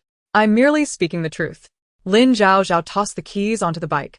The new bike is right here. Take it if you want. With that, she turned and walked away. Mr. Zhang, exasperated, shouted, "Stop. Where has my bike been sold? You can't leave without telling me." Lin Zhaozhao ignored him. Observing Mr. Zhang's fingers trembling with anger, Su Mu quickly reassured him, "Don't worry, Mr. Zhang. I will check the nearby scrapyards for you."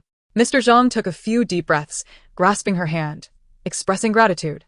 "I never expected you to be such a good person." Su Mu, huh? You mean you thought I was a bad person before? As lunchtime approached, Mr. Zhang had to attend to duties in the cafeteria, so he wouldn't accompany Su Mu in searching for the electric bike. Zhang Yu voluntarily offered to drive. And although Su Mu initially intended to find Jiang Zue, she realized that if any delays occurred, Jiang Zue was the only one capable of managing the competition later that afternoon. However, Su Mu soon found herself regretting her decision. "Shall we listen to music?" Su Mu eagerly replied, "Sure. What do you want to listen to? How about the Great Compassion Mantra? It fits my current mood." Zhang Yu, can we listen to something more cheerful? Cheerful? Then let us go with a remix of the Great Compassion Mantra. Zhang Yu fell into a profound silence. Su Mu paid no mind to his expression, pressing the play button and cranking the volume to the maximum. Audience comments: this song is far too avant-garde in the history of human art. Brace yourselves. We are about to arrive at the great electric music temple. All right, everything can be considered, right? Confucius would surely shake his head and say, "The rites are collapsing and the music is deteriorating." Confucius wouldn't shake his head, as Buddhism didn't exist in his time. I must admit, this vehicle is truly in disrepair. Paint has chipped away in numerous places. The upholstery on the seats is tattered, exposing the sponge within, and one of the rear-view mirrors is missing. As Su Mu arrived at the entrance, she encountered Jiang Zue. "What are you doing here? Is there still food at this hour? I saved a portion for you." Upon entering the cafeteria with Jiang Zue, they discovered that Grandpa Zhang was also present. Spotting Su Mu, he hurried over. "Did you find my electric bike?" "Yes, it's parked outside. Here are the keys. Please keep them safe." Grandpa Zhang gratefully accepted the keys, treating them like a precious treasure as he placed them in his pocket. With a smile, he added, "Xiao Jiang saved some food for you, and I set aside a pig's knuckle as well." After saying this, he returned from the kitchen with a plate of food, placing it before Su Mu. Feeling famished, she eagerly picked up her chopsticks, devouring the meal while voicing her curiosity. "Grandpa, what is it about that electric bike that you cherish so much?" With a sigh, Grandpa Zhang's wrinkled face reflected a hint of sorrow. "Many years ago, before my wife suffered a stroke and became bedridden, she used to sweep the streets and collect bottles. After saving for a long time, she bought me this bike. I know it's in bad shape, but knowing she may never have the chance to gift me something again makes it hard for me to part with it." Su Mu was deeply moved. What many would discard without a second thought was a treasured possession for Grandpa Zhang. Money can purchase many things, but it cannot buy such meaningful sentiment. After finishing her meal, Su Mu set down her chopsticks and suggested, "Grandpa, shall we go take a look at your electric bike?" Sure. The three of them made their way to the bike shed, where Grandpa Zhang was astonished to find that the dilapidated electric bike was adorned with numerous charming stickers, covering the areas where paint had previously chipped off. The rear-view mirror had been replaced, and even the ragged seat had been fitted with a new cover. The entire vehicle appeared revitalized. Grandpa Zhang, unable to believe his eyes, circled the bike several times. "Is this really my bike?" The comments streamed in. "Su Mu is truly kind. This is a surprise," while Lin Zhaozhao's was a fright. "I've fallen for Su Mu at this moment. I didn't expect Su Mu, despite her quirks, to be so compassionate. I can understand why Jiang Zue likes Su Mu now." With a lump in his throat, Grandpa Zhang said, Xiao Su, I never expected you to be so kind. Su Mu chuckled. How bad could I have appeared in your eyes before? Not too bad. Just a bit scatterbrained, a touch aggressive, and perhaps with a hefty appetite. All right, let us not overdo it. That would be impolite. Grandpa Zhang glanced at Jiang Zue. Xiao Su, rest assured, my wife and I will cast our votes for you. You and Xiao Jiang are indeed a perfect match. Chapter 70. A question. After resolving Grandpa Zhang's issues, Su Mu and Jiang Zue were about to prepare for the afternoon dance competition when they unexpectedly spotted Lin Zhaozhao chatting merrily with Grandma Wong in the pavilion. Alarm bells rang in Su Mu's mind as she pulled Jiang Zue over. Grandma Wong. Oh, Xiao Su, have you eaten yet? I just finished. What are you two discussing? Su Mu was taken aback. Lin Zhaozhao, looking quite pleased, replied, I'm afraid you're too late. With that, she turned and walked away with a smile. Su Mu exchanged a glance with Grandma Wong and grasped her arm. Grandma, is it true? Grandma Wong smiled sheepishly. I had no choice. One must be courteous when receiving favors. But don't worry, I've already told my husband to vote for you. Rest assured, Lin doesn't know this. She still thinks we'll vote for her. The comments flowed in. So skilled at socializing, haha. You navigate these waters like no other, haha. I didn't expect Grandma Wong to be so clever. With the situation as it stood, what more could Su Mu say? After all, the voting power lay in others' hands. And ultimately, Grandma Wong owed her nothing. Leaving the pavilion, Su Mu sighed. We must alter our plans. Initially, they had intended to secure 4 votes from Grandma Wong, Grandpa Wong, Grandpa Zhang, and his wife, ensuring their peace of mind. Now, with Lin Zhaozhao having stolen a march, they could only secure 3 votes, transforming their ease into sleepless nights. They needed to devise another plan to obtain an additional vote. Jiang Zue pondered aloud. Isn't there a couple coming to participate in the dance competition this afternoon? If we can get a vote from them, it would suffice. Yes. Before the competition commenced, Su Mu and Jiang Zue briefly organized the venue. The elderly residents of the nursing home loved a lively atmosphere, and many who were not participating gathered in the square to watch. As they counted heads, all the guests, except Lin Zhaozhao, meandered among the contestants, asking questions at every opportunity. Grandma, how long have you been married to your husband? 43 years. Grandpa, how long have you been married? 52 years. As Su Mu was busy counting the participants, she noticed their antics and quickly grabbed the microphone. Please, unrelated individuals, exit the area and refrain from disturbing the contestants. Jiang Zue immediately stepped in, ushering them out of the waiting area. During the counting process, Su Mu made a point to observe the 3rd couple celebrating their golden anniversary. Grandma Chen, a resident of the metropolis, differed from Grandma Wong with her stylish attire and meticulously styled hair, appearing quite spirited. Su Mu kept her eye on Grandma Chen while Jiang Zue also identified her in the crowd. However, he sensed something amiss and quietly asked, Is that dance partner beside Grandma Chen her husband? Isn't it? Su Mu had only glanced briefly at the marriage certificate and hadn't paid much attention. I don't think that's the same person as in the marriage certificate. The photos on their marriage certificate were taken when they were young. It's natural for there to be some differences as they aged. That could be true. Jiang Zue didn't dwell on it further. They both set the matter aside. But 10 minutes later, they would come to regret it. Before the competition officially began, Su Mu took the microphone to speak. Thank you all for attending this dance gala. To ensure fairness in the competition, the first prize will be determined by a vote from all participants. I hereby declare the competition open. Please take the stage in groups of 3 according to your number. Jiang Zue pressed play, and the music soon filled the air. Since they were not participating in the scoring, Jiang Zue, Su Mu, and the other spectators stood by to enjoy the show. The elderly participants, who often danced in the square, took to the dance floor with enthusiasm, their movements embodying vitality, even if their technique was not flawless, leaving Su Mu somewhat in awe. She wished she could maintain such energy in the nursing home as she aged. Perhaps it was best to worry about whether her nature of sitting when possible, and lying down when sitting would allow her to live a long life. As one group after another finished their performances, it quickly came to Grandma Chen's turn. As the music began, Grandma Chen seamlessly danced with her partner, spinning and leaping without pause. Just as Su Mu was about to applaud, a loud voice echoed through the speakers. Chen Jinfeng, what are you doing? Su Mu turned to see an elderly man had taken her microphone without her noticing. The sudden turn of events compelled Jiang Zue to pause the music. Su Mu approached the elderly man. Grandpa, what are you doing? What am I doing? You should be asking her. The elderly man confronted Grandma Chen. Chen Jin Feng, I am your husband. You're dancing with him. Do you think I'm dead? Stunned. Su Mu and Jiang Zui stood frozen. The comments flooded in. Goodness, is this what they call a scandal? A pure love warrior is enraged. This has escalated quickly. Clearly, this is a question. Chapter 71. The Waltz of Love. Grandma Chen shrugged off his hand. If you don't come to participate, what's wrong with me finding someone else to dance with? Just because I'm not here, you find someone else? Don't think I'm unaware. You've clearly been flirting with him all along. You're talking nonsense.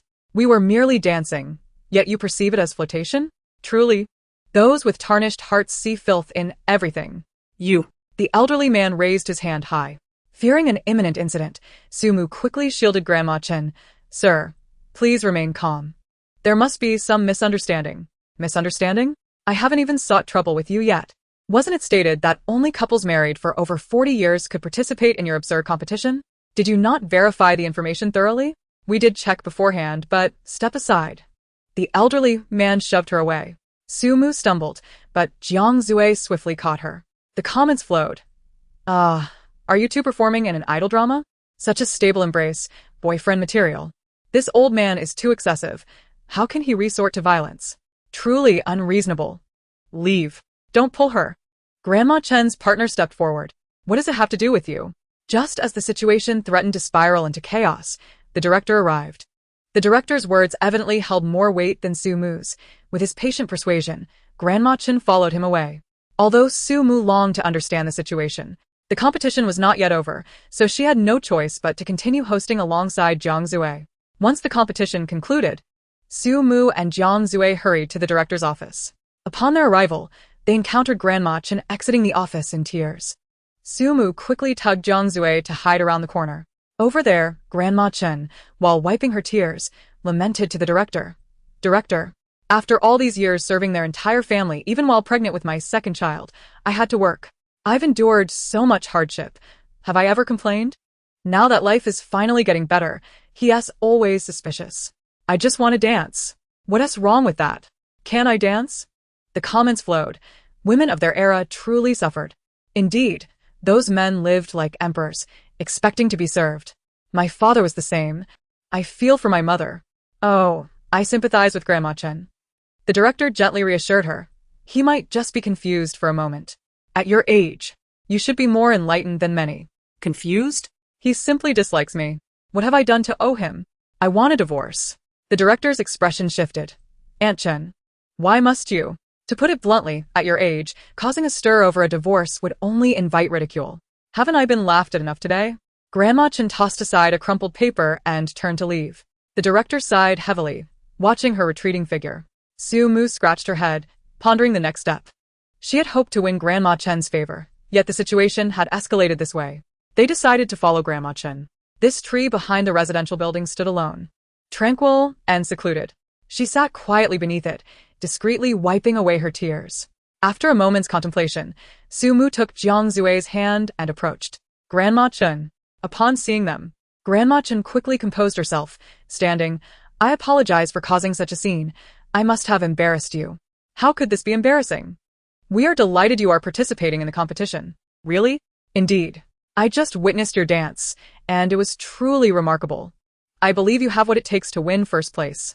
Grandma Chen's frown transformed into a smile. What brings you two here?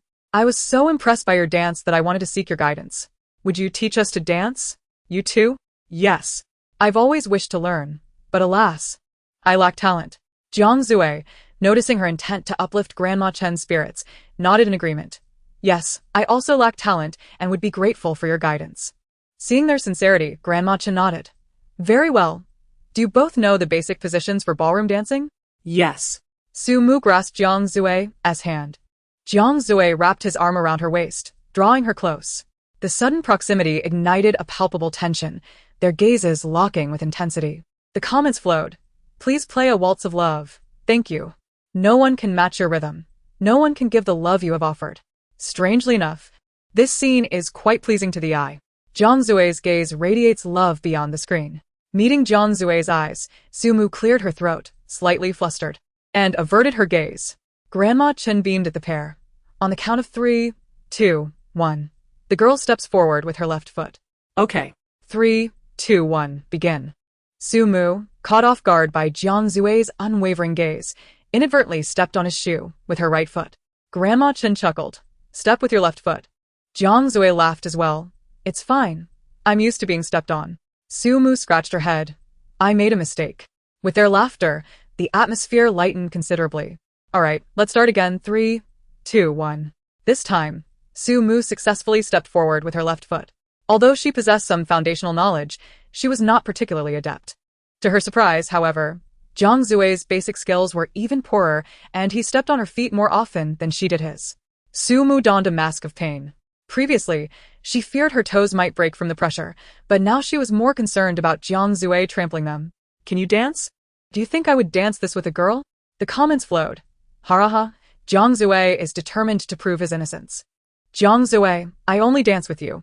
Oh, Jiang Zue is too easy to read. Yes, practically spilling his feelings. Under Grandma Chen's guidance, the pair practiced ballroom dancing throughout the afternoon. Jiang Zue progressed from utterly clueless to a semblance of competence. During breaks, the trio sat together beneath the tree, enjoying the shade. Su-mu curiously inquired, Grandma Chen, were you serious about wanting a divorce, or was it just in anger? Grandma Chen paused. How do you know? We happened to overhear while waiting outside the director's office.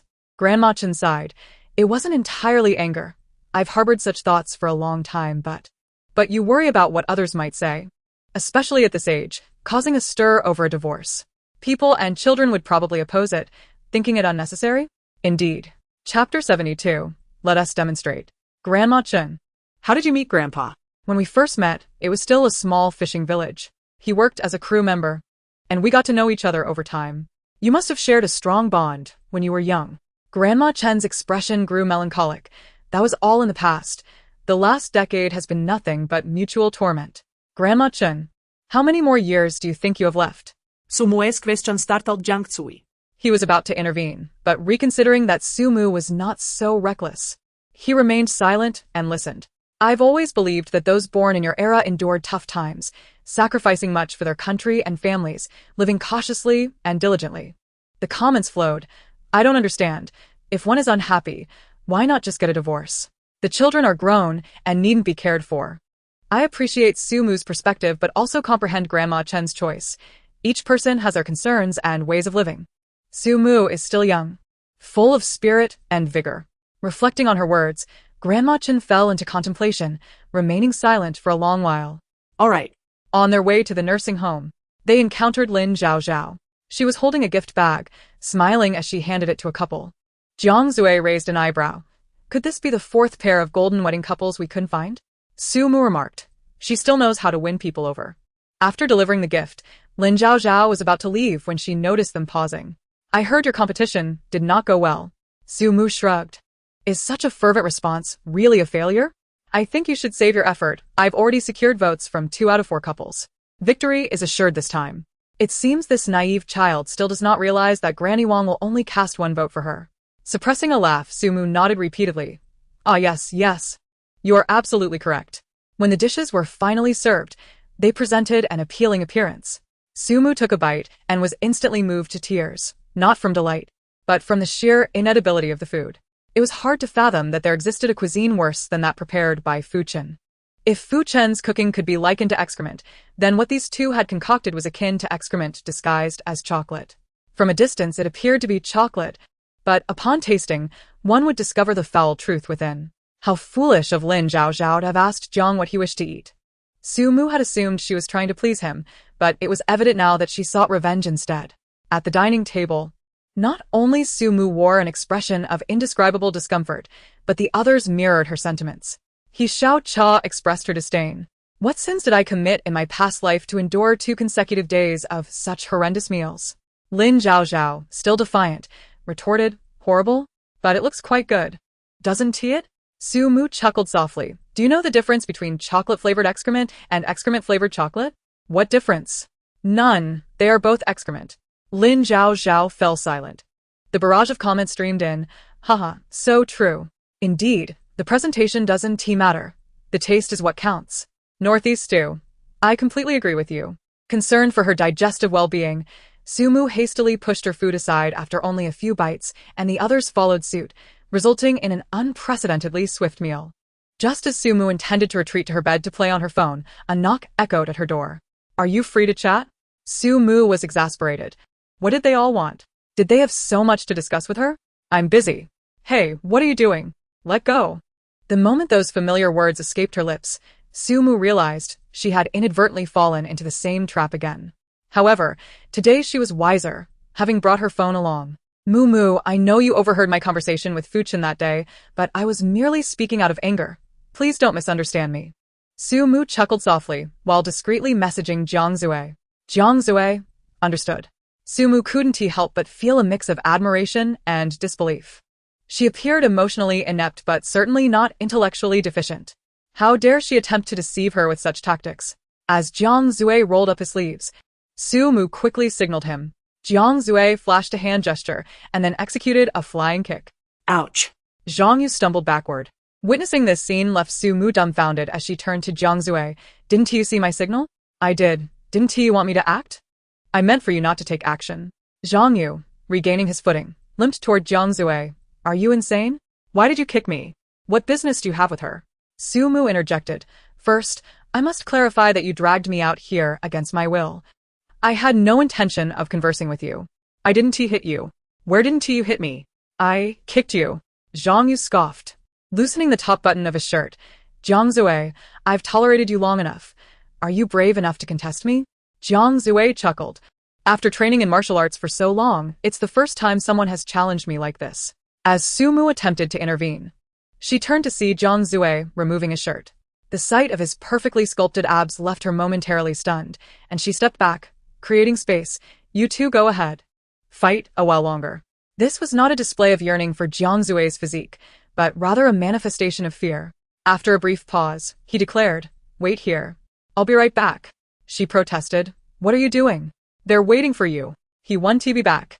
Jiang Zue saw through her intentions, but chose not to expose them, casually draping his shirt over his shoulder. Sumu stood beside him, stealing glances every second. Noticing her furtive gaze, Jiang Zue smiled helplessly. "Stop peeking." Sumu feigned seriousness. "I'm not peeking. I'm just naturally cross-eyed." Jiang Zue stepped closer. "What I mean is, if you wish to look, do so openly." He took her hand and placed it on his abs. "If you wish to touch, do so freely." Leaning closer, he halted just shy of her lips, their breaths mingling in a tantalizing haze, his voice low and husky. "If you wish to kiss, do so openly." Truth be told, Sumu felt a stirring within her at his seductive words. However, should Jiang Zue succeed this time, would he not come to seduce her daily? Even if she could withstand it, her kidneys might not. Thus, she resolved to reject Jiang Zue. "May we both be well, and may my kidneys endure. I refuse to consume any more kidney supplements." Sumu shut her eyes and forcefully pushed him away, pressing her palms together. All is void, and void is form. Form is void. Believing that her push would cause Jiang Zue to retreat, she was astonished when he transformed into a king of a distant realm, declaring, "You speak of void, yet keep your eyes shut. Should you open them, I cannot believe that they are indeed empty." Sumu lay flat on the grass. "I want to open them. Good night, I'm going to sleep." Jiang Zue remained silent. Sumu? Still no response. Youth is indeed wonderful. One can fall asleep at the drop of a hat. He scooped Sumu into his arms, turning to head indoors. Halfway there, he glanced down only to find Sumu staring at him with wide eyes, looking rather ethereal. Jiang Zue nearly dropped her in shock. "You're not asleep?" "Of course not. My sleep quality, isn't that superb." "What are you staring at?" "I just have one question." "What question?" "Am I heavy?" "Not at all." "Then I shall have another bowl of rice tomorrow." Sumu beamed brightly. Jiang Zue muttered, "If I'm counting correctly, you consumed 3 bowls today." Sumu shot him a glare. "What of it? Did I eat your family's rice?"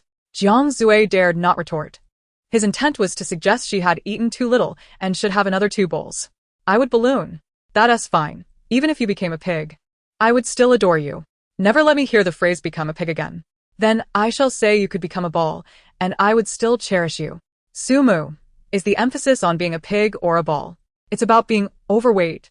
Today marked their final day at the nursing home. Just before their departure, the director specifically reminded them, this afternoon, the 4 golden wedding couples will officially begin voting. You all have until noon to campaign for votes. The two victorious individuals will have the opportunity to enjoy a hot spring tonight. Sumu felt quite confident about their victory, her primary target now being Granny Chen. However, she did not anticipate that upon arriving at the nursing home, she would be embroiled in a significant predicament before she could even seek out Granny Chen. As soon as Sumu arrived, Granny Wong seized her. "Oh, little Sue. Why are you here? You must flee." Huh? Flee from what? Granny Chen confronted her husband about divorce yesterday, and they have been quarreling since. Her husband believes you and your friends instigated the divorce and is threatening to find trouble with you. We didn't instigate anything. Whether we did or not is irrelevant. Her husband is exceedingly unreasonable. You should have witnessed it yesterday. You'd better run. If he spots you, who knows what chaos might ensue. Sumu considered Granny Wong's advice but hesitated. If she fled, wouldn't it imply she felt guilty? She hadn't instigated Granny Chen's actions. She merely expressed her thoughts. Just as she wrestled with her decision, a loud voice called out from a distance, "It's you guys." Halt. Turning around, they were greeted by the unexpected sight of Grandma Chen's elderly companion. Jiang Zue reacted swiftly, pulling Sumu behind him. Mr. Li, with an air of aggression, stormed up to them, demanding, "Are you the ones who incited Qin Jinfeng to divorce me?" Sumu replied, "Firstly, we have not incited anyone. Secondly, perhaps you should reflect on your own actions. If you truly treated Grandma Chen well, would she wish to divorce you? And yet here you are blaming me?" Mr. Li glared furiously, preparing to advance. Jiang Zue firmly shielded Sumu, standing protectively in front of Mr. Li. Being significantly taller and younger, Jiang Zue presented an obvious physical advantage, causing most to hesitate in the face of such a stark disparity. Yet, Mr. Li felt emboldened, believing his age granted him an upper hand. "What advantage do you speak of?" He thought, "Surely it is my age." Thus, he was undeterred and attempted to shove Jiang Zue aside. Regardless of how hard he pushed, Jiang Zue remained steadfast, as unyielding as a mountain. Grandma Wong, observing from the side, interjected, "Oh, Mr. Li, why must you act this way?" Frustrated by his inability to move Jiang Zue, Mr. Li grew angrier, tugging at his collar, shouting, "Get out of my way! Move aside!" Jiang Zue brushed his hand away, and in doing so, inadvertently struck Mr. Li, who fell dramatically to the ground, exclaiming, "Ouch! Why are you hitting me?" The online comments erupted. What a disgraceful display for someone of his age. Is this not a blatant attempt to provoke? How amusing. Mr. Li, the cameras are rolling. Don't embarrass yourself. Thousands of viewers can vouch for Jiang Zue. This clumsy performance even elicited laughter from Grandma Wong, who remarked, "Mr. Li, Jiang didn't even exert himself. Why are you making a fool of yourself?" The commotion drew the attention of several elderly residents, who began to mock Mr. Li. "At your age, how can you be so embarrassing?" Indeed, I saw it clearly. The young man hardly exerted any force. "Get up already. Don't let them laugh at you." Yet Mr. Li, resolute in his stubbornness, remained sprawled on the ground, indifferent to the laughter surrounding him. Sumu, her brow furrowed, questioned Mr. Li, "What exactly do you intend to achieve?" "Grandma Chen has long contemplated divorce. We did not incite this." "I don't care," he retorted. "Then lie there. I see the rain is coming, perfect for giving you a wash." Seeing that this tactic was ineffective, Mr. Li began to wail, "Oh, my back." The comments continued, "Unbelievable. What kind of person is this? I can now understand why Grandma Chen would want a divorce. How unfortunate for Grandma Chen to have such a partner. It's hard to imagine how she endured so many years." Just then, Grandma Chen emerged, parting the crowd and striding directly to Mr. Li, exclaiming in exasperation, "What are you doing?" Upon seeing her, Mr. Li stubbornly remained seated, replying, "What do you think? They pushed me. Get up." Grandma Chen urged, attempting to pull him to his feet. "I won't," he insisted, shaking her off. Get up. "I won't. Li Daji. I've had enough." In that moment, Grandma Chen lost her composure, shouting hysterically, "I want a divorce because I can no longer endure this. Look at yourself, truly. I did not divorce you when I was young because I feared for our children's well-being. I refrained from divorcing you later out of concern for what others would say. Reflect on your conscience. After marrying you, have I ever enjoyed a good day? You always believed yourself to be the head of this household, claiming to contribute the most. And me? In the bitter cold of winter, I washed your clothes, my hands frozen and blistered. In the scorching summer, I gathered rice, fainting in the fields. Did I do nothing? Look at my hands, so calloused. Who do you think caused this? Yes, life is better now, but it is precisely because it has improved that I wish to divorce you. I owe you nothing in this life. Even if the King of Heaven himself came, I would still choose to divorce you. I wouldn't want to share a grave with you, for fear of soiling my coffin. I have endured enough of you. Only the elderly witnesses understood the magnitude of her final statement regarding not wanting to share a grave. Taking a moment to catch her breath, Grandma Chen coldly glared at Mr. Li, declaring, "Prepare the paperwork. We will divorce tomorrow." The crowd dispersed, and as Sumu watched Grandma Chen walk away, she couldn't help but murmur in admiration. So impressive. Though her words had poured forth in a flood of emotion, the courage and decisiveness contained within them were truly commendable. Seeing Mr. Li sitting dejectedly on the ground, Sumu felt no sympathy for him. She tugged at Jiang Zue's sleeve, and together they departed. The uproar caused by Mr. Li continued to reverberate throughout the nursing home, with many residents still discussing the incident well into the afternoon. Concerned about Grandma Chen's well-being, Sumu and Jiang Zue decided to visit her before leaving. To their surprise, she appeared untroubled, almost relieved, stating, "There were so many things I wanted to say, and now I've finally expressed them. I feel much lighter. This time, I will definitely divorce him." Seeing her in such good spirits, Sumu felt reassured. Before they left, Grandma Chen apologized. "I'm truly sorry for this morning. That old man is unreasonable, and I'm sure you found it troublesome." "Not at all. Your arrival was quite timely. That's good." After bidding farewell to Grandma Chen, Sumu and Jiang Zue visited Grandpa Zhang. However, they found him not in the dining hall, but in his wife's room. This time, Sumu did not come empty-handed. She brought some fruit as a token of goodwill, as they were soon to depart, making this a farewell visit. It was a bit embarrassing. Despite having been at the nursing home for 3 days, it was the first time they had seen Grandpa Zhang's wife. Due to a stroke, she lay completely paralyzed in bed, with only her left wrist able to move, and her mouth occasionally drooled. Grandpa Zhang tenderly wiped her mouth while chiding them.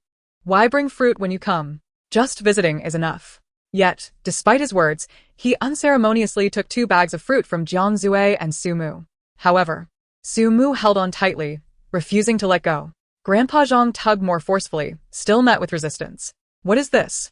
he asked, puzzled. "This bag is for Grandma Wong." Sumu replied, her smile awkward yet polite. "Grandpa Zhang," the comments erupted. "Hilarious, how awkward. I'm dying of laughter. They both intended to take everything." Grandpa Zhang must have thought it was all for him. Grandpa Zhang picked up an apple, looking at his wife. "Would you like some?" Seeing her blink, he nodded. "Then I will go peel an apple." After peeling and slicing the apple into small pieces, he fed them to her one by one. The afternoon sunlight poured in through the window, illuminating their figures and casting a warm glow over the room. Even Sumu couldn't help but exclaim, "The sunlight is lovely." In the next moment, Grandpa Zhang abruptly pulled the curtains shut, grumbling, "Why on earth is the sun so strong? It's scorching." Sumu. After bidding farewell to Grandpa Zhang, Sumu reflected, "I never expected the seemingly irritable Grandpa Zhang to possess such a gentle side. Perhaps this is love. His attentive care for his paralyzed wife is not merely a duty, but undoubtedly also a manifestation of love." The comments continued. "Grandpa Zhang is actually quite nice. Now that us love. Thank you, I believe in love again." Now, I shall announce the results of the voting. The couple with the most votes is Sumu and Jiang Zue. Congratulations to you both. Surprisingly, the most vocal reaction came not from the couple themselves, but from Lin Zhao Zhao. Upon hearing the results, Lin Zhao Zhao incredulously stood up from the sofa. "How is this possible? How many votes did they get?" "4 votes. And Jiang Zue and I? 3 votes. Impossible. You must have counted incorrectly. There was no mistake. Why do I only have 3 votes? Clearly, I should have 4. The director anticipated her reaction and promptly pulled out his phone to show her the recording of the voting. "Fraud." The comments flooded in. "Haha. It seems Granny Wong is quite shrewd." Lin Zhao Zhao. Ultimately, it was a misplaced trust. Lin Zhao Zhao was deceived to the point of losing her pants, haha. Regardless of Lin Zhao Zhao's willingness, the outcome was decided, and the results were final. Sumu, curious, asked, "What surprise?" "You'll naturally find out tomorrow." For some reason, Sumu was plagued by a sense of foreboding. The location arranged by the production team for the hot springs was quite distant from the cabin. Sumu and Jiang Zue rode for over an hour before arriving. After dropping them off, the staff specifically reminded them, since the hot springs are quite private, there will be no filming equipment. You and Teacher Jiang can do whatever you wish inside. The comments echoed. Whatever we wish. Is that really the case? That sounds excessive. What does whatever even mean? If that's the case, why can't we watch? Just charge us. I'm willing to pay. Sumu found their arrangement utterly baffling. Please keep your smiles to yourself. I am a comedic protagonist, not a lewd one. Although she indeed had a fondness for Jiang Zue's physique, it was a normal, straightforward, appreciative, elegant, objective, pure, and noble admiration, and the following 3,000 words are omitted. In summary, it was not vulgar. She constantly reminded herself that she was the heroine of a comedic narrative, not a romantic one. With that thought in mind, Sumu entered the hot spring bathhouse with a sense of righteousness. When she emerged after changing, Jiang Zue was nowhere to be found. Thinking he was still changing, she waited for a while, yet still saw no sign of him. She curiously inquired with the staff, "Where is Jiang Zue?" Following the staff member, she walked towards the massage room, passing by other treatment rooms, from which sounds of distress emerged. "No, I can't take it anymore. Let me go." Sumu's eyes filled with a mix of astonishment, embarrassment, confusion, and immense fear. She cautiously asked, "Is your massage legitimate?" "Rest assured, our services are entirely professional. There are absolutely no illegal dealings." "Oh, here we are. Mr. Jiang is in this room." As Sumu reached the door, she suddenly heard a cry from within. "Ah!"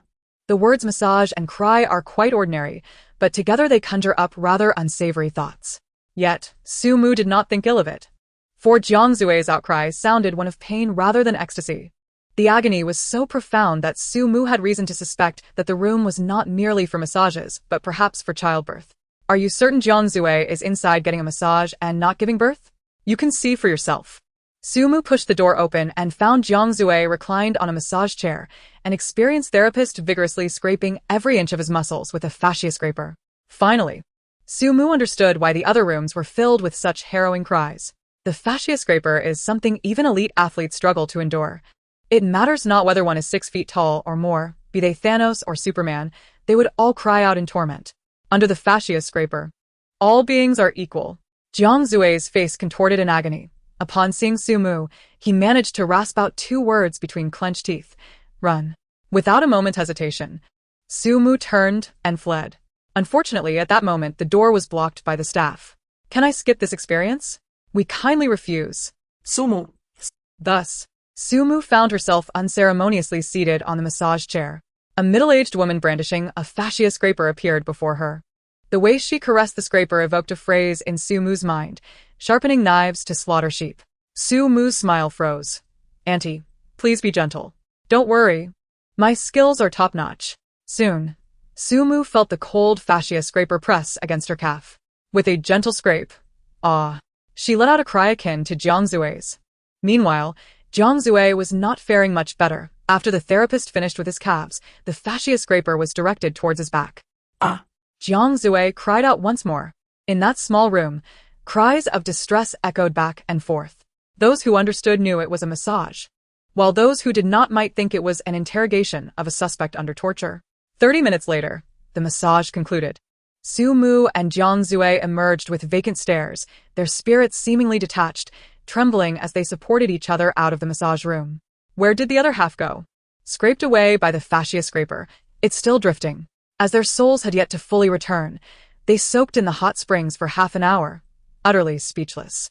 The staff waiting outside greeted them immediately. "How was the hot spring?" Sumu, in a daze, replied, "I feel like I'm falling apart." Just after the massage, her body was sore, but after the hot springs, the soreness vanished, replaced by an inability to summon any muscle strength. Jiang Zue nodded in agreement. "Me too." Jiang Zue had a higher muscle mass than Sumu, and after enduring the torment of the fascia scraper, his pain was even greater. Seeing the two of them in such a depleted state, the staff chuckled knowingly. "It seems you two were quite vigorous in there." The comments took a turn. "No way. Did you two progress so quickly? No wonder filming was not allowed. I understand now. Why does Jiang Zue look so drained? Is he alright?" Chapter 76. On moi Sumu. Jiang Zue gazed at her with a hint of melancholy. "Even if she won, I would still have to endure this fascia scraper torture." "You endure it. But I don't have to. This is what they call a friend dies, but I live on. Amitba." Jiang Zue lightly tapped her. "Heartless. Who suffers?" "Jiang Zue suffers? Jiang Zue is the one who suffers?" You in the front are killing me with laughter. Sumu. I deeply regret it now, very much so. Just as Sumu stepped out of the car, a sudden ring from her phone caught her attention. Jiang Zue glanced at his phone and said, "You go ahead. I'll take this call." Sumu paid little mind and walked inside. However, as she passed a window, she caught a glimpse of Jiang Zue still standing at the entrance. On the phone. The distance was too far for her to hear what he was saying, but Jiang Zue's head was bowed, and he wore a joyful smile. Truth be told, it was the first time Su Mu had seen such an expression on Jiang Zue's face, a serene smile of happiness. Could he be calling his sister? No. Jiang Zue has no sister. Could it be that sister? A song automatically played in Su Mu's mind. She is merely my sister. She says purple has a unique charm. Upon arriving at this location, both of them realized that this so-called mysterious surprise was likely someone specific. But who could it be? After about 10 minutes of waiting, the door to the private room swung open. A middle-aged man stepped in, donned in a sharp suit, not particularly tall, yet exuding an air of authority. He strode directly to Sumu, appraising her from head to toe. "You are Sumu?" Yes. "I am Jiang Zue's father." Realizing that the visitor was not here for a friendly chat, Sumu smirked with a hint of amusement. "So, it's Uncle Jiang." Jiang Wang coldly huffed. "We have just met. No need to act familiar." Before Sumu could respond, Jiang Zue furrowed his brow. "Since we're not close, you may leave. The door is over there." In response to Jiang Zue's dismissal, Jiang Wang stubbornly refused to leave. Even turning to reprimand Jiang Zue, "Is that how you speak to your father? What a fuss. It's not the first time." The comments reflected the tension. It's evident that the father-son relationship is quite strained. Why does Jiang's father have such a strong opinion of Sumu? As the atmosphere grew tense, the door to the private room opened once more. Another man entered, similarly dressed in a suit, however, unlike Jiang Guang's portly figure. This man was tall, with a handsome appearance, broad shoulders, a narrow waist, and an air of generosity, possessing both charm and talent. Noticing the palpable tension in the private room, Su Qing raised a faint smile, realizing that her timing was rather inopportune. Jiang Guang turned to Su Qing, remarking, "You arrived even later than I did?" Su Qing adjusted her glasses and replied, "Is there any law that states I cannot arrive later than you?" Although others viewed Su Qing as a young and accomplished individual, a veritable diamond bachelor, Jiang Guang, among the old money elite, merely regarded her as a fortunate beneficiary of the internet boom, lacking any real merit. Jiang Guang furrowed his brow slightly, stating, "They say President Su is exceptionally talented. It seems talent is debatable, but arrogance is certainly evident." Su Qing humbly lowered her head with a smile. "Youth is synonymous with bravado, but I understand that you, President Jiang, being of a certain age, may not grasp this."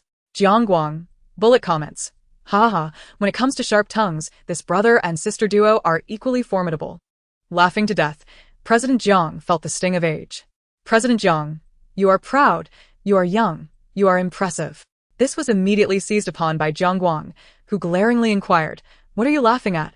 "Oh, nothing much, just reminiscing about some joyful moments," Su Qing replied. Jiang Guang.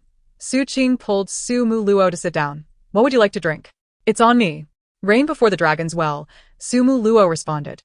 "Very well." Jiang Guang took no further notice of Jiang Guang and settled across from them. Once everyone was seated, Jiang Guang felt awkward standing idly by, reluctantly taking a seat. When the tea was served, Jiang Guang resumed his earlier tone. "Young people can be quite playful, which I understand. It's fine to like Jiang Zue. But let me be frank, gaining entry into our Jiang family is impossible." With these words, the atmosphere in the private room plunged to a new low. Jiang Zue's displeasure reached its zenith, on the brink of explosion, when Su Qing suddenly chuckled softly. "President Jiang, times have changed. The Qing dynasty is long gone. In the 21st century, do you still indulge in such antiquated notions? Do you think Jiang Zue is a currency that everyone adores? Why not?" Jiang Guang interjected. "Countless girls who admire Jiang Zue are lining up to take a number. The queue stretches all the way to France." Bullet comments. "Goodness. I didn't expect President Jiang's references to be so trendy. I admit I also took a number. I didn't take one. I just want to cheer. Oh no, President Jiang knows I am a Dream Girl fan." Su Qing's slender fingers tapped the tea lid. "It doesn't matter if the line reaches heaven. My only requirement for my brother-in-law is that he marries in, and the child should bear the surname Su." Seeing such an outrageous demand, Jiang Guang was internally elated. Turning to Jiang Zue, "Listen to this. Can you tolerate such a thing? Jiang Zue, with a grave expression, looked at Su Qing and asked if it's a boy. Shall we name him Su Shi? If it's a girl, Su Yu? What do you think? Bullet comments. Laughing to death. Not only can he accept it, but he has even thought of the children's names. Haha, this brother is simply in the throes of romance. Jiang Zue, marrying in? Is that even a possibility? Look how infuriated President Jiang is, haha. The extent of Jiang Zue's infatuation exceeded the imagination of everyone present. Not only was Jiang Guang bewildered, but Su Qing was also momentarily taken aback. She had initially posed such an absurd request merely to dissuade Jiang Zue, but to her astonishment, he accepted it with such enthusiasm. Unwilling to be thwarted, Su Qing continued to pose challenging questions.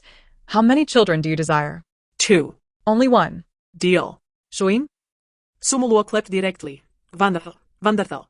You two have already decided on how many children you wish to have. I am genuinely delighted. After saying this, she clasped the hands of Su Qing and Jiang Zue together. Then I hereby wish you both a long-lasting union and to bear children soon. Jiang Zue. Shuin. Su Qing. How can two men possibly have children? Su Mu Luo, astonished, exclaimed. So, you can't have children? What were you just negotiating about then? Were you bargaining like human traffickers? Bullet comments. Haraha, the sarcasm is off the charts. Su Mu, the yin-yang master, is making an entrance. Laughing to death, this rebuttal is fantastic, haraha. Chapter 77. Do or not do. I am exasperated. After being mercilessly teased by Su Mu, the two men instantly fell silent, one looking down, the other sipping tea. Witnessing their breakdown in negotiation, Jiang Wang felt an exhilarating rush akin to Chu Yuxian savoring spicy peppercorns. He chuckled. Since an agreement cannot be reached, there is no need to continue this discussion. After all, Su Mu Luo is not worthy of our Jiang Zue. At this moment, Su Mu had fully unleashed her fury with a fierce determination. She slowly turned to Jiang Guang.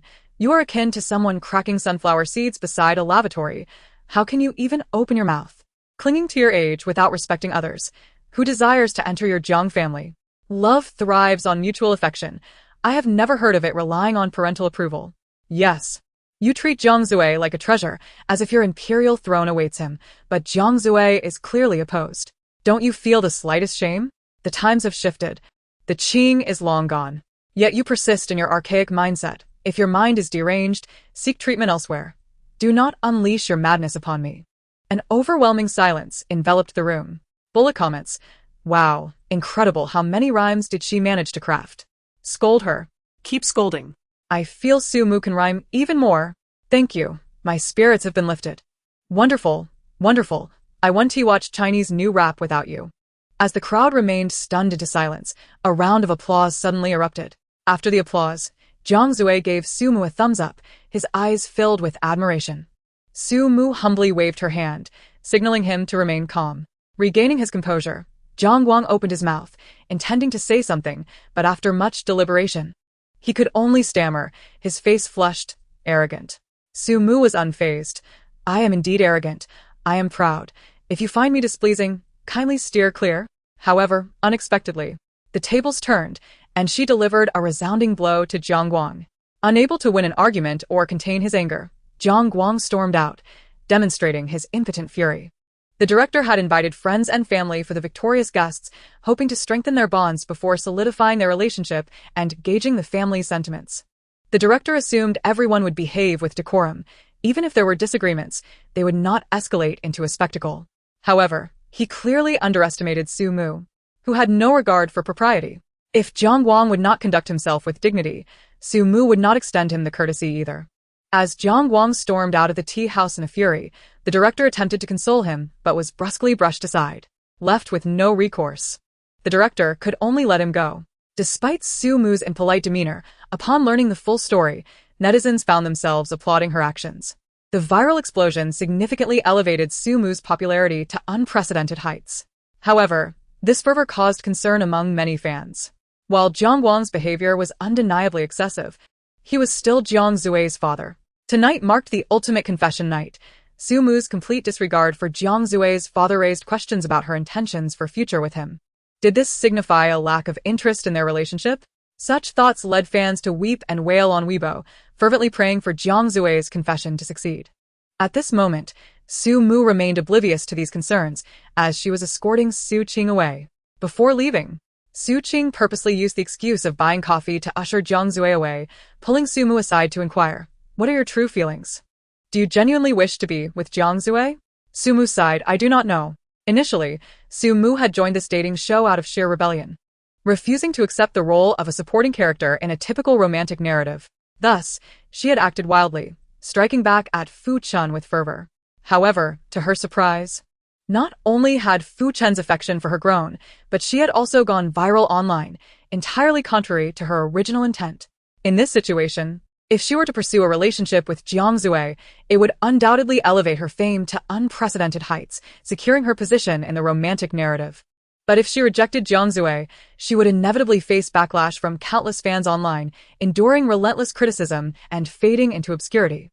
Considering her original motivations, Su Mu would undoubtedly choose the latter path. However, from a personal emotional perspective, she is reluctant to part with it. Thus, Su Mu finds herself in a state of confusion. Is there a possibility that the script she acquired this time is not actually one of the supporting character as Triumph? The sudden voice echoing in her mind startled Su Mu greatly. "System? How did you emerge? I thought I had closed the communication channel." How dare you say that? Do you have any idea how much effort I exerted to gain the authority to activate this dialogue? Do you know how I've been faring these past days? Well, I truly did not know until now. Are you implying that the script I obtained this time is not the supporting character's reversal script? Now you come to inquire? Who is it that abruptly closed the dialogue channel without allowing me to explain when I first arrived? It was him, our dear friend, Little Neza. System, you have indeed traversed 1,000 worlds, but do you remember that during your mission in the 523rd world, that world suddenly collapsed? How could Su Mu forget? She had accomplished so many tasks, yet that particular mission had ended in failure. Haven't you yet discovered why that world collapsed? No, but that is inconsequential. What matters is that during my restoration of that world, I temporarily arranged for the main characters of that world to reside in the one you currently inhabit. So, what you mean is that really difficult? I refuse. Very well, but the penalty for failing this mission is that you must traverse 500 more worlds. damn, you can handle it. Su Mu, is that not akin to a boss telling you on your last day of work that you need to toil for another 50 years to receive your wages? Is there no justice left? Is there no humanity? I am a system, not a human, hence I possess no humanity. Su Mu. Chapter 78. The elderly lady climbing the stairs. It cannot be helped. Rest assured, I can assure you. What is the duration of the task? 1 year. So, during this year, it is acceptable for me to date Jiang Zui? It is indeed acceptable, but after 1 year, regardless of whether the task is completed, you must depart. And as for Jiang Zui, I shall not concern myself with him. Su Mu fell silent. Mu, what are you pondering? Ah? Since her conversations with the system occurred within her mind, to outsiders, she appeared to be in a daze. Faced with Su Qing's puzzled gaze, Su Mu could only smile and evade. Nothing, just contemplating a few matters. You need to think clearly about being with Jiang Zui. Su Mu sensed his disapproval of Jiang Zui and asked, "Do you believe we are incompatible?" In front of the cameras, Su Qing spoke rather subtly. "Quite the contrary. I believe you two are exceptionally suited for one another, as perfectly matched as two interlocking gears. However, it is precisely due to such perfection that I find it peculiar. If he can compromise on the matter of being a live-in son-in-law, either Jiang Zui is feigning deep affection, or he is genuinely in love. But he has only known Su Mu for a few days? Could one truly fall in love in such a brief time?" Su Qing leans towards the notion that Jiang Zui is merely pretending. Yet if Jiang Zui is indeed pretending, what could he possibly desire from Su Mu? Wealth? Jiang Zui lacks for nothing. Beauty? Countless attractive women are drawn to him. This point has always puzzled Su Qing, leading him to deem Jiang Zui an enigmatic individual. Su Qing. Is that what he means? As dusk approached, everyone finished packing their luggage, and the director announced the rules for the ultimate confession night. For locations were set along the seaside road, where several boys would be waiting. The girls would be driven by their exes, who would take them to this road. During this process, the girls could choose to disembark and approach the male contestants they were interested in to hear their confessions and decide whether to embark on a new romance. Alternatively, they could choose not to exit the vehicle and reconcile with their exes, or they could opt to remain in the vehicle until the end, neither reconciling nor beginning a new romance, thereby enjoying their own beauty. However, Yu and Lin Zhao had no exes present, so they would be escorted by staff. After the announcement of the rules, the boys quickly departed the cabin, heading to their respective confession spots. The first to enter the car was He Xiao Cha, who was driven by Xiao Zhuang. Along the way, Xiao Zhuang said not a single word, practically wishing to stand up and accelerate, instantly delivering He Xiao Cha away. Bullet comments. She will definitely choose to confess to Fu Chun. These two genuinely seem to despise each other, ha. Laughing to death. Xiao Zhuang just wants to send her away at lightning speed, ha ha. Upon arriving at Fu Chen's waiting point, Xiao Zhuang stopped the car. Here we are, get out. Who told you I was getting out? Xiao Zhuang was taken aback. Are you seriously considering reconciling with me? You have quite the imagination. He Xiao Cha's face was full of disdain. Even if all the men in the world perished and you were the last one left, I would never reconcile with you. If all the men in the world perished, leaving only me, would you even have the right to choose? He Xiao Cha. Unable to endure any longer, she grabbed her water bottle and struck him. Take me to the finish line. The bullet comments were filled with surprise. Wow. She actually chose to embrace singlehood. I thought she would confess to Fu Chun. Well, even if she confessed, it would likely end in failure. What is the point? Indeed, she cast so many votes yet never received a single one from Fu Chun. Didn't he expect He Xiao Cha to regain her clarity at the last moment? Upon reaching the finish line, confronted by a multitude of cameras, He Xiao Cha took the microphone from the director and prepared for her final interview. Why did you choose to ride to the finish line? He Xiao Cha scoffed. I'm not foolish. It's evident that confessing would lead to failure. Why would I humiliate myself? In uttering this statement, He Xiao Cha clearly had not anticipated that there was already a fool on the path to self-humiliation. At Jiang Zue's waiting point, Lin Zhao straightened her clothes and confidently exited the car. Jiang Zue stood upon the seaside rocks, the sea breeze fluttering his garments.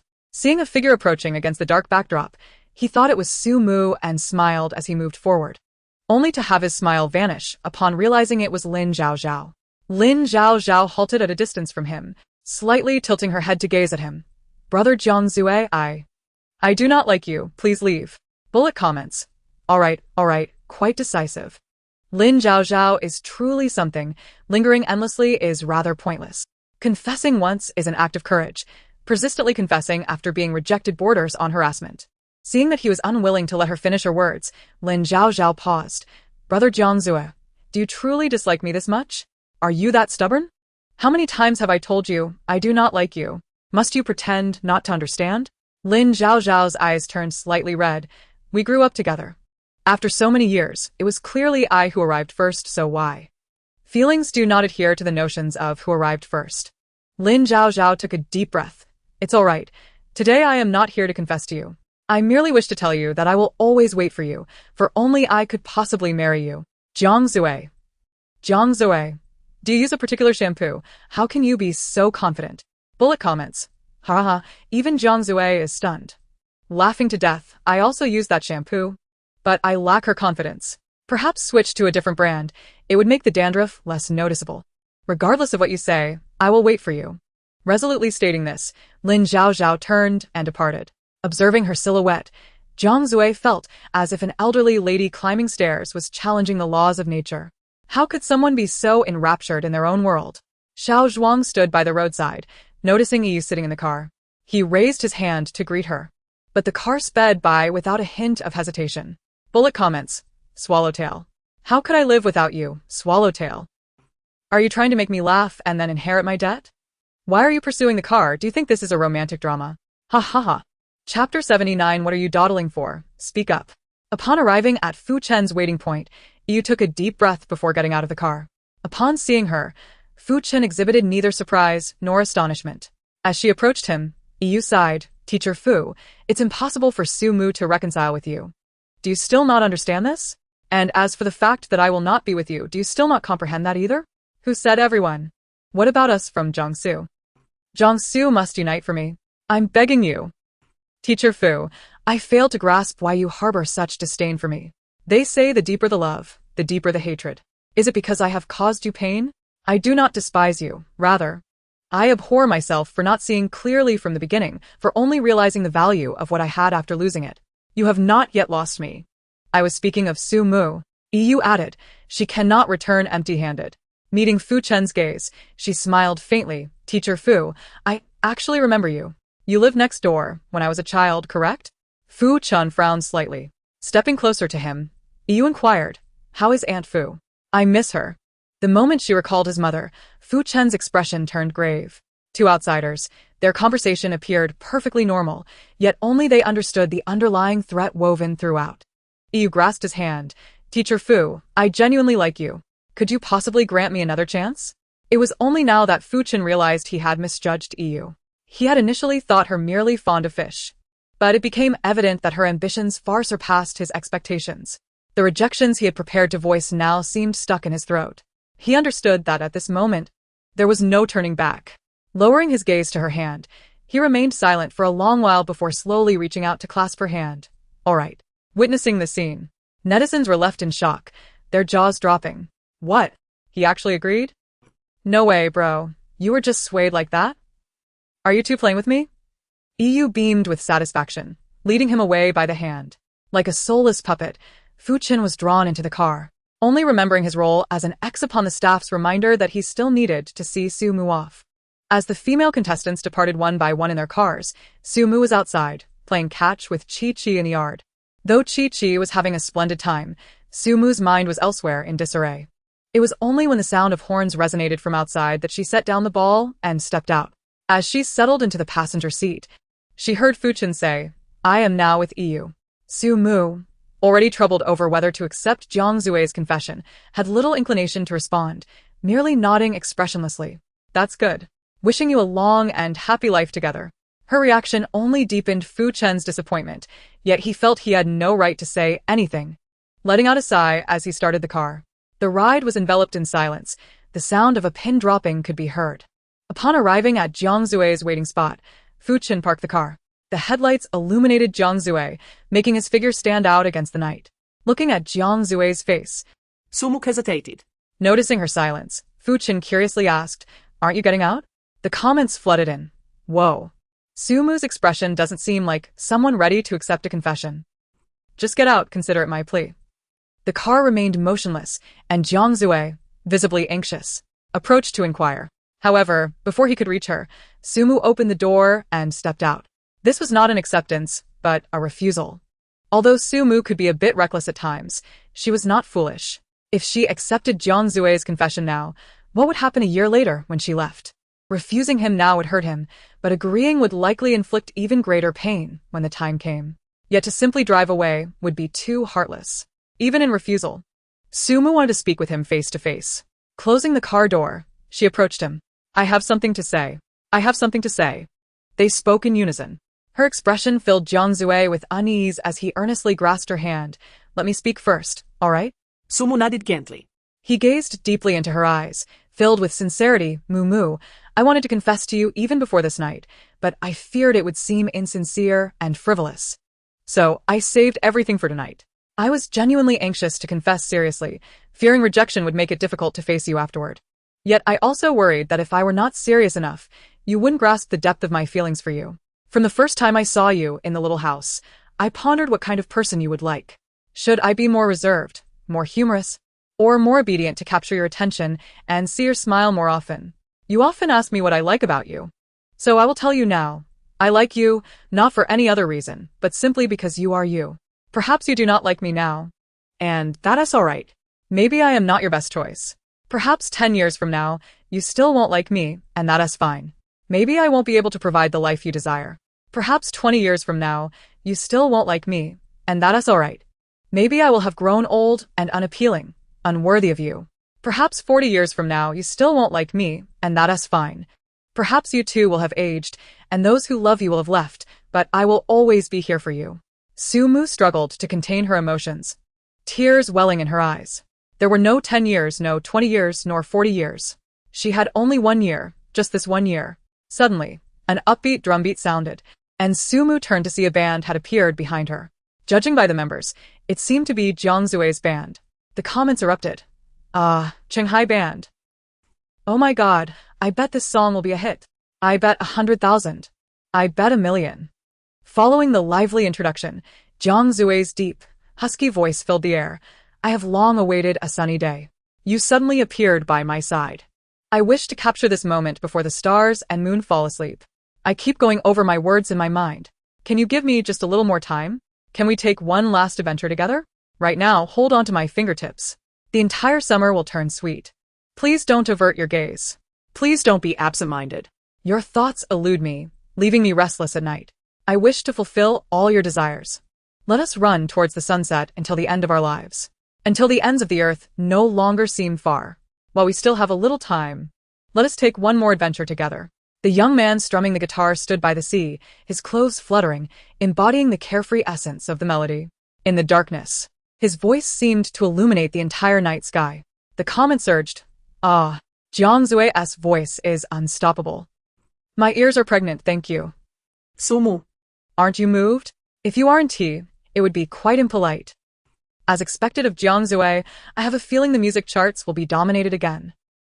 Jiangzue, you are my god. As the performance concluded, the music gradually faded. Jiangzue set down his guitar. Looking at Sumu with a mixture of apprehension and hope, I've said all I wanted to say. What about you? What do you wish to express? Sumu remained silent. She took a single step forward. Jiangzue had already taken 99 steps. She needed only to take one more step to embrace him. Whether it be a year, a month, or merely a second, at that moment, Sumu only wished to hold him close. In an instant, the anxiety and uncertainty in Jiangzue's eyes melted away like snow. He lowered his head and tightly embraced her, his smile radiant as the spring sun in February. The comments erupted. Ah, it worked. Help, I'm teary-eyed, who understands? Wow. Amazing. My ship has become real. Don't just hug. Give her a kiss. My face hurts from smiling. Congratulations. When are you getting married? When will you have children? How many children will you have? Which kindergarten will they attend? Where will you be buried together in the future? Are you a devil? Chapter 80. Pregnant? Jiangzue's? Both couples appeared holding hands, yet while Jiangzue smiled like a blooming flower, Fuchen looked as if he had lost a loved one. Once they settled, the director eagerly asked Sumu, "Did you intend to reject Jiangzue when you got out of the car?" Jiangzue turned to glance at her. Really? Indeed. Sumu replied without a hint of guilt. Then why did you look so serious at that moment? I was just contemplating what to eat tomorrow. Jiangzue. The comments, haha, the essence of speaking nonsense with a straight face. As expected of you. Never disappointing. Jiangzue. I believe you, not a word of it. Hee, the young couple holding hands. The director continued. Upon hearing Jiangzue's confession and the song he specifically wrote for you, were you not deeply moved? Sumu maintained her defiance. Not at all. I was quite composed. I simply thought he sang quite well. Is that so? Who was the one with tears in their eyes at that moment? With Sumu's lips, the sky could collapse. Her lips are the only thing that remains unyielding. The director turned to Jiangzue. Was tonight's song truly composed just in the past few days? Yes. Last night, I discussed some modifications with my bandmates over the phone for quite a while, and we only had our first rehearsal this afternoon. Sumu was astonished. So that's why you were being all mysterious this afternoon? Yes. That means your confession was rehearsed too, right? Absolutely not. Those were all my heartfelt words. After questioning Sumu and Jiangzue, the director finally turned to Fu Chen, Teacher Fu. What prompted you to suddenly decide to hold hands with EU? Fu Chen glanced at EU. EU smiled at him.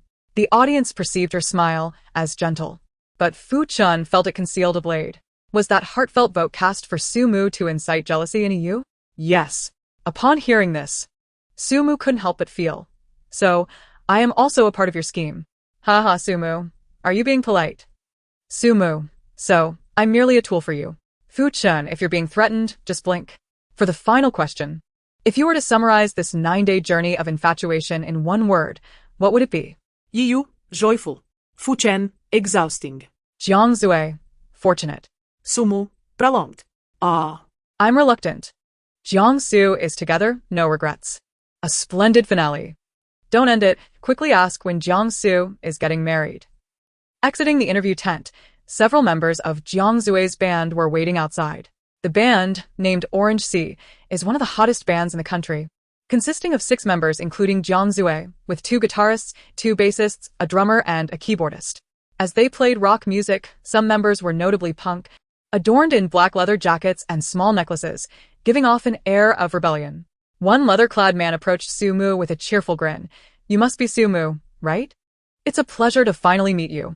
To win over Jiangzue, I hereby declare that from today, you are my idol. Another boy dressed in a hoodie approached her, expressionless. Since you're with Jiangzue now, please be a bit mean to him. Don't show him any pity. Sumu took a step back, quietly lamenting to Jiangzue. The mental state of your band members is truly concerning. They have never been normal. I finally understand why you remained so composed while I was losing my mind. It's because you are surrounded by hidden talents. Jiangzue introduced them. This one in the leather jacket is Guan Zijin, our drummer, and beside him is Yukong, the keyboardist. Sumu greeted them with a smile. Suddenly, a car appeared in the distance, and a woman whom Sumu recognized stepped out. It was her manager, Zhang Fan. Sister Fan. Long time no see. Sumu rushed forward for a big hug. Zhang Fan smiled, a sharp grip pinching the flesh on her stomach. What is this? Tell me, what is it? How much have you eaten these days? I told you to maintain your figure. Did you think I was just talking? Sumu cradled her stomach and stepped back. What are you doing? This is all my precious flesh and blood. Zhang Fan let out a sharp exclamation. You're pregnant? When did this happen? Is it Jiangzue's? Jiangzue. Chapter 81. The Ultimate Love-Struck Brain. If only I had a needle and thread at hand, Sumu would have liked to stitch up Sister Fan's mouth immediately. I was referring to the flesh on my stomach, not the flesh inside. We just got together. How could I be pregnant? Jiangzue expressed his regret. Yes, we Haven Tea had that opportunity. Sumu? What exactly are you regretting? Sister Fan let out a sigh of relief. You startled me. Sister Fan, what brings you here? Sumu nodded, turning to Jiangzue. Are you not leaving? I haven't bought my plane ticket yet. I should be staying at a hotel tonight. Would you like to stay at a hotel too? No. Sumu interrupted him with a horrified expression. You just confessed your feelings to me and now want me to go to a hotel with you? How embarrassing. Jiangzue. Jiangzue, is it possible that I meant you should also find a hotel to stay for the night, lest you have to rush to catch a flight in the middle of the night? Sumu. To ease the awkwardness. Sumu could only smile and compliment him. So you are this thoughtful? Haha, how amusing. Jiangzue.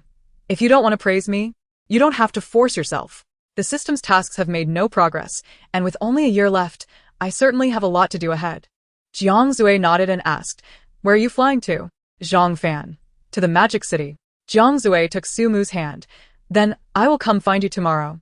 Guan Zijin quickly pulled him back. Hey, brother. Don't you remember we have a performance in the capital tomorrow? Does that matter? Guan Zijin. This performance was arranged a month ago. Oh. Nothing is more important than your love life, right? Yes. Left with no options. Guan Zijin could only direct a pleading look toward Sumu. Sumu didn't mind him coming to see her. However, she still had to complete the system's tasks. And having Jiangzue around would be inconvenient. The performance is crucial. You should go to the capital. All right. No matter how much he tried to persuade, Sumu's single remark was enough.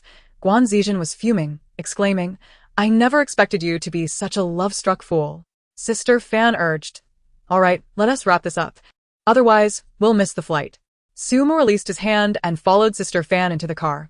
Jiangzue chased after them, holding the door and refusing to let go. You're just leaving like this? What else should I do? Should I kiss you goodbye? Jiangzue smiled subtly. Since you've said it, it's not impossible. Sumu. Sumu, let go. I need to close the door. Jiangzue wouldn't relent, reminding her, remember to text me once you get off the plane. All right. Don't forget to call me in the morning. Sure. I'll come find you after my performance ends. You. Stop nagging about breaking up. The car door slammed shut with a force that nearly swept Sumu's bangs away. Jiangzue wasted no time. Let us go.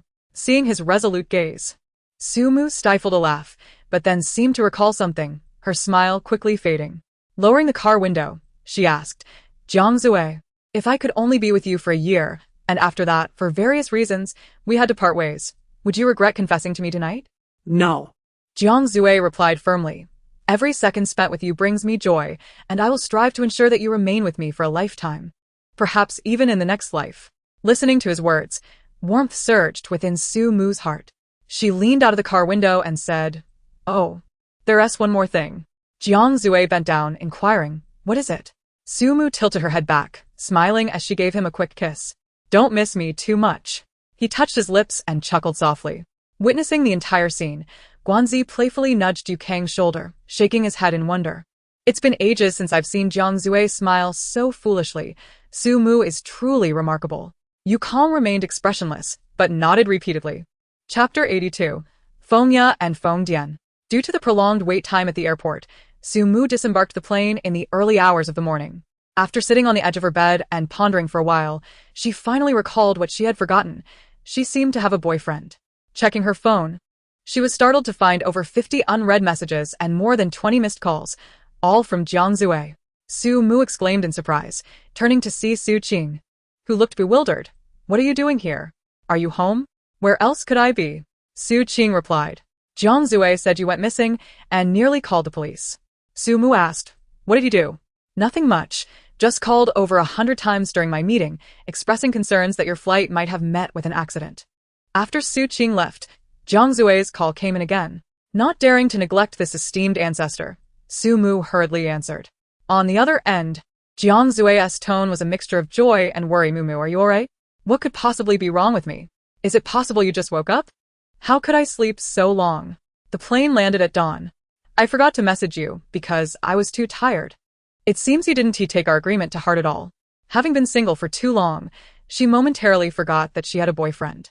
For someone as lovesick as Jiang Zue, the mere mention of boyfriend was enough to placate him.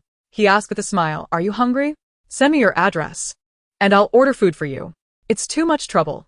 I can just cook some noodles myself. Mr. Jiang, it's your time to shine. Hearing the urgency on the other end, Su Mu urged him to focus on his work before ending the call. Don't be so disheartening. Get back to your tasks. Can you refrain from being such a killjoy? Don't forget you only have a year. Alright, send me the information on those people, especially their addresses, be specific. I've only managed to find one so far. I'll send it to you. A line of text quickly appeared in Su Mu's mind. Feng Ya, female. The third princess of the fallen Feng Kingdom, current residence. The slums of 22, John Street, St. George, Florida. How tragic. A princess reduced to living in a slum. No. The slum might actually suit her. How did you manage to send her to a different country? Their locations in this world are randomly generated. I don't even know myself. So, if someone ends up in the Arctic, do I have to go there to find them? Yes. Su Mu replied incredulously. Is this even a sensible conversation? They, like you, have traversed souls here. Capturing them would be futile. Then I suppose this year will be spent in confinement. Don't say that, but it seems the system has a rather keen understanding of the law. It appears I must undertake this laborious task myself.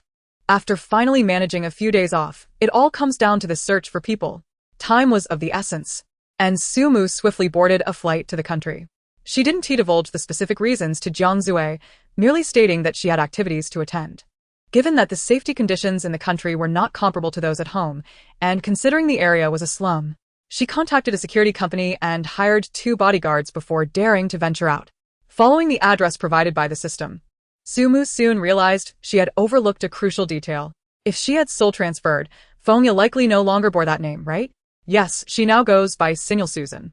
With this answer, Su Mu felt a slight sense of relief. Upon reaching Susan's vicinity, she approached a child and asked, do you know where Susan lives? Are you looking for our boss? Your boss? Su Mu questioned, doubting her ears. Yes, the boss of our flying fish gang. This little one, not even as tall as her waist, was already involved with the gang? So, the underworld starts recruiting at a young age, does it? The child, looking serious, raised a finger. I can take you to see her, but you must give me this amount. $? A lollipop. Su Mu nearly burst into laughter. She handed over $1, saying, here you go, can you buy one for yourself? The child, satisfied with the money, led her in a certain direction. In a dilapidated basketball park, Su Mu spotted a blonde beauty, lounging on a rickety bench, wearing mismatched slippers, one red and one blue, crossing her legs and lazily sucking on a lollipop.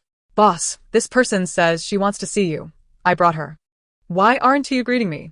To Su Mu's astonishment, the child earnestly knelt and bowed. The woman nodded approvingly, tossed the child a lollipop, and said in Chinese, a reward for you. The child, uncertain if he understood, took the lollipop and ran off. With so many humorous moments, Su Mu was at a loss for where to begin laughing. Feng Ya scrutinized her and asked in Chinese, where are you from? Why are you looking for me? Su Mu composed herself, grasped her hand earnestly. Feng Ya, it's me, your second sister, Feng Dian. Su Mu's direct approach was, of course, well prepared. She had previously traversed into that world, her identity being the second princess of the great Feng kingdom, Feng Dian. Hearing that name, Feng Ye was shocked and stood up. Sister? Sister. Sister. Sister. Amidst the chorus of sibling exclamations, the two plastic sisters embraced. Originally, Feng Ye thought she was the only one who had arrived in this bizarre place. Now, seeing Su Mu, she realized she had family in this world and poured out her grievances. Complaints of not understanding the local language, being too poor to even have clothes, and being unable to afford food filled the air. Let us skip that for now. Huh? Here, in this country, I've inquired. Their emperor is called the president. Feng Ye waved her hand confidently, smiling. I want to run for president. Su Mu was left speechless. Goodness, dear sister. Don't be so absurd. You're so poor you're wearing mismatched slippers, and yet you wish to run for president? Competing for the leader of a beggar gang would be a stretch. Are you sure? Of course. Do you know what the biggest difference is between here and the Feng Kingdom? Here, anyone can run for president. That is freedom and democracy. Su Mu was utterly convinced. Just moments ago, a child was bowing to her, and now they were shouting about freedom and democracy. The oil is still boiling. Chapter 83. Hard work does not compare to enjoying a meal at McDonald's. Once in the great Feng Kingdom, she had been plotting to seize power and become the empress. Now, having arrived here, she still aspired to be an empress. Su Mu believed she was not jesting. Yet, this was hardly a joke. Running for president is no trivial matter. Rest assured, I am fully prepared. I just need the right opportunity. What opportunity? Aside from the express delivery from Dongfeng, Su Mu could not fathom what else could turn her grand ambitions into reality. Feng Ye grinned, linking her arm with Su Mu's money. Just as she finished speaking, a loud noise erupted. Su Mu jumped. Was that thunder? Feng Ye pressed her down. Calm down. It's just my stomach growling. Su Mu asked, how long has it been since you ate? 2 days.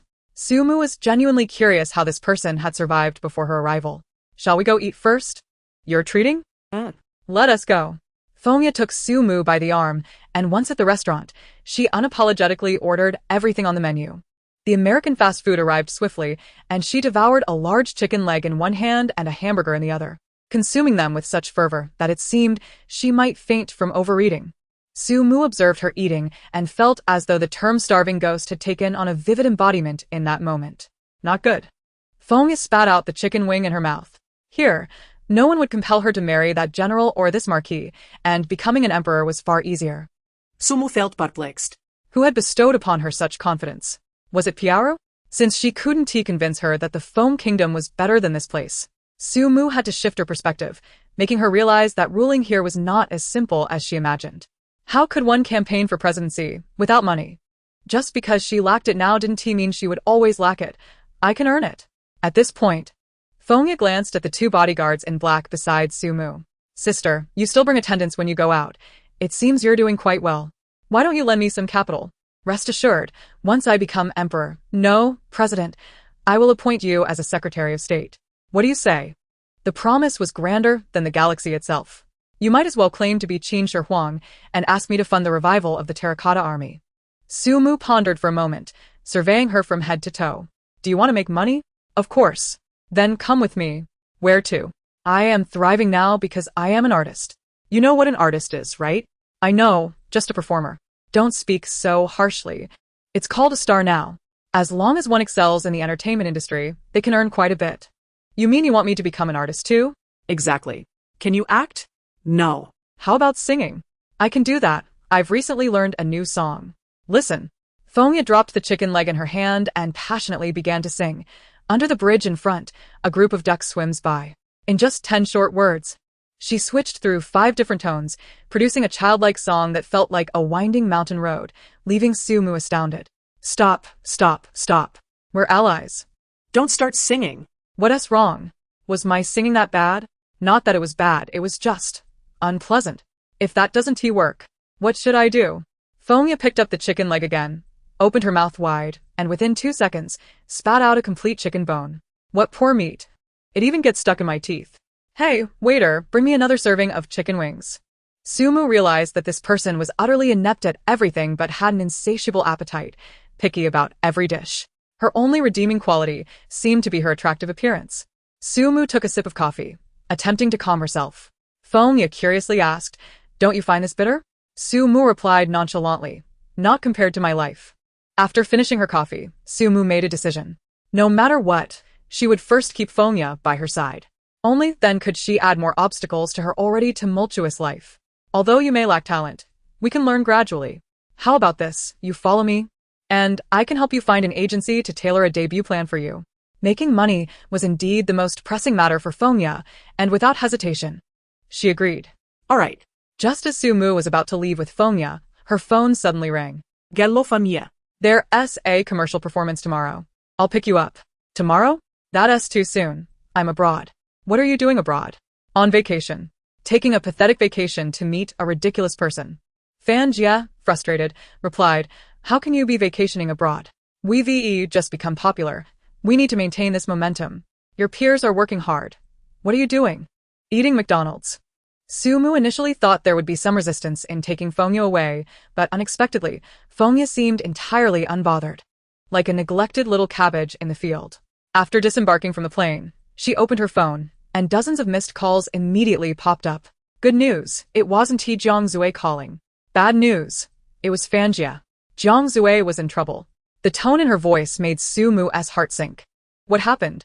It's too complicated to explain. Check online. Su Mu quickly hung up and opened Weibo. Chapter 84. You want to murder your father? The top trending topic was the phrase, Jiang Zue plagiarized. Su Mu let out a sigh of relief. She had feared something had happened to Jiang Zue's health. But it was merely a plagiarism accusation. Wait, plagiarism? Su Mu hurriedly clicked on the trending topic. The incident stemmed from Jiang Zue's performance at an event in the capital. The event had been proceeding smoothly, but just as it was about to conclude, one of the band's bassists, Ling Shan, suddenly announced his departure from the band. He didn't provide a reason, he simply left the stage. As the most popular band in the entertainment industry, news of a member's departure quickly exploded online, with fans flocking to Ling Shan's Weibo to inquire. The following morning, Ling Shan provided his reasoning, stating that he was the true creator behind many of Jiang Zue's songs, but Jiang Zue, leveraging her fame and her status as the chairman's daughter, had usurped the songwriting rights, reducing him to a mere shadow creator. He had endured for many years but no longer wished to remain silent. Initially, few believed Ling Shan, as he had only posted a text-based Weibo without any evidence. However, soon after, two other members of the band voiced their support for Ling Shan, stating that Jiang Zue often relied on her popularity, behaving arrogantly and bullying them with subtle violence. Their support for Ling Shan sent shockwaves through the industry. If there were still doubts about Ling Shan's claims before, the majority now chose to believe him. With only 6 members in the band, and 3 of them denouncing Jiang Zue's character, it was hard for anyone to remain unconvinced. In response to the turmoil, Jiang Zue issued a statement claiming Ling Shan's words were all slander and sent a lawyer's letter to sue him. After all, many artists in the entertainment industry, despite facing scandals, still stubbornly issue legal letters claiming they would sue. Netizens exploded in outrage, accusing Jiang Zue of bullying. Unfortunately, they were not buying the statements from the other 2 members. Laughable. Were they bribed? Who doesn't know that Fengshan Media is a subsidiary of the Jiang Group? You all belong to Fengshan Media. Is it because Prince Jiang Zue spoke that you all stood up? If Ling Shan wasn't pushed to a dead end, why would he offend the prince? Ling Shan is so unfortunate, oppressed for so many years. I've been discontent with Jiang Zue for a long time. She acts like a diva every day. Oh, so this scandal erupts just after the dating show ends? My heart aches for Su Mu. What is there to feel sorry for? Su Mu earns more in a day than you do in a month. No way, is this going to flop? Su Mu closed Weibo and dialed Jiang Zue's number. On the other end, Jiang Zue's voice was calm, even somewhat cheerful. Are you alright? Don't worry. This online fuss won't affect me. Hearing the noise on his end, Su Mu asked, "What are you doing?" "Driving." "Where to?" "To run over Jiangguang." Su Mu. If I remember correctly, isn't that your father's name? Yes. You want to murder him? I'll tell you later. I see him now. Just before the call ended, Su Mu heard the roar of the engine. Su Mu. Be rational. Tossing her phone aside, Jiang Zue chased after the car ahead, a Maybach. The winding mountain road led to the Jiang family's villa, usually devoid of traffic. The dark red sports car stood out in the night. Jiang Guang recognized it immediately as Jiang Zue's vehicle. Jiang Zue rolled down the window and flashed him a smile. In the next moment, she sharply turned the steering wheel, blocking the Maybach's path.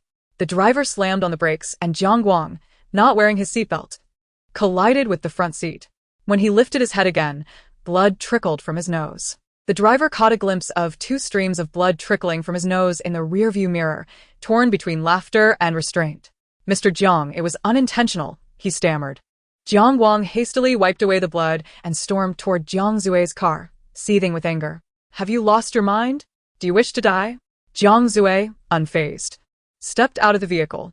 "Was it not you who instigated this? What nonsense are you spouting? Pray tell. How much did you pay Ling Shan to orchestrate this slander against me?" Jiang Guang's eyes flickered. "I have no idea what you're talking about.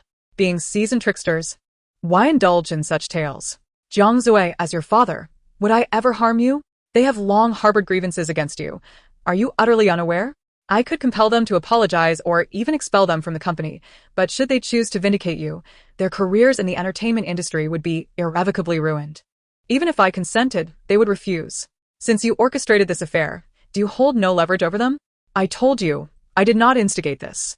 Why can you not believe me?" After a moment of silence, Jiang Zue relented. "Fine. They need not clarify, but they must apologize to me in person. Tomorrow afternoon at Fengshan Media's conference room, I will await their arrival."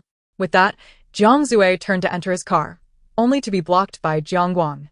"How can I trust you?" Under his scrutinizing gaze, Jiang Zue retrieved his phone and promptly posted a Weibo update. "From this day forth, the Qinghai Band is officially disbanded, and I am leaving Fengshan Entertainment." Upon seeing the post, Jiang Guang's face broke into a satisfied smile. "Excellent, a deal is struck." As he watched Jiang Zue's vehicle vanish from sight, he loosened his suit jacket, reveling in triumph. "My son thinks he cannot maneuver me? Zhao Zhao.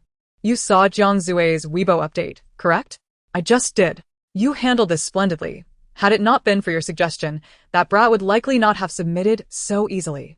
Uncle Jiang, I believe Jiang Zue will come to appreciate your intentions in due time. I will not let you down. If that is the case, let us secure this boy swiftly, so I may cradle a grandchild." "Uncle Jiang," Lin Zhao Zhao chided playfully. Jiang Guang chuckled. All right, enough said. I know you're shy." Chapter 85. Has the madman escaped? After Jiang Zue hung up, Sumu attempted to call him twice more, but he did not answer. Finding a hotel to settle Fengya, she handed her 1,000 yuan, saying, "Take this for now. I have an urgent matter to attend to, but will return shortly." "Where are you going?" "To find my boyfriend." "Boyfriend? You mean the prince?" Understanding dawned upon Fengya, who then grinned and inquired, "Have you found a prince so swiftly? Is he handsome, wealthy, competent?" Sumu was taken aback. "Competent in what? We'll discuss later. I must hurry to find him." Fengya's smile widened. "So, eager for a romantic encounter? Don't worry, I won't intrude." Disregarding her playful banter, Sumu closed the door and rushed out. Initially, Sumu presumed that in this unfamiliar locale, Fengya would remain obediently in her room. However, she soon realized she had grossly underestimated Fengya's restlessness. Shortly after her departure, Fengya took the 1,000 yuan and ventured out. Wandering through the bustling streets, Fengya inhaled deeply, finally free from the cacophony of unfamiliar tongues. This is the essence of freedom. After meandering aimlessly for a while, she arrived at a bus stop. Just then, a bus approached, having never seen one before. She stared at it for several seconds. Noticing the crowd lining up to board, she curiously followed suit. As she was about to step inside, the driver suddenly called out, "Hey, what do you think you're doing?" "Nothing much," she replied. "It costs 2 yuan to ride the bus." Fengya examined the money Sumu had given her and found only 100 yuan notes. Pondering briefly, she replied, "Then I 1T ride. I'll just stand." The driver looked perplexed, and the other passengers were equally taken aback. An awkward silence enveloped the bus. At that moment, a hand reached from behind her. Swiping a bus card, "I'll pay for her," a man stated before heading toward the back to sit down. Only then did the driver close the door and continue on his route. Fengya glanced back at his departing figure and took a seat in front of him. Noticing her gaze, Yukong assumed she recognized him and instinctively tugged at his mask. "What are you staring at?" "I'm admiring your looks," she replied. Yukong, confused, asked, "How can you conclude I'm handsome through a mask? Your eyes are captivating. If this were the past, I would have summoned you to serve in my palace." Yukong pondered her beauty and inquired earnestly, "Are you a runaway?" Fengya was taken aback. "How did you know?" "Your demeanor gives it away." Which hospital are you from? Hospital? I'm not a doctor. Of course not. You're the patient. Patient? IM perfectly fine. I understand, you all say that. After some conversation, the bus came to a stop. Yukong alighted and Fengya followed suit, asking, "What did you mean by that?" A mental patient wandering about at night could easily make headlines the next day, Yukong replied, determined to assist her. Fengya sensed he meant no harm, and, having never visited a hospital in this world, agreed to accompany him. All right. As they walked toward the hospital, Fengya asked, "What brings you to the hospital?" "To see my mother. She's unwell." He glanced at her. "How long have you been gone?" "Not long. I met you right after escaping." "Soon?" They arrived at the hospital entrance. Yukong asked, "What is your name?" Fengya. As he entered, she waited, but when he returned with a psychiatrist, she had vanished. After acquiring Jiang Zue's address from Guanzhen, Su Mu arrived outside his residential complex. Staring at the closed gates, she dialed Jiang Zue's number. The call didn't connect, but a red sports car pulled up beside her. The window rolled down to reveal Jiang Zue's face. Mumu. Su Mu surveyed his vehicle. "It seems your car is unscathed. I thought you would be more concerned about me. Yet you're inspecting my car?" "I merely wanted to ensure it bore no signs of an accident." She climbed into the car and asked, "What did your Weibo post mean? Are you truly disbanding the band?" "With Ling Shan causing such a ruckus, I must withdraw from the band. It's just me, Guanzhen, and Yukong left. What difference does it make?" After addressing her concerns, Jiang Zue produced a voice recorder from his pocket. The recording contained his recent conversation with Jiang Guang. Upon listening, Su Mu was puzzled. "What is this? The old man seeks to coerce me into submission. I initially intended to gather evidence against him, but he is cunning. His words flow seamlessly. What will you do? Are you really leaving the entertainment industry?" "I only stated I'm leaving Fengshan Entertainment and disbanding the band. I never mentioned exiting the industry entirely." Su Mu chuckled softly. "You're quite the clever fox yourself." Jiang Zue stowed the recorder, confident that while he could not find a flaw in Jiang Guang's words, Ling Shan might be a different story. "Do not worry. I can resolve this matter. But I need your assistance." "What sort of help?" Jiang Zue remained silent, merely gazing at her. The atmosphere thickened as he gradually leaned closer. Just as their lips were about to meet, a sudden click halted him, the seatbelt restraining him. They both froze in surprise. Unable to contain herself, Su Mu burst into laughter. "Are you truly in need of assistance to unbuckle your seatbelt?" His frustration only made her laugh harder. That's a classic case of blaming the road when one cannot navigate. Jiang Zue chuckled lightly, his tone softening. "So, in your eyes, I am incapable?" Sensing the tension, Su Mu slowly reached for the car door handle. "Absolutely not." Regrettably, her desire to escape had long been laid bare before Jiang Zue. He unfastened her seatbelt and firmly grasped her wrist. Su Mu slightly lifted her gaze, her breath intertwining with his. Without hesitation, Jiang Zue leaned down and kissed her. Though his actions were commanding, the kiss was remarkably tender. His tongue explored her mouth gradually, resembling an invitation that felt more like seduction. Su Mu barely opened her eyes, and Jiang Zue's exquisite features were mere inches away. The bright light from the street lamp streamed through the car window, casting a halo around him. With his eyes closed, he immersed himself in the kiss, his long, thick eyelashes creating shadows upon his eyelids. Sensing her distraction, Jiang Zue playfully bit her lip. Su Mu shot him an indignant glare. Unfortunately, this look failed to intimidate him in the slightest, only intensifying his advances. Su Mu instinctively attempted to push him away, but found her hands firmly held. Jiang Zue cradled the back of her head, deepening the kiss with fervor. Chapter 86. I am a model citizen. Upon exiting after visiting his mother, Yukong noticed a police car stationed outside the hospital. Next to it stood a beautiful woman, a lollipop dangling from her mouth. Indeed, it was Fengya. The officer before her was interrogating her while jotting down notes. "Do you know the patient's family?" "No." "Then why did they assault you?" "They claimed I was watering a vegetable." Upon hearing this, Yukong, typically stoic, could not contain his laughter. This outburst caught Fengya's attention. When she waved him over, he approached her. "I thought you had left. Turns out you went for candy." "I signed." Yukong glanced at Fengya, who looked utterly bewildered, still savoring her lollipop, and sighed in resignation. "Fine. I shall assist this fool once. It should earn me some good karma, right?" "What did you forget?" "The hotel's name." "Did you not sneak out of the hospital?" "Of course not." Yukong eyed her skeptically. "Do you know where you live?" "I came from a country abroad. My sister said she'd bring me here to make a fortune. But she left me at the hotel. Hearing this, Yukong quickly stopped the police car. Officer, I suspect this individual has been trafficked. The officer poked his head out the window. Aren't you acquainted with her? Are you the trafficker? Yukong retorted, I have known her for less than 2 hours. And you should see it. He pointed at Fengya's head, has some issues. The officer glanced at Fengya, who, while enjoying her lollipop, smiled back at him. The officer nodded, I can see that. When he arrived at the hospital, Fengya had even called him sir. The officer stepped out of the car, all right. You both will accompany me to the station. On their way to the police station, Yukong spotted a trending post on Weibo about Jiang Zue. Just as he intended to call Jiang Zue for clarification, another post appeared. Orange C-bands Yukong and a woman taken by police, suspected of soliciting, pictures included. Yukong murmured in disbelief. Upon entering the hotel lobby, he noticed 2 officers examining something at the front desk. Though unaware of the situation, he approached the officers. Drawn by curiosity, upon seeing Su Mu, they paused momentarily. In the next instant, they apprehended her. Su Mu, bewildered, exclaimed, My goodness, my dear heavens. Must I be arrested for merely spectating? The officers provided no further explanation and escorted her to the police car. Jiang Zue, still outside the hotel, was taken aback upon witnessing her being led away. As the police car began to drive off, confused, he decided to follow. Jiang Zue's flamboyant red sports car quickly caught the attention of the 2 officers. Captain Wang, what should we do? Take him in as well. Moments later, Su Mu, bewildered, turned to Jiang Zue, why are you here too? They claim I am your accomplice. Su Mu replied, what have I done to deserve this? Why am I being arrested? I am a law-abiding citizen. A model citizen. You know what crime you've committed. Best confess honestly.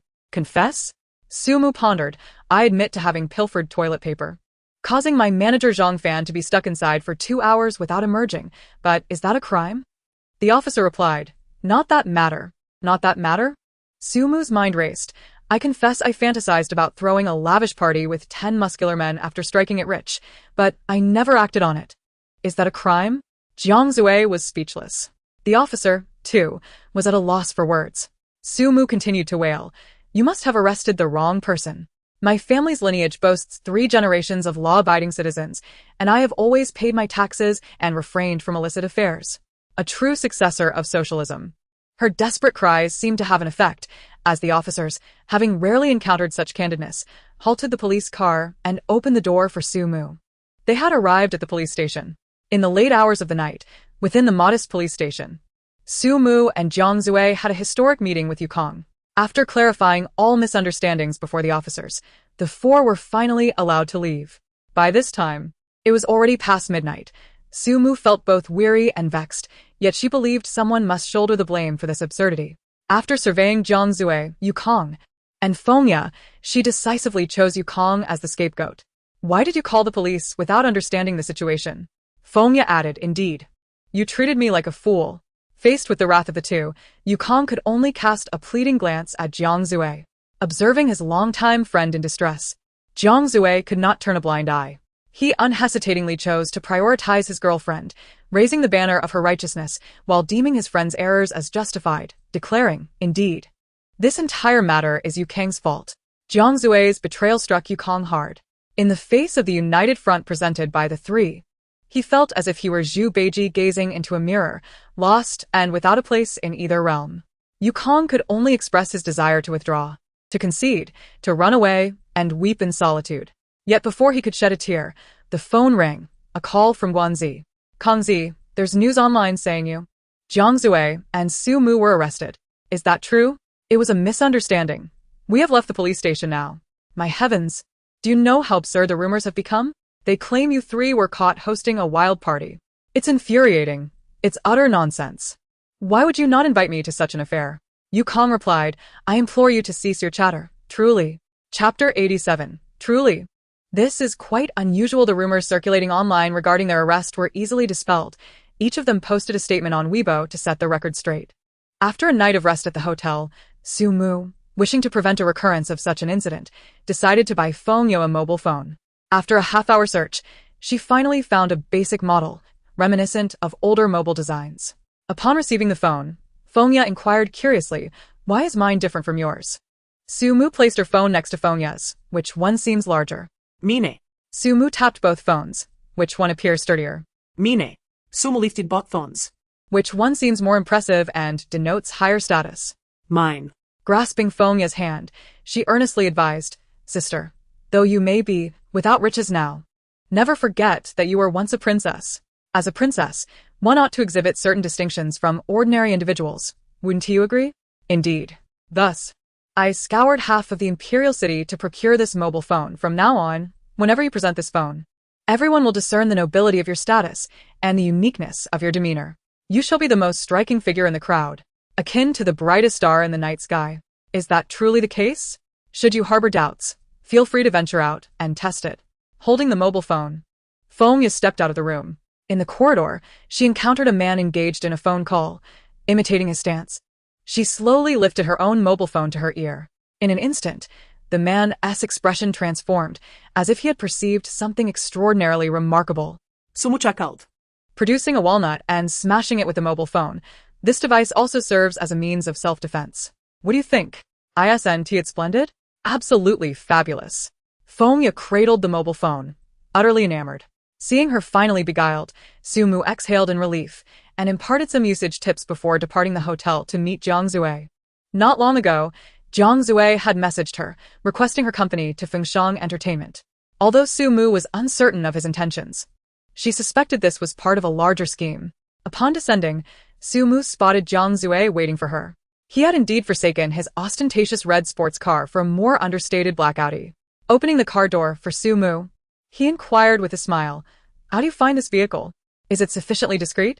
Sumu glanced at his license plate, which bore the number 666, and replied, Are you quite sure this is discreet enough? If this isn't low-key enough, I suppose I shall have to drive an excavator. But an excavator accommodates only one passenger. You could sit in the front bucket. Sumu envisioned this scenario, and to her surprise, a flicker of anticipation stirred within her. That would indeed be utterly fabulous. As the largest media company in the industry, Fengshan Entertainment's office building was quite imposing. When the pair arrived at the building, they were greeted by Lin Zhaozhao. Lin Zhaozhao had not anticipated Jiang Zue bringing Sumu, and her expression soured instantly. Brother Jiang Zue, given the importance of today's discussions, it may not be appropriate to have outsiders present. Outsiders? Who? Jiang Zue surveyed the vicinity. You? Your presence is indeed unwelcome. Do refrain from following us. With that, Jiang Zue took Sumu's hand and strode confidently inside. Shortly thereafter, Guanzhen and Yukong arrived. However, en route to the conference room, they encountered Ling Shan and his companions. Guanzhen removed his sunglasses. Isn't this the heartless Ling, the big star? What brings you here? Surely you're not here to apologize to Jiang Zue? Ling Shan clearly had something to say, but was obstructed by the other two. Brother Ling, let it go. Let it go. We're at the final juncture. No need to act rashly.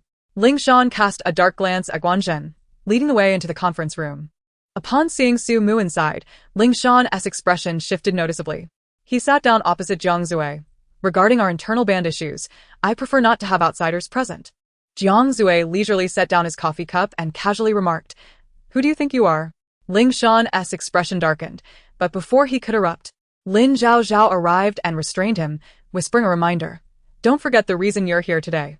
Upon hearing this, Ling Shan's countenance remained grim. Yet he managed to suppress his emotions. The two members beside him spoke first. Brother Jiang, it was President Jiang who instructed us to apologize, regardless of past grievances. I would like to extend my sincerest apologies. Indeed, Brother Jiang, I too owe you an apology. I hope that in the future we can part ways amicably. Jiang Zue raised an eyebrow. Apologizing? For what reason? Ling Shan interjected. No matter the circumstances, it's all our fault, right?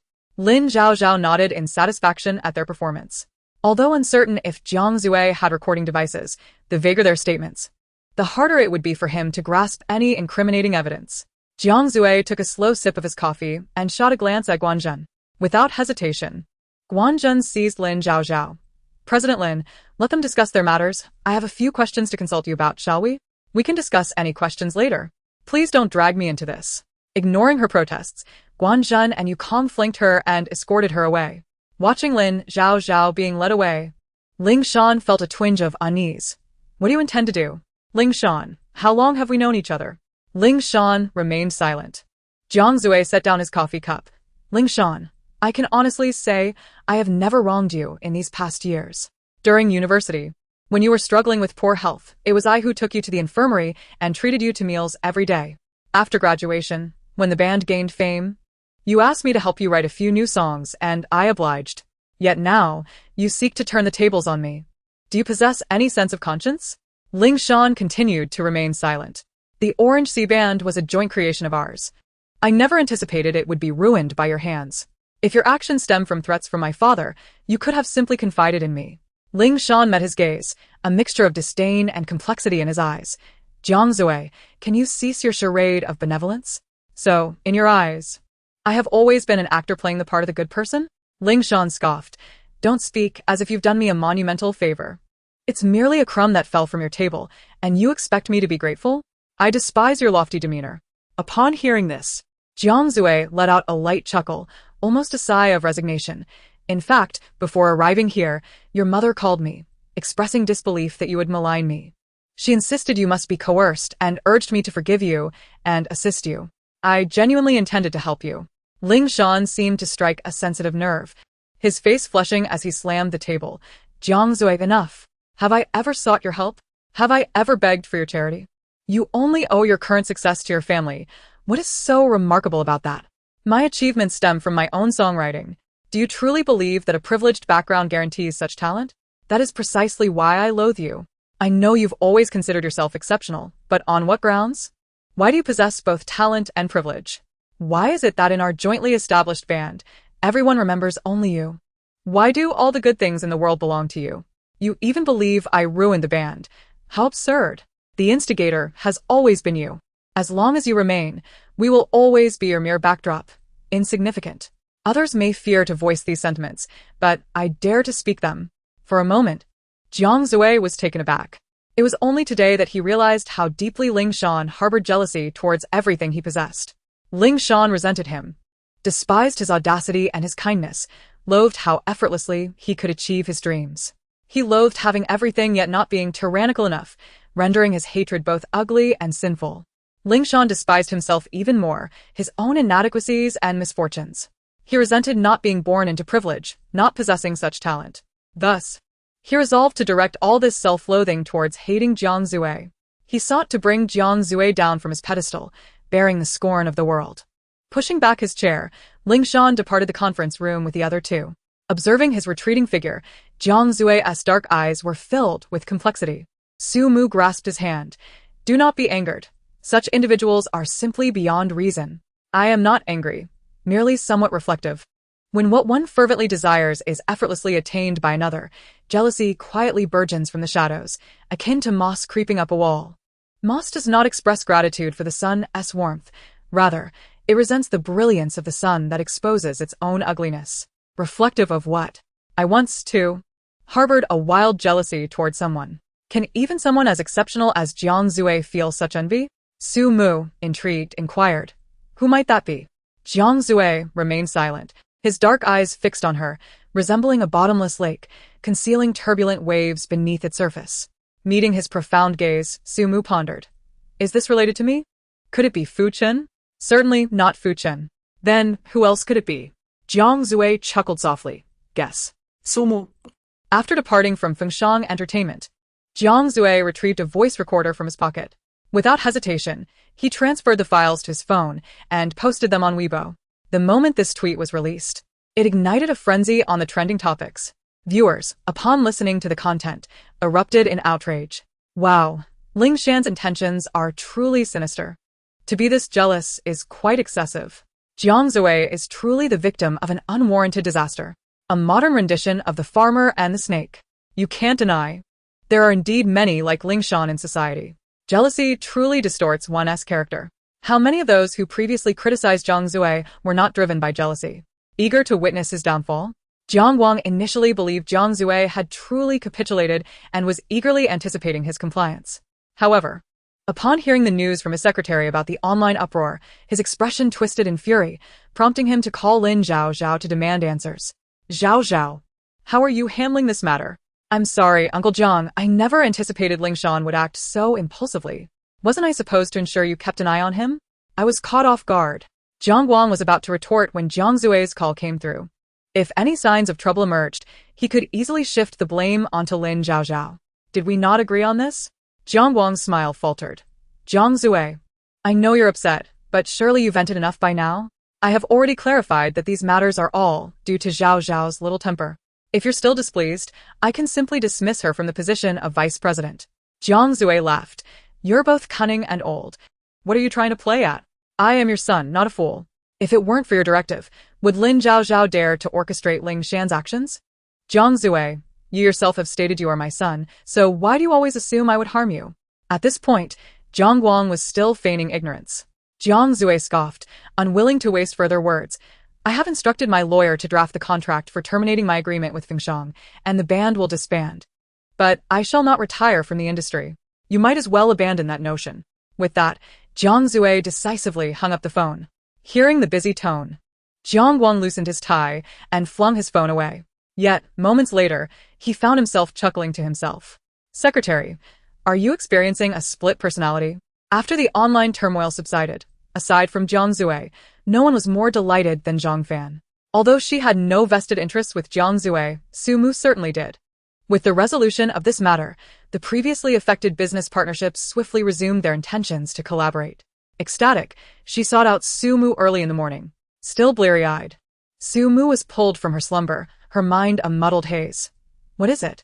Zhang Fan produced a file from her bag and slapped it on the table before Su Mu. This is your itinerary for the next 2 weeks. Take a look. We depart this afternoon. Zhang Fan, feeling exasperated, pulled her up again. Get up, get up. Can you not have a sense of urgency? Your peers are excelling, and you're just sleeping away. Under her insistence, Su Mu reluctantly opened the document. To her shock, she realized the packed schedule was fuller than her shopping cart on Taobao. Full? This is perfectly normal for an artist. Only then can your career steadily ascend. Steadily ascend? You might as well let me spiral into the heavens.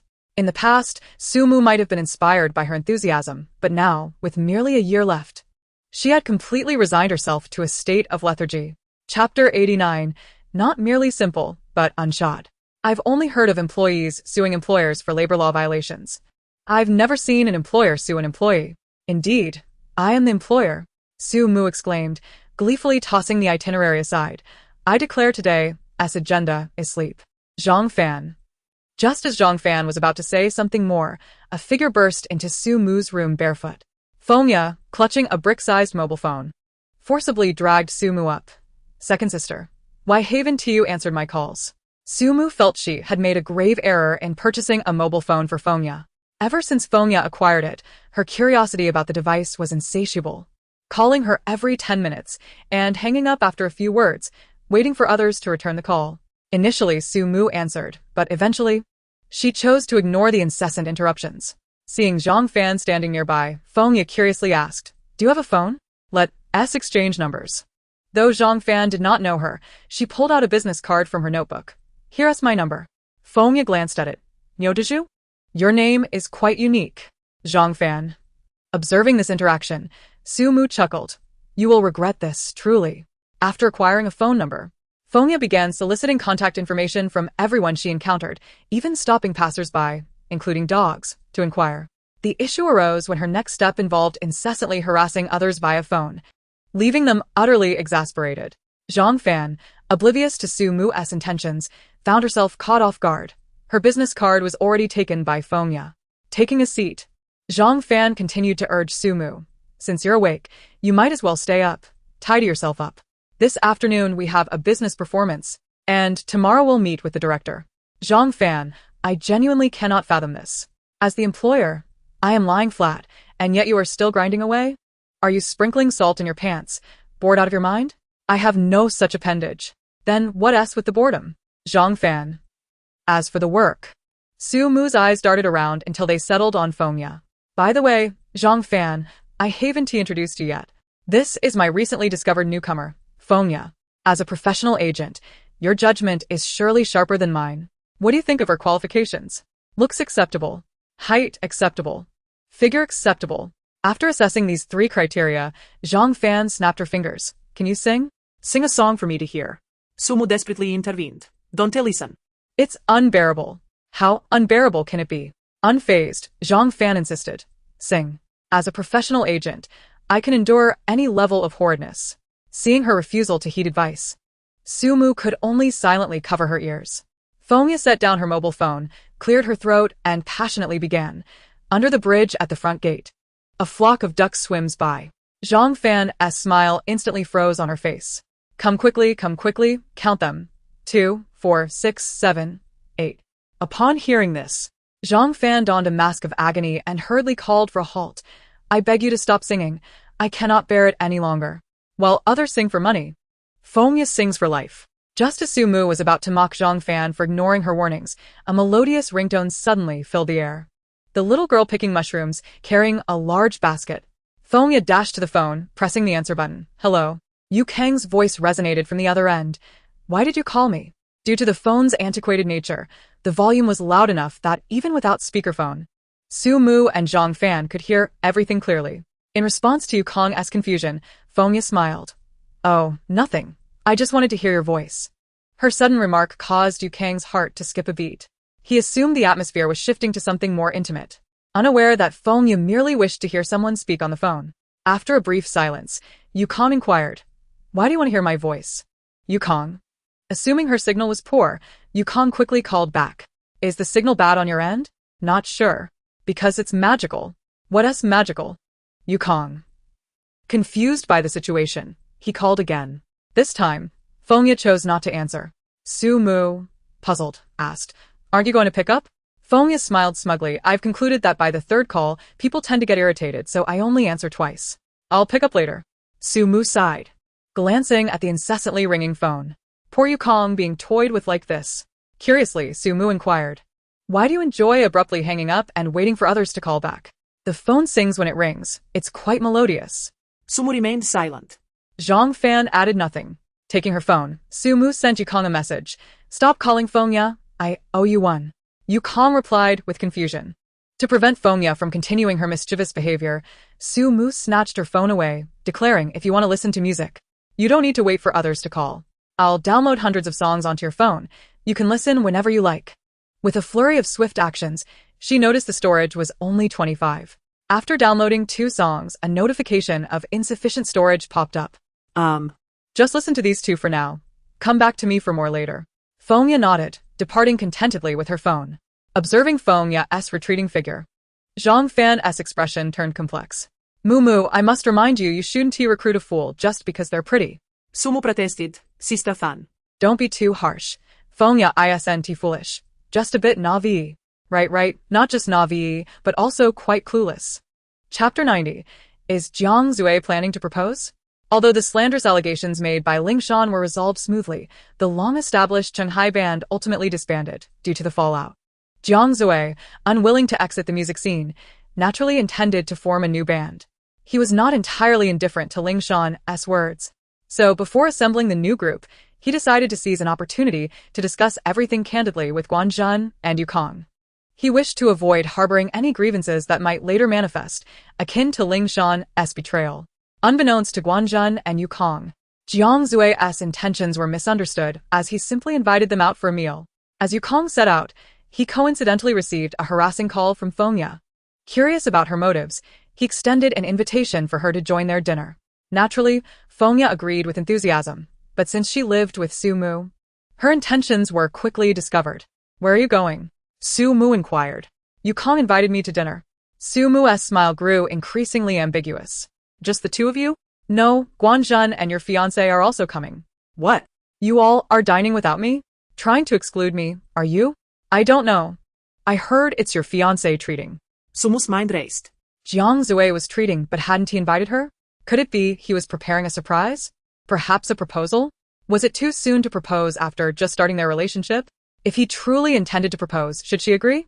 Seeing Sumu's radiant smile, Fengya queried, What are you thinking about? Sumu cleared her throat. I suspect Jiang Zui is gathering you all to discuss a proposal. A proposal? Is that for real? I'm not certain, but it's a suspicion. Could you discreetly investigate? All right. Sumu patted her shoulder. Just gather information quietly. Don't tell anyone.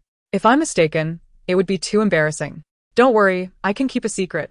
Watching Fengya leave, Sumu felt uneasy. donning a hat and mask to stealthily follow her. When Yukong arrived to pick up Fengya, Guanzhen was already seated in the car. As Fengya took her place in the front seat, she asked, "Do you know why Jiang Zue is treating us this time?" "No idea." Yukong glanced out the window. "Didn't Sumu come?" "Jiang Zue, didn't he invite my sister?" Guanzhen leaned forward from the back seat. "I've been meaning to ask as a foreigner, why do you call Sumu sister?" "It's a long story, not one to discuss now."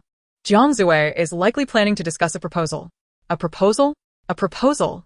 Both Yukong and Guanzhen were taken aback. Upon reflection, they found Fengya's reasoning compelling. Why else would Jiang Zue treat them while excluding his girlfriend, Sumu? As they halted at a red light, Yukong paused the car. "But we've never proposed before and have no experience. Shouldn't Jiang Zue consult a wedding planning company?" Guanzhen slapped him on the shoulder. "You're missing the point. Jiang Zue considers us his brothers. Even without experience, we can brainstorm together. That makes sense." The car soon arrived at the address Jiang Zue provided, a quaint tavern. Inside the private room, Jiang Zue wore a serious expression. The trio immediately sensed the gravity of the discussion ahead. Upon seeing Fengya, Jiang Zue appeared momentarily taken aback. "What are you doing here?" Yukong interjected. "I invited her." Jiang Zue sighed in frustration. "Why didn't you inform me?" She's close to Mumu. What if our conversation today reaches her ears? Tonight's gathering was meant for open dialogue, where nothing should be concealed. Jiang Zue feared that if Fengya were present, she might relay their discussions to Sumu. After all, their relationship was still new, and maintaining a favorable image in front of his girlfriend was essential. Sensing Jiang Zue's reluctance to disclose today's conversation to Sumu, Yukong grew more convinced that a proposal was indeed in the works. He reassured him. "Don't worry. Fengya won't spill a word." Fengya assured, "Yes, I'm quite discreet." With that, what choice did Jiang Zue have? Once everyone settled, he poured himself a glass of wine, his expression solemn. "Now that the Lingshan matter has been resolved, I believe it's time for us to embark on a new beginning." In Jiang Zue's view, this new beginning referred to forming a new band, but for Guanzhen and Yukong, it signified a proposal. Guanzhen took a sip of wine. "This is no small matter.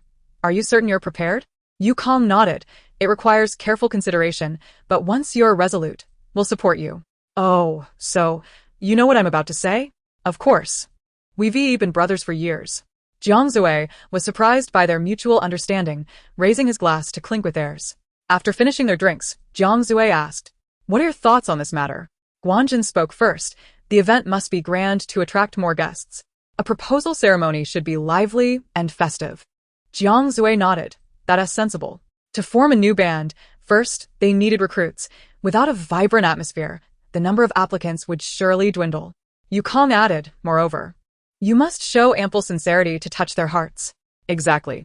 Though Fengya wasn't well-versed in modern proposals, she contributed her suggestion. It might be best to enlist a go-between. A go-between? A host, perhaps? That's a good idea.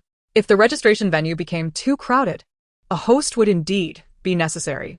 Upon hearing this, Guanzhen and Yukong exchanged glances. How grand was Jiang Zue planning this proposal to be if he intended to hire a host? Having drunk too much water, Fengya excused herself to the restroom. On her way back, she encountered someone lurking suspiciously. "Sister?" Realizing she had been spotted, Sumu dropped her pretense, pulling Fengya aside to ask, "What's the situation? Is Jiang Zue really planning to propose?" "Yes. He seems intent on making it quite grand to demonstrate his sincerity." "Ah?" Sumu felt a surge of panic. Jiang Zue, wanting to propose, indicated he was serious about their relationship, which reassured her, but she had no intention of accepting. They had only been together for less than a month. Wasn't he that too hasty? If Jiang Zuejian were to orchestrate an extravagant proposal ceremony and then reject it in front of a multitude, wouldn't both parties find themselves in an awkward predicament? No.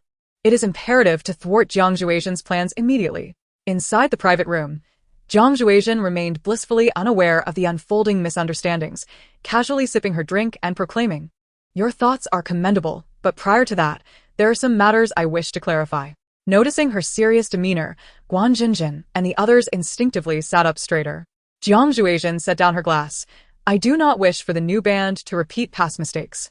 If you harbor any grievances or discontent like Ling Shan, please voice them. Let us clear the air tonight." Guanzhen and the others were taken aback. "What new band? Forming a new band? Weren't you just saying you were aware of it? Were you not referring to the proposal to Sumu?" Ah? At that moment, all three were momentarily stunned, when suddenly, the door of the private room was flung open with force. Sumu rushed in, grabbing Jiang Zhuizhen. You are not proposing. I will not agree. That would be utterly embarrassing for us. Jiang Zhuizhen replied, Is there not a possibility that it is already quite awkward? After clarifying all misunderstandings, a profound silence enveloped the room.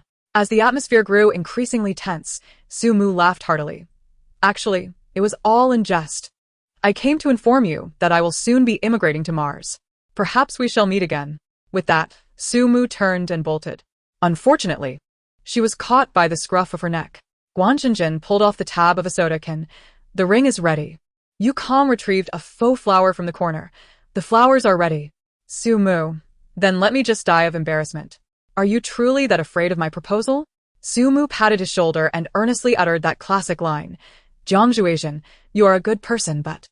Jiang Zhuizhen's slender fingers pressed against her lips. That is enough. No need to say more. It would be impolite. Now that we are here... Sumu decided to sit down and order more dishes. What were you discussing before?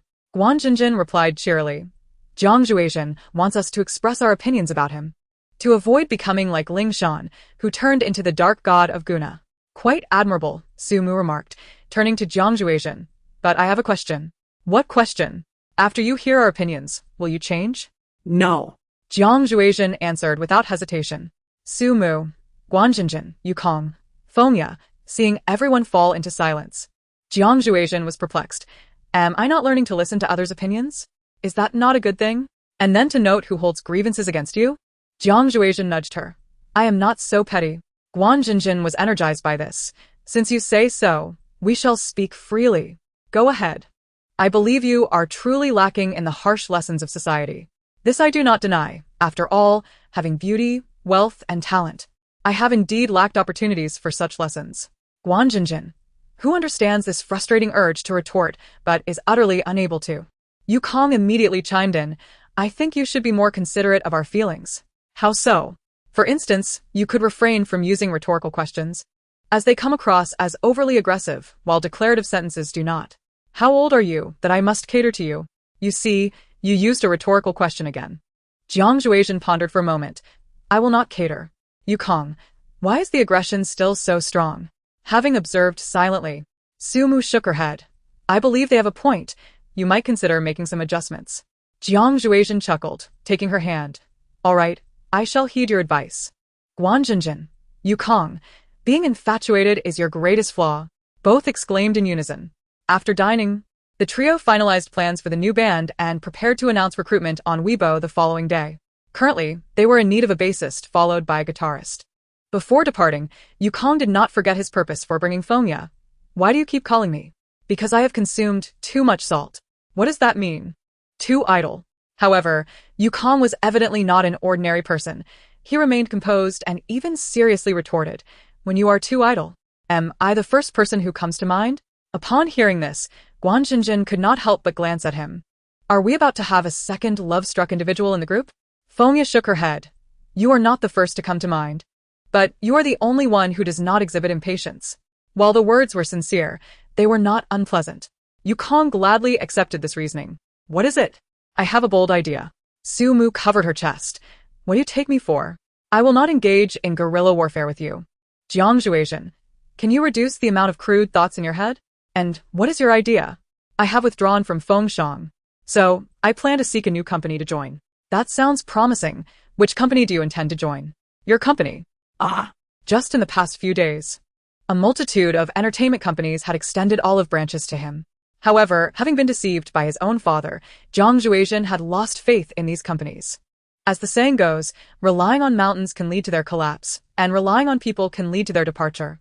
Only by relying on a wife can both parties thrive. Sumu found his idea splendid, yet there remained a significant issue. I do not have a company. Sumu previously had a company, but due to a scandal involving infidelity, her last company terminated their contract. Until now, Sumu had not signed with a new company and was managing alongside Fangya. Why not establish a company if you do not have one? Sumu was certainly eager. With Jiang Zhuizhen's popularity, he was undoubtedly a lucrative asset, which she quickly ascended to the role of general manager. Achieving the pinnacle of her career? All right, it is settled. Sumu, filled with elation, pulled Jiang Juejian along. Jiang Juejian stumbled and bumped his head against the doorframe. Sumu anxiously checked him over. Are you all right? Seeing her concern, Jiang Juejian merely smiled. I am fine. No need to fret. Of course, I must be concerned. You are my lucrative asset. Oh, my treasure. Jiang Juejian, determined to form a new band, Jiang Juejian and Yukong announced their intentions on Weibo the next day, publicly sharing an email for applications. They required not only resumes but also solo performance videos. Naturally, mere videos could not definitively gauge a person's musical prowess. Jiang Juejian and the others would sift through the resumes to select sufficiently talented individuals for further live auditions. This entire process would take at least half a month. In that span, Sumu's company was also registered, named Pinnacle Media. The meaning was straightforward: to ascend to the peak, to grow strong, and to create brilliance anew. The first artist signed under Pinnacle Media was naturally Jiang Juejian, followed by Yukong and Guanjinjin. Once the new band was successfully formed, the remaining members would also be signed on. Just as Jiang Juejian and Sumu believed that their future plans would proceed smoothly, an unexpected turn of events occurred. On the day of auditions, a significant number of those who had been contacted failed to show up, and calls went unanswered. Just when Jiang Juejian and Sumu were puzzled, Fan Jie hurriedly arrived to shed light on the situation. Fengshang Entertainment had circulated news within the industry about forming a new band for Ling Shan and his group. Our candidates have all rushed over there for auditions. Upon hearing this, Sumu furrowed her brow in distress. What a vicious business battle. Fan Jie, shall I go and scout the situation? Yes. Investigate further and report back. Yes. Fan Jie quickly hailed a cab to the Fengshang Media Building. The once empty lobby was now packed with people, each adorned with a numbered badge, waiting to enter for auditions. Upon observing the crowd, Fan Jie noticed several individuals who were initially headed to Jiang Zue's interview. With a cheerful demeanor, she approached one of them, inquiring, Hey, brother, why aren't you going to the interview at Pinnacle Media? It's just a small workshop, hardly comparable to Fengshang, right? Do you know what kind of treatment Fengshang offers versus what Pinnacle provides? What kind of treatment? The man spread his fingers wide. A guaranteed base salary this amount per year, along with a car and an assistant. Additional revenue is calculated separately for events. Zhang Fan gasped in astonishment. Isn't that practically charity? With such favorable conditions and so many candidates, are you certain you can succeed? Of course, I can't be sure, but one must take risks. After all, a bicycle can turn into a motorcycle. Do you not mind teaming up with Ling Shan given their reputation? They've been harshly criticized online. Let them criticize. It's not me they're targeting. Even if the band doesn't gain fame, at least the salary is substantial. Then why not join Jiang Zue instead? That guarantees fame. Jiang Zue is famous, but therein lies the issue. He's too famous. No matter how capable I am, I would merely be a supporting character. And with such a role, the treatment wouldn't be good either. Only a fool would go to him. Zhang Fan intended to speak further, but her peripheral vision caught sight of two security guards approaching her. She swiftly made her escape. Once outside the Fengshang building, she took out her phone. You heard that entire conversation, right? On the other end, Sumu rubbed her temples. I heard it clearly. What now? Are there any candidates from those willing to interview that you find satisfactory? Jiang Zue shook his head. No, their skills are still lacking. Yukong pondered for a moment. Why don't we wait until Fengshang finishes their interviews and then invite those individuals over? Zhang Fan, well acquainted with the entertainment industry's unspoken rules, chuckled. If we do that, a trending topic will surely emerge titled Those Rejected by Ling Shan's Band Have All Joined Jiang Zue. Subsequently, there will be a flood of derogatory articles claiming that our new members are inferior to those from Ling Shan and that we lack discernment. Guanzhun was infuriated. Fengshang is truly malicious. They intend to sabotage us. To boost morale, Sumu banged the table, exclaiming, Don't lose heart. Worst case, I'll join as your guitarist. Guanjin was taken aback. You play guitar? Of course. When did you learn? Having traversed numerous worlds, Sumu didn't claim to master all skills, but was at least proficient in many. Yet, she could only fabricate a response. I learned in 6th grade. Guanjin closed his eyes. The situation is already quite troublesome. You shouldn't add to the chaos. Do you not believe in my abilities? I am quite skilled. If you are truly skilled, I'll write your name backward. Sumu snap her fingers. Hand me the guitar. Jiang Zue retrieved a guitar nearby and handed it to her. Adjusting the strap, Sumu asked, Have you heard Beethoven's Symphony No. 5? Guanzhun's eyes widened. That's a symphony. You intend to play it on a guitar? Su Mu smiled slightly, cradling the guitar, and struck the first note. Rather than playing, it was more akin to striking, with her left hand pressing the strings and her right hand sliding to the sound hole. She cleverly utilized the guitar's resonance to produce the first 4 bold and vigorous notes of the symphony. Guanzhun was momentarily stunned. Although merely a drummer, he had some understanding of guitar. The fingerings for those 4 notes could only be executed by a virtuoso. Su Mu, clutching the guitar, employed advanced techniques such as plucking, sweeping, and striking to accurately play every note of the symphony. Yukong, while primarily a keyboardist, dabbled in bass and understood the commonalities between the 2 instruments better than Guanzhun. Yet, he too was left dumbfounded. The string bending, the vibrato, this was a master at work. The proficiency displayed could rival Jiang Zue's, though her finger strength needed some refinement. As the performance concluded, Su Mu closed her eyes. Though she relished the display, her hands were truly pained. Turning to put the guitar away, she was suddenly seized by arms on either side. Please join our band. Su Mu arched an eyebrow. Who are you? I'm Zhenguan. Yukong chimed in. Please, great one, take me along. Jiang Zue abruptly pushed the 2 aside. What are you doing? This is my girlfriend. Don't touch her. He then bent down to massage Su Mu's fingers. Does it hurt? Seeing his calm demeanor, Su Mu was puzzled. Are you not surprised by my exceptional skill? Jiang Zue chuckled softly. They say I'm a musical prodigy. Is it not expected that my girlfriend plays guitar exceptionally well? Su Mu, is that a compliment for me or for yourself? Zhenguan exclaimed. Come on, everyone. Let's welcome Su Shen to the band. Applause erupted among the crowd, and amidst the excitement, Fan Jia posed a poignant question. ISN tier band in need of a bassist? Yukong shrugged. It's fine. Now that we have such a remarkable guitarist, Jiang Zue can handle the bass. Bass and guitar not only share a similar appearance, but also a majority of techniques. The bass is often referred to as the low guitar. Jiang Zue was proficient in both instruments. However, the bass has a drawback. Its lower pitch can easily be overshadowed by higher tones, making it less prominent than the guitar or drums. In a band, the vocalist is the face, the drummer the skeleton, the guitarist the muscle, the keyboard the veins, and the bass the soul. The soul is crucial, yet often invisible. Ling Shan, being a bassist, likely faced this very issue. However, since Jiang Zue also served as the lead vocalist, even as a bassist, he would not suffer from such obscurity. Chapter 93. Forget you're not human. You're a perverse being.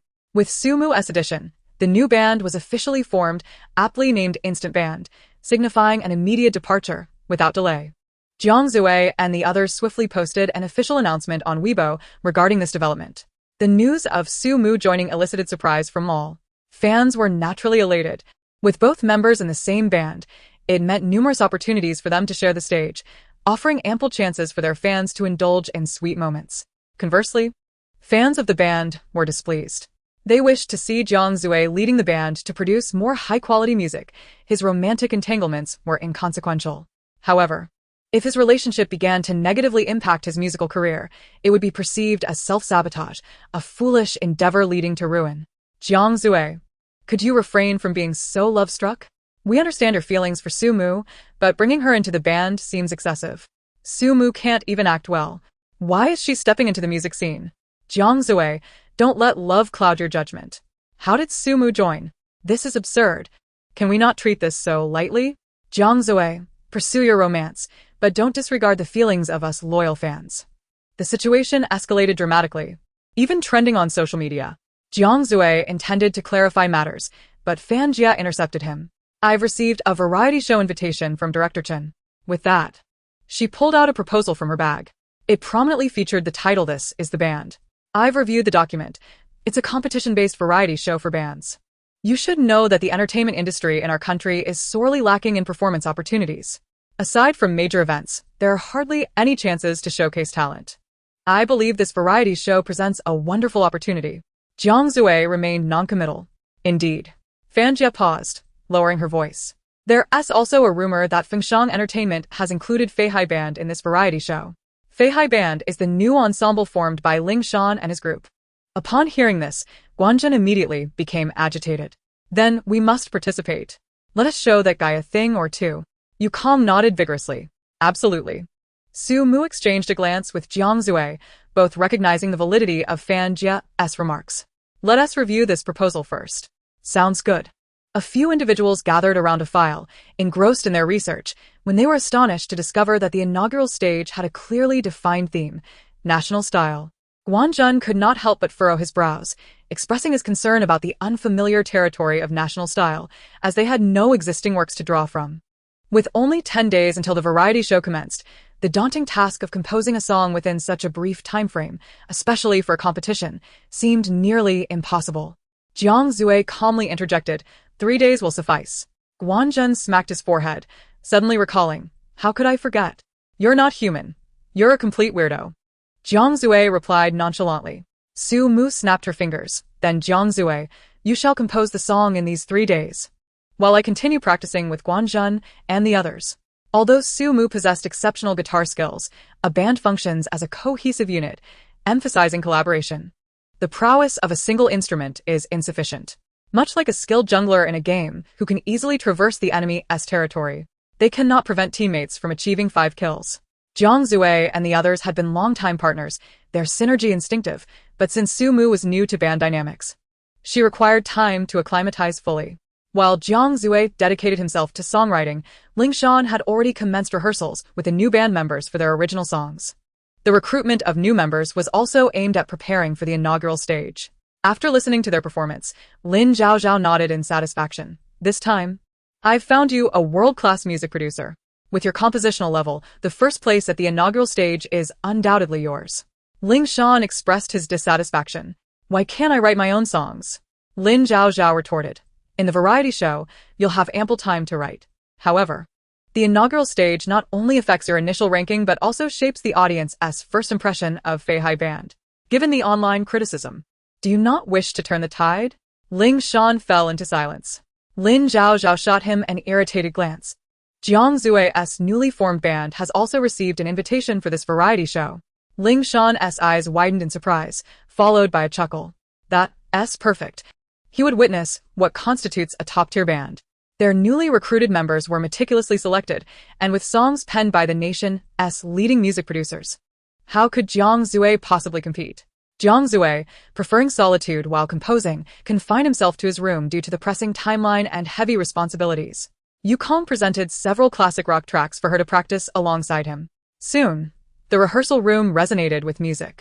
Half an hour later, Su Mu set down her guitar, stating, I still feel something is amiss. Guanjun sighed. Of course it's off. You were completely thrown off by my drumming, playing faster and faster. I only played quickly because I saw you hitting the drums faster. Yukong raised a hand to halt their bickering. All right, let us not argue. It's evident our lack of synergy is why our collaboration is faltering.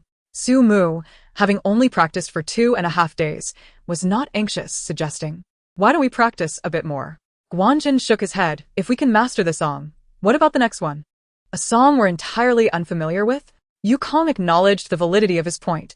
Time was limited, and they needed to devise a way to swiftly enhance their synergy. It sounded simple, but how exactly to achieve it? The three of them instinctively pulled out their phones. Baidu, activate. Chapter 94.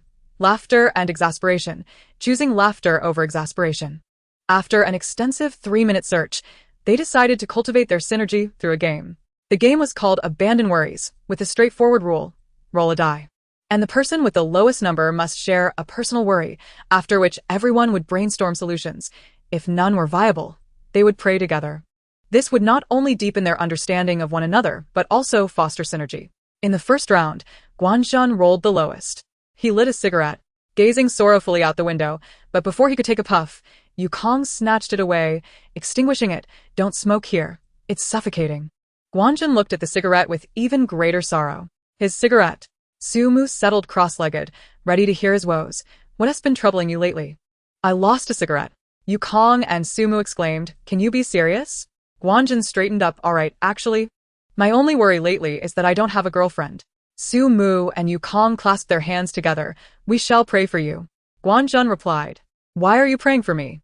What happened to finding a solution? Can't you introduce me to someone? Yukong patted his shoulder. You know, I don't really know many girls. Guanjun turned to Su Mu, his eyes filled with hope. I do know a few, like Fengya, but... Before Su Mu could finish her sentence, Yukong hastily interrupted. Fengya is not suitable for him. Guanjun chuckled mischievously. Why are you so anxious? I'm just thinking about your lifelong happiness. Yukong boldly redirected the topic. You're still young. Why rush into a relationship? Because my mom is pressuring me. Your mom is pressuring you? Guanjun asked, puzzled. Yukong realized his slip and corrected himself. Your mom is pressuring you? Yes. She wants to hold her grandchild as soon as possible, so she keeps urging me. Su Mu and Yukong clasped their hands again. We shall pray for you. Guanjun sighed. This worry was unresolvable, leading the trio to roll the dice again. This time, Su Mu rolled the lowest. She sighed actually. I've been quite troubled lately. By whom?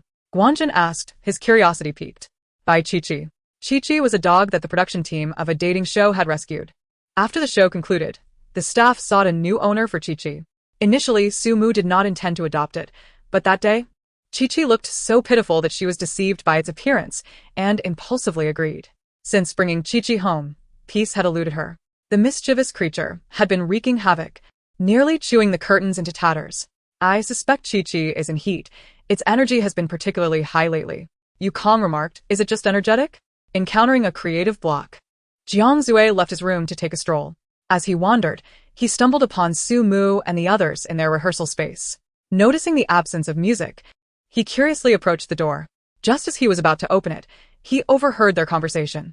Is it just energetic? No, it also refuses to eat. I feel like it has lost weight recently. Remembering the food Su Mu had left at the door untouched, Jiang Zue paused. Yukong pondered aloud. Not eating is indeed a problem. Here is an idea. Just get someone to neuter it. A decrease in libido will surely boost its appetite. This was indeed a viable solution. Jiang Zue instinctively tensed, retreating a step in alarm. Must it come to that? Guanjun's voice chimed in. Wouldn't that be too cruel? For a male, his manhood is of utmost importance. Then what do you propose?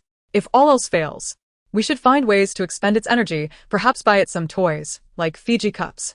What are those? Fiji cups. Su Mu glanced at him skeptically. How do you know about such things? Guanjun broke into a sweat. I never use them. I have a friend. Who does? He does. Haha. Which friend? Guanjun pointed at Yukong without hesitation. Him.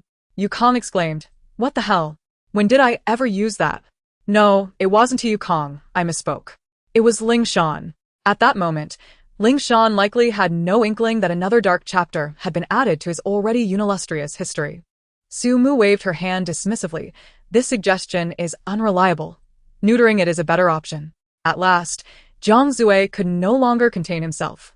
Bursting through the door. What are you all discussing? Su Mu, feeling embarrassed to admit they were talking about Fiji cups, could only laugh awkwardly. Oh, nothing. The synergy among the three had significantly improved, and Guanjun and Yukong played along, denying, indeed, nothing at all, just chatting casually.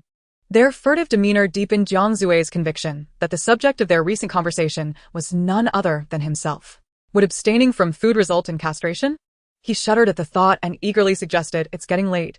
Shall we go out for dinner together? Su Mu and the others had no objections. Once they exited the practice room, Su Mu recalled something and turned to Jiang Zue, asking, by the way, did you eat lunch? Jiang Zue remembered the untouched bowl of food at the entrance and firmly declared, I did, and it was delicious. Where's the bowl? Why didn't you bring it? I accidentally broke it, Jiang Zue replied, only to quickly amend, I meant it was just dented. Su Mu didn't press the matter further. The four of them arrived at a well-reviewed barbecue restaurant. Recently, Su Mu had been monitoring her weight, so she ordered only enough for 5 people, thinking that would suffice for the 4 of them. However, she was taken aback by how voraciously Jiang Zue devoured the food, consuming 3 portions by himself, leaving the others dumbfounded. Guanjun expressed a surprise. When did you develop such an enormous appetite? Jiang Zue responded solemnly, I've always had a hearty appetite. Gazing at the mountain of empty plates before him, Su Mu felt perplexed. Could songwriting really be that physically demanding? His appetite was not merely robust. It was as if he were a famished specter. After overindulging, Jiang Zue leaned back in his chair, feeling the need to recuperate for a while. Yet, the memory of the meal Su Mu had brought him troubled him. Should he throw it away? No, the trash would be seen. Hide it? That wouldn't work either, as the sweltering summer heat would soon spoil it. After much contemplation, Jiang Zue concluded there was only one option left. Eat it. With a heroic resolve, he lifted the bowl and, prepared to face his fate, began to nibble cautiously. When he finished, he was nearly bereft of his wits. Slumped in his chair and gasping for air, He was suddenly struck by another dilemma. What should he do with this bowl? To cover up his lie, Jiang Zui raised the bowl high and smashed it onto the floor. To his surprise, it remained intact, not one to be easily deterred. He seized the bowl and hurled it against the corner of the table. Su Mu, practicing nearby, was about to check on his progress when she heard a cacophony of noise, startling her. Jiang Zui, what are you doing in there? Renovating? Jiang Zui hastily picked up the bowl from the floor, responding nothing, just searching for inspiration. Inspiration through renovation? As Guanzhen arrived, he noticed Su Mu lingering at the entrance and inquired, "What's going on?" Su Mu shrugged, indicating her ignorance. Guanzhen twisted the doorknob, discovering it was indeed unlocked. "Why is it open? Why are you just standing here?" He chuckled as he stepped inside, only to have a shadow suddenly fly toward him. Su Mu couldn't help but laugh. Oh, what a peculiar look. Jiang Zui had intended to smash the bowl onto the floor, but it unexpectedly ricocheted off Guanzhen's head, causing both of them to break into laughter. However, the excessive food had taken its toll, and Jiang Zui suddenly felt a wave of nausea. Ugh. Su Mu, perplexed, thought it was an exaggeration, but he genuinely seemed to be retching. Forgetting to tease Guanzhen, she rushed to Jiang Zui's side. "Are you all right?" Jiang Zui waved his hand dismissively. Guanzhen, bemused, picked up the bowl from his head, lamenting, "Is anyone concerned about my well-being?" Chapter 95. No wonder it's indecent.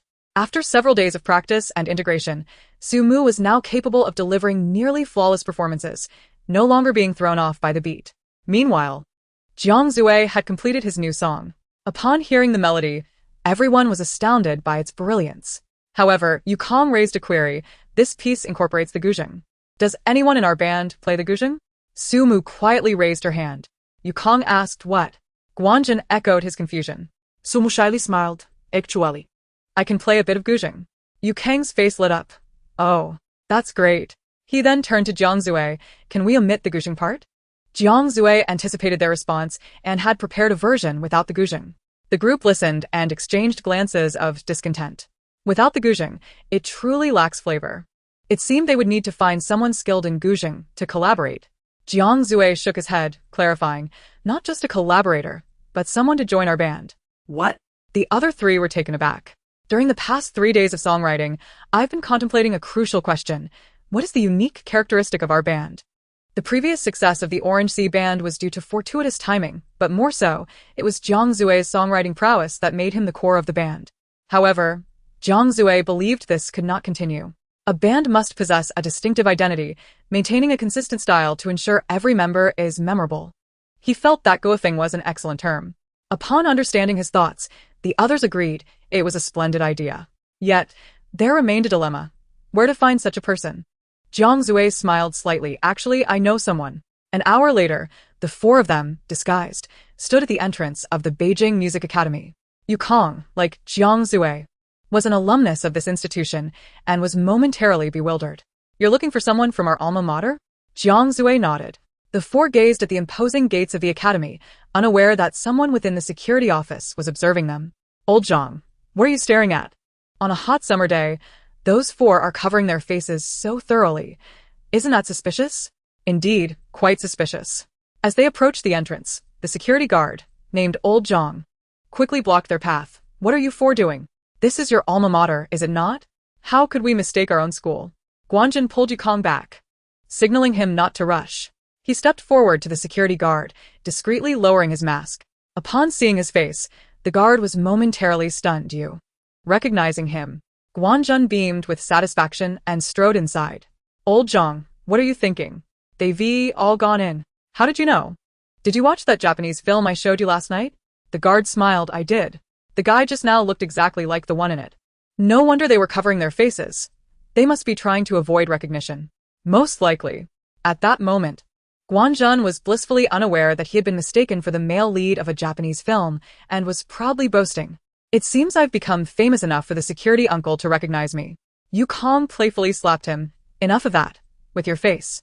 It's hard for anyone to forget you. Nonsense. Who could see my face and not remark on how a sparrow eats a cricket? It should be a sparrow eats lotus root. Indeed, ugly. The two bantered as they unknowingly reached their destination. Entering the teaching building, Jiang Zui explained, Professor Zhao is the youngest professor at the academy and a renowned guzheng master both domestically and internationally. The most crucial part is that Professor Zhao not only plays the guzheng but also the guqin, xiao, suona, and various other instruments, which will be invaluable for our future compositions of guofeng songs. Upon arriving at Professor Zhao's office, they had not yet knocked when the door swung open. The person who emerged caused everyone to freeze momentarily. Ling Shan? Upon seeing them, Ling Shan swiftly closed the door behind her. What brings you here to see Professor Zhao? Guanzhan retorted. What is it to you? If you're hoping to recruit Professor Zhao to your band, save your breath. Jiang Zue frowned slightly. You. Indeed. Professor Zhao has already agreed to join our Feihai band, Ling Shan declared smugly. I heard you were also participating in this as the band. I'm sorry, but the first performance will be by our Feihai band. With her head held high, she brushed past them, leaving behind a parting shot. I'm curious to see how far you, Jiang Zue, can go with these second-rate talents. Perhaps due to her haughty demeanor, as she descended the stairs, she slipped, tumbling down with a cacophony of thuds. Several individuals could not contain their laughter. Su Mu remarked, We do not know how far we can go, but you certainly rolled quite a distance. Ling Shan, flustered, scrambled to his feet, his face flushed with anger as he shot her a fierce glare. Chapter 96. The warmth of concern pales in comparison to a substantial financial gift. After consulting Professor Zhao, the group reluctantly departed from the music academy. What should we do now? Guanzi was genuinely troubled. The preliminary competition was approaching rapidly. Even if they found a guzheng master in the next couple of days, they would still require time for practice and adjustment. If they failed to find one, they would have no time to rehearse before taking the stage, which would undoubtedly lead to disaster. Yukong suggested, why not lower our standards a bit and just find someone who can play the guzheng as a supporting performer? It's hard to find someone skilled in many instruments, but surely we can find someone who can play the guzheng. Jiang Zue shook his head. The guzheng part of this piece is quite challenging. Only a master can perform it. Yukong turned to Su Mu for assistance. Since you play the guzheng, do you know anyone as versatile as Professor Zhao? Learning a single instrument is already difficult in modern times. It's not like we are cultivating a lady of refinement from ancient times. At this point, Su Mu's expression shifted subtly. After all, she had a living ancient person right beside her. As the third princess of the great Feng kingdom, Fengya likely not only played the guzheng. Su Mu found Fengya in the gym on the second floor of the hotel. While others were sweating profusely, she sat leisurely beside the treadmill, sipping tea without a drop of sweat. What are you doing here? Su Mu inquired. Waiting for an opportunity, Fengya replied. Just then, a man approached Fengya. Excuse me, beautiful, can I add you on WeChat? I do not have WeChat, but I have a phone number, Fengya responded, handing him a card. The man took the card and left in high spirits. Su Mu turned to her. Is this the fifth one today? Yes, Fengya confirmed. Did you give them all your number? Of course. Su Mu realized that she was not merely waiting for an opportunity, she was fishing. Can't you use your beauty for something more meaningful? Fengya pondered. Are there any legitimate matters that can be accomplished with beauty? Certainly. Don't you want to earn money? There is an excellent opportunity to profit using your charm right now. Fengya's eyes widened in horror as she clutched her chest. You want me to use my body to make money? I never imagined you to be this kind of person. That's not what I meant. Don't you want to enter the entertainment industry as an artist? There's a fantastic opportunity available. What opportunity? Su Mu draped an arm around her shoulder. Join our band. Join your band? I can't play your stuff. No need to play that. You can play the guzheng, right? Yes. What about the qin? I can. And the xiao? I can do that too. Su Mu clapped her hands. You are precisely the talent we need. Fengya contemplated for a moment and directly asked, how much will I be paid? Su Mu held up 5 fingers. This amount. 5 million? 50,000. Goodbye. Hey, let us talk this over. Don't rush. Su Mu pulled her back down. Fengya, I am still your second sister. Discussing money can strain our relationship. Discussing feelings strains money. Su Mu genuinely could not understand. What do you need so much money for? To run for president. Su Mu was taken aback. You haven't given up on that goal yet? Su Mu fell silent. However, upon reflection, she thought it was rather good. Su Mu snapped her fingers. All right, 5 million it is. Fengya extended her hand. Su Mu hesitated, so eager. I don't have that much money right now. I'll pay you later. What are you negotiating without money? Fengya stood up. Cash on delivery. All right, I will figure something out. Su Mu took out her phone and called Jiang Zue. Hello, Mu Mu. I have come to an agreement with Fengya, but she demands 5 million to join the band, which I currently cannot afford. Understood. A few seconds later, Sumu received a notification of a bank transfer for 10 million. You can spend the remaining 5 million. Let me know if it's not enough. Sumu felt touched. This is why I admire a domineering CEO. Ordinary men inquire about your well-being, while a powerful CEO delivers substantial sums. Who wouldn't he be moved by that? Jiang Zue inquired, are you just going to let Fengya join without assessing her skills? Sumu had great confidence in Fengya's gouging abilities, but she felt it necessary for Jiang Zue and the others to witness it. Assess her? Where would we do that? Our practice room doesn't have a gouging. I know a place. Half an hour later, Sumu brought Fengya to the entrance of a gouging shop. Guanzi was outside smoking and waved when he saw them. Jiang Zue and the others are inside. The three ascended to the second floor, where they found the owner enthusiastically promoting to Jiang Zue and Yukong. All our gushings are handcrafted from the finest Polonia wood. Feel free to explore. If you receive a faulty one, I offer triple the refund. Fengya casually plucked one of the gushings and shook her head. Stop talking nonsense. This one is made of rosewood. Yukong was astonished. You can tell that just like that? Fengya replied, puzzled. Isn't that quite simple? Yukong was speechless. The owner, unfazed by the situation, leaned closer to Fengya with a smile. I didn't expect you, despite being a foreigner, to be so knowledgeable. He opened a cabinet and brought out a gouging. Would you like to take a look at this one? Fengya strummed it and nodded. This one is quite good. Jiang Zue asked, can we try playing it? Of course. Follow me. There are dedicated rooms for testing. The owner set up the gouging in a room and gestured for Fengya to begin. She carefully adjusted her nails, sat before the gouging, and began to play an impromptu piece. Her expression was relaxed, even casual, yet her fingers moved with such speed that they left after images, leaving Yukong and the others awestruck. As outsiders, they could only discern that Fengya played swiftly and beautifully. The owner, being an expert, was less demonstrative, but nearly fell to his knees in admiration. Amitba, where did this master come from? Once the piece concluded, Fengya massaged her hands as a notebook extended towards her. Turning, she saw the owner grinning with flattery. Could you sign for me? I'll give you a 30% discount. This gouging is nice, but I feel it could be better. The owner clapped his hands. You are absolutely right. Such a piece does not do justice to your skills. He hurriedly ascended to the third floor and carefully brought down a gouging, placing it before Fengya. This is our store's treasure. Fengya played another piece. The owner closed his eyes, enraptured by the sound. Outside, an elderly man in a traditional jacket leaned on a cane, his eyes widening in disbelief. Is it possible for someone to play this piece like that?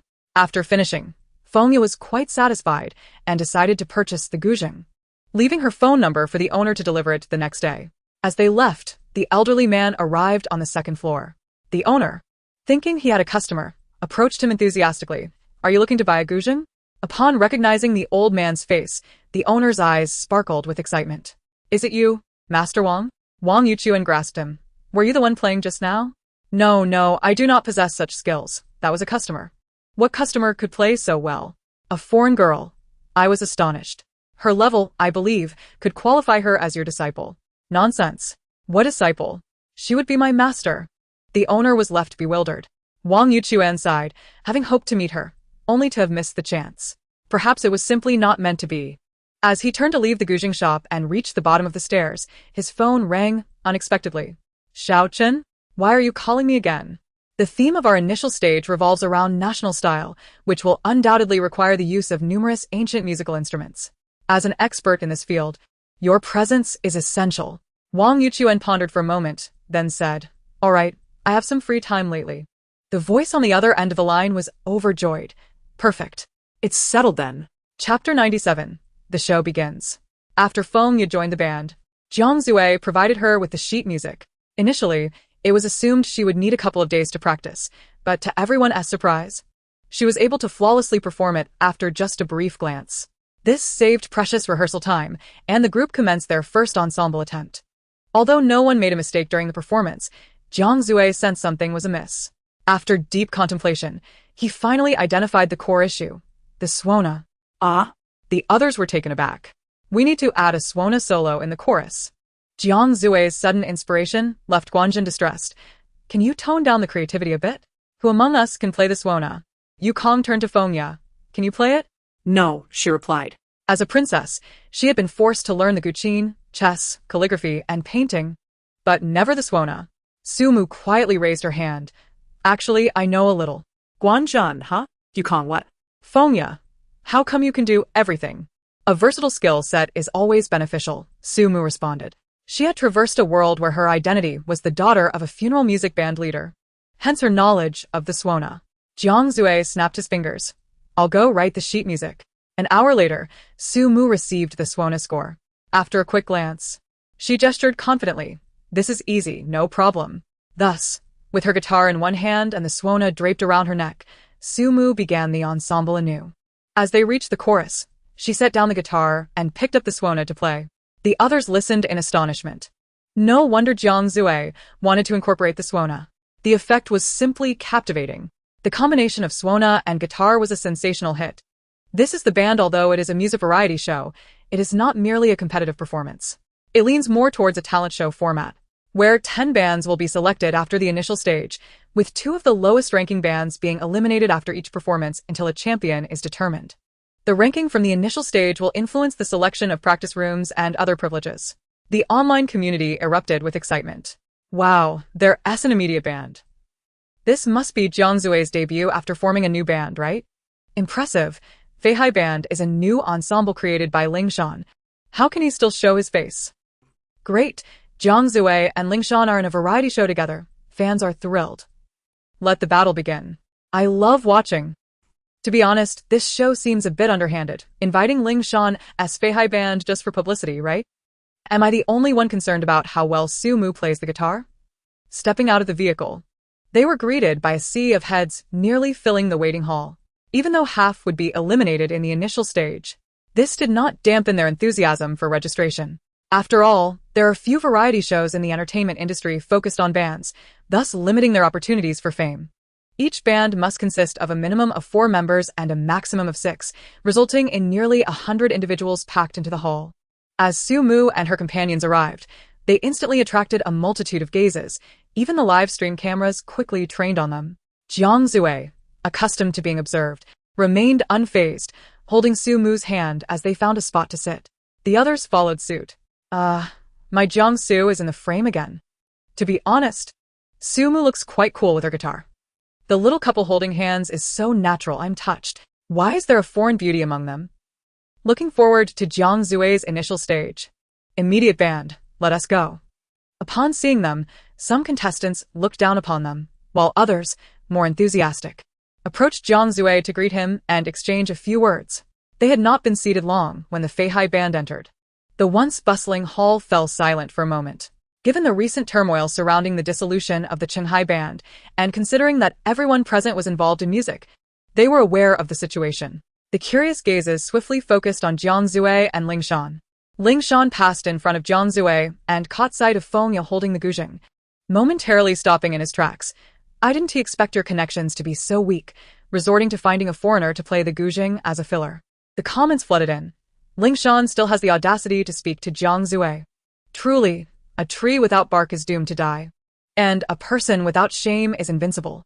Jiang Zue is truly unfortunate, having to endure such petty insults. Let the fight begin. Chapter 98. The sound of the suona ignites the audience. Jiang Zue lifted his eyelids with indifference. What? In your view, only Chinese can play the guzheng well? I'm merely concerned for you. If you can't find anyone next time, don't hesitate to reach out. I'd be glad to assist. Sumu clapped her hands. The world is vast and marvelous. Don't underestimate anyone. Jiang Zue burst into laughter. The comments erupted. I'm laughing so hard. Hilarious. How dare you provoke Sumu's beloved boyfriend? You're in for it. Well done. You even managed to rhyme while insulting him, as expected of you. To be honest, Lingshan had previously come across a compilation of Sumu's witty comebacks online. At that time, she had been confronting Fu Chen, and he had chuckled at the exchanges. Now, as the target himself, he found no amusement. Merely having a sharp tongue is futile. Don't assume that carrying a guitar makes one a master. We shall see on stage. With that, Lingshan stormed away with several teammates to the other side. Once all the bands had gathered, the initial stage competition officially commenced. Each band performed in order based on a draw. This time, the panel of judges was exceptionally prestigious. comprising not only renowned domestic music producers, but also scoring each band member individually. The cumulative score, divided by the number of band members, would yield the final score. This meant that not only did the initial stage performance need to be stunning, but the overall cohesion of the band and the individual skills of each member also needed to be commendable to achieve a high score, making the evaluation quite stringent. The immediate band drew the 17th position, relatively late, while Ling Shan's Feihai band was set to perform just before them, in the 16th position. To be honest, performing later in the sequence was a disadvantage, as the judge's attention tends to wane, and if the song is not sufficiently impressive, the scores will naturally be lower than those of earlier acts. At first, Su Mu was interested in listening, but as time dragged on and the performances of the preceding bands lacked energy, she leaned against Jiang Zue's shoulder, feeling drowsy. Her lethargic demeanor resembled that of a sleepy kitten, prompting Jiang Zue to chuckle as he gently rubbed her cheek. Feeling tired? At this scene, the comments erupted in excitement. Ah, the little couple is too sweet. The way you two are being affectionate is so natural. Ha! Don't just be affectionate. Say something. Is it nearly our turn? Now the 13th band was performing, so it won TV long. Su Mu glanced at the large screen. The band on stage, called Never Set, featured one of the few female lead singers among the participating ensembles, sporting natural curls reminiscent of a golden retriever. As the music began, her voice emerged with a cool, smoky bass that astonished everyone in attendance due to the contrast. Upon completing their performance, they achieved the highest score thus far, 906 points. Guanjun had been quite excited, but soon felt a hint of worry creeping in. This band is quite powerful. Yukong nodded in agreement. Indeed. A few moments later, it was time for the Feihai band to take the stage. At this moment, Ling Shan had transitioned from the bassist to the guitarist of the band. Just before taking the stage, he cast a provocative glance at Jiang Zue, whose attention was entirely absorbed in playing with Su Mu's hair. After tuning the instruments, Ling Shan grasped the microphone and stood before the audience. This is the first original song from our Feihai band. We hope you enjoy it. Guanjun scoffed dismissively. The comment streamed in. Who cares? Just get lost. This may be your first song, but I hope it will be your last. If you want to speak, just publish a book. If Ling Shan can perform on stage, everyone here shares the blame. As the lights dimmed, a spotlight illuminated Ling Shan. The electric guitar heralded the commencement of the song, accompanied by the resonant notes of the guzheng and the rhythmic beats of the drums. I stood nearby, observing. With the clang of swords and the thunder of hooves, one ultimately exchanges fleeting fame. Only because I wish not to see you afar, unable to endure the distance. In matters of romance, where to seek? Talented scholar and fair maiden, clad in white, embracing red and green, youth becomes a tribute. In the harmony of the land, how many springs and autumns have come and gone. I fearlessly brave the winds and sands, fighting for you across the realm. The comments erupted. Wow, I must admit. This is surprisingly good. The rhythm is igniting, folks. More exhilarating than Bo. Didn't he expect Feihai band to possess some real talent? I had been fixated on Jiang Zue and Qinghai, but Ling Shan's singing is commendable too. Guanjun sat up slightly, acknowledging the composition's merit. Yukong shook his head. I find the lyrics rather lacking. Su Mu concurred with Yukong, most likely to align with the theme of national style. After the performance, Ling Shan set down his guitar. Each member of your band is technically proficient, yet your coordination leaves something to be desired. The chorus tempo was slightly too fast while the bass lagged. However, considering you are a newly formed band with limited time to gel, achieving this level is commendable. I will award you 90 points. Ling Shan exhaled in relief. Chu Jiwen handed the microphone to Wang Yuchuan. Old Wang, their song features the guzheng. And you are the expert. Please share your thoughts. Zhao, the professor who played the guzheng for Feihai band, was known to Wang Yuchuan, who, upon taking the microphone, expressed his admiration openly. The guzheng part was executed excellently, undoubtedly the highest level among the bands present. Hearing this, another expert in traditional music couldn't help but chuckle. Old Wang, with such certainty, are you not afraid of someone even more skilled appearing? Impossible, absolutely impossible. Wang Yuchuan replied confidently. He may not know the abilities of others, but he was well aware of Zhao Tong's prowess. If someone surpassed Zhao Tong, how could they remain obscure in the guzheng community? The comments continued. Though I don't understand, I can feel that the guzheng player is indeed quite remarkable. This song is a top-notch production. It's explosive. I'm willing to bet this song will dominate the music charts. Damn it, I'm beginning to like Ling Shan. He sings really well. Following deliberation among the judges, the comprehensive score for Fei Hai Band was quickly calculated, 907 points, surpassing the Sun Never Sets Band by 1 point, marking the highest score thus far. Upon seeing this score, Ling Shan smiled contentedly. When he returned to the waiting area, his head was held high. As he passed by Jiang Zue, he paused momentarily. I look forward to your performance. Just don't score lower than us, or it will be quite the joke. Jiang Zue responded coldly. What if I score higher than you? Then I shall call you father. The room erupted in shock at his boldness. Wow, he's really confident. Yet, their song was indeed impressive. True, Jiang Zue had never touched national style before, and the band is newly formed. It would be quite the challenge to win. Amidst these discussions, Jiang Zue remained unfazed, simply standing up and picking up the bass. Then be prepared, my dear. Sumu also grabbed the guitar and followed Jiang Zue onto the stage.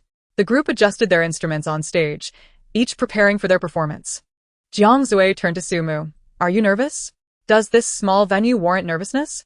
Jiang Zue chuckled, signaling to the host. Soon, a line of text appeared on the screen, rushing through the Jianghu. Composed, written, played bass and sung by Jiang Zue. Guitar by Sumu. Guzheng by Fengya. Keyboard by Yukong. Drums by Guanjin. As they took the stage, some bands displayed disdain. Others scrutinized closely, while some looked on with eager anticipation. The lights dimmed, and a beam first illuminated drummer Guanjin. After an elaborate drumming sequence, the guzheng surged forth. The other instruments soon joined in. Following the prelude, Jiang Zue's deep, magnetic voice resonated. I laugh at how empty this Jianghu is. The petty roam freely within. Everyone yearns to be a hero, who shares life and death together. I sigh at how vast this Jianghu is. Love and hate are difficult to cherish alone. Heavy is the heart, who can reunite. A fleeting spring dream, as if heaven plays tricks. In a haze, is it illusion or void? Looking up, the Jianghu rushes by, turning corners to meet again. Lowering my head, all is transient. Let everything drift with the wind. Better to lay down swords and gaze upon the diverse scenery along the way. Better to shed burdens and charge forth with free will. Life is fleeting. With a wild laugh, I share life and death with you. Galloping on horseback, living joyfully, wishing to embrace you once more. The comments flooded in. Wow. Wow, wow. This song is going to blow up. As expected of Jiang Zue. This tone, this vocal prowess, Jiang Zue is truly blessed. Damn it, Sumu. Stop playing. You're about to make me swoon. Jiang Zue's voice exuded a magnetic charm, both profound and transparent, perfectly suited to the theme of the lyrics. The audience fell silent. Just when everyone thought they had finished singing, Sumu brandished a swona. The resounding notes of the swona instantly propelled the song to a new climax, igniting the venue. Wow. Incredible. Woohoo. In the waiting area, those who had been dismissive grew serious. The scrutinizing gazes turned to admiration, and those filled with anticipation rose to their feet, clapping wildly. Previously, when other bands performed, the judges would merely nod in appreciation, but this time, a stir arose among the panel. Among them, Wang Yuchuan was the most animated, his face flushed, his eyes fixed intently on Fengya, nearly bulging from their sockets. The guzheng player from earlier is right here. Fengya remained oblivious to his gaze, fully immersed in her performance. Upon completion of their piece, the audience was left wanting more, wishing for them to sing again. The comments continued. I apologize, Sumu. I admit I was too harsh on your voice before. The swona was the perfect finishing touch. It's igniting. No, it's outright explosive. With the swona's entrance, none can stand in the way. All right, I thought you were just a comedic character, but I had no idea you possessed so many skills. After concluding their performance, Jiang Zue set down the bass. Xu Jiwen seized the microphone, gazing intently at Jiang Zue. You are a genius, without a doubt. Had you been born 20 years earlier, I believe you would lead the Chinese rock scene to global prominence. After praising Jiang Zue, Xu Jiwen turned his attention to Sumu. To be honest, I am also a guitarist, but after hearing your playing, I can only think. Damn, you play so impressively. Are you trying to kill yourself? The comments flowed in. Ha ha ha. I must say, this judge has a good sense of humor. Sumu, please don't flatter me. I'm just an ordinary little genius. Where are those who previously questioned Sumu? Come forth and take a few steps. Why has everyone fallen silent? After Xu Jiwen's remarks, Wang Yuchuan eagerly seized the microphone, inquiring, "What is the name of your guzheng player?" Fengya. If not for the multitude of cameras trained on him and his role as a judge, Wang Yuchuan would have rushed to pay his respects as a disciple right then and there. He memorized the name diligently and then set the microphone down. The host, expecting further commentary, was taken aback when he realized Wang merely sought a name. "Mr. Wang, won't you provide any feedback?" "Feedback? Does she even merit it?" The audience was momentarily stunned. Xu Jiwen questioned, "Though I am not well versed in guzheng, is Fengya's performance truly that lacking? Does she not deserve your critique?" Wang Yuchuan widened his eyes in protest. "Nonsense. It is I who am unworthy to critique her." The audience and others exchanged confused glances. The barrage of comments erupted. If even Wang Yuchuan feels unworthy to comment, just how extraordinary must Fengya's performance be? Scoring 936 points, she achieved the highest mark of the event. Jiang Zui and his companions exited the stage with smiles. Upon returning to the waiting hall, other bands offered them respectful nods. Some socially anxious individuals even approached Jiang Zui to applaud. "Brother Jiang, you are amazing." Jiang Zui could only smile and wave in response. After congratulating Jiang Zui and the others, the onlookers' attention shifted to Ling Shan, who appeared tense. As he remained unresponsive, the hall gradually fell silent. What's going on? Is he going to back out? How dull. Is he even a man? How ridiculous. Listening to the surrounding chatter, Ling Shan's expression darkened, and he eventually rose to approach Jiang Zui. Jiang Zui remained silent, simply watching him. Ling Shan's face was grim as he forced out a word through clenched teeth. "Father." Jiang Zui, Guanzhen, and Yukong responded in unison. Ling Shan was taken aback. The others were also momentarily stunned before bursting into laughter. The comments read, "Damn, I'm dying of laughter. You three are hilarious." Thought adding a father would only mean one, but ended up with three. "I'm laughing so hard I might vomit." Ling Shan, bullying honest people? Chapter 100. I cry, you shout. Following the initial stage, the immediate band secured first place, without contest. Many believed that the immediate band was merely hastily assembled by Jiang Zui, but after witnessing the trending topic, they were astonished. Thought it was a makeshift group lacking in strength, yet they effortlessly claimed first. What the hell? Su Mu's guitar skills are unexpectedly impressive. Not only can he play guitar well, but he can also play the suona? Alright, Su Mu, what other surprises have you yet to reveal? Am I the only one who finds Jiangsu truly sweet? Kindred spirits embarking on adventures together, how cool. That evening, the song Jianghu Rush swiftly dominated the charts on various music platforms. However, Su Mu and the others remained unaware of this development. In the hall, a massive screen displayed numerous photographs. The images depicted various rooms, some luxuriously furnished with sofas and queen-sized beds, while others featured iron bunk beds. The comments read, "Wow. Are there really bunk beds? I'm dying of laughter." With conditions like this, even Liu Yushi would have to compose a poem about a shabby abode. Staying in a luxurious suite must be incredibly delightful. The chief director, Chen Dao, stepped forward. Congratulations to all for successfully advancing. In 5 days, we shall commence the second public performance. The two bands with the lowest scores post-performance will face elimination. During these 5 days, everyone will reside in the rooms displayed on the screen. As you can see, the opulence of these rooms varies. The higher your ranking from the initial stage, the greater your selection privilege. But do not lose heart. After the second public performance, room selections will be reassessed based on rankings. After speaking, Chen Dao pressed a remote, changing the images on the screen. Not only would the rooms be chosen according to ranking, but the practice rooms would also follow suit. While most could tolerate less luxurious accommodations, the practice rooms were crucial for stage performances, prompting discontent among many. Director, this is quite unfair. Indeed. How can we survive when those ranked higher have it all? The director raised a hand to calm them. Practice rooms can be shared. If you wish to use a high-end practice room, you may negotiate with higher-ranked bands. The complaints gradually subsided. As the top-ranked band, Jiang Zui unhesitatingly chose the most luxurious suite, room 1. Upon entering, they first placed their luggage in the living room and began discussing room assignments. The suite boasted 3 bedrooms, a large living area, and 2 bathrooms, providing ample space. However, with 5 members, one would inevitably have to occupy a room alone. Fengya immediately stated, "I wish to have a room to myself."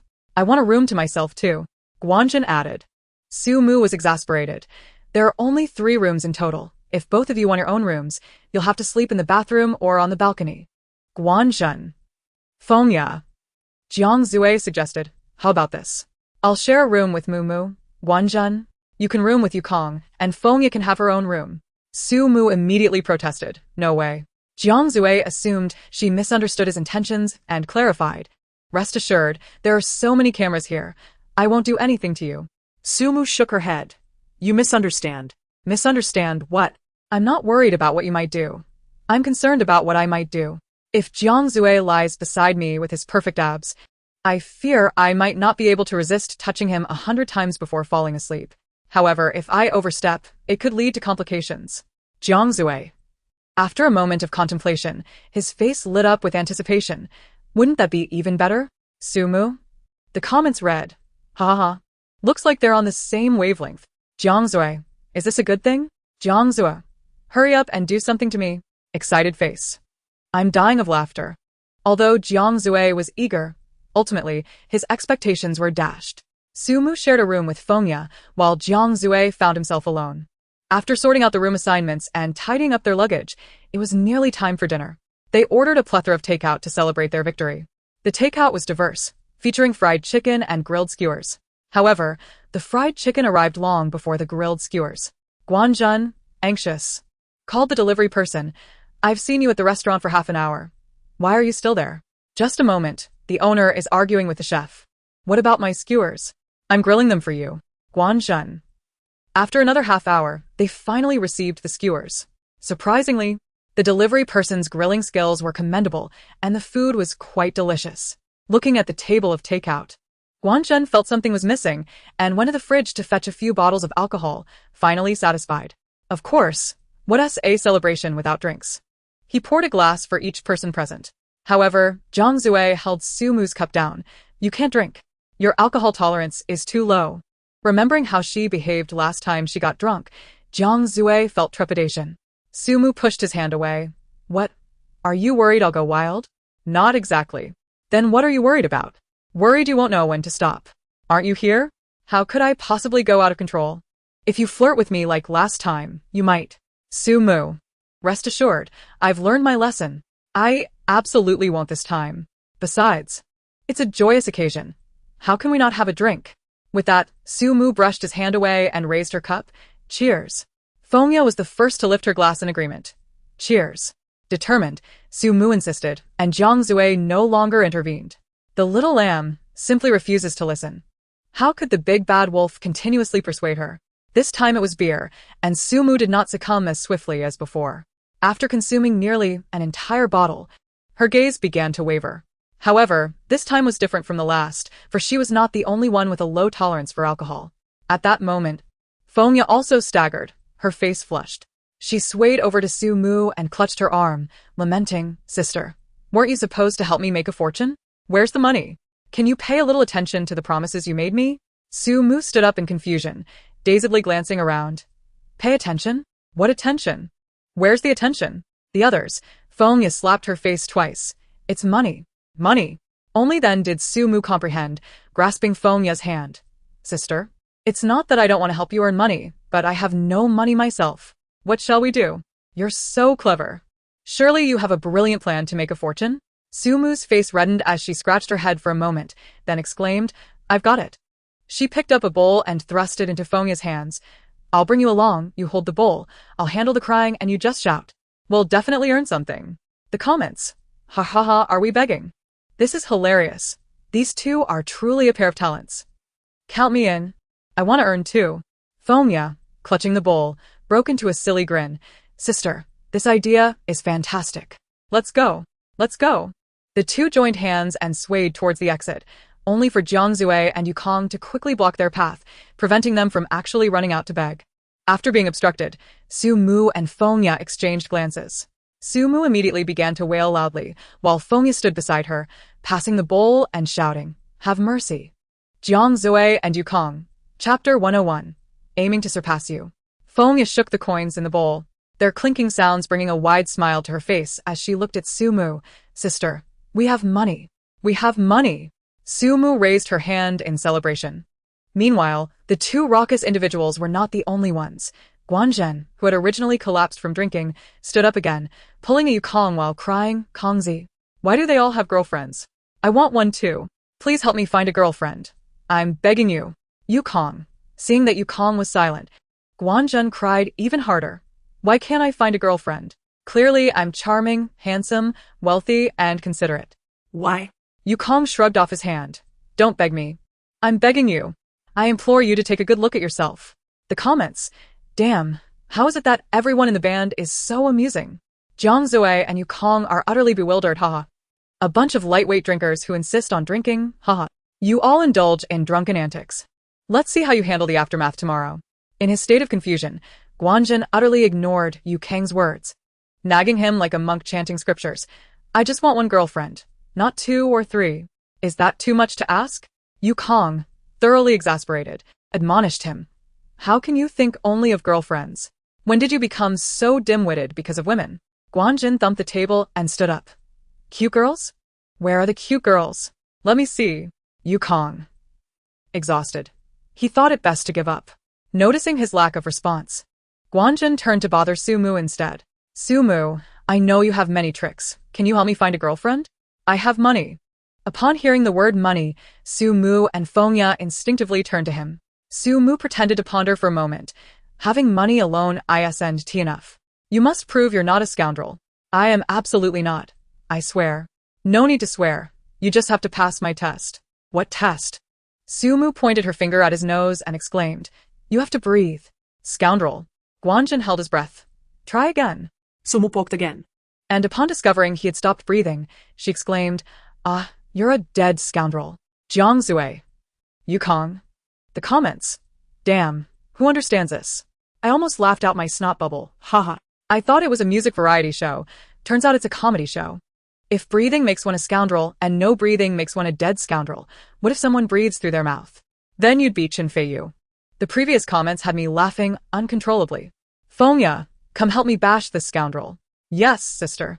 Jiang Zui quickly restrained both of them. It's a misunderstanding. He is not a scoundrel. Wrongly accused of being a scoundrel, Guanzhen felt aggrieved, tugging at Yukong. Kongzi, you must speak for me. Yukong had already grown tired of him and shook off his hand. Unbeknownst to him, that flick caused his elbow to collide with Guanzhen's head. Guanzhen staggered and collapsed onto the table, motionless. Yukong stared blankly for a moment, then patted his face. Are you alright? Guanzhen didn't respond. Yukong checked for his breathing. Fortunately, he was alive. Jiang Zui, who had finally managed to keep Sumu in check, also noticed the unusual behavior and asked, What happened to Guanzhen? Yukong forced a laugh. He fell asleep. He must be drunk. The comments. Are you sure you didn't knock him out? Guanzhen, I got hit for no reason. I'm really drunk. I can't take it anymore. I'm going to laugh myself to death.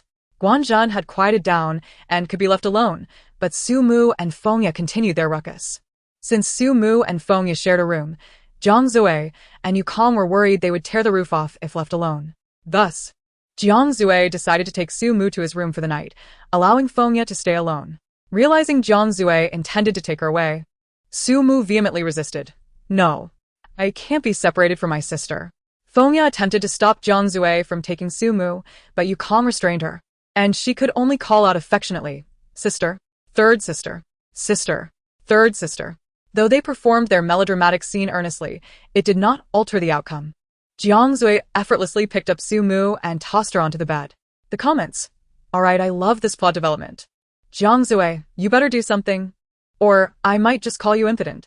My bed can be empty, but yours must be shaking with intensity. Suddenly thrown into the blankets. Sumu was momentarily stunned, but upon regaining her senses, she quickly clutched her chest. No. What no? Don't stop. Jiang Zui. He shot her an exasperated glance and walked into the bathroom. When he emerged, he held a warm towel. Get up. First, wipe your face. Sumu lazily sat up. Jiang Zui unfurled the towel with his long fingers, gently helping her clean her face. Observing his tender expression, Sumu mumbled. Jiang Zui. Do you know what I think of you looking like this? What do you think? I feel like throwing up. Sumu immediately turned and retched. Jiang Zui. The comments. Ha, what a huge misunderstanding. Jiang Zui. You see me and want to throw up. Alright, as expected of you. You're a master at ruining the atmosphere. Looking at the mess strewn about, Jiang Zue rubbed his forehead. Don't drink anymore. I'm begging you. After cleaning the room and watching Su Mu brush her teeth, Jiang Zue finally sat down to catch his breath. Noticing his silence, Su Mu tugged at his shirt. Are you angry? No, just pondering a question. What question? What did you want to tell me earlier? Su Mu chuckled. I actually wanted to say, when I see you like this, I want to surpass you. Jiang Zue. Is that something you can say on camera? He sighed helplessly, lifting the blanket. It's getting late. Let us sleep. Su Mu refused, rolling around on the bed and pouting. I want to sleep until I touch your abs. Jiang Zue knew she had coveted his abs for a long time, but he hadn't realized how long. You can touch, but you must bear the consequences afterward. Upon hearing about the abs, Su Mu couldn't help but break into a silly smile, no longer heeding the latter part of his sentence. Eagerly, she sat up and reached out to his abdomen. Although her fingertips were cool to the touch, for some inexplicable reason, the skin she grazed felt as though it ignited with fire. Chapter 102. His Little Ancestor. Unaware of Jiang Zue's increasingly darkened gaze, Su Mu playfully caressed his abs, laughing. This one is mine. And this one too. Haha, all mine. Jiang Zue seized her hand, asking, are you done touching? Su Mu shook her head, protesting, not yet. Her cheeks flushed from the alcohol. Her gaze was a blend of dazed and clear. Witnessing her muddled expression, a primal urge to pin her down and ravish her surged within Jiang Zue. After several deep breaths, he barely managed to suppress this desire, urging, lie down and go to sleep. The comments read, you're not going to act? Good, good, good. I hate you like a eunuch. Don't just let her sleep. Sleep together, naked. Go for it. Don't sleep. Hurry up. This group of netizens is truly terrifying. Su Mu refused to relent, exclaiming, I haven't touched enough. Jiang Zue, caught in her persistence, was tugged at by her as she wrapped her arms around his neck, earnestly pleading, a man can't be so stingy. Let me touch. No. Jiang Zue firmly replied. Undeterred, Su Mu repeated his name like a chant. Jiang Zue, Jiang Zue, Jiang Zue. Jiang Zue grasped her wrist, leaned forward, and silenced her chatter with a kiss. The comments exploded. Ah. Yes, this is the result I wanted. More I love watching. Oh my, can I really see this without spending money? Wow. Jiang Zue kisses well. I'm blushing all over. Faced with his overwhelming advances, Su Mu did not resist. Instead, she closed her eyes. Their breaths intertwined as Jiang Zue's long fingers gently traced her cheek, mapping every inch of her skin. The repressed tension melted away within that kiss. Su Mu felt herself softening in his embrace, gradually succumbing to the depths of his kiss. Upon closer inspection, she had indeed drifted off to sleep. In a moment of frustration, Jiang Zue bit her lip. Taking a deep breath, he sat back up, pulled the blanket over her, and chuckled wryly. Truly, I must have owed you in my past life, little ancestor. The next morning, when he rose, Guanzhen felt a throbbing pain in his head. It was common to experience a headache after a night of drinking. He was no stranger to this reality. Yet this time was different. The pain was not internal, but external.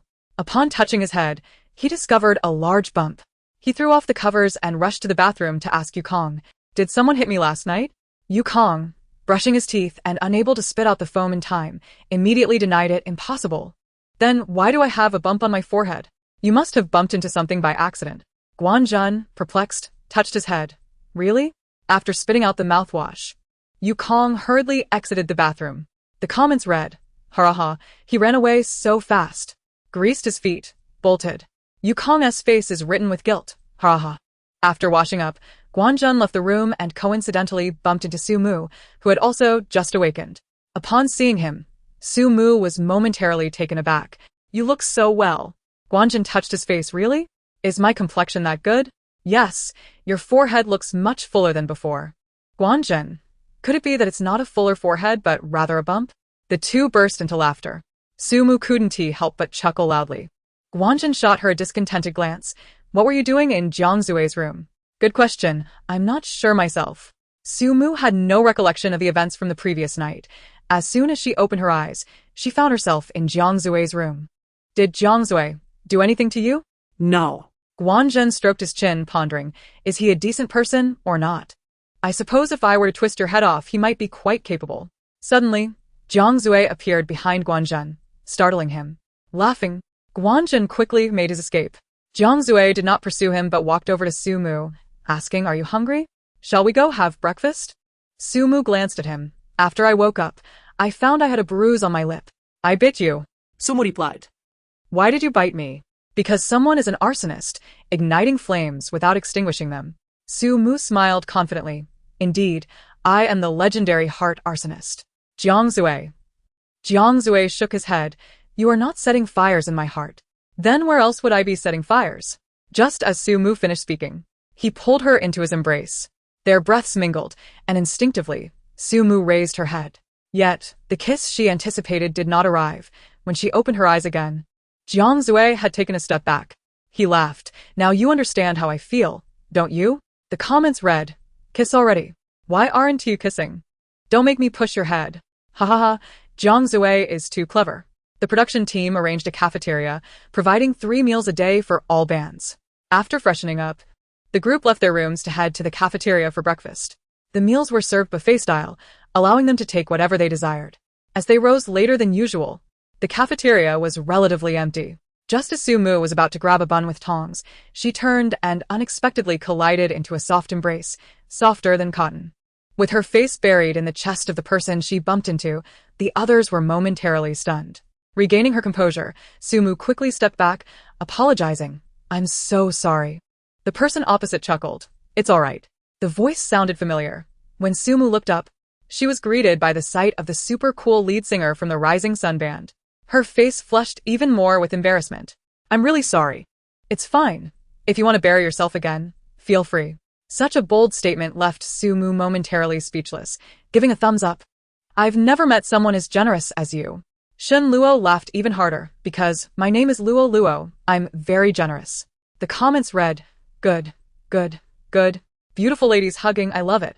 The atmosphere suddenly turned sweet. "Ah, pretty sister, let me bury myself too." Shen Luo picked up 2 buns and placed them on Sumu's plate.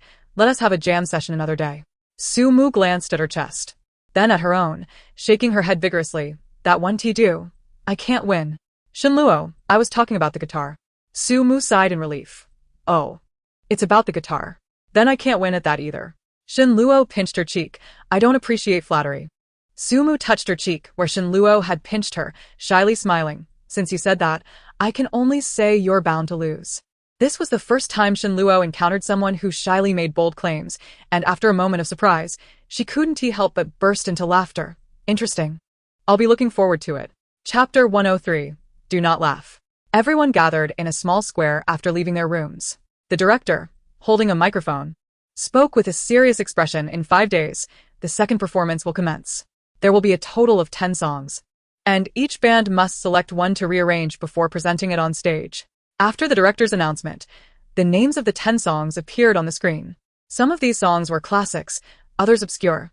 Some were lyrical, while others were lively, with varying levels of difficulty for rearrangement. With only 5 days until the performance, and the need to rearrange and practice, most were inclined to choose songs that were easier to adapt. The director asked, "Will the song selection still be based on the rankings from the initial stage?" Director Chen chuckled and shook his head, indicating that the priority for selecting songs would be determined by the outcome of the games. Games? What games? Before you lies 3 distinct areas, each representing a different game. You may discuss amongst yourselves who will enter each area, but it is imperative that everyone participates in at least one game. Note that for every successful entry, the band earns a point, while a failure results in a deduction of 1 point. The band with the highest score will have the first choice of songs. Some bands have numerous members, while others have fewer, yet the rules are fairly established. Having more members does not guarantee an advantage, as failing incurs penalties. A question arose. "Director, what are these 3 games?" "The specifics will be revealed once you enter, but I can disclose their names. Do not laugh, do not shout, and do not fall. You have 10 minutes to deliberate, after which the first area will commence." Upon hearing this, everyone began to discuss fervently, and soon the members of each band formed a circle. Jiangzue analyzed. Judging by the names of these games, the first likely tests one's ability to suppress laughter. The second tests courage, and the third may demand considerable physical stamina. Upon hearing the latter 2 games' descriptions, Fengya felt at a disadvantage and promptly declared, "I will only enter the first area." Yukon remarked, "I'll just go into the second one, alright?" Guanzi scoffed, looking at him with disdain. "How pathetic. I can manage all 3 areas." You can shot him a glare. Could you tone down the overconfidence? If we fail, don't blame me for the point loss. What's there to fear? Sometimes you must take risks. After all, what if I succeed in all three? Jiang Zue interjected. Let us not worry about the latter two areas for now. Who among us is entering the first area? Raise your hand. Fengya and Guanzi raised their hands. Sumu pondered for a moment. I have an idea. What is it? None of you should enter the first area. Allow me to go in alone. Why? The first area tests one's ability to restrain laughter, and many will likely overestimate themselves, leading to the highest participation rate. If they all fail, the one with the least deductions will emerge victorious. Sumu thumped her chest confidently. I will ensure their total annihilation. When it comes to humor, she is indeed a professional. Jiang Zue considered this. Then I will join you. Are you sure you can hold back your laughter? Only you can make me laugh. As long as I don't look at you while inside, I will be fine. Seeing his unwavering confidence, Sumu nodded. Very well then. The 10 minutes swiftly elapsed, and the director appeared with a microphone before the crowd. Please have those entering the first area stand to my left. As Sumu had anticipated, most chose to participate. Some prudent bands sent at least 2 members, while the bolder ones sent their entire team. These individuals were soon escorted into the first area, while those remaining watched the live broadcast on a large screen. The first area was rather unremarkable, featuring a stage with several benches below. As everyone entered in bewilderment, the host walked onto the stage. Typically, stage hosts are dignified and composed, but she appeared with a large bowl of noodles, a white towel wrapped around her head, resembling a character from a game. Placing the bowl down, she parted the noodles and brandished a microphone. The audience reacted, some unable to contain themselves, bursting into laughter. Immediately, several individuals in black suits emerged to escort the laughing participant out. Thus, the first elimination occurred. The host, seemingly unfazed, passionately announced, "Thank you all for attending today's cultural performance. Please remain seated and refrain from moving about." Upon hearing this, everyone complied, sitting on the benches. However, the number of benches proved insufficient, leaving some to stand. This incited the host's displeasure. I said sit down. Why are there still people standing? Those who refuse to sit must leave the premises immediately. Those standing exchanged glances before reluctantly opting to sit on the floor. The host nodded in satisfaction. Next, let us welcome our village leaders. Accompanied by stirring music, a peculiar group emerged from backstage, consisting of various characters like a black bear spirit, a carp spirit, a green frog, and even a salted egg superhero, a veritable masquerade. The audience reacted with laughter, and the host instructed, "Please take your seats." Despite being village leaders, no extra benches were available. Just as the crowd pondered the resolution to this predicament, the whimsical figures approached the front row, confirming their selections before perching themselves on the contestants' laps, sitting upright and poised. Seeing their former teammates beneath these whimsical characters, many could not maintain their composure and erupted into laughter. Ha ha, I can't take it anymore. Help. Those who laughed were quickly escorted out by the black-suited individuals. Meanwhile, Sumu and Jiang Zue sat together, nearly pinching each other's thighs purple in an effort to suppress their laughter. To her left sat a figure in a green fish head costume, and to her right, a black seal. A mere turn of her head revealed these two, resembling guardians flanking her. Sumu furrowed her brow in concentration, rigidly maintaining her posture, refusing to let her gaze wander. The audience continued to react with laughter. Soon, several muscular men wielding nunchucks ascended the stage. The host did not step down but approached one of the men. 3 to 4 days? Is that all it takes? Is mastering nunchucks that simple? Indeed. Can I give it a try? Of course. As he handed over the nunchucks, the host mimicked what she had seen on television, swinging them about. Do I resemble Bruce Lee? Before she could finish, the nunchuck struck one of the muscular men in the face with a loud crack. Ouch. The man cried out, clutching his nose and crouching down. Are you all right? The host inquired with concern, to which the man, regaining his composure, stood resolutely. This minor injury is nothing. The host sighed in relief. Then please commence your performance. The music soon blared, and the men began to demonstrate their skills with the nunchucks. Midway through the performance, the man who had just been hit suddenly began to bleed from his nostrils. Yet as they were performing, he had to pretend as if nothing had happened, continuing to swing the nunchucks. Many in the audience could no longer contain their laughter, while those who held back were visibly strained, their faces flushed. Sumu, struggling to suppress her laughter, turned to Jiang Zue, pleading, Quick, slap me twice. I can't hold it in anymore. Jiang Zui paused, raising his hand but only giving her a gentle tap. I can't bring myself to. Sumu? Seeing her distress, Jiang Zui questioned. Is it really that funny? It is, in truth, not particularly amusing. It merely reaches the level of causing one's thighs to bruise from squeezing. Jiang Zui lowered his head for a glance and pondered. Is there a possibility that you are squeezing my thigh? I fear that if you laugh first, I shall be unable to contain myself. Jiang Zui replied. Then I thank you. Not at all. The comments flowed in. Ha ha ha. You two are even more entertaining than the performances on stage. I am truly astonished.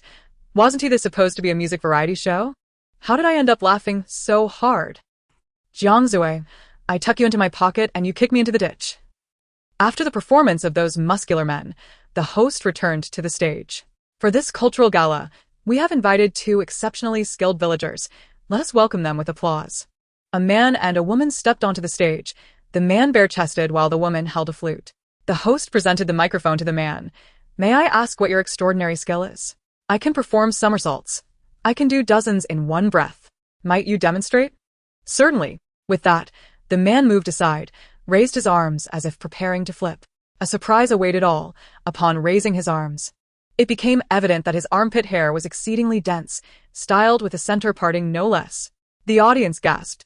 Comments erupted, while others managed their armpits by shaving. How come you styled yours?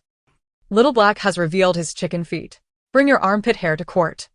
Are you trying to make me laugh to death? Another burst of laughter escaped from the crowd. Soon, men in black appeared, ushering away those who were smiling, while the man continued to somersault across the stage. He resembled a whirlwind, flipping from the front row to the back, until he exited the entire venue alongside the men in black. Witnessing this scene, Sumu could not help but recall a line from a song. The big windmill turned slowly. Indeed, a remarkable display of skill. The host nodded with a smile and then handed the microphone to the woman. And what is your extraordinary skill? The woman shook her flute, playing the flute. Is that so? Might you demonstrate? Sumu raised an eyebrow in confusion. Just the ordinary flute playing? In the next moment, she observed the woman inserting the flute into her nostril. Indeed, not her mouth, but her nose. With an air of tranquility, she exhaled solely through one nostril, producing a melodious rendition of Twinkle, Twinkle, Little Star. At this sight, Sumu inhaled sharply, slapping her own face twice. No laughing! No laughing! Namo amitba, Namo amitba. Comments flooded in. Help. Ha ha ha. Is there anyone who can call 120? I'm laughing so hard I can't breathe. As she reached the final notes, perhaps exerting herself too much, the woman even produced a bubble from her nose. The impact of this scene was overwhelming. More than half the audience could no longer contain their laughter. Even the host succumbed, laughing aloud. The men in black swiftly appeared, not only taking away those who laughed, but even the host. The host exclaimed, I am the host. You cannot take me away. Apologies, but anyone who laughs must be removed. Without a second thought, the men in black dragged her away. The girl finished her tune and calmly departed the stage. Finally reaching this point, Sumu exhaled deeply, surveying her surroundings. Only about 10 individuals remained who had not been eliminated. Just when she thought the farce was nearing its conclusion, unexpectedly, another man emerged from backstage, picking up the host's microphone.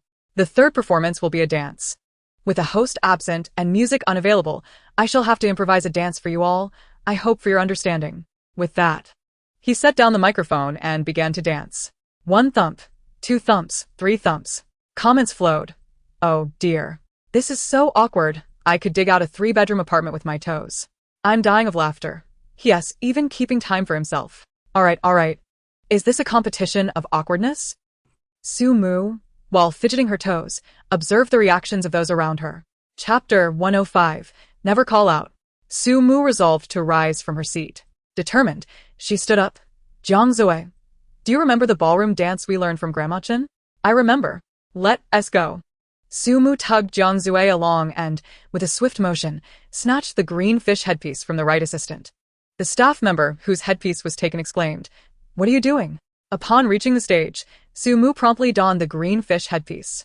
The audience looked on in bewilderment at the two of them. Sumu grasped Jiang Zui's hand and confidently commenced the ballroom dance. 1 thump, 2 thumps, 3 thumps. A snicker escaped from the audience almost immediately. Outside, other bands watching on the big screen erupted in laughter at Jiang Zui seriously dancing with a green fish headpiece. Comments rolled in. Finally, this world has gone mad in a way I wished to see. I'm dying of laughter. How can he still be so serious?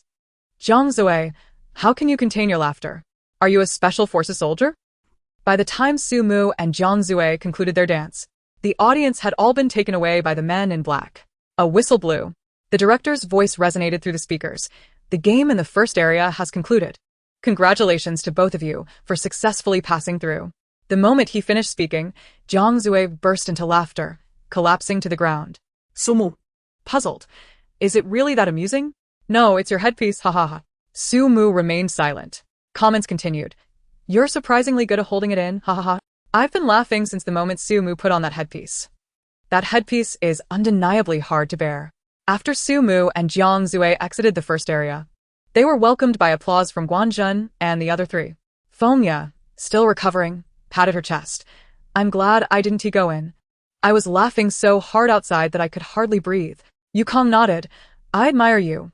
I truly admire how you both managed to hold it together. Guanzhen said nothing, merely laughing heartily to the side. Su Mu wondered, what is wrong with him?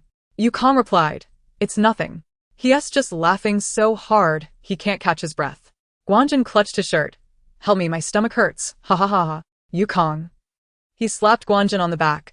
Stop laughing quickly, catch your breath. Ha ha ha ha. I can't breathe, ha ha ha. Su Mu pushed Yukong aside and leisurely tossed a question at Guanzhen. Do you have a girlfriend? Guanzhen's smile vanished in an instant. Comments erupted. Ha ha. Breached his defenses. Polite Guanzhen, you? It's still you who has the means, ha ha ha. Now the second game area is opening. Please, those who wish to enter, stand to my left. Upon hearing this, Su Mu and the others exchanged glances. Jiang Zue stepped forward. I'll go.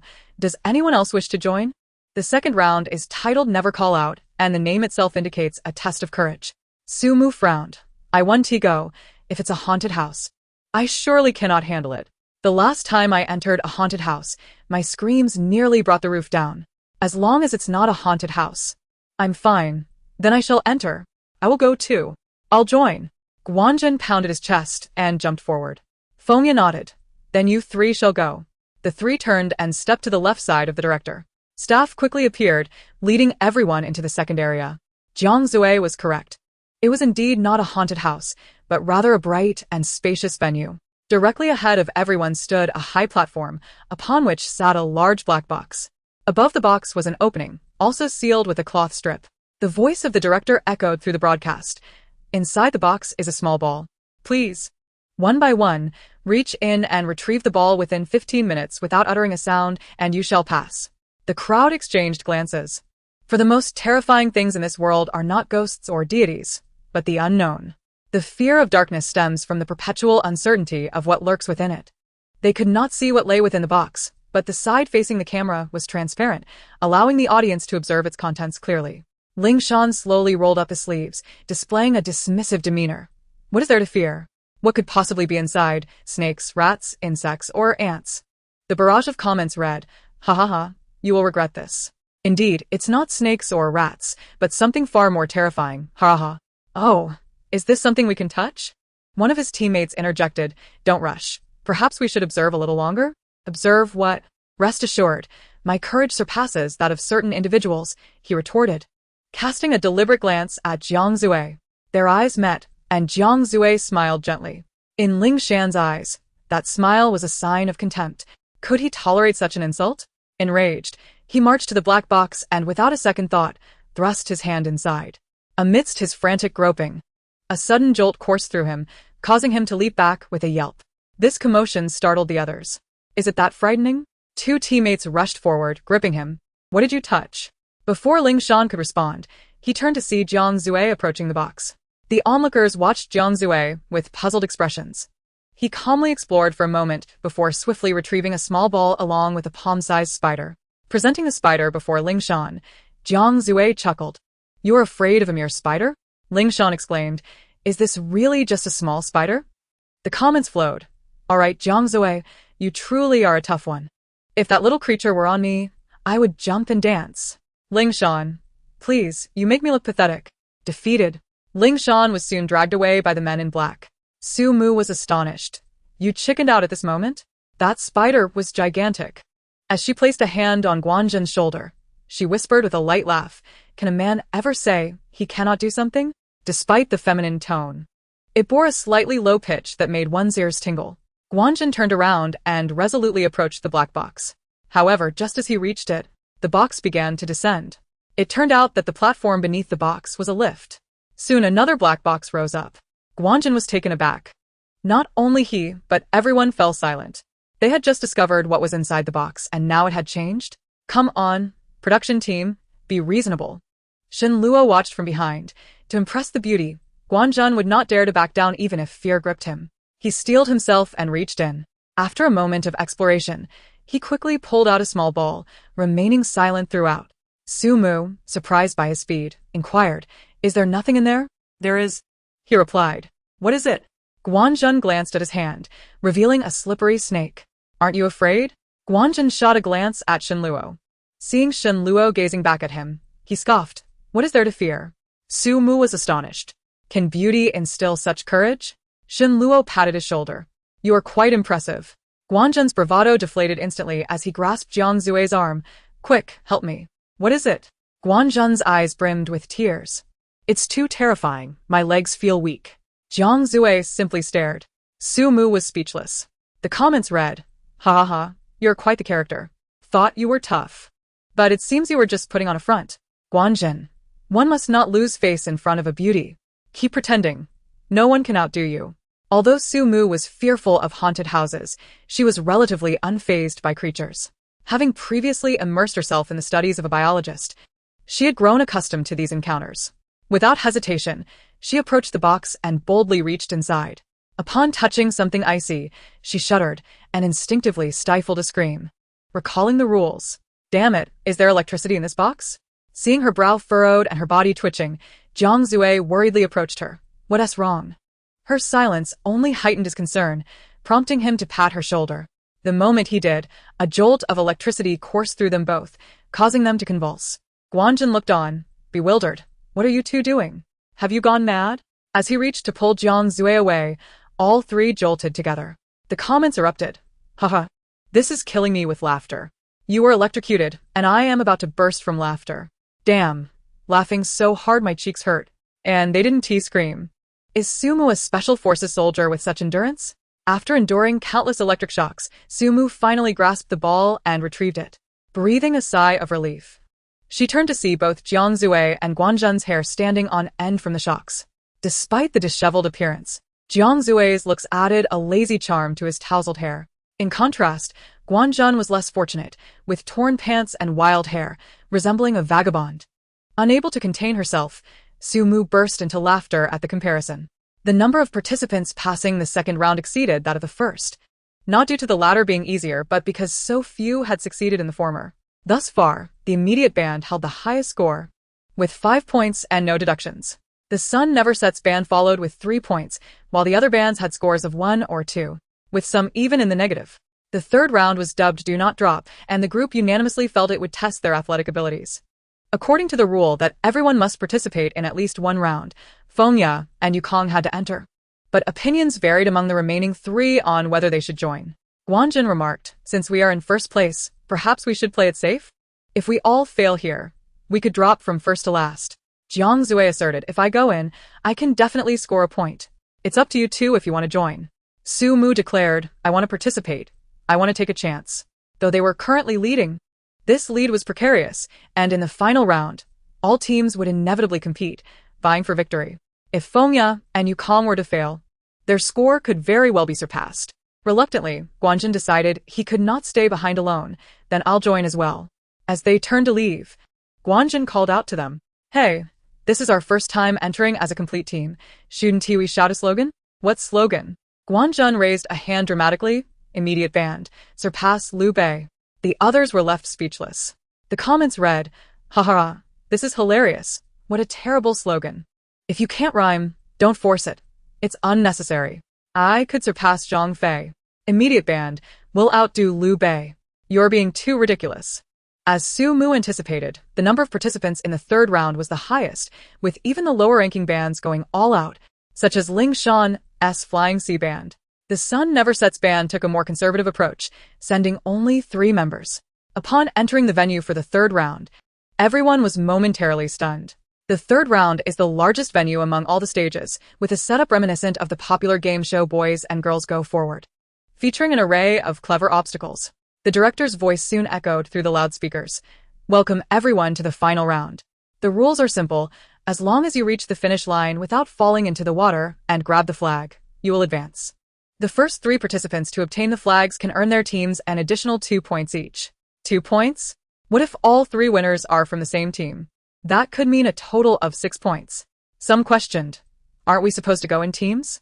No, you can start whenever you wish, came the reply. Upon hearing this, everyone felt a surge of excitement. However, they were not foolish. They realized that leading the pack could make them vulnerable to sabotage from those behind. While other teams were still devising strategies, some had already seized the opportunity to step onto the starting line. Upon witnessing their departure, the rest hastily followed, fearing that the leading positions would be snatched away, abandoning all previous tactics. Let us go, Jiang Zue said, pulling Su Mu's hand as they approached the starting point, closely followed by Guanjun and the others. Chapter 107. Do Not Fall. The initial challenge after the starting line consists of 7 large rolling barrels. To pass through, it is best to dash forward with a light-footed grace. Any hesitation could lead to being swept off by the rotating barrels. At this moment, the first team to set off hesitated, resulting in 3 members falling into the water. The subsequent teams were not faring much better. With too many participants crowding the single track, even those eager to accelerate found themselves impeded by the runners ahead. The Fei Hai team had started just before them, and Ling Shan accidentally slipped, nearly falling off but managed to cling to a barrel just in time to avoid elimination. However, the rush of competitors behind him showed no mercy as they trampled over his shoulders. Ah! Don't step on me. Ah! The comments erupted. Ha, this is hilarious. Deserved it, truly. Ha ha ha. What a stepping stone. Ling Shan, don't worry about me, just pass. By the end of this first challenge, a third of the participants had already been eliminated. The members of the Jiku team, however, managed to pass through without any issues. The second challenge involved several large balls suspended in the air. Although the balls did not rotate, they swayed back and forth, making it easy to lose one's grip and fall. Jiang Zue took Su Mu's hand. Let us jump together. Okay. After a countdown of 3, they successfully leaped onto the first ball and grasped the pole. Su Mu glanced back at Fengya and extended her hand. Quick. Just as Fengya reached for Su Mu's hand, Su Mu swung away with the ball. Fengya ekleime din surprise. With only Guanjun left, the others were preparing to assist him when one unexpectedly shoved Guanjun aside and jumped onto the ball first. It was Ling Shan. The ball was already small, and with his jump, it left no room for Guanjun to stand. Yukong pushed him. Hey, what are you doing? What? Can I come over? Ling Shan retorted disdainfully. Get lost. Don't block my way. If you don't move, what are you going to do, hit me? The two pushed and shoved each other on the swaying ball as Jiang Zue watched the others advance to the third challenge, unwilling to linger any longer. He seized the moment and jumped onto the second ball. Mu, come here. Su Mu assessed the distance. Honestly, it was quite a stretch for her. But with no retreat, she braced herself and leaped. Just then, her foot slipped. Oh no! Just as she thought she would fall, a hand firmly caught her midair. Jiang Zue's veins bulged as he exerted some force, pulling her back up. The comments flooded in. Wow, what strength. Ha ha ha, why scream for your mom? Remember to call him hubby next time. That LL motivate Jiang Zue more. I'm in love it. He truly is a man with perfect abs. If I were Su Mu now, I would be totally smitten. After ensuring Su Mu was steady, Jiang Zue directed his gaze at Yukong. We're moving ahead. You guys hurry up. Okay. With Jiang Zue safeguarding her, Su Mu navigated the second challenge without incident. Ling Shan also passed quickly, even managing to reach them at the resting point first. Guanjun soon caught up, arriving at the resting point with Yukong. The third challenge featured a tilting turntable, which was comparatively easier than the second. All 5 managed to pass through successfully. By the fourth challenge, half of the participants had been eliminated. Originally, Su Mu and her group had at least 20 competitors ahead, but now only a few remained. However, the difficulty was clearly escalating. The entire fourth challenge was divided into 2 parts. First, one must grasp a rope to swing to the other side, and then grab hold of a horizontally placed ladder, inching across one step at a time. In short, it was a significant test of arm strength. Su Mu looked troubled. How am I supposed to get through this? Jiang Zue remained calm. Just hold on to me. Huh? Without further adu, Jiang Zue wrapped one arm around Su Mu's waist, secured the rope, and swung to the other side. After successfully grasping the railing, he looked down at Su Mu. Wrap your arms around my neck. Su Mu obediently complied. Thus, she hung on to him, easily passing through this challenge. Looking back at the obstacle, Su Mu marveled. This feels absolutely exhilarating. The comments erupted. Ha! How can it not be enjoyable? So, you're relying on extraordinary arm strength to pass, huh? Please grant me a boyfriend like Jiang Zue. While passing the challenge, they're flaunting their affection. Typical Jiangsu. While Su Mu breezed through, Yukong encountered some difficulties. Despite his regular training making the challenge manageable, he was concerned for Fengya. Just as he was about to ask if she wanted to hold on to him, Fengya had already wrapped her arms around his neck. Take me with you. I definitely can't make it. Yukong was momentarily stunned, unable to suppress the smile creeping onto his lips. All right. Guanzhen, just behind them, was infuriated by their affectionate display. Ah. Why do you all treat the single dog like me this way? I'll compete with you lovebirds. As Guanzhen fumed alone, a figure appeared beside him. Why are you standing there? Can't get through? Seeing Shinluo, Guanzhen smiled slightly. How could I? This challenge is a piece of cake for me. As a drummer with years of practice, his strength was no joke. Shinluo shrugged and grabbed the rope, swinging across first. Guanzhen followed, closely, feeling quite gentlemanly as he asked, need any help? Shinluo smiled faintly. I have a hobby. Do you know what it is? What? Rock climbing. With that, Shinluo effortlessly navigated the challenge with ease. Guanzhen. The fifth challenge consisted of a narrow plank bridge adorned with several rotating wooden rods. This meant that to cross, one must tread carefully while also jumping over the rods when they swung close to their feet, or risk being knocked into the water. As Jiang Zue and Su Mu stepped onto the fifth challenge, Guanzhen had just completed the fourth. Noticing their rapid progress, Guanzhen quickened his pace, failing to notice that Ling Shan had stealthily approached from behind. Just as Guanzhen was fully focused, Ling Shan suddenly pushed him hard from behind. What the? Guanzhen staggered and nearly fell off the bridge. However, he reacted quickly, grabbing onto the edge of the plank to avoid plunging into the water. Ling Shan burst into laughter, preparing to squat down and pry his hands away. See you. Before he could finish, he received a sharp kick from behind.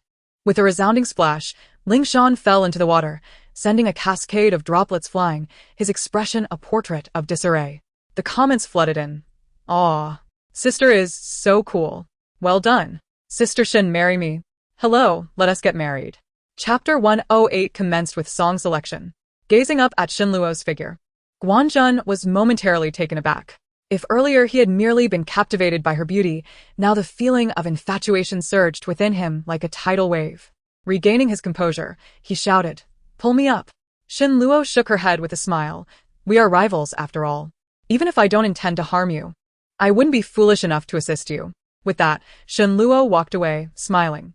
In the past, Guanzhen would have exchanged a few words with her, but now, observing her demeanor, he found Shinluo remarkably charming. Endearingly so.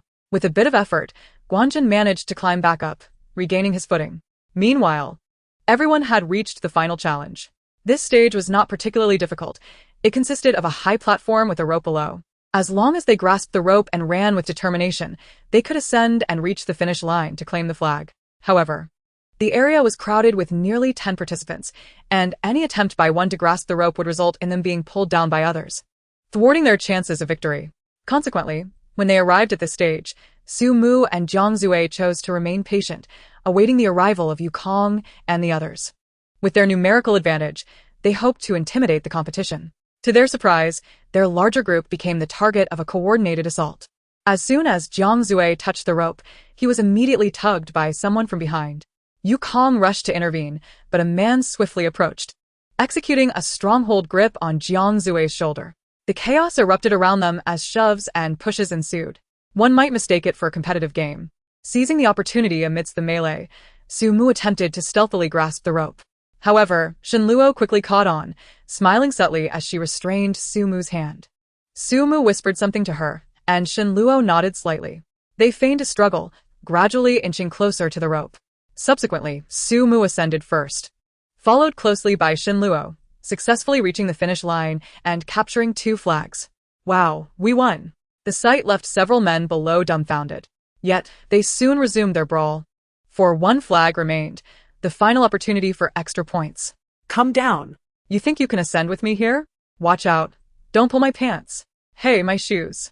Several individuals nearly made it up, only to be yanked back down.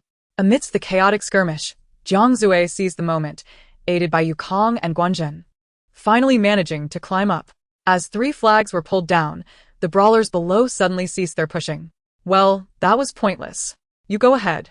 No, you go first. Their smiles were amicable, as if the earlier tumult had never occurred. The comments read, "So everyone can change their expression so quickly? I'm dying of laughter. Suddenly so polite. Had I known this would be so amusing, I would have saved it for the Spring Festival Gala."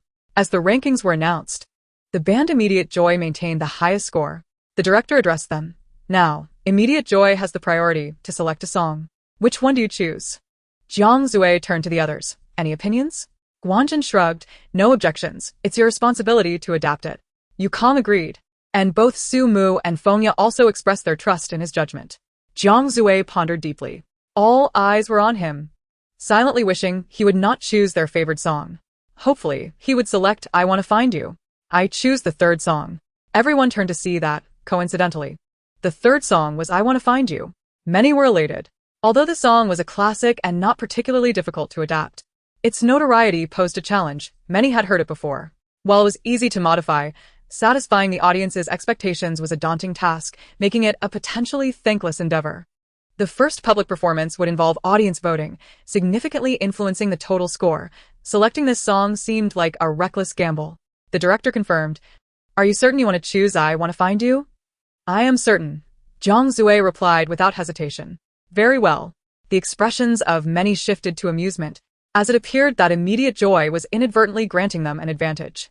Unfazed by the gazes upon him, Jiang Zue remained composed. The other members of Immediate Joy, though puzzled by his choice, chose to trust his decision. After all, if Jiang Zue had made up his mind, he must possess the requisite talent. This time, they only needed to adapt the song, not compose a new one. Jiang Zue stated he required a day for this task, after which he isolated himself in a room. Meanwhile, Su Mu and her group headed to the practice room to rehearse other songs and refine their synergy. As the top team on their initial stage, they occupied the most luxurious practice room, with the Flying Sea Band in the second best adjacent to them. The Flying Sea Band had chosen the song Girl, a lively tune advantageous for both adaptation and performance. At that moment, the Flying Sea Band began their practice, though Ling Shan was absent. He had received a message from Lin Zhaozhao. "Do you need help finding a professional producer to adapt the song?" Ling Shan replied, "No need." Lin Zhaozhao pressed, "Could you be less overconfident? You lost to Jiang Zue on the initial stage." Ling Shan retorted, "I lost because you insisted on hiring someone to write us a song. If I had used my own composition, I would have certainly triumphed over him." Lin Zhaozhao responded with disbelief. "Isn't it the person who is inadequate blaming the circumstances?" Ling Shan smiled slightly. This time, Jiang Zue has lost his mind by choosing a song that is both arduous and thankless. Trust me, I will definitely win this time. To be honest, Lin Zhaozhao remained skeptical of his confidence, considering Jiang Zue's reputation as a musical prodigy. Furthermore, she believed it was high time Ling Shan faced some harsh realities. This way, when the next performance came around, he would be more amenable to her suggestions. While Ling Shan was clandestinely communicating with Lin Zhaozhao, another individual was discreetly seeking out the director. Upon encountering Wang Yuchuan, Director Chen was puzzled. "Uncle Wang? Is there something you need?" "I'm not here for you. I'm here for Fengya." "Then go find her." "I wish I could, but I'm a judge." "It wouldn't be appropriate to call her out in front of all these cameras." "What do you need to discuss with her?"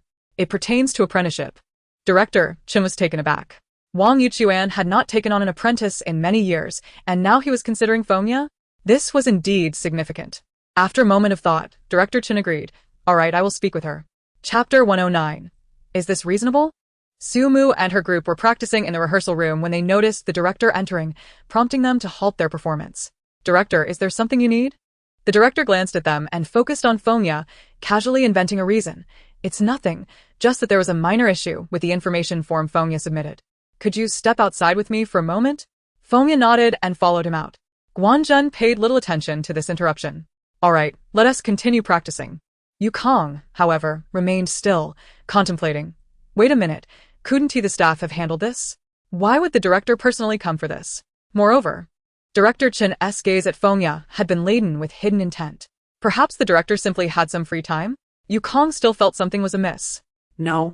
I need to check this out. As Yukong turned away from the practice room, he trailed the director from a distance, only to discover that the director had brought Fengya to the stairwell. This place was usually deserted and, most importantly, devoid of cameras. Alarm bells rang in Yukong's mind as he stealthily approached. Are you certain you wish to decline?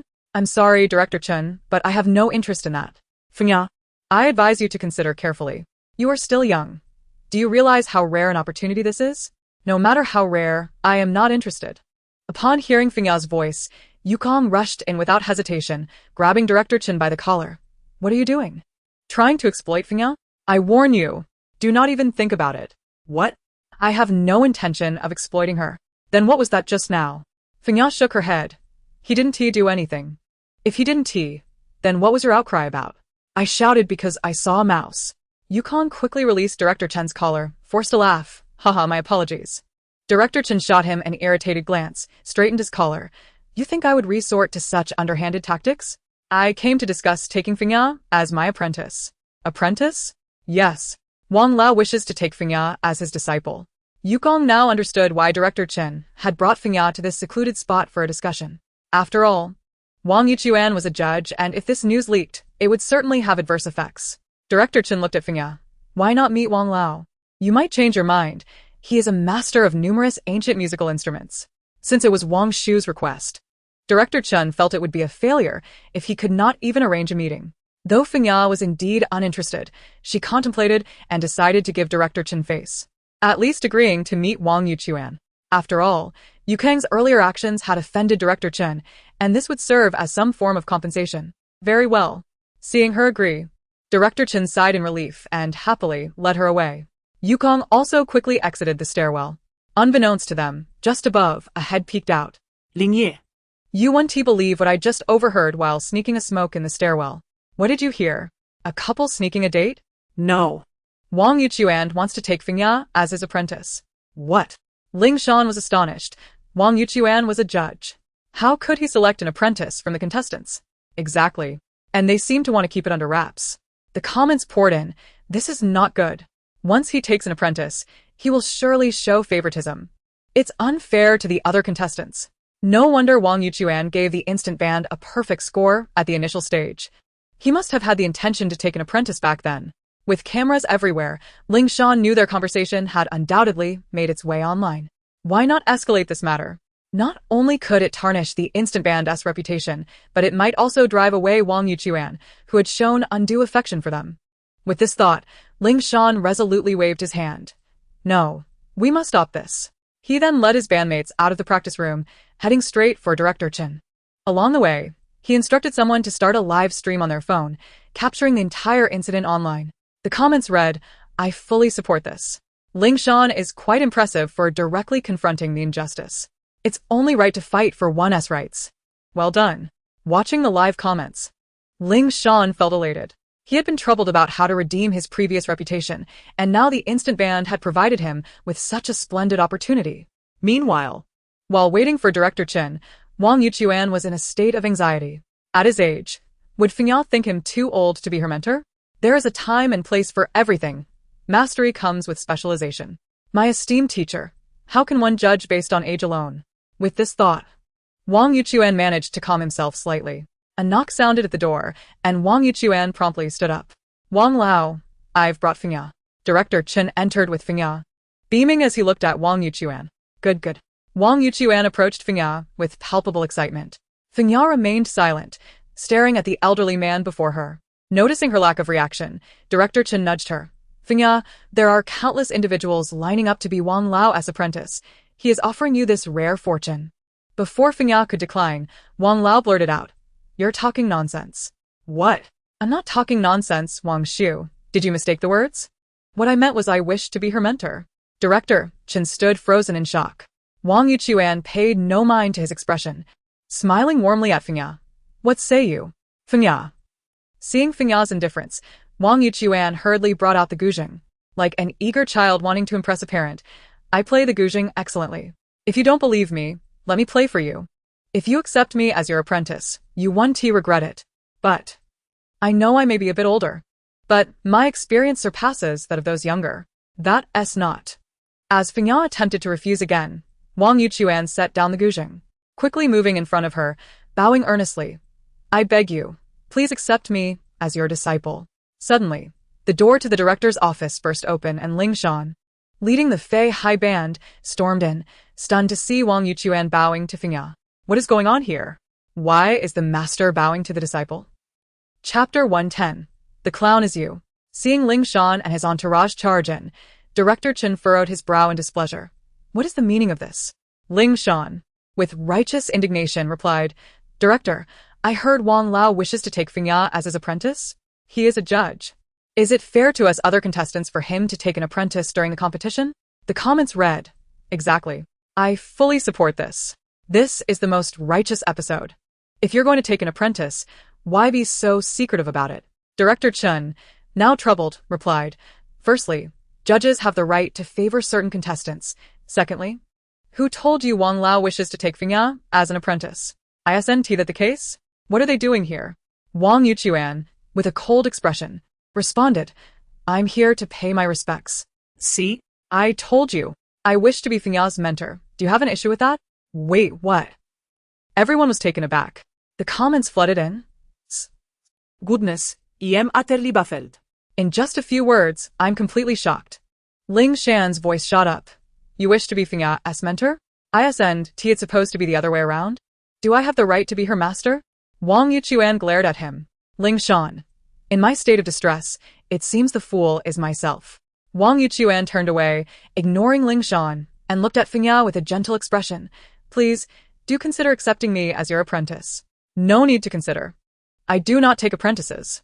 Fengya's tone was resolute, and without another word, she exited the director's office. Wang Yuchuan clutched his chest. Sorrow etched on his face as he turned to Director Chen.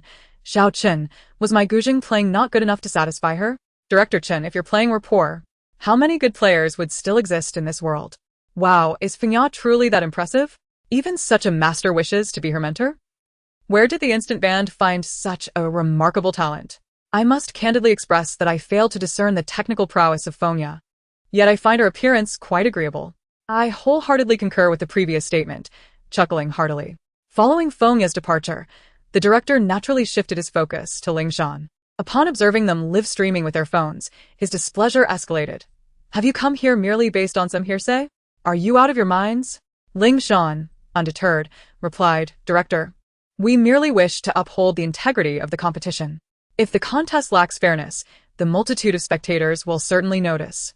If your abilities fall short, the audience will discern that as well. It would be wiser to practice diligently instead. The barrage of comments echoed his sentiments. So true, haraha. Well said. Those lacking in skill often resort to such petty schemes. Ling Shan's already tarnished reputation has only been further exacerbated, haha. Left speechless by the rebuttal, Ling Shan departed, dejected. You shouldn't be surprised, Yu Kong remarked, perplexed. Isn't the director seeking you for this matter? Wang Yuchuan wishes to take me as his apprentice. Yu Kong. Sumu? Guanzhen. Well, this world has finally become the spectacle they wish to see. Yu Kong hurriedly inquired, did you agree? I did not.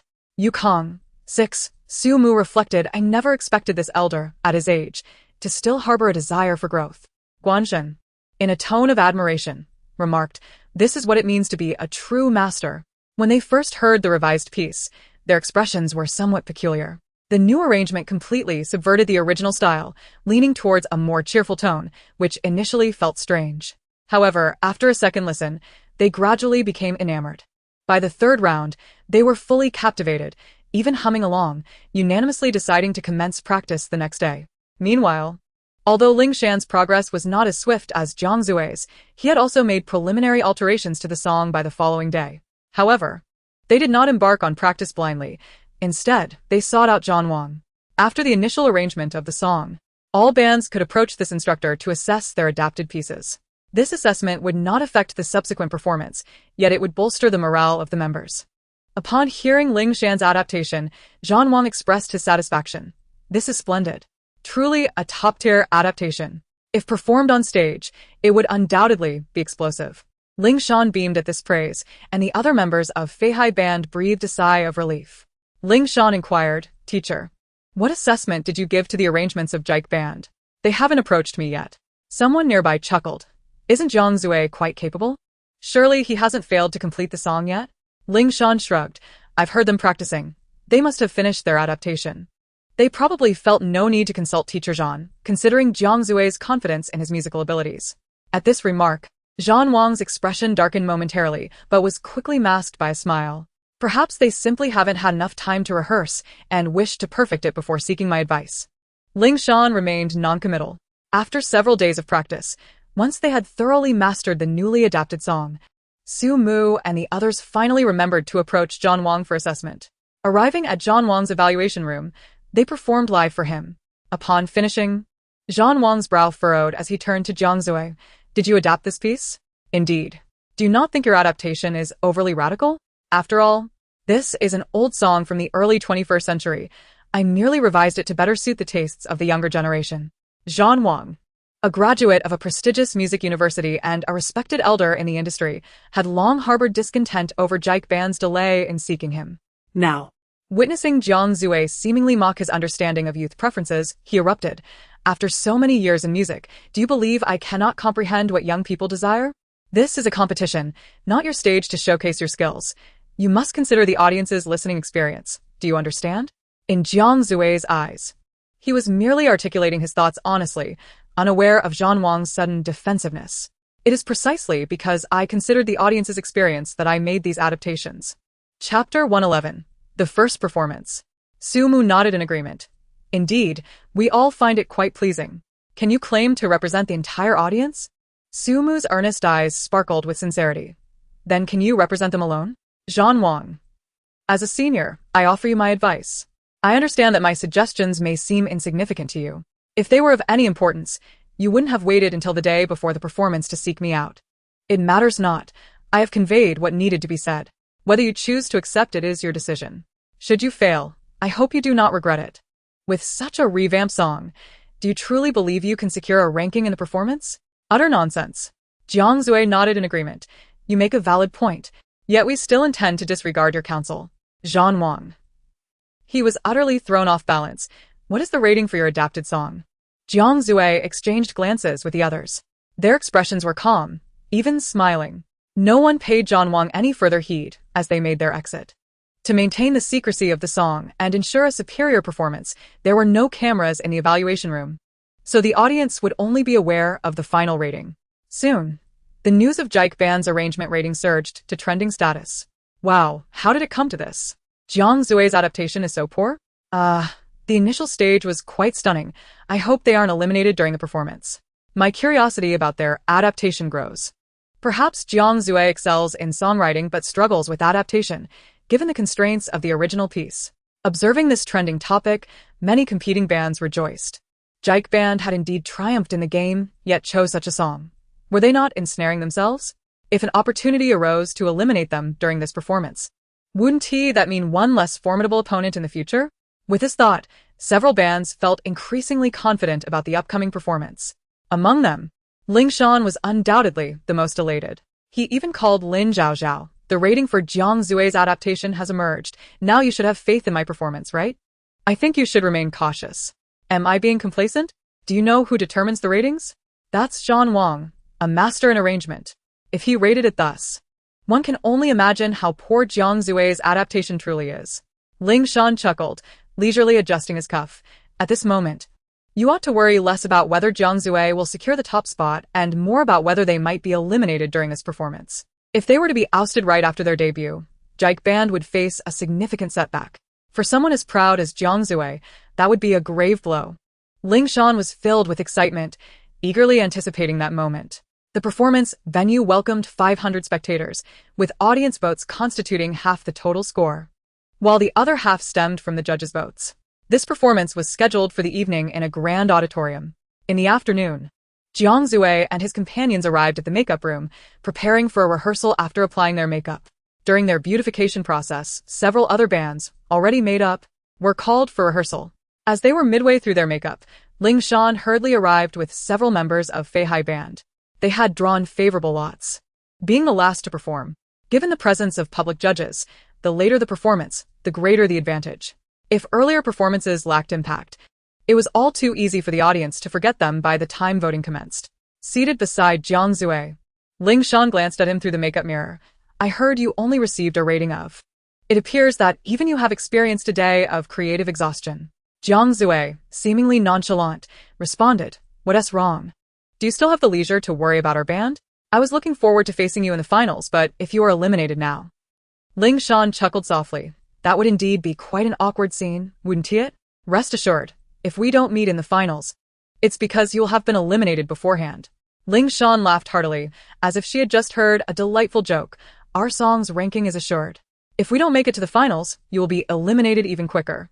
At that moment, Su Mu had just finished her makeup and, upon approaching Jiang Zue, overheard the conversation. She clapped her hands, exclaiming, It's all in good fun, but you must watch your words. Ling Shan was left perplexed. The comments streamed in. Haha, this is hilarious. When it comes to witty insults, Su Mu reigns supreme. I'm laughing so hard I could crow. Ling Shan truly cannot hide the small-mindedness of her triumph. Jiang Zue, disinterested in further banter with Ling Shan, departed after finishing her makeup to prepare for the rehearsal in the studio. The rehearsal lasted over 2 hours, and by 7 in the evening, 500 audience members began to enter, marking the official commencement of the first public performance. Compared to the initial stage, the panel of judges was slightly reduced. However, the previously featured judges Chu Jiwen and Wang Yuchuan remained, joined by the renowned lead vocalist of the international band Escape Planet, Billy. Amidst the applause, the host took to the stage. Welcome to the inaugural live performance of This Band. Tonight, we will enjoy the performances of 10 exceptional bands. The first group to perform was named Sunset, presenting their song, The Unseen. With that, the host exited the stage.